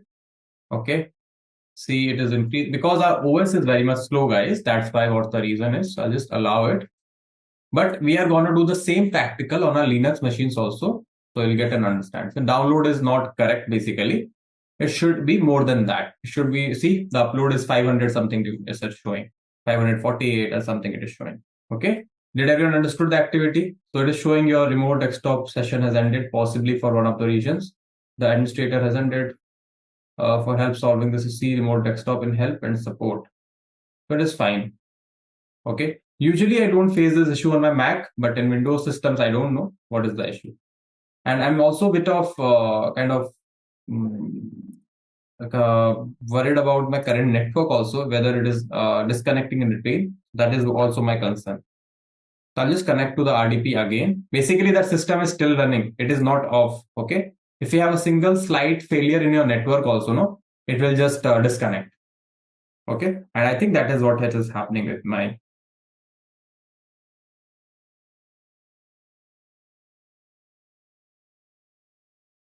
So is it clear? I think it is loading up, little load. Okay. So I can click on go here again and just check the network once more. Okay. So somewhere when you're disconnecting, can you see somewhere I'm getting disconnected? So this is maybe because of a network issue or something. Okay. But we'll do the same activity in Linux. So basically what happens now, when it is checking the download speed, it is actually consuming a RAM. And my system, this host OS, okay, this virtual OS doesn't have any RAM. Okay, it is only one having said. That's why it is having very less speed it is showing, but it has very high bandwidth. It is around 700 megabits per second it will show. Okay. Okay. Meanwhile, so download test error. Actually, that doesn't mean it is not having that efficiency. Or you can just do one thing. I'll open a new tab and close this one. Let's wait for some time. Is any of you doing with me? Let's wait for some time. Let it load. Otherwise, I will be bound to. So I hope that is the activity. Okay. Can you all do that? That is nothing much we have to do. I have shown you our virtual machines ka resources, RAM, CPU, and all that thing. You have to check that first. Then open your Edge browser, follow like this, and please finish this activity. Correct? Is it clear? Am I clear with everyone? Okay. So you will be able to do. Okay. It depends upon. So I'll just disconnect from it right now. Okay. Not disconnect. I'll just do one thing. I'll show you what happens when I stop this thing. If I just click this and stop instance and click on stop, see, it will show an error. It will stop. Okay. Remote desktop connection is turned off. It will show up here. Just give it some time. What did I do? I came to instance state and clicked on stop. Let's wait for some time. Actually, this is hanged, so it is not getting stopped even. But yeah, it will get stopped easily after some time. What you can use after it doesn't get stopped, sometimes our instance gets hanged. Okay, see, the remote desktop services has been ended. So I'll just click on OK. Okay. So the IP was this one. So I'll just copy this IP just as a proof. This was the previous IP, and when we'll start, we'll get a new IP. Okay, let's wait for it to start. Okay, let me reload first. Okay, stopped. If it is stopped, I can start it again. So I've started it. One quick thing, we'll just compare the IP addresses. Let's wait. So it has, let's see the IP address now. This is our current IP address. Okay, the previous one and current one. The IP address is not fixed. I will also let you know how to fix it, but not right now, maybe in next session. But let's click on, okay, what I will do, I'll just select it and I'll just try to use this last RDP. Okay, and let's see whether we are able to connect or not. Okay, let's see. We won't be able to because this is configured at 44.203.106.81, this old IP. Can you see 44.203.106.81? It is configured on this. Okay, it will definitely throw you up this error. Okay, so no point of using that. So what you can do is either you just click on that, connect, go to the RDP client, okay, download the remote desktop file and save it again. Then you have to get the password again. So upload the file here, PEM file. Okay, basically the password is going to remain same. So no changes in password. Okay. So what you can do is basically the OS what you have used, no, that is going to be the same also. It is not like a new OS. Only the IP has changed to connect to it. Am I clear? I hope you all understand. Password is same and OS is also same. OS changed nahi hua, it is not changed. Only the IP has changed. Basically, you have the same home, but you are going through a different road or a way. Now let's go back. So nothing, we have downloaded it. You can use the new one. Just click on that. Just click on connect. Okay, it will ask you some password and all. So you just put it. Not this one exactly. Password is this. Select it end to end. Control C. Control V. Okay. Something similar to this, you will get pop-up. Okay. Wait a second.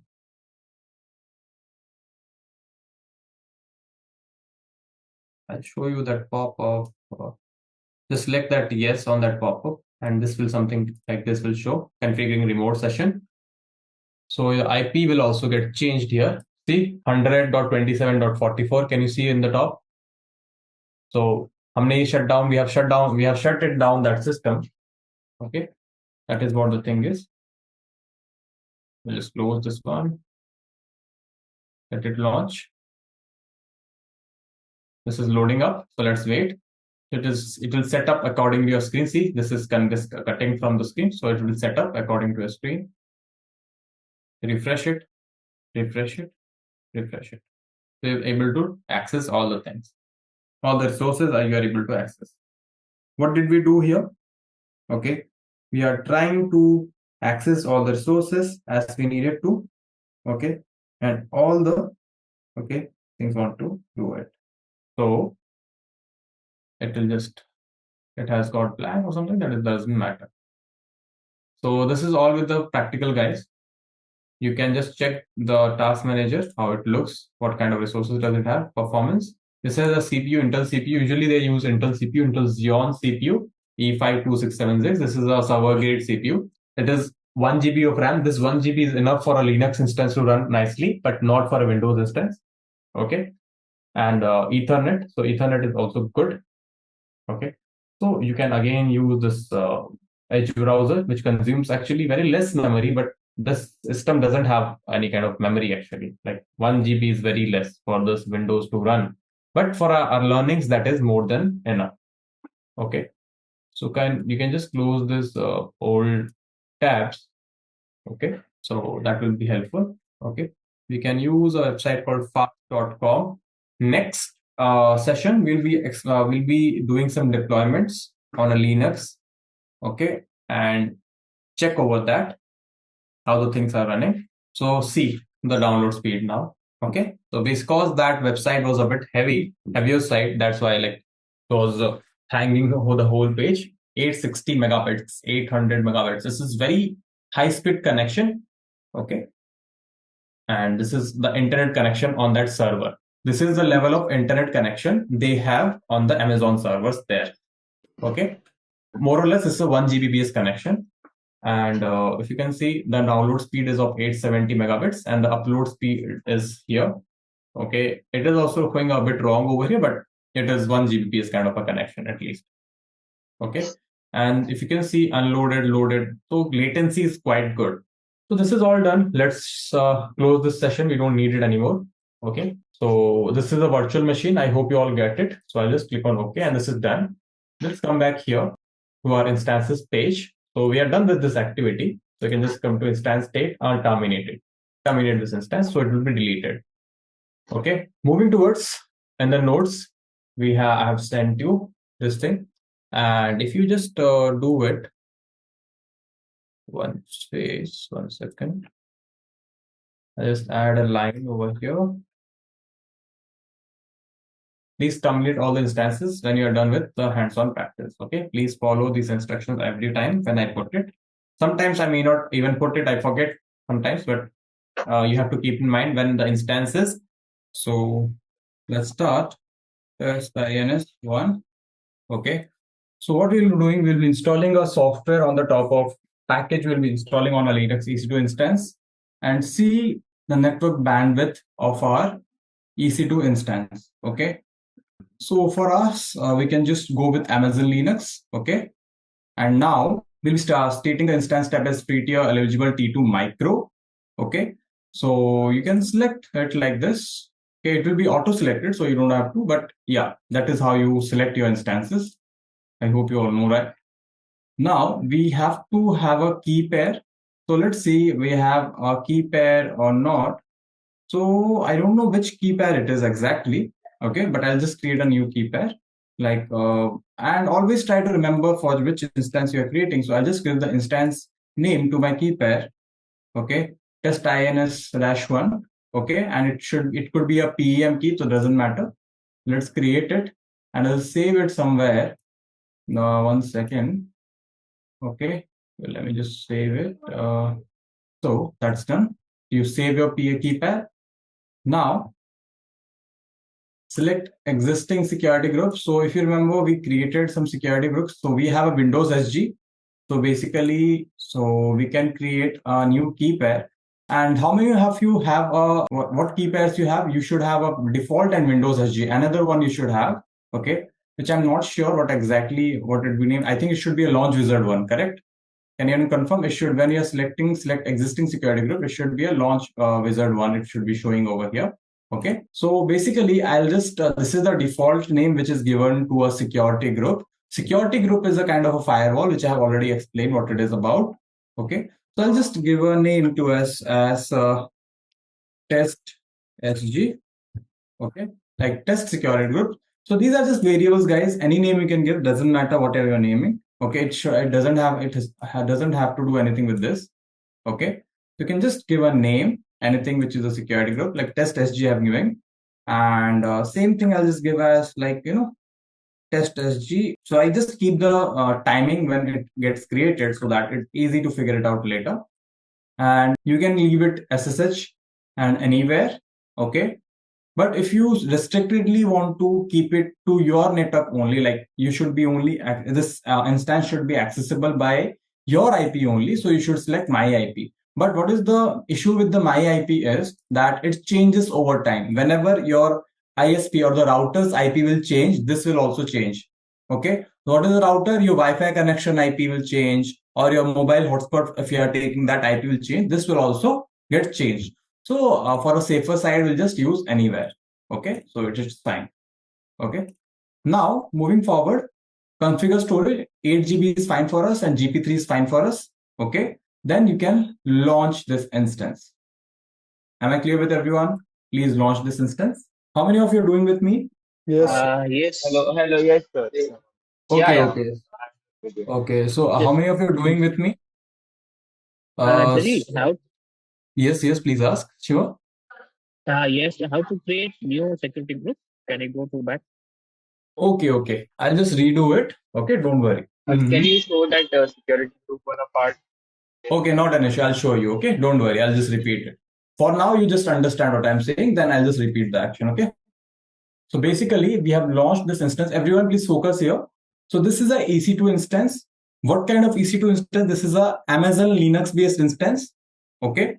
And if you see here, the whatever name doesn't have to do anything, correct? This is just a variable. You can just name it anything. Okay. But you can't program your instance ID. This is a unique ID which is assigned, okay, to me, and this ID can't be replicated to any other person. Clear? And the instance type is T2 micro. What is instance type? It is the type of hardware what your virtual instance is consuming. Hardware means your resources, like what RAM, what kind of CPU, okay, what kind of network bandwidth it is supporting. So those kind of things this instance type decides. Now this is the status check. Status checks means like it checks whether the OS is booted or it has all the services loaded properly. So it checks it twice, 2 times it checks. Now alarms and all, let's not discuss right now. Now availability zone. Availability zone, I hope everyone understands. So first of all, always, all of you keep in mind that whatever region, what you choose, okay, it should be North Virginia. You shouldn't be in Ohio, California, Oregon. You should be in the same region where I am in. So as soon as I log in into my account, my screen is shared to you. Just make sure you are in North Virginia. If I am also not in North Virginia, sometimes the region automatically change. That's not a big deal. That happens sometimes due to browser cookies and all that happens.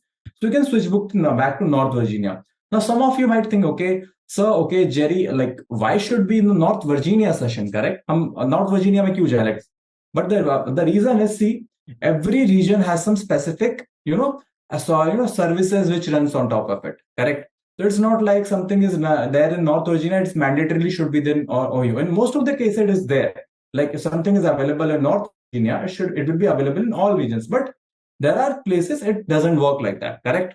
So that's why we should be in the same pace. Like the location, what I'm using, if you use the same, if I face an error, you will also face a same kind of issue. But if someone is in Bombay region, okay, Mumbai, but I won't face the same error if I'm working on Mumbai and someone is working in North Virginia. They won't face the same error. So in that case, you will get confused, got it? Now, so this is the availability zone. So after region, there is a subdivision of it. In Virginia, there are multiple data centers. Okay. This availability zone could be a single data center or a cluster of data centers. It could be also. Okay. So there are 6 availability zones. That means the data centers are at 6 different locations. Okay. So to make it safer, like if something there is a, let's suppose there is a issue or there is a natural calamity happened at US East A. Okay, that wouldn't affect US East 1B, 1C or 1D. Like 1A has affected, it won't affect. So that's why they are put in different locations. Got it? Now we have public IPv4 DNS. Okay, this is a kind of a DNS for your IP address. Okay, so basically it is dependent upon C. So how it is EC2 18.209.47.236.compute. So it is a compute resource. EC2 is a compute resource. And Amazon AWS.com. This is the public IPv4. Okay. No monitoring has been enabled on this. The security group name is test SG. Key name is test INS. Key means the security key I'm talking about. You remember we create a security key pair. This is about this. Okay. So if someone also wants to ask, okay, which security group? So sometimes what happens, no, some of you guys will forget the name of the key. Like you saved it, see, I have saved it here and you'll forget it later. So in that case, it creates an issue. Okay, it's tough to search. So, but when you are very much sure that, okay, but these kind of namings and everything, people actually don't focus here much, but that is very important. When you are working and you have a responsibility, so you should make the things very much clear and understandable for the third person who is it. Okay, and it is also easy for if you, kind of, if you follow a format. Okay, so what happens, it is easy for you to remember as well, and secondly it is easy for your, like suppose you have to hand over something to it, or if there is a business user, he or she is facing an issue, so it will be easy for them also to understand the issue what you are exactly talking about, or any kind of thing you are explaining. So it is easy. So always keep these kind of simple minds. I'll be telling you all kind of best practices what are being used in the industry. So just make sure that you listen it properly and try to apply it. from the day one, like where you are running. And it is recommended that, guys, you also do the hands-on with me, because I think I'm giving you ample time to do it also in meanwhile I'm explaining. So just try to do it. Okay. Talking about the security groups. So let's understand. See, I won't create the instance once more, but I'll show you. Let's suppose this is a new instance we are generating. We have given the name, anything, we have just given the name. Selected our operating system, like Amazon Linux, Mac OS, Ubuntu, but you have to select Amazon Linux for this practical. Nothing else you have to change. This is a Linux AMI, architecture is 64-bit, instance type is T2 micro. Till this, there's nothing you have to do. Here you came and you created a key pair, which I have created. You can see something test INS1. Okay, I have created. Okay. Now, if we just go down a bit, I think this is where you got an issue. How did you do it? So basically, can you see create security group and select existing security group? Let's suppose, okay, my another instance, like this new instance also wants to follow a single same type of firewall, like same kind of restrictions, same kind of allow rules, okay, or deny rules it wants to follow. What you can use, you don't have to create a separate security group of it. Okay, you can create, but if that thing needs to follow same same set of protocols, correct? So what you can do, you can just select existing security group. In my case, I have created test SG, so I can select that and then go ahead with my and launch it. Okay, but if you want to create a new security group, you have to click on create and it will automatically create. Okay, whatever protocols you want to set, it can automatically create. But you want to customize that automatic creation. So what you need to do, you have to click on edit. Okay, then it will give you option to rename it, and description also you can just change. So in my case, what I do, I just named it test SG. Okay, like name it properly, like basically. Wait a second. And I have also given here test SG here as well. Okay, I have also given the same name here. Okay, and then I have set the protocol. See, what is this protocol? Let's understand. So if I'll show you the last day's nodes. So I think I have shared it. Yeah, ports to know about. See, what is port 22? This is SSH 21 is FTP, 22 is again SFTP, 80 is HTTP, 443 is HTTPS, and 3389 is RDP. So these numbers, what you see, have a signification. Let's suppose when it is a port 22, say SSH connection. What is it is for what purpose it is used for? For logging in into Linux instance. What is FTP used for? Uploading files to the file share. Okay. This is a file transfer protocol, okay? Secure file transfer protocol, SFTP. Upload files using SSH, okay? Not directly drag and drop, but we are using a SSH protocol to transfer files, okay? So basically same protocol it is. These are almost same protocols, but named differently. So here we will get a command line. Here where it is a FTP specific for FTP protocol. Now, then HTTP access unsecured website, then HTTPS access secured website. So can you see this is HTTPS, so it is secured. Okay, connection is secure. But something is HTTP, it is not secure. Continue learning directly from industry experts. You are watching these recorded topics from our master's program, but you can watch it live by joining any of these master's program, where you can become an IT engineer that too without coding. Now you can continue. Then it is RDP. RDP we have done on the Windows instance. Okay. So coming here, you can set rules here. So basically, I will have a separate session on security groups itself. So I'm not going to go deep. But see, there are different kind of anywhere means like any kind of network. From any kind of network, you can connect to this instance. Like it could be anywhere. But if you want to customize, like for if my network ID is something 78.96.36.89, this is my network IP and my CADR is 24. Okay, this is my network IP. And this is my CID. Forget about CID and all. This is my network IP. Just focus on this. So if I'm connected to this network, like this IP, if my IP is this, then only I will be able to connect to this instance, this VVC instance. Okay? But if my IP is not this, okay, then I won't be able to connect to this instance. First thing clear? Second thing, if I select it anywhere, this means I can connect to this instance from any IP. Means it is open to internet. Anyone who has the key pair and all this, he or she can connect to this instance. But that is not a very recommended action in the IT industry. Secondly, the most preferred way, what I also prefer is my IP, But actually, why my IP is like, my IP could be used for testing and all these purposes, but on development purposes also. But in the productions, we don't use my IP a lot. We use a static IP. So I'll just come to that. But see, if I select my IP, this is my current IP address. Okay. So who can go with my IP? Like me myself can only connect. Okay. How it is? Let's suppose I'm connected to my router, then only I will be able to connect. But it's not like you can't change this IP later. Okay. So let's suppose you have selected my IP. Later also you can change. I'll show you how it is. Let's suppose you have launched the instance and this IP is also created and it is kind of my IP. Okay. So let me just show you once. So can you see security here under security? Say here in the security section, you can see security groups. You can just click on that. It will show your test SG. So you can see it is inbound rules and outbound rules. Mostly the outbound rules will be always all traffic. You can customize it later, but inbound rules won't have any rule. Okay. If you go to inbound rules, let's suppose I have for SSH I have chosen my IP. Okay. And see I have saved it. Clear? So I will be only able to connect with my IP is your own IP or system's IP address. Okay. So you can click on edit. Let's suppose this is fixed right now. You can click on edit inbound rules.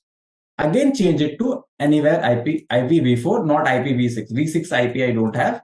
I'm using a v4 IP. Usually most of us will have this v4 IP only. So you can save it. So it means you can connect to this instance from anywhere on the internet. Is it clear? Have you got a clear understanding towards the IP addresses and how it is being utilized and created in the instance part? This is actually like the basics we can say. Okay, basics doesn't mean it means it is easy. No, that doesn't mean that. Basics means if you don't know this, you won't be able to do other steps. Correct? So let's suppose once I have shown you how to secure, how to create a security group, what is a security group, how to configure the security group, then I won't be explaining you that part again later. Correct? When you'll be doing a end-to-end project setup or something. So that time I won't be telling you about. I will show you and you don't have to, because every security group or any instance, I won't be explaining it again. No? So just make sure of that. Okay. Now this is running and 2 by 2, all the checks has passed. Okay. Now let's do one thing. I want to connect to this instance. Okay. So how do I connect it? How can I connect to it? Okay. So I hope everyone is using this Windows laptops, correct? So first of all, we have a software called Putty. Let me just see if I have Putty installed. Okay, I don't have Putty installed because I don't require it. That is what the thing is. So one way is Putty, but actually I don't use it much. Okay, so let me just download it. Okay, or you want to try another method of doing it. What do you say? So if you have used a PEM file, okay, and how do you access it? That's the question, correct?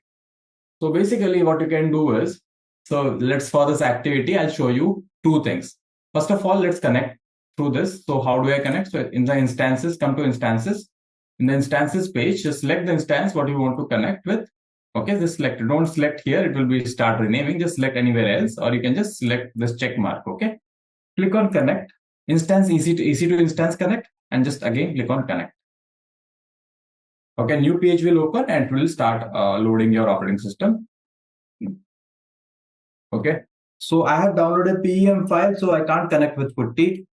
If I need to connect, then I need to convert that PEM file to PPK file. Okay, so meanwhile you can see that the operating system Amazon Linux 2023 is loaded. So let's check it. I just want to check update. Okay, why I'm capital letters writing.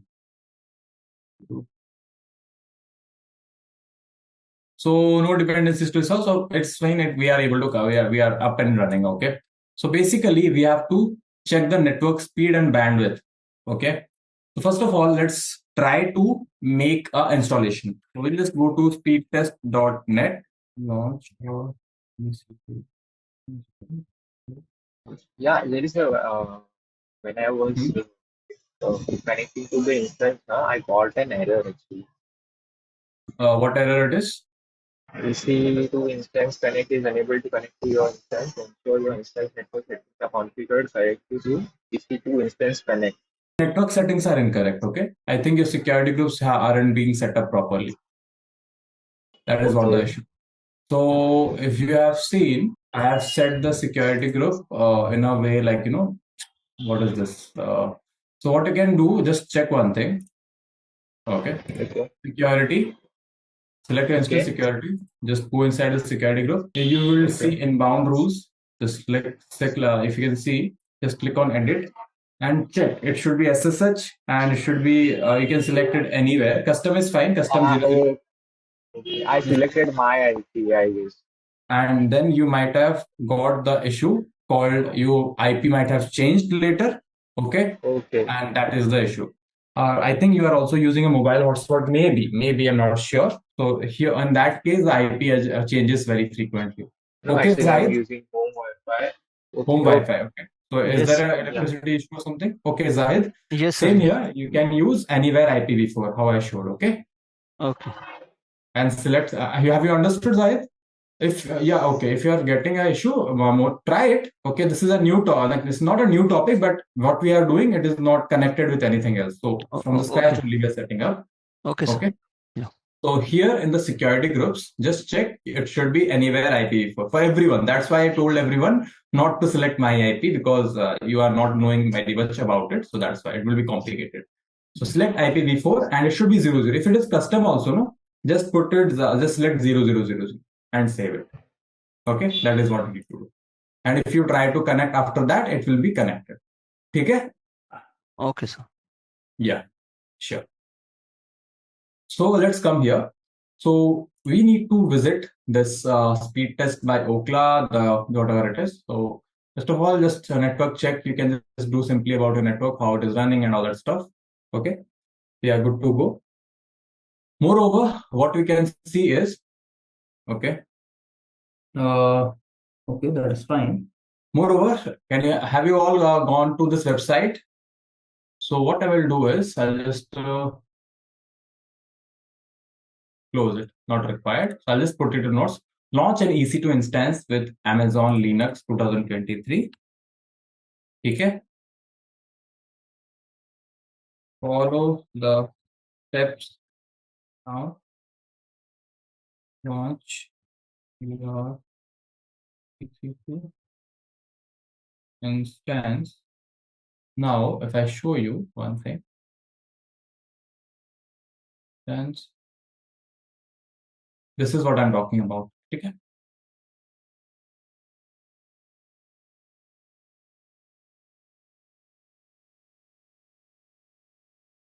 One second.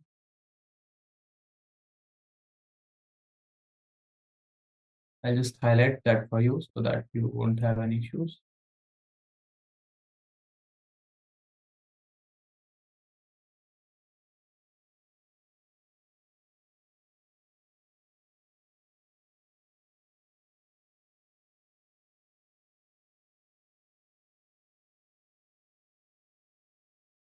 One second, I'm just setting up few things.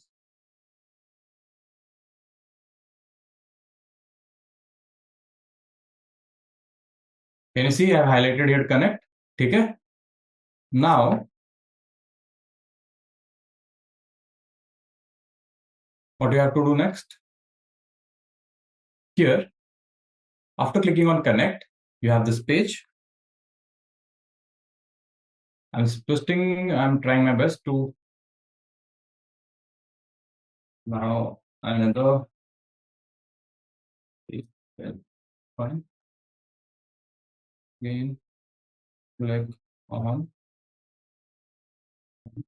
and your instance will be launched. Okay. Now let me just put it.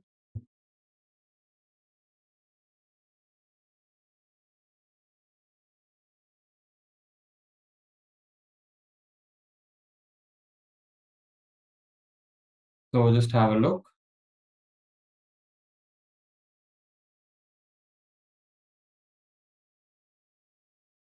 Okay, I hope you got it.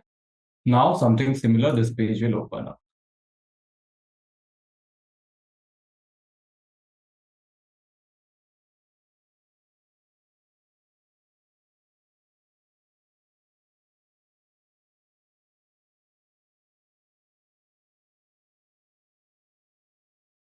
Okay, I have opened. This is 1, this is 2. Okay, this is how it should be looking. Let me just change the face setup.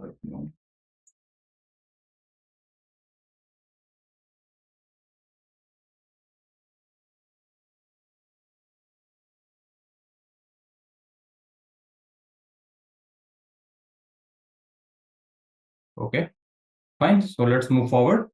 So after we have connected, please navigate to speed test this page.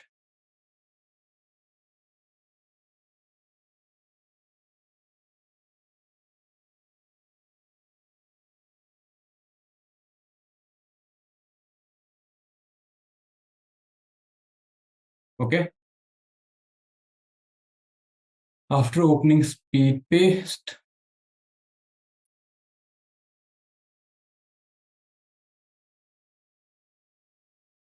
and navigate to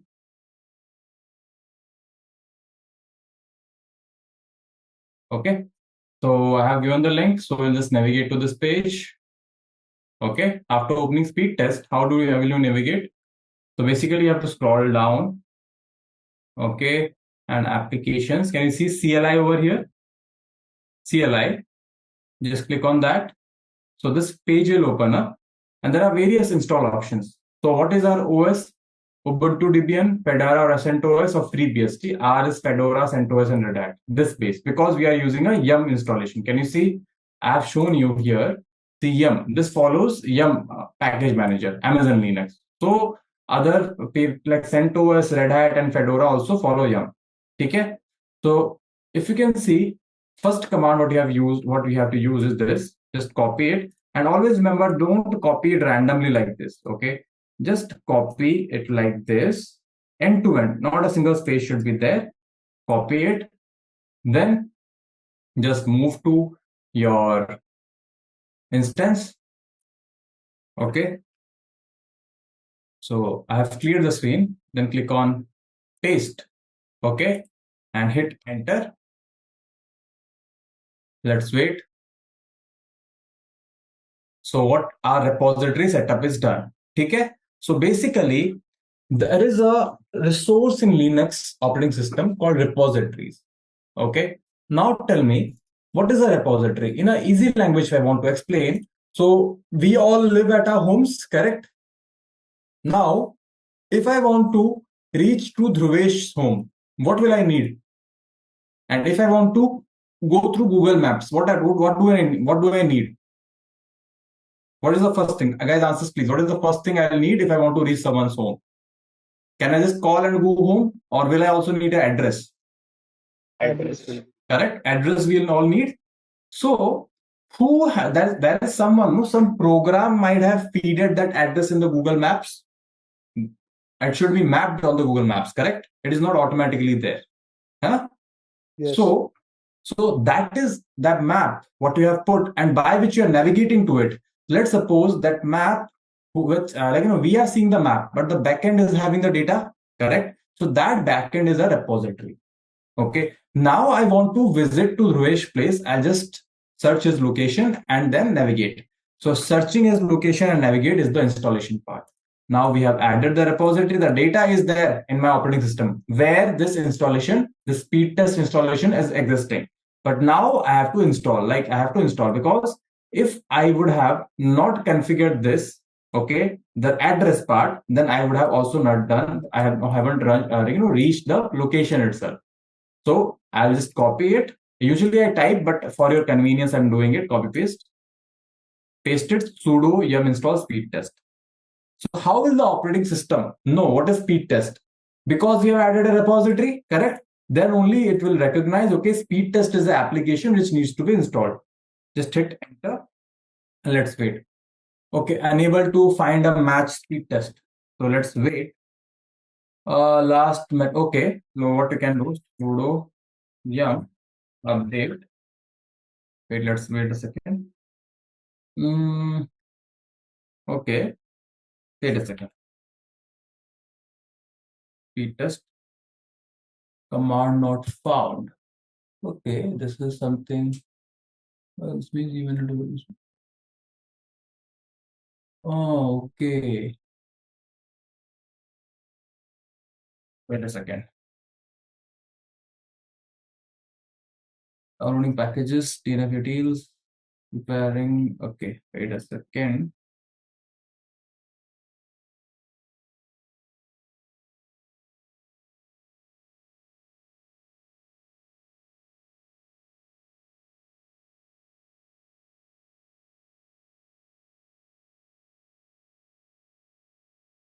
Okay, it is installed. It is saying. I'll just tell you the step by step. Don't worry on this. Okay, why the speed test argument is not there? Application क्यों मतलब लिया I'll हमने? just tell you. I'll just tell you. 1 second. I'll explain you. But this thing should have been installed. Let me just check. Where is the repository error? 1 second. This is installed one package. Installed. This is installed. It will be. Okay. So let me just check one thing.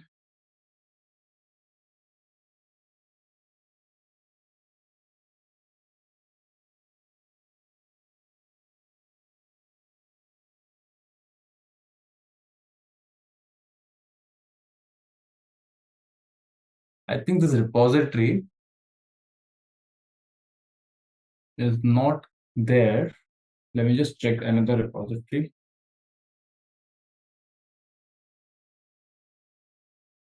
Installation on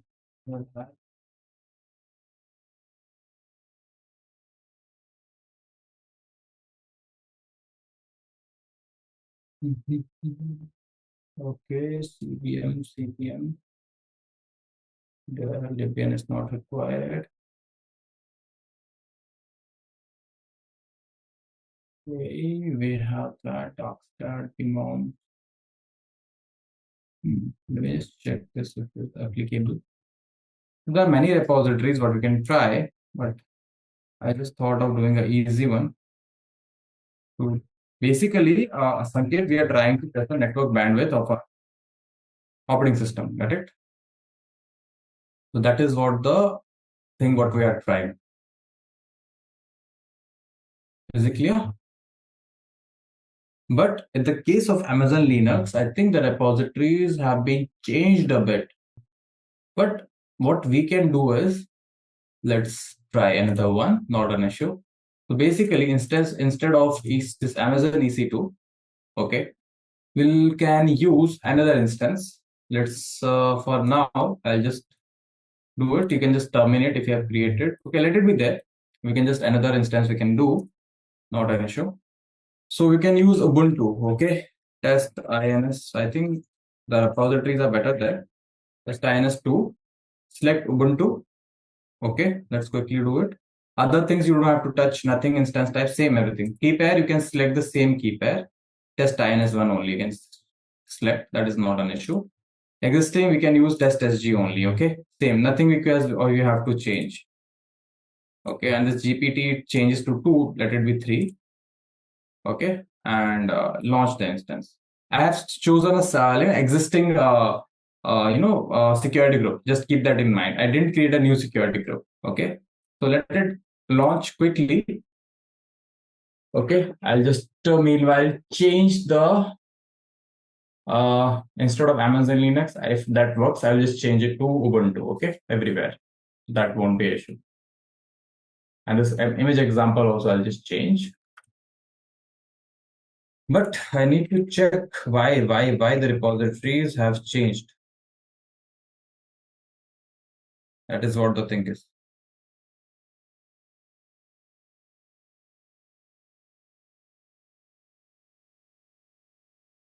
I think it has changed a bit. Not an issue. Okay, I think the Ubuntu might have launched. So what we can just do, select that, click on connect and click on connect. Okay, let's try it in Ubuntu instance. Okay, another instance is closed right now. Let's try it in Ubuntu and select Ubuntu. Okay, and our Ubuntu instance is launched, if you can all see, and with all its version 22 and all that stuff. First of all, let's go to speed the same page and select it, copy and paste it. And then install curl. Okay, curl is a command line tool which helps you download the files with the help of command line itself. Okay, so this is C URL. So you can just put the URL over here. After installing, you can just use the curl command now. So you can just copy it. Then second command, you can just paste it. Okay, so it will do a step of things, apt get update and all the stuff, and all the dependencies and repositories what it needs. It can just get the repositories of all dependencies and this speed test as well. So let it do. It is running apt get update. That is just okay. Let it install. And the last command is apt install. So see what is the difference. What you see here, apt is the package manager for Ubuntu and Debian based. In the case of Fedora, CentOS, Red Hat, and Amazon Linux, Yum is the package manager. So it's kernel. Let's paste it and let's see. Okay, now here it's working. Okay, so you can just type speed test and something similar you'll see on a screen. Just type yes. Okay, just type yes and enter. So what it will do, can you see the network download and upload speed over here? The download speed is something Ash1, okay, VA. It is around 910 megabits per second, and the upload speed is around 985 megabits per second. Okay, and the packet loss, we don't have anything, 0%. You can see the latency for downloading is 4.81 and for uploading is 2.42.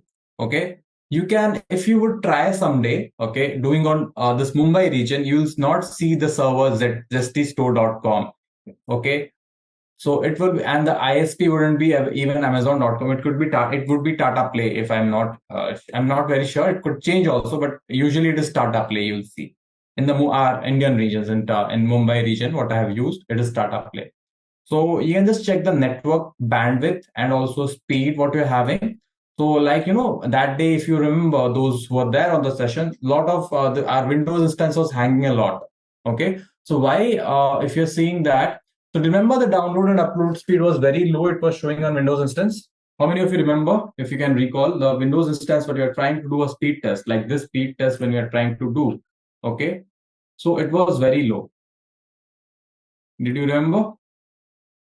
It was 20, 30, 50 megabits. It was there. How many of you can recall, Dhruvesh and all? Dhruvesh, Sanket, Shiva, you recall? Yes, yes. So basically, why the basic need about to understand these things are, any kind of web application you're opening on a system that consumes resources. Okay. So basic thing nowadays, you can just check it very easily. Let's suppose this is the page. So it is consuming around 414 MB of RAM. This page is consuming around 280 MB of RAM. This will be, it is consuming 508 MB of RAM. These two, it is consuming 468. So basically, when you'll be setting up an infra, you should make sure what is the network bandwidth, there are multiple tools. There are some other tools also. Speed test is the easily available for us, so which we have used. There will be other tools also through which you can use. This is not my internet speed. This is the server's internet connection. Okay, and 910 is very low as compared to AWS infrastructure. So it is approximately 1 Gbps. Okay, but it is not a very high. It could be 10 Gbps bandwidth also, and higher than that as well. Okay, depending upon the instance type. So what you see, the upload and download speed here, it is dependent upon the instance speed. Okay, so if you can see now, it is showing approx 1985 for downloading. Okay, and just going down a bit, so it depends upon the instance type. For T2 micro, this will be something similar to this. Is it clear, everyone? Okay, so I'll show you step-by-step methods. Okay, let me just clear it. What did we do from the beginning? I'll just clear. Yeah, hello.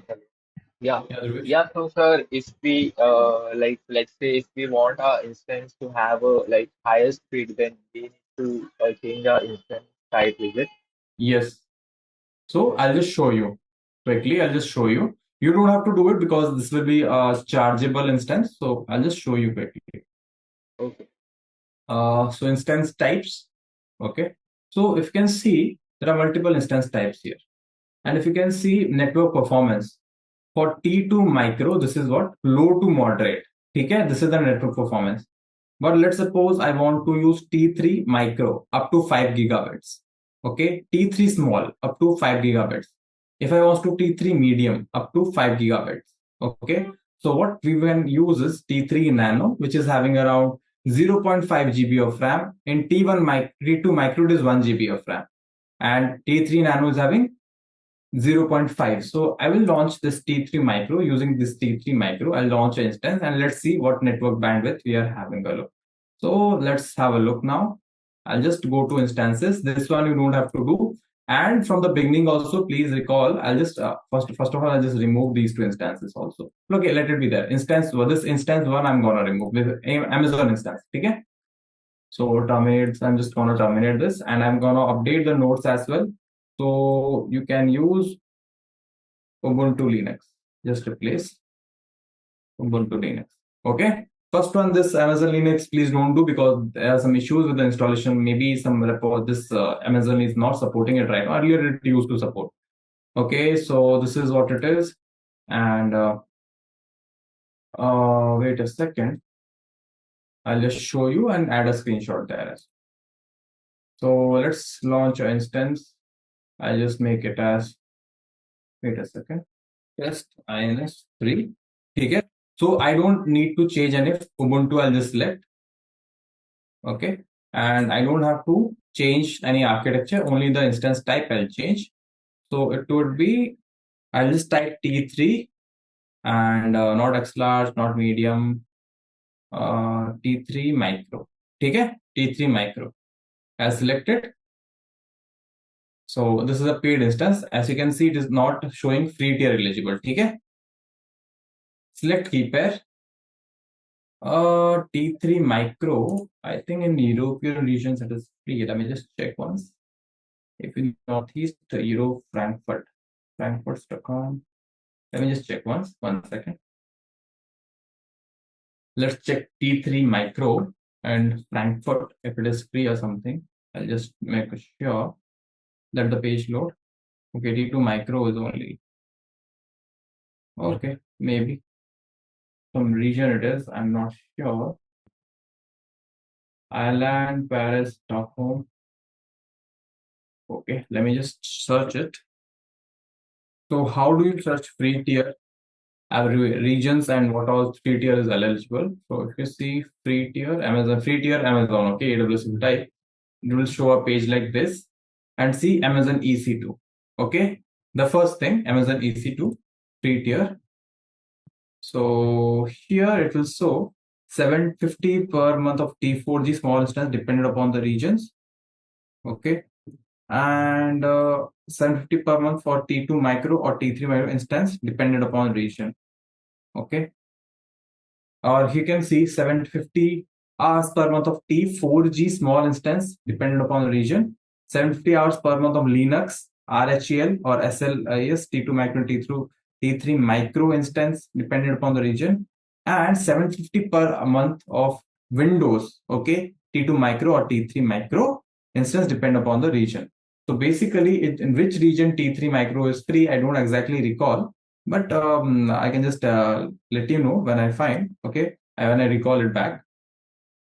Okay, so basically, let's come to the instance type. So usually you can just change the instance over here. Okay, and let's suppose AP, you can just choose EU West. Okay, anything you can just choose. Automatically, the free tier will be showing over here. Okay, you can just check. This is how you can experiment with your VM. And as I told you one thing, okay, you can create two separate accounts like AWS accounts, one for your sessions, okay, what you are following, and another one for your practice part. Okay, so here also, if you can see, T3 micro is not showing free tier eligible. So I don't know exactly which region it would be, but we can just check if that would be somewhere here. In Stockholm also it's not free. Maybe somewhere, maybe Asia Pacific. Let's check Northeast Seoul. This is Korea basically, Seoul, what you see. Okay. So you can just check it here as well. T3 micro, let's check whether it is available or not. Okay, here also T2 micro it is showing. So most of the places it is T3, T2 micro only, and very minimal places it is very rarely it is available somewhere. Okay, so let's be in the North Virginia region only, and I'll select this test INS 3. Let's select Ubuntu, and I'll select our T3 micro. Okay, so here it is 2 CPUs it have and 1 GB of RAM. In the case of T2 micro, it is having 1 CPU and 1 GB of RAM. Okay, so I hope that gives a clarity about how it is a faster and a more better instance than the T2 micro. Key pair name, I'll just select this test INS1 only, because you don't have to create multiple key pair. You should create, but we are just testing, so I don't have to. Select existing security group. As I told, if the configuration doesn't need to change in the firewall, so you can just use it for testing. But basically, this is not a recommended action everywhere you use the same VPC. Sorry, this security group. And let's select it and let's launch it. So this is a chargeable instance, guys, so you don't have to create it. Okay, just for a demonstration I'm creating it, and side by side we'll compare the bandwidth. So if I see again here speed test, if I run in the previous one, so still it is approximately 1000 what you see, and latency is very less. Okay, 1, 2 and all. Okay, and let's see if it is running. So it is T3 micro and it is launched in UST 1D, some other availability zone, but the region is North Virginia. Just click on connect, and let's click on connect, and again we have to install our speed test on top of it. So we can just go to our speed test website. Okay, and just go down and click on whatever CLI we need, application CLI, and Ubuntu Debian. Just copy this. So step by step, please use it. So let's suppose this is the first page of your Ubuntu. So first step is to paste this. You are doing the speed test installation, so you have to install curl command. Curl is also a tool, so we have installed it. Okay, now we'll just move to second. We'll get this repository packagecloud.io install repository. See, installing the repository is Okla. Okla is the owner, like basically speedtest CLI, and it has a script dev.sh script. It will perform all the installations whatever it is required. So just copy the script, come here, paste it, and just hit enter. And see, it will just the part of the script. See this dev.sh, the script, what it is here. You can see it is running apt get update, which is you won't see anywhere. See, basically this is apt get update is also similar command to this, but that command is inside this script.sh. This is a bash file. So inside this it is there, and it will be running concurrently. So you have installed, we have set up. Then again we'll install speed test. Copy it, right click and paste, hit enter. So our speed test will be installed shortly, and we have to, okay, done. Now again I'll just type speed test here, hit enter, and accept. Yes, type yes and hit enter. So can you see the speed right now here? Can you see the download and upload speed? And if I run speed test over here, if you can't, I'll just zoom it a bit. So this is the speed test here, and I'll just show you again. Speed test. So if you can see here, it is 4000 something megabits, and here it is 917 megabits. So I hope you understand the difference. Is it clear? Have you got a clarity how instances matter a lot? Any doubts with the instances anymore? Okay, so within a fraction of seconds, it has downloaded around 7.6 GB and it has consumed around 2.0 GB. Okay, so that is a kind of a thing. So I hope you enjoyed this activity. So this is, I'll just close it. 1 second. This window is not required also. Is it clear with everyone? Let me just replace the image here. Okay, so shall we move forward? Okay, this is done. Let's move forward now. Guys, have you got a clarity with the thing? Please confirm. I'm audible to you guys. Please confirm once. Okay, so this is done. So I'll just quickly terminate this one because it is a chargeable instance, so I don't require it. Terminate and terminate. So it will remove and delete actually basically. So next what we will see right now is setting up a EC2 and we'll write a script. Okay, we'll write a script with it. Am I clear with it? Am I clear with everyone?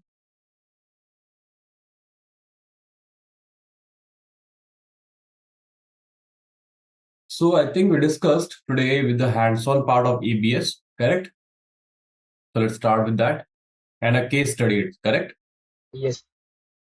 Okay, yeah. So first of all, let's start with the hands-on with it. So I think you have all logged in to instances and let's start with it.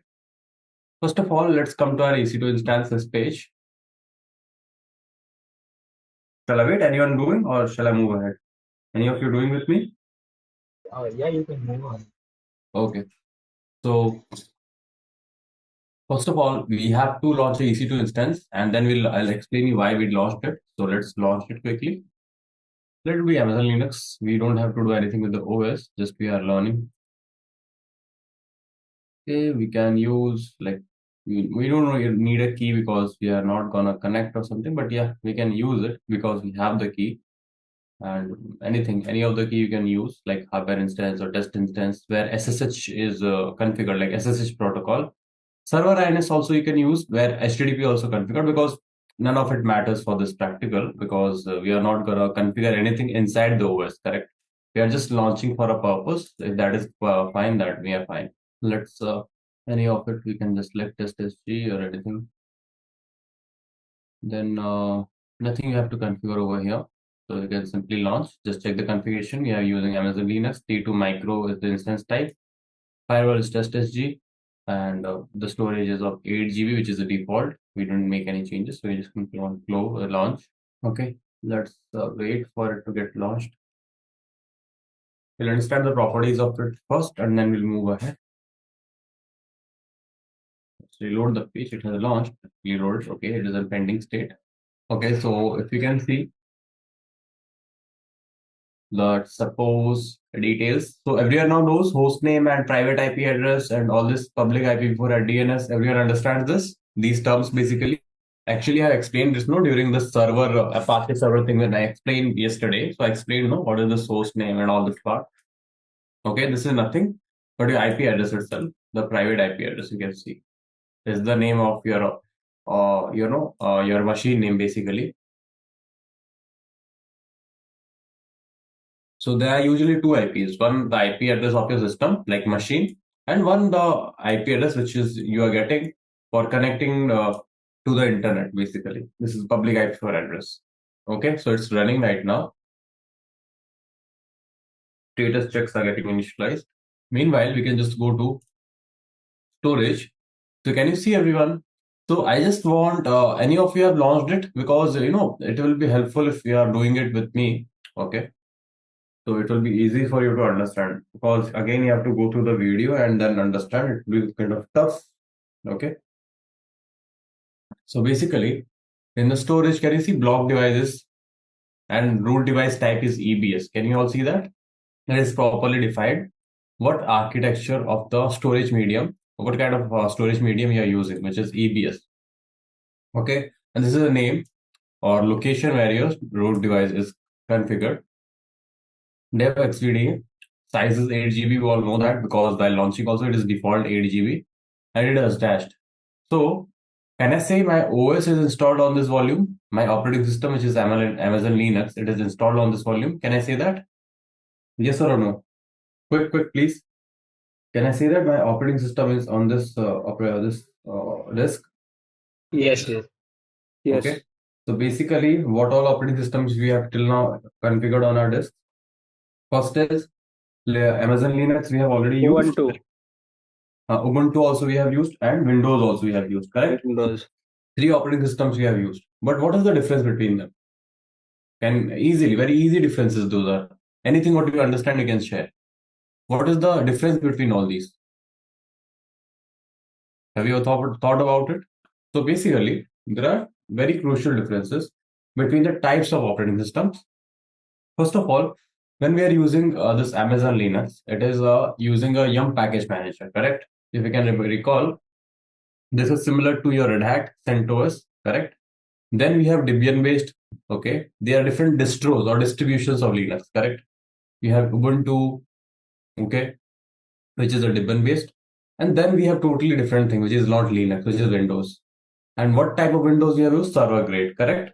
If you have used, I have shown you correctly here. When you are choosing a Windows, wait a second, let it launch. This is Windows. When you select C, Windows Server 2022 base.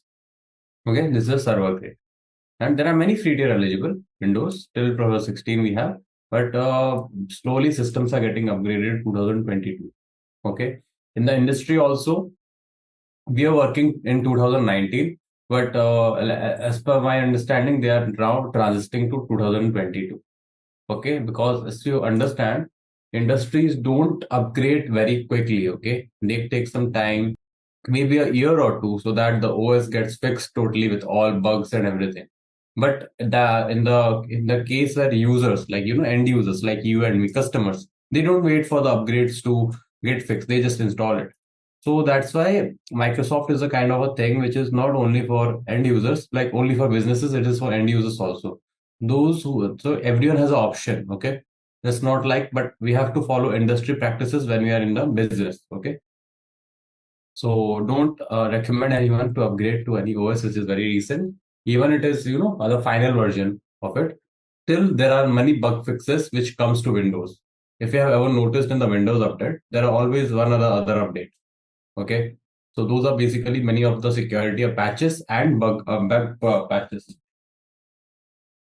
But in industry, when we you might see that people are still using JDK 8, Java Development Kit 8, 11, but the latest version is 17. Have you ever noticed very old versions of software is used because of there are many things called many issues related with compatibility issues. Have you ever noticed anyone? Like how many of you are in the industry right now? If you want to share, who are already working and have seen these kind of scenarios.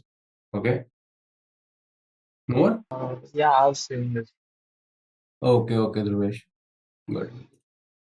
So moving forward, let's understand why is this the case. There are various use cases here. Before we jump to EBS part, because this is also a thing you have to understand. Basically, when we make an application, nowadays it's the era of software as a service. Like the application is with the vendor itself. The vendor is working around it, make it patches because vendor is owning that. Correct.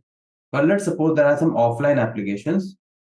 Okay, like they need to be installed on your system. So you have developed all your products around that, all your services around that. Okay, so what happens here? Here, vendor is basically, let's suppose Microsoft is the vendor of Windows, correct? But when you install Microsoft Windows on your system, the vendor doesn't do anything or development on that Windows, correct? The development is done if the Windows is on a cloud. Let's suppose now there is a service called this one. Okay, this one. Windows 365 Cloud PC. This is the latest example. And then there are two versions, Windows 365 Business and Windows 365 Enterprise. So if you can see here, there are two things. Creative projects, which is 8 GB or 8 virtual CPUs, 32 GB RAM, and 512 GB storage. Then I have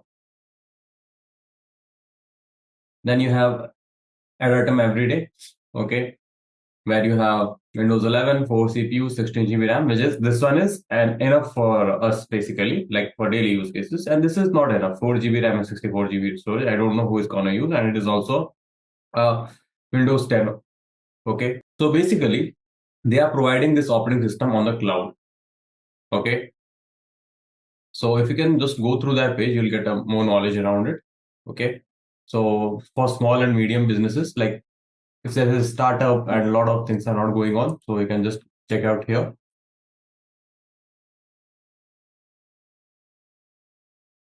Click on compare plans.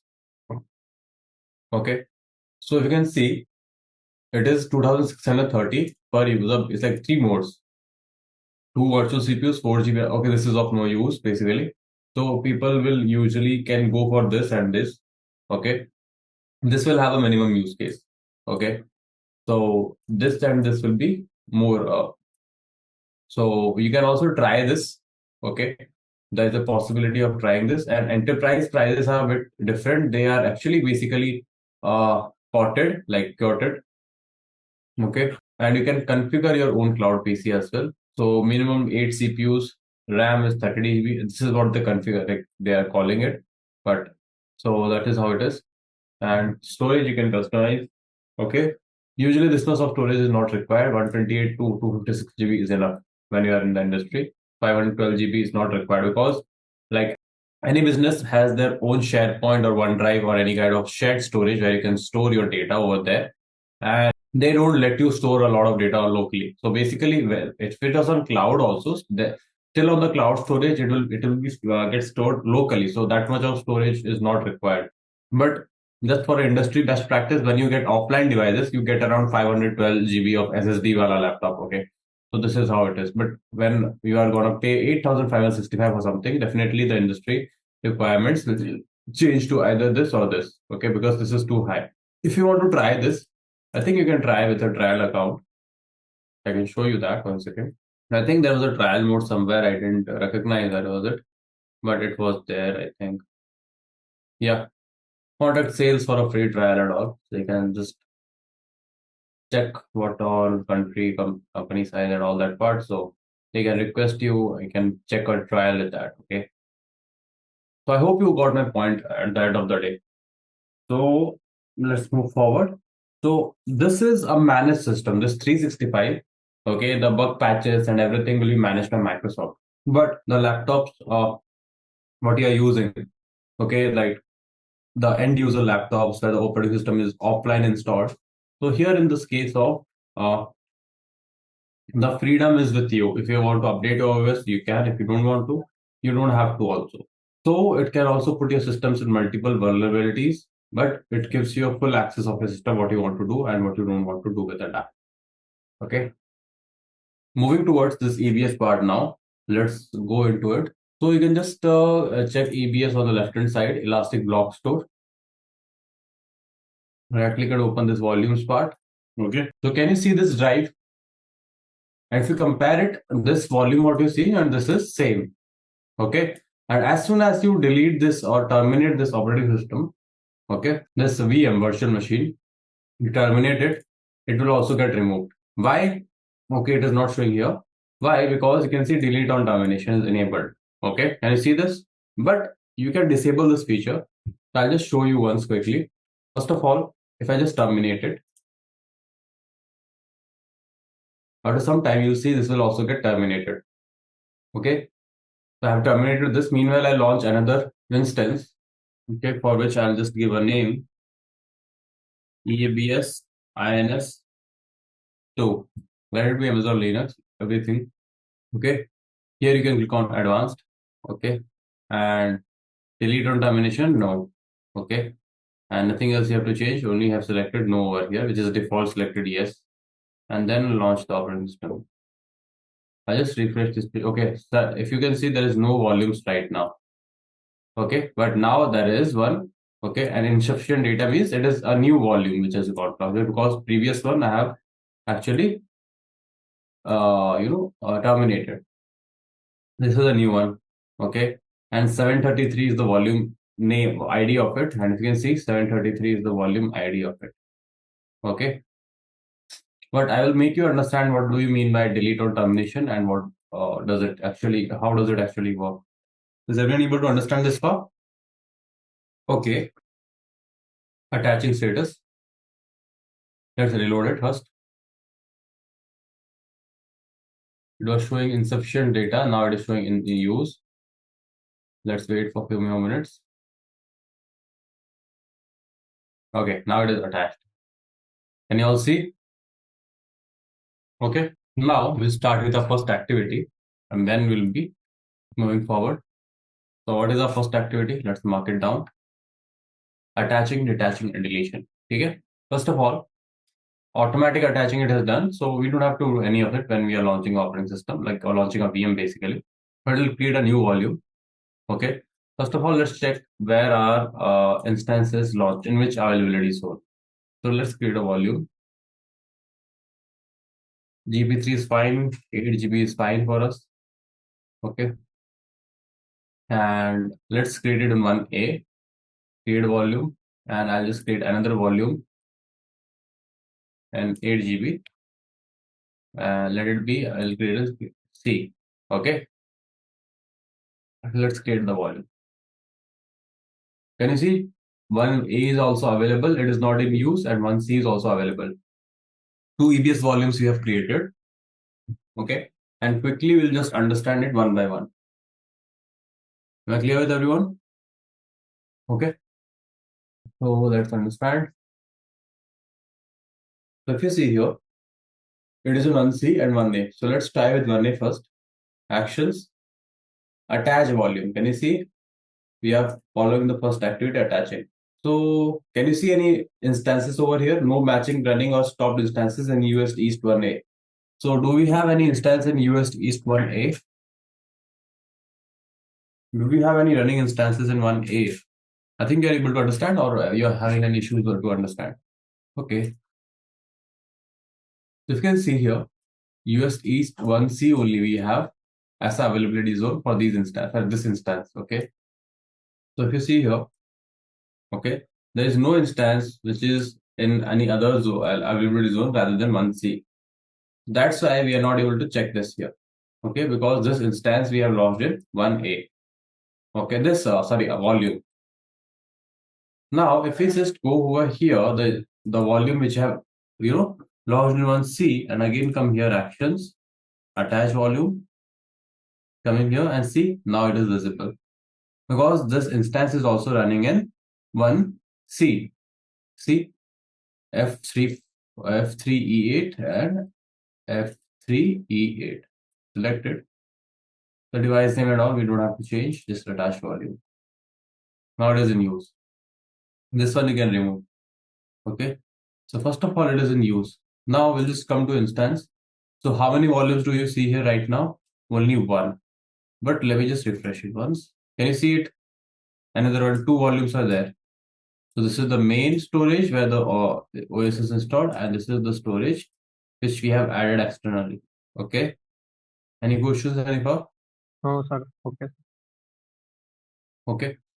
So this is, we are giving a clarity that we can add multiple volumes to our EC2 instance, but the condition is it should be in the same availability zone. So that's why here, instead of a region, we are also getting an option to give a availability zone. Okay. So it is in use. Now again, we'll just check attach volume for 1A volume. See, we are not getting an option. So we can just simply remove it for a time being. Delete volume and circulate it. Okay. This volume 1C, you can come here, and we can't delete it because we have to, before deleting, we have to detach it. So detach and then detach. So here also we'll just come and refresh. It is not anymore. It won't show you anymore over here. Just allow me some time. 1 second. Let it load. Okay. Only one you are seeing it. Okay. Now it is showing in use right now. If I refresh it, it's showing available. This also I can delete right now after detaching. But here, if I just come here and if I try to detach it, okay, so it will throw error because it is a root volume. Okay. But as I showed you in the previous, this is the only place, okay, where we are able to install our operating system. That's why it is, and it is currently being used. You can't detach it even like that. Okay.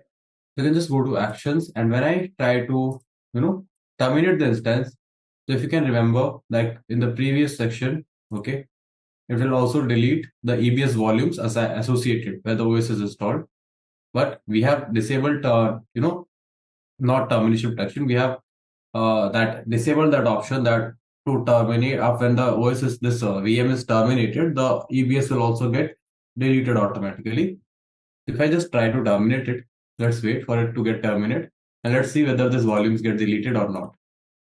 So let's see, it is terminated now. Okay, we have seen that it's terminated. You can reload the page also if you're required. But if you come just on this page, you can see it is not deleted. So can you see the OS is terminated, but the volume is still existing and it is showing available. You understood how the things work? So let me just add it to the note. So remove all your instances and AWS volumes after successfully doing the activity. So we have done all the activities. For now, we can just delete this instance. Sorry, delete this volume. Delete and delete. So it will get deleted. So it will have a snapshot. Okay, it doesn't have a snapshot right now. That's fine. Okay. So let's have a look. Okay, that how the other structures work over here. So basically, let's see how the snapshots work.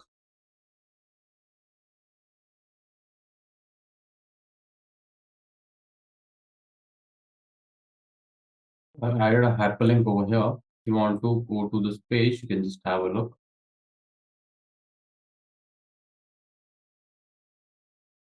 Okay. So you can go through this article. Okay. Moreover, I'll be helping you understand all of this in very quick, easy explanation. So basically, before we go for this explanation, so I hope everyone understands what the backup is. What is a backup? Everyone understands.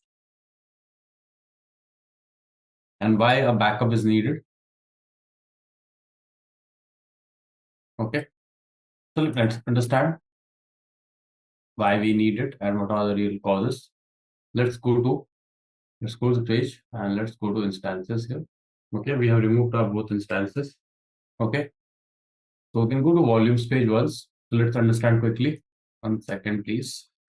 Okay, so let's understand what are EBS snapshots before we understand this. 1 quick second, please. I'll just connect my tab so that you can understand it better. Yeah. Okay. So, guys, have you covered those activities which we did yesterday? Please confirm. Because according to that only, I'll just start with the things. Okay. So I'm successfully able to connect, I think. Just let me know when you are able to see my tab screen. Okay. Just confirm me once. Okay. So let's begin. So here, what I want to make you to understand is basically, let's suppose there are two availability zones. This is one availability zone. Okay. And there is another availability zone. Okay. And this one is another one. Two different availability zones we have. Okay. Now let's understand.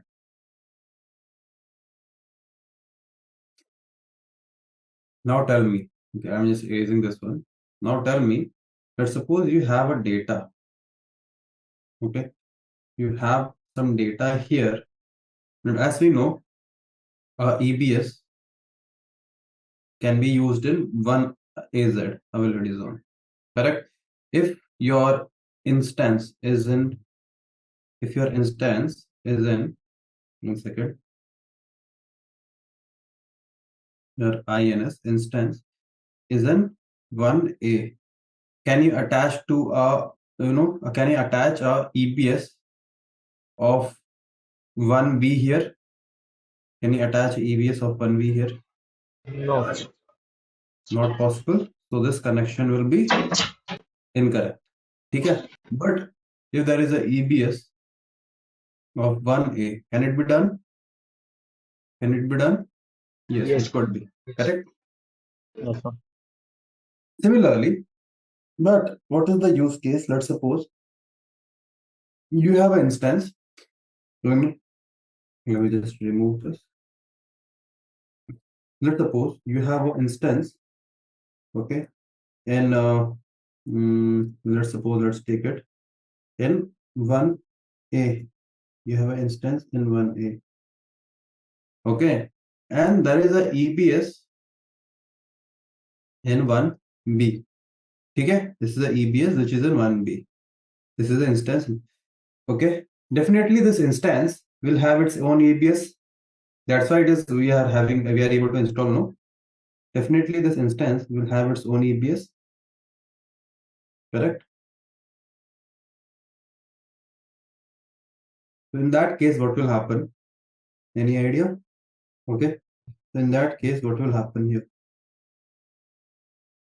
Any idea do you have? Anything?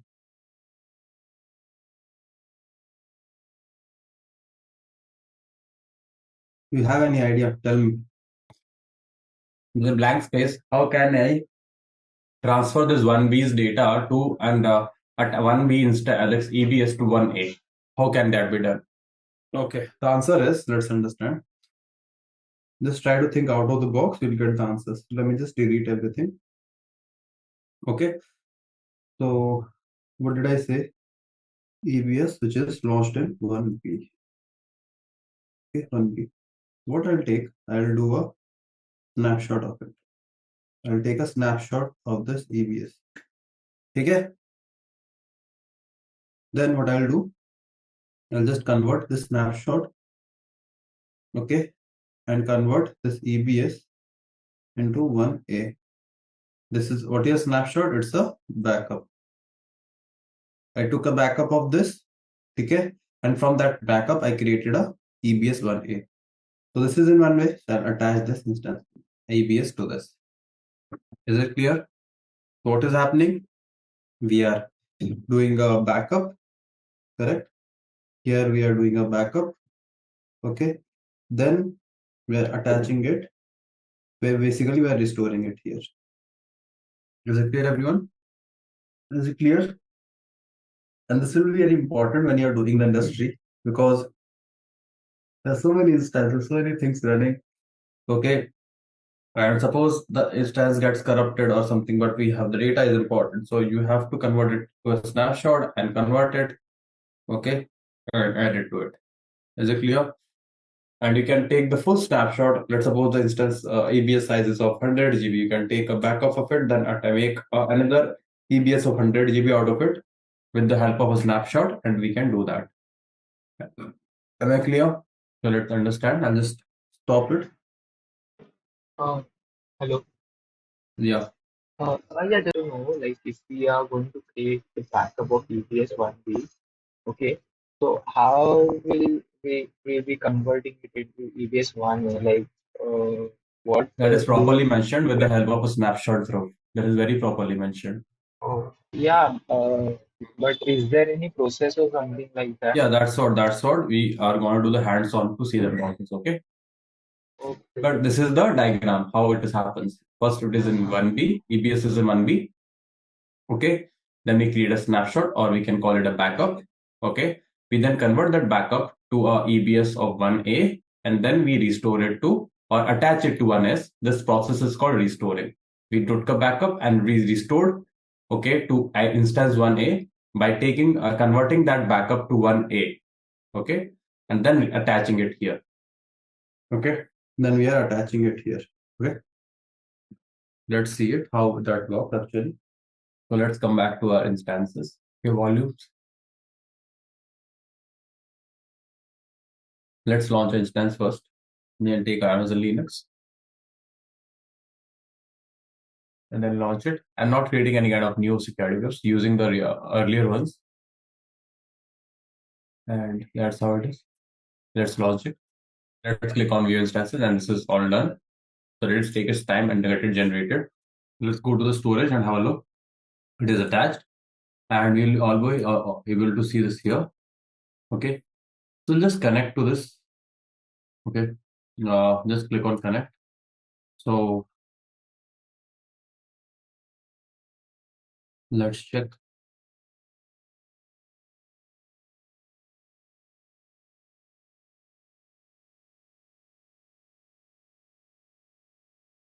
Not BTC, GTC. Okay.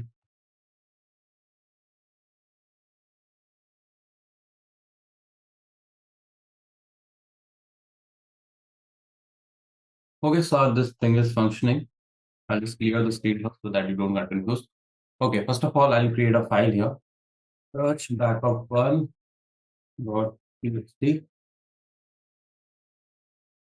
Okay, you see ls and see it is there. Then I'll just name a file backup or another EBS backup.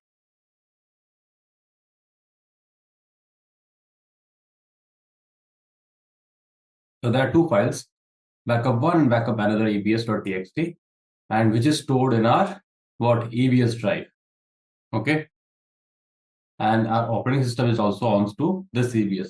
So what is this EBS? This is the EBS. So nothing to worry about here. We have launched and we created two files over here. So let's do it. Let's right click, create snapshot. So we'll just add a description, making backup. Okay, I can just take backup of what is this instance name? Backup of EBS 3. So this is a description here. You can give any name as per your understanding and create a snapshot. The snapshot will be will take some time. It will be on the snapshots, so it is pending. Like it will take some time. You can see the description backup EBS 3. So it will take the OS unavailable 3%. It's the progress. So it will just take some time to create a snapshot of that. So let's wait for a few seconds. Okay, it is available now. Backup is completed. Okay. Still also you can see this is done. So if you can see here, okay. Wait a second. Let me just go to volumes. Okay, where it is launched, UST1C it is launched. Correct. This volume is in the previous OS attached volume is 1C and our instance is also in 1C. But what did I say if I want to restore and I want it to get available for an instance, okay, which is in maybe in 1A. So let's right click on it, create volume from snapshot, okay, or create image from snapshot. So see, if you only want this as a volume, correct? Volume is a storing purpose, so you can use this and create a volume. Okay? Simply create a volume and right click, create a volume from snapshot, and you can also choose availability zone, which is 1A. I forgot to show you this, so 1A. And if you come to here, see, this is created. Okay? And it is available also for 1A. But let's suppose what you want to do is you want to create a operating system out of it. Right click, create image from snapshot. My image name is this one, EBS-3. Let it be like architecture, all that part, nothing. Boot mode, use default, nothing you have to change. Delete on permission and all that is good. So you can just click on, let's wait. Okay.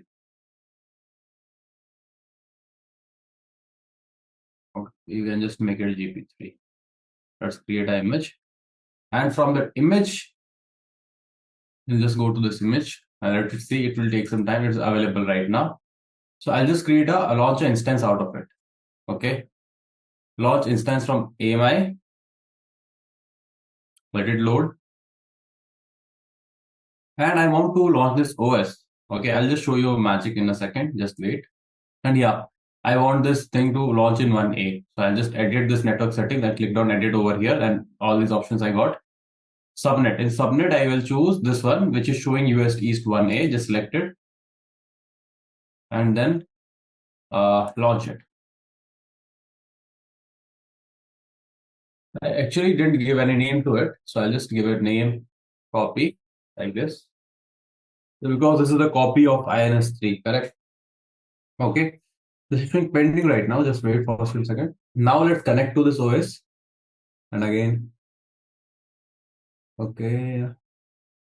Username, I'll just use VK2 user. Okay. And connect. Let it connect. This is our AWS 3, okay? And this is up and running. Okay. Now, if I just look ls, can you see the same files here? Backup 1.txt and backup another abs.txt.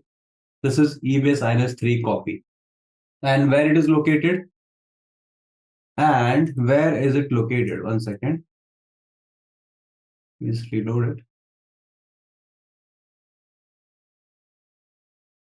So it is located in 1A. And the previous one was located in 1C. Understood how we create a backup and restore and create all the stuff? Dhruv, I hope you have got an idea right now. Basically, I got the idea. No, you saw the hands-on. How did we do it? Like basically, like in what purposes? I also shown a use case. Like some of you might think, okay, like backing up is fine, but what other use cases? So I have also shown you can also take a backup of the whole operating system and also deploy it. Correct? And in the different availability zone itself. So the previous one was at 1C and we deployed in 1A. Correct? So don't worry, don't get overwhelmed. This image part was a different thing. Okay. But the basic thing is to create a backup of a volume, correct? So it both. Okay. So any other questions, please ask. Please ask, please ask. Okay. So first of all, I'll just to show you one thing. Okay. So let's terminate all of them. First of all, we'll just clean up our system. We'll terminate it. And this will automatically see powering off it is showing. Okay, this is also showing powering off, which means it is shutting down and then delete. Let's come to the volumes right now. One of them for which I only took the backup and created a volume, it is showing available because we didn't attach it to any of them, correct? But others, which is in use, they are actually the operating system volumes where the operating system is running. And as because the delete or termination was activated, it automatically got removed. For the others which are left, we'll manually remove it because these are not free when we cross around more than 30 GB of EBS users. And the snapshot also will remove. Okay, it is currently being used by AMI. So can you see images and AMI? Just click on AMIs and you'll see this. Like basically, if you follow my steps, then definitely you'll see this here.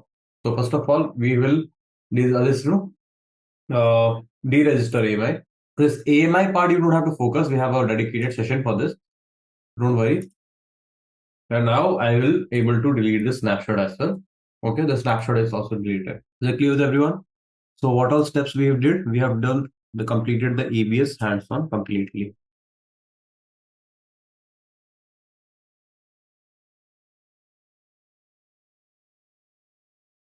Okay, now it is fine. Remove all snapshots, images, or volumes after successfully doing the activity. Have you used these web apps like OTT platforms like Prime, Hotstar, Netflix, any kind of these kind of platforms, like any kind of OTT platforms you might have used, which like Geo Cinema, okay, where you have streamed for FIFA and Hotstar is currently streaming World Cup, correct? Cricket World Cup. Okay. So ever have you seen that when we talk about that, okay, have you ever seen that the user count who watches the matches? Have you ever seen that? Number of users who are watching the matches, the viewers. Yes, yes. On Hotstar, yeah, on Hotstar, on left hand side, on right hand side, I guess. So, It shows, correct. yeah. So have you ever wondered how these number of users are being managed? Because see, definitely they are consuming some kind of data, correct? They're consuming data, and we all understand. Okay, I have good internet. Okay, so if I have a good internet, I can fetch the things very easily. But that is not my point of view. Definitely, you have a good internet, okay, and all that part, and it is amazing, really, really amazing that you are able to stream those matches, correct? But let's suppose when we are streaming those matches, okay. So what happens? The usual scenario is we are consuming the data, correct? First of all, there should be a resource for that from where we are consuming. And when we are consuming also, okay, It's not like 1, 10, 20, 30, 40 users are there. Okay, the users are in millions. Okay, 10 million, 20 million, 30 million, or in Indian we can say crores, and 3-4 crores in the last match of India or Pakistan or somewhat we had. Correct. So how those number of users are being handled? Have you ever wondered how these amount of users are being handled? Or any idea, anyone? You could be incorrect. So there is nothing like that. You could be incorrect. Can I say something? Yes, sure, please. To the load balancing and auto scaling. Yeah, to the load balance and auto scaling. But there are a few other main points. What are those? With only these two, we can't go forward. Any more idea? Anyone want to add? Anything else? Anyone wants to add? No one? Let's understand. So basically, let's understand about this architecture and bit later, but let's understand the scenario. Let's take a system, a computer system, correct? Have you seen the copy pasting speed, read and write speed? You copy the data, paste the data. When you are using the SSD, it could be in 500, 1000 MB, for 500 MB, 600 MB per second, correct? And when you are using a hard disk, it could be max out at 150, 130, 110. 110 is a good speed. After 110, it's rarely we see when hard disk to hard disk when you are copying. So what are these? We have different read and write speeds. Read speeds are higher and write speeds are slower a bit. Now let's suppose when someone is watching a HD like consumption they are having, like HD match, correct? So some around, I think, immersive good 10 Mbps connection is required. 10 Mbps means megabits per second, not megabytes per second. Okay. Usually someone will require this kind of connection. Yes or no? Definitely yes. Okay. If yes, okay. So there are millions and crores of users. Can you imagine the amount of data consumption? Can you imagine the amount of data consumption which is being utilized? You can't even, because it is in huge numbers. It is in huge numbers. Okay. So talking about it, there are few factors what we'll consider here before we move forward. First of all, okay, what kind of service is it? What kind of service it is utilizing? Who is the service provider? Okay. What is the CDN? Okay. What are the in-house plans of Hotstar? Okay. What in-house project they are using? Okay. What is that project doing? Okay. What kind of infrastructure they are utilizing? What kind of platform they are utilizing? All these things we are going to discuss. Okay. So at every step, I'll ask you a question. You can answer it whether correct or incorrect. Or like, it doesn't matter. You can answer it correct or incorrect. It's fine. Is it clear? Is it clear with everyone? Yes. Okay. Let me just quickly create a. Okay. I hope everyone got the agenda. So we'll just understand the Hotstar's case study, introductory case study. Okay. What kind of service it is? What kind of service is Hotstar? It's an OTT platform. It's an OTT platform. If it's a OTT platform, how are you streaming?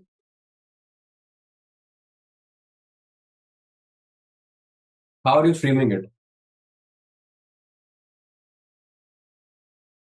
Streaming over internet? Correct?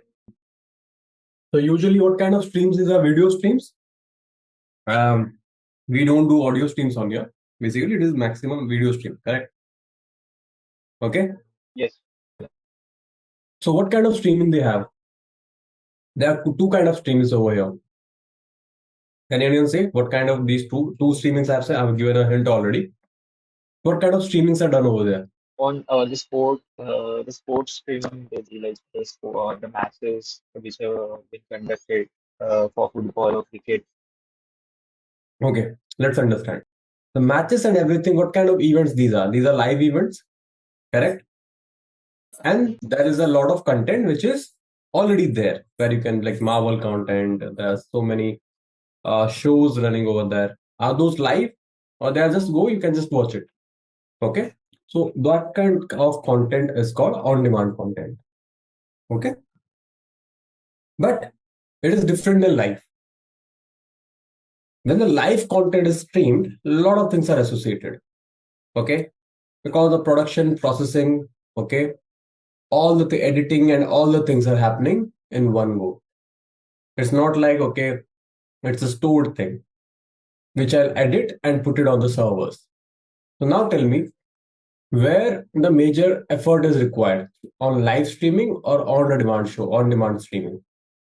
Not the content part I'm asking the scenario, whether it is on the live, more effort and more resources and more hardware resources are required, or on the during the streaming I'm talking about, and or on the live, this on demand content, such as any kind of Marvel On show. live, on live, on live. So basic concept over here is, it is not like, okay, you think, okay, yeah, this is a match, okay, how much MB it should be, 1000 MB, 2000 MB. Okay, because Hotstar also says, okay, 1.5 GB per hour if you're streaming on mobile data specifically. Okay, because mobile data is paid, and the scenario in each country differs. Like in India, we have unlimited mobile data kind of a thing, correct? Which is a marketing gimmick actually, but still we don't get charged extra for any kind of mobile data usage, like how it was earlier, so around 7 or 8 years back, correct? When the Geo revolution wasn't there. So if you have a main balance, if you use some kind of data and you didn't have a recharge, definitely your main balance get cut off. So basically, these kind of providers such as Prime, Netflix, whenever you stream on the mobile data, not on Wi-Fi, they will see, okay, 1.5 GB of data per hour. They mention it. And it's an approximate. The things shouldn't go more than that. Okay. And it depends upon the device itself. Okay, whether you are using an iPhone, whether you're using Android phone, whether you're using Android tab, whether you're using a iPad. Okay. So it depends on the platform, which platform you are consuming content on. So the content size of the content means, and the size of the file of the that thing changes. So this is applicable for live streaming also. Okay. So we won't go to so much deep into it. So that will definitely, that will be very much a high level thing. Okay. But let's understand. So we are doing it over the internet. Okay. The data which is consumed from a bill is ours, streaming of the internet. But what is the source system here? Who is the cloud service provider? Who is the cloud service provider over here? Any idea? Okay, what are the major cloud providers, guys? This is a very quick question. Like, let's suppose you join industry, you should be able to answer. What are the major cloud service providers? AWS, GCP, Azure. AWS, Azure, Correct. GCP, Other platforms Alibaba, IBM. IBM also we IBM, have. Alibaba. Google Cloud. Google Cloud. Yeah, the GCP is Google Cloud, and we have Oracle Cloud also. Okay. So many cloud providers are there, we know around, correct? So when we talk about cloud service provider here, definitely it is AWS, because we are learning AWS. Otherwise, I would have taken a different example. Okay, and this is where the story doesn't end. Okay, so we are now know Hotstar or AWS, this Netflix, and Netflix is also on AWS. Just make sure Prime is definitely AWS part. Hotstar and all these are OTT platforms. But why I'm using a name Hotstar? Because we are gonna do a case study about the infrastructure. So I'm not mixing it up with other OTT platforms, correct? So cloud service provider is AWS, which is sure. Now we have another partner called, not partner, technical part here, which is we call content delivery network. Okay, content delivery network. What is that? It is also called CDN. Usually it is called a CDN. Okay, short. There is a good company. Okay, that's a Japanese company which is involved over here, and this is also a market leader like AWS. That is called Akamai Technologies. Okay, you can just visit this website, Akamai Technologies, and just click on that security content delivery. Can you see content delivery network, CDN? Okay, why Akamai? Our platform. Okay, so you can just get the details. What is Akamai? How it is, what it is doing. Okay, what is a CDN? Correct. A lot of things you can learn about. Okay, so I'll just brief it out. Nothing much to explain over here.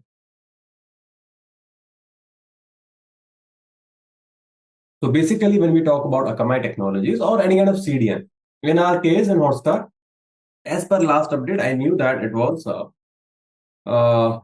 Akamai technologies. This is as per last update. This they are using. Okay, if they have changed, I'm not sure. Now, tell me, who are the people who are watching cricket? The cricket fans, and can I say that? Definitely, the cricket fans are only in India. Definitely not. They are in several countries.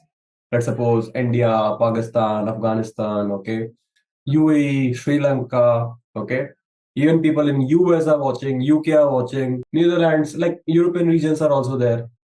Correct. So both like most prominent continents are there, like Asian continent, African continent, European continent, even the American continents they're involved, and Australian continent definitely. Correct. So we can say it's not like a huge fan base is there, such as football fan base. Okay, but it's quite higher and it's quite good in numbers. Correct. So the traffic and everything, okay, needs to be handled in various other places, not only in Asia. Though Asia will generate the highest traffic, revenue and all, okay, for the ad revenue and everything I'm talking about, because the maximum number of viewers are here only, okay, and definitely in European regions they are there, in Australian regions they are there, okay. So that's how the things are. Now, cloud service providers' job is done. They have given a platform where the things are done. What is the work of a CDN now? What CDN does, okay? So it is a content delivery network. Let's break this down. Content, what is content? Can I call this live streaming and all a content? Definitely yes. Delivery. So it is delivering over a network. Like it is a content delivery network. I hope you break the terms and understand. Now, what does it do? Whatever content you stream through AWS, it passes through this CDN. Okay. What CDN does is it's there in all the regions like India, Pakistan, everything. They have their network. Okay. And when you stream these kind of matches, okay, to enhance your experience so that there is no latency, no lag, no buffering during streaming those, because those are live matches, Akamai Technologies uses their CDN. Like Hotstar uses the technology of Akamai Technologies, CDN technology, to stream those so that there is a very less lag. So it is kind of you have Wi-Fi at your home, correct? It is not exactly like that. Let's just understand the example. You have Wi-Fi's at home. In your Wi-Fi's, have you seen we don't get proper range at every room, correct? If you place the Wi-Fi, sometimes we don't get a proper range at each and every home. Am I correct? Yes or no, guys? Yes, sir. Yes. So definitely, what we do. Have you heard of a term called repeater? Yes. Repeater, you heard? Yes. So what we do, we use a repeater, connect with our current Wi-Fi network, and let's suppose my Wi-Fi reaches up to 2 rooms, but I have 4 rooms. So what I'll do at the second room where the Wi-Fi range is there, and after that it is very weak, I'll put a repeater over there. It will repeat that Wi-Fi to the next 2 rooms. So what is happening here? Same network we are inside, but with the help of a Wi-Fi repeater, okay, we have repeated the connection, and other people who are in third or fourth room, they are also getting. This is a Wi-Fi repeater. If you are not aware, okay, anything you can just have a look. I'll just show you something similar to this. We can also call it Wi-Fi range extender and all. Okay. I'm just giving you the technology. I'm not giving you an example that you should use a repeater. Okay. What if you ask me what I use if you have a specific need of a repeater, then only use it. But in my case, I have two Wi-Fi routers at my home. One is at the third floor and one is at the second floor. Okay. So at the top floor, I have a Wi-Fi router, and at the second floor, I have a Wi-Fi router, and that is sufficient. Okay, because usually you stay here. Okay. So in that scenario, what is happening? Okay. But in the case of Wi-Fi routers, what is happening?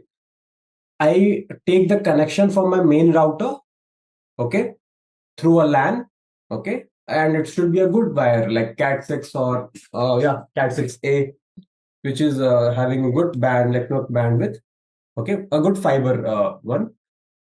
Then I put it to the Wi-Fi router, which is there down. So there is no speed or latency issue. But in the case of these Wi-Fi routers, when we are connecting the things to wirelessly, okay, this repeater thing could also be done with the help of Wi-Fi router.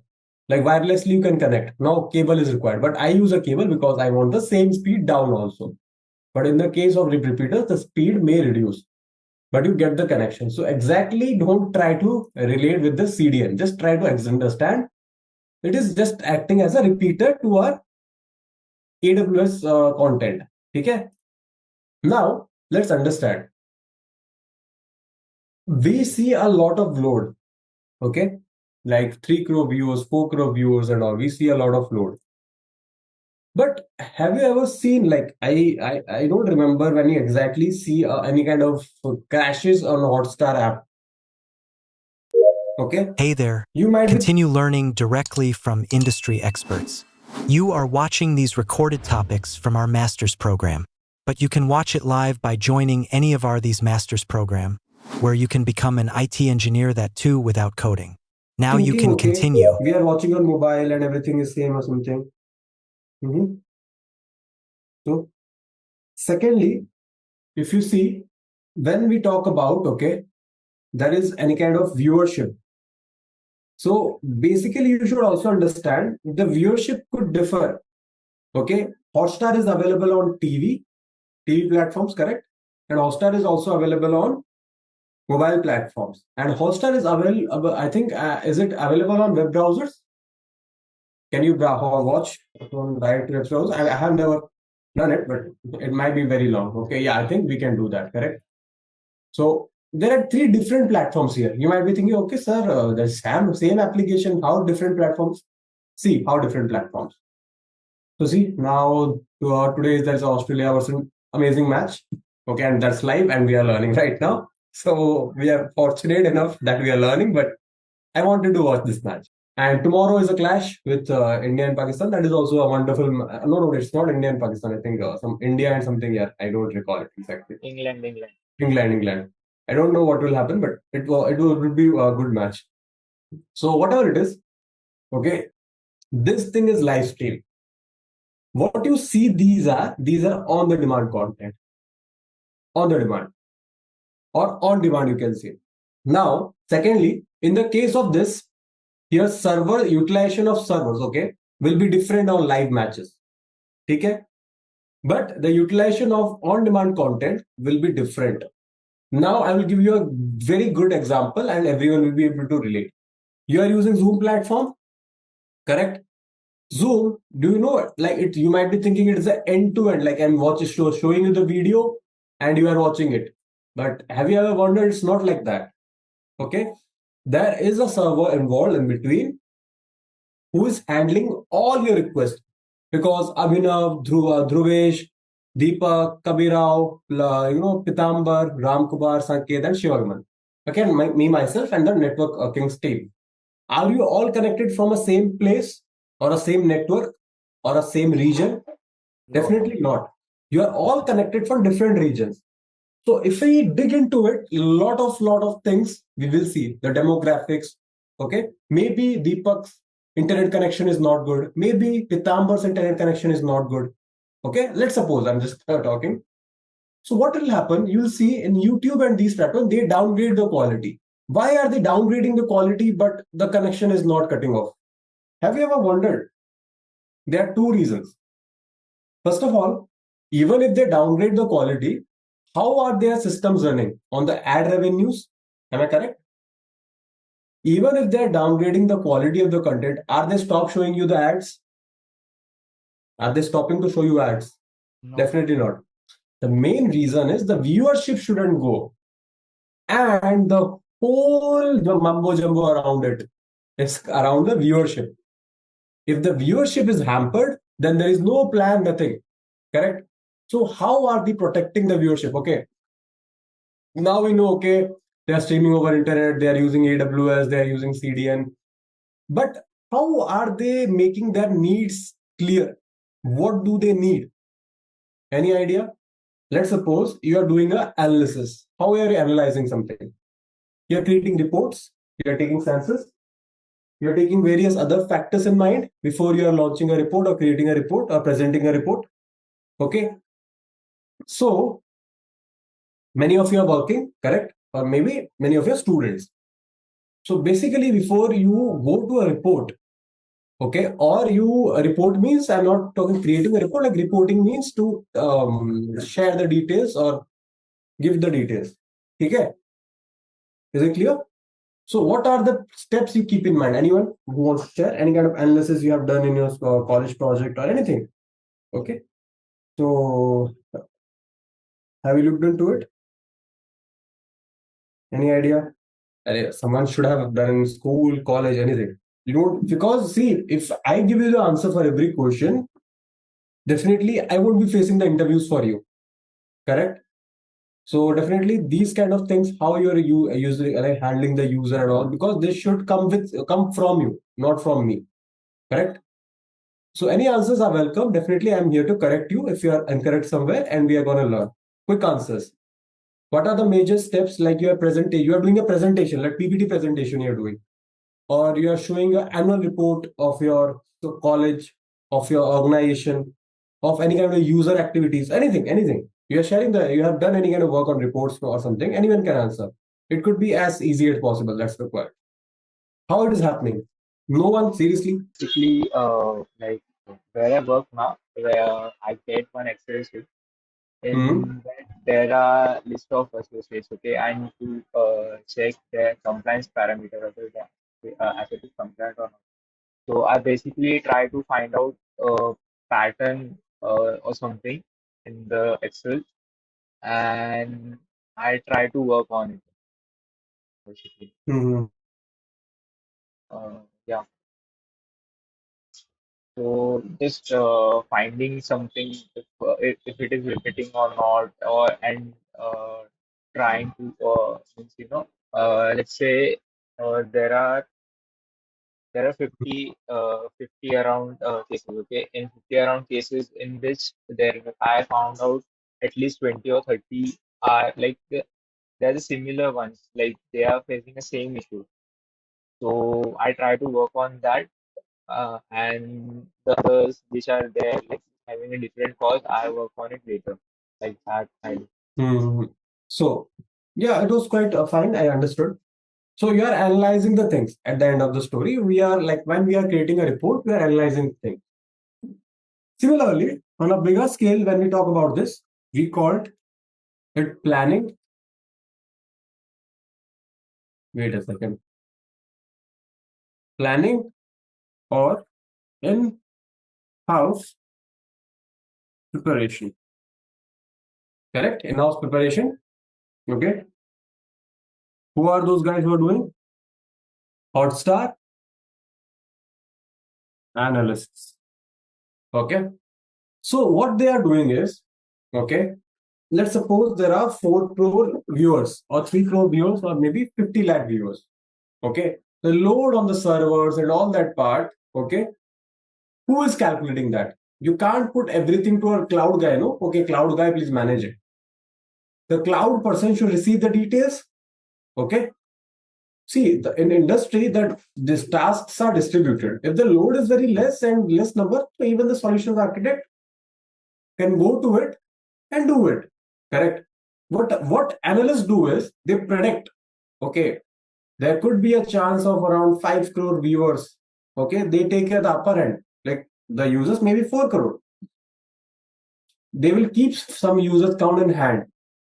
Okay, because they also understand there could be a sudden spike, okay, in the numbers and the servers will crash. Correct?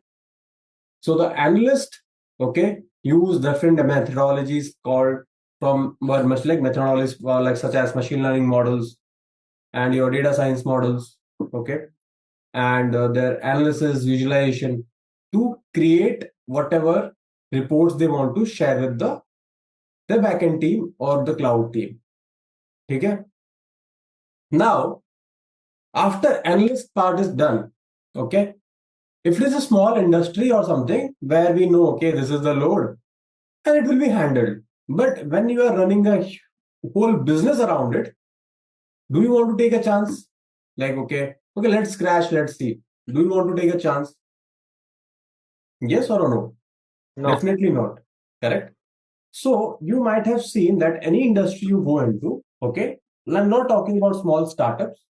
I'm talking about huge MNCs or even emerging small organizations, correct? You may see many of the things, many of the softwares, they're outsourcing. Okay. But there are definitely some in-house softwares they also have. Okay. Why they are building in-house softwares? They have to maintain some compliances, some verification, few of the things. They want to use their in-house softwares only because they don't want to trust some other ones else's reliability of the software. Because end of the day, they are third-party vendors who are doing it. Even it is Google, AWS, or anything. Correct. I'll also give you a recent example with AWS, which will also give you a kind understanding around it. Talking about, okay, in-house project. Now, here they have an in-house project. Okay. So in-house project. Okay, I'll second. Okay. Now imagine who is the biggest partner of Hotstar. What do we see? Who is the biggest partner of Hotstar? Have you ever visited? What it is? Disney plus Hotstar. Correct. That is not the thing. Yes. It was previously it was Hotstar. Now it is Disney plus Hotstar. Disney plus Hotstar. Who owns it right now? Okay. Second thing.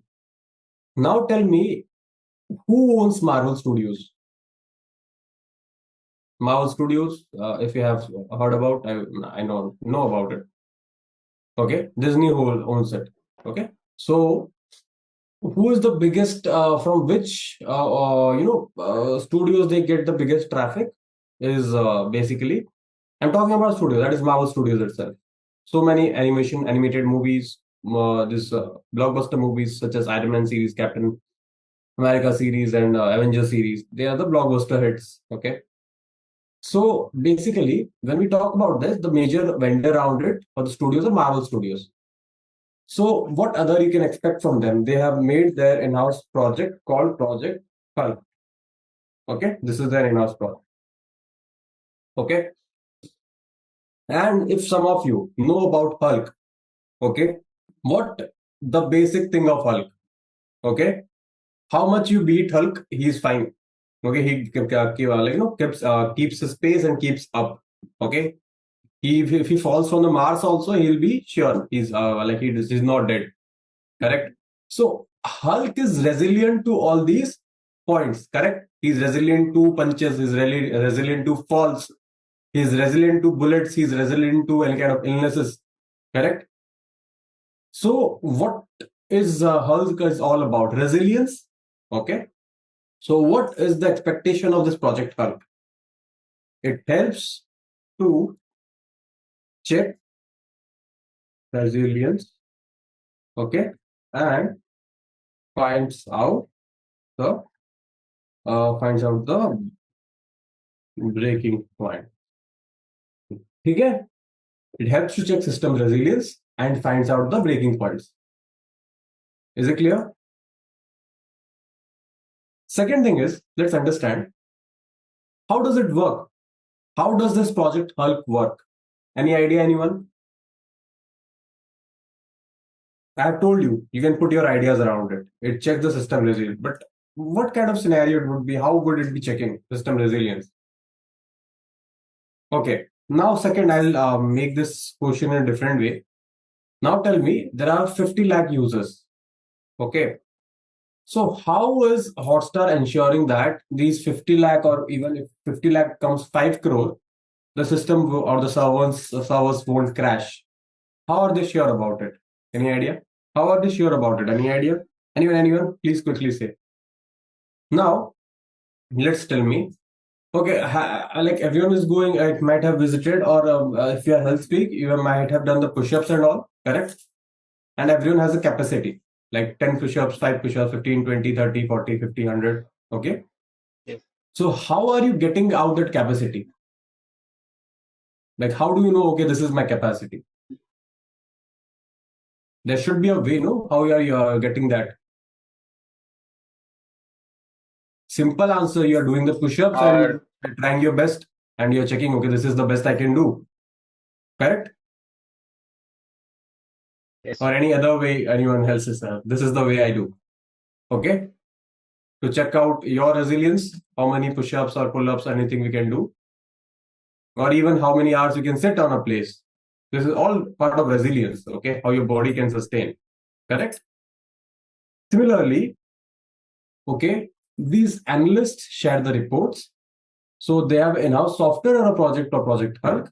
What this Project Hulk is doing is, okay, this project, okay, used to mimic and simulate the entire user journey, such as the user inputs. It simulates the user journey, its various traffic patterns, okay, and match like scenarios. Like match means cricket matches, okay. So you might think, okay, they will put a load of 1,000 users for streaming, or let's say 1,000, 10,000, 20,000, 1 lakh, 1 crore users, and the resilience will be checked. Okay. Now tell me, okay, is the system architecture is Hotstar's architecture only dependent on video streaming, or there are other steps involved there? Are there any other steps involved there? Any idea? I guess there might be a thing, with them. Like, let's say there is one match, okay? So they might be like counting how many users are viewing currently and at what certain point they have been dropped or something like that. If there is like a major drop or something, count of users who are viewing, I guess based on that they might be collecting a data and finding out some patterns from it. Please add to it. Definitely, it's not about only streaming over here. Let me just show you with an example.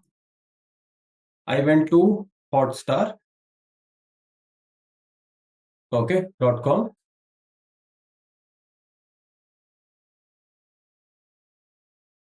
Okay, then here it is Hotstar website. First of all, without coming to the website, can you stream the matches or any kind of content? If I want to stream this, do I need to come to the website, or automatically I have something, I'll play it? Definitely not. I will have to come to this website. Hai? Yes. Second thing, okay. First process, we have to load the website first.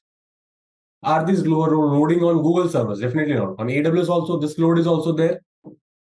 Now think, when the match is starting, like at suppose 1 p.m. match will start. Okay. Can you say think what would be the load on the website first of all? But have you ever felt that lagginess or any kind of issues on the website of Hotstar? Okay, because I can genuinely say JioCinema is the worst platform I have ever used. Okay, if you have streamed FIFA matches on it, you won't believe if you have streamed on it. Like within an hour, it will get stuck 10 times. I'm not talking about HD clarity and all the features. They are wonderful. But I'm talking about the lagginess, the sluggishness of the application. It stops in between. It will pause in between during the match itself. And especially on JioCinema TV, like which you stream on TV. Okay. But I have never faced a scenario with Hotstar since the beginning. So we can say they are utilizing something better in Hotstar. Maybe JioCinema will show the things better in next FIFA or all these kind of things, correct? So more or less, first step is you are coming here. Now you may go into it, any of this. Then let's suppose you have this kind of thing, you will scroll around. This is all the load on the Hotstar servers only. Now you'll come here, okay, and start playing with the like watch buttons. Forget about subscribe. I haven't logged in. Watch button. You will just watch it. Correct. This is the way. Second thing, can you see the steps loading on the page? Then you are navigating to the page where you require. Okay. You after streaming also you can change the language. You can change the quality of it, whether it should be a full HD or a 4K or a 360p, 480p. You can change the quality as well. You can turn on and off the subtitles. Correct. Small details. You can customize your way of watching the things at your pace. Okay. Is it quite understandable now? So what this project Hulk does, it tests all these patterns. What are the normal user patterns? It tests it. It puts the system to the breaking point. It streams the video. Like 4 crore people are streaming. Like 3 crore people are streaming. But this 3 crore, 4 crore number, what its project Hulk is getting, or it is testing, it's getting from the analysts. Correct? Let's suppose they know like 4 crores people are going to stream. They can keep a buffer of 50 lakh or even, not 50 lakh even, they can keep a buffer of 10, 20, 30 lakhs maximum. Okay, because it has a cost. Okay, so the things work like this until now. Okay, is it clear now till far? Is it clear till far? Anyone who is not able to understand something out of it, or it is quite tough to understand something? Okay, so our introduction discussion. Yeah, Dhruvesh. Yeah, I had one question. Like, Hmm. as you said, they keep a buffer, right? For Hmm. example, let's say, or there is a cricket match right now. It is streaming. Hmm. They might have kept buffer of, let's say, of 1 million. Hmm. And currently there has been means like the viewers are around, let's say, 40 to 50 lakhs. Or what in the case if what the buffer they kept if the users are more than that who are actually going to live stream? If that happens, so is there any So backup maybe or you are something? asking that there are 10 million users, like buffer they have kept, correct? Buffer is Yes, extra. I hope you understand that. Like they have already yes, watching like 10, yes. 10 million people. Okay. 1 million Yeah. they have kept in buffer that if there is a sudden spike, they can handle. But if you are saying that Okay. if it crosses 1 million also, 1 million buffer also, what will happen, correct? Okay. No, Yes. Dhruvesh, I'm asking, like, let's suppose, see, buffer, what is Okay. buffer? Let's understand.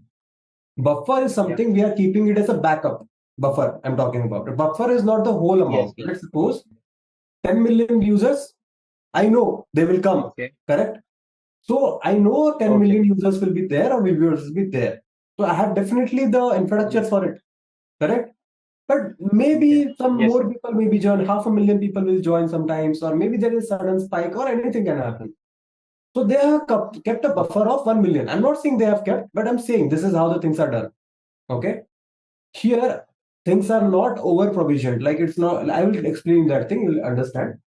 So here they have kept a buffer of 1 million. Even if at the max 1 million more people join at a certain point, okay, the things will be smoothly handled. Correct. Now, definitely, if you say, first of all, if again, more than 1 million people join, maybe 1.5 million. If 1 million, 10, Yeah. 20,000. Means I'm telling. Okay. Yes, yes, please say. Yeah. Yeah. Go ahead. Yeah. Means I'm saying what I'm saying is what if the users who are joining are more than the count what the buffer they kept? If that case happens, will they be able Okay, to now if you increase want their to say that buffer more than or 11 million, like 10 is the we know, 1 also we have kept yes? buffer. Yeah. And if it is more than 11 million also, correct? Yes. Yes. I Yes. hope you understood. No? 10 is the user count, I know. 1 is the buffer. So 10 plus 1, 11. 11 million, I'm very sure. People, more than 11 million people won't join. But if more people join, so see, it's not like, first of all, it's not like Hotstar's team is sleeping. First of all, they will be active. Okay. With shifts and what is in your industry, they will be active. Secondly, if they are not active, what will happen at some point of 10 seconds, 20 seconds, 30 seconds, even a minute, the streaming quality could be reduced automatically. Okay. To handle the load. Okay. Okay, so there are various ways these things are handled. Correct. So if you reduce the streaming quality, definitely the data consumption on the servers will be reduced. Even 1 MB per user is reduced. Okay, 1 MB I'm talking about, megabytes. Okay, there are millions. So they can send million MB of data every single minute or every single second, whatever the consumption, ideal consumption would be. Okay, so even 1 MB I'm talking about, very smallest amount. So with that 1 MB, even you won't face any kind of streaming issues, and maybe 10,000, 20,000 more people will be watching the matches very nicely. Secondly, okay, here auto balancing and auto scaling is also being used, but it's not like unlimited auto scaling is being there. They have put a limits because they have cost and correct. Okay, so they have content delivery network and all those things in place. Those are handling as a backup mechanism to all those things. So content delivery network is not storing your streaming. It is just boosting your streaming service so that it doesn't lag. So majorly, I have faced this issue, not with Hotstar, with Geo Cinema. While I was streaming on TV, you won't believe it is very good on streaming, very good features, amazing, better than Hotstar. Okay, I won't say on the UI perspective, but only the live streaming perspective I'm talking about. I think the IPL matches, or maybe the IPL matches, I'm not sure very much. Yeah, IPL matches. IPL matches were On here. okay, but FIFA matches were good over there. Okay, and secondly, the streaming service is very poor. I was watching on it, and it gets stuck maybe an hour, and then an hour, 2, 3 times, and it is a very worst experience because I'm watching a live match, and it's a 90 minutes match. It's not a cricket match that will go for 3, 4 hours. Okay, and in that 90 minutes, if you lose a minute in football, then it's more than you can lose a goal watching a goal. So it is not a good. It depends on the kind of what kind of streaming you're doing. Okay, so it is really poor on that. So Maybe so the geo case which you are saying, so what we can take out of it? Why is it happening with geo? And load balancing users they couldn't handle what? users. See, I'm telling you, FIFA viewers are more. Always remember, I'm not sure. Let's not take it in the India. I'm not sure what was the viewership of Zio. Was it for only for India or all the whole world? Because there's some Sky 7 or something owned by this Geo. Okay, who is the TV broadcaster for them? Okay, so it was streaming on TV. So I don't know, viewership of Geo Cinema is outside of India also as well, and it is the first time. It is the first project of Geo Cinema for live streaming such a huge event. But I didn't face any of these kind of issues while watching IPL. So I don't know what kind of issue it was and from whose end. But this MotoGP was also hosted on Geo Cinema. I also didn't face any kind of issues on that. If you are sure, if this Buddh circuit what we have in New Delhi, we had a MotoGP event last month maybe. And the viewership was not that high, definitely, for biking events, but it was high. So that was also quite well handled. Okay. So maybe they have got their issues, what they have found out, and that is solved. Okay. So I hope that answers your question, Dhruvesh. Now, let's discuss the infrastructure part of it.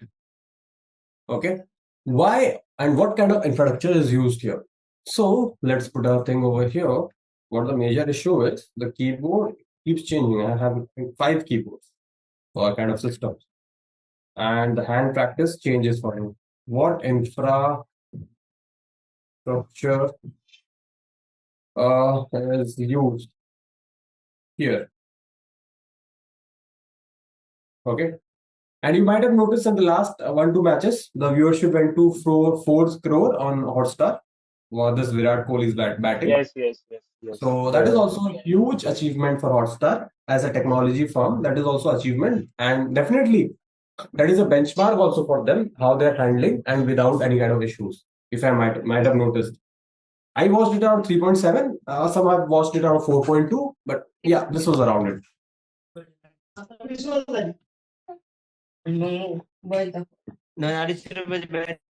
Okay, so what infrastructure is being used here? Let's understand. First of all, let's make a quick maths over here.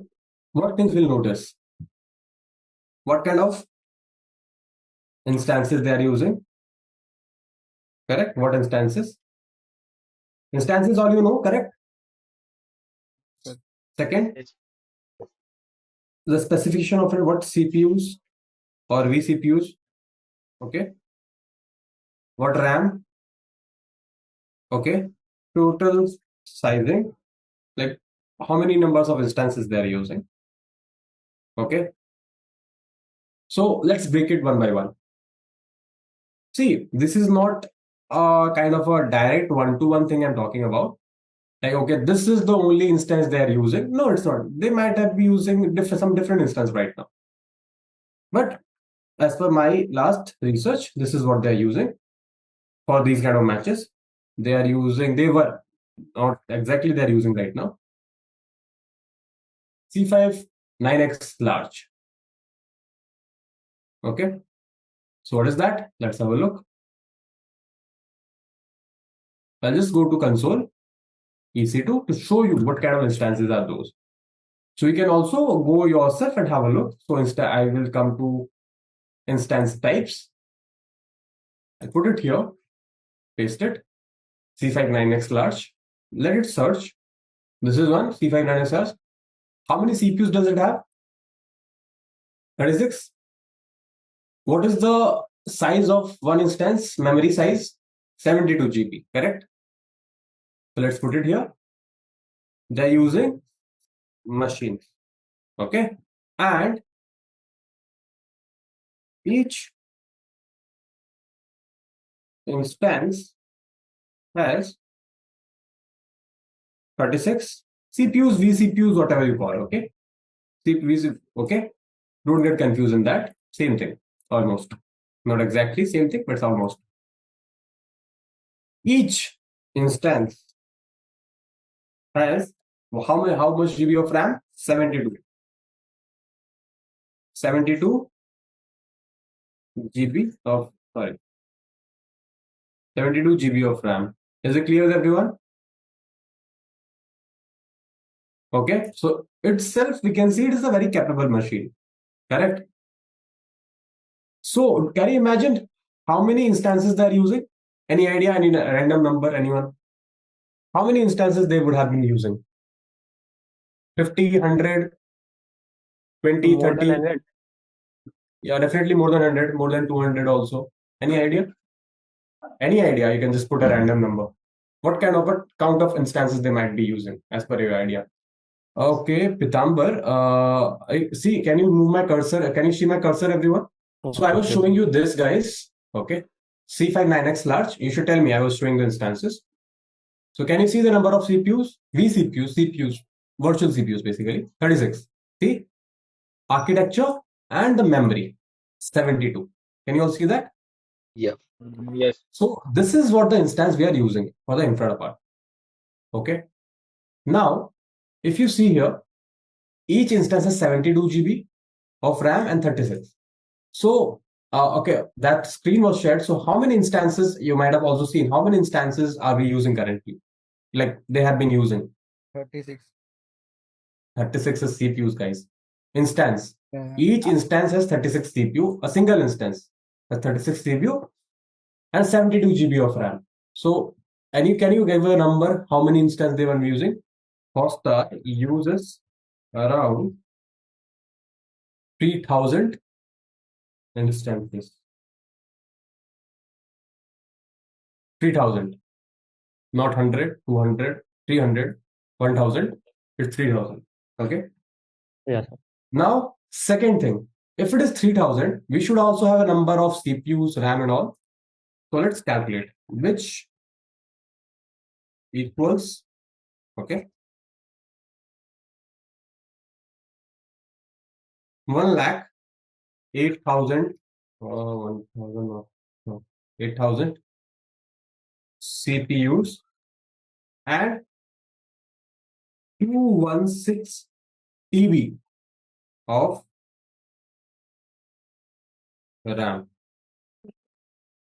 Okay, 216 TB, which means it is around 216,000 GB. Okay, so the consumption is whooping very high. Okay, And that's how they are able to manage this crores of viewership. Is it clear? Yes, sir. Any doubts here, Anifal? Now, so here the platform is using a EC2. Okay, this platform. Okay, so here it is not storing the data, guys. Just keep a note. RAM is not used to store the data. Okay, so that should be a platform to store it. The platform used is EC2. Correct? EC2 platform they are using. Yes. Our instances will be launched in EC2, no? The platform used is EC2 and S3 is used to store the data. Forget about S3, we haven't covered S3 right now, but for now you just know S3 is being used. Okay? The platform is used EC2. Now, moving forward, Hotstar distributed the load across 8 different regions. Okay, 8 different. What are those 8 regions? I'm not sure about exact, but I'm sure that it should be India. The major viewership countries, they will be there. Okay, anyway, any means they will be putting it out. With this, our case study ends over here. Okay, and I hope you have got an idea how the cloud things work, and you have also might have got an interest to learn more about cloud. Definitely. So, have you all understood or any doubts in this case study?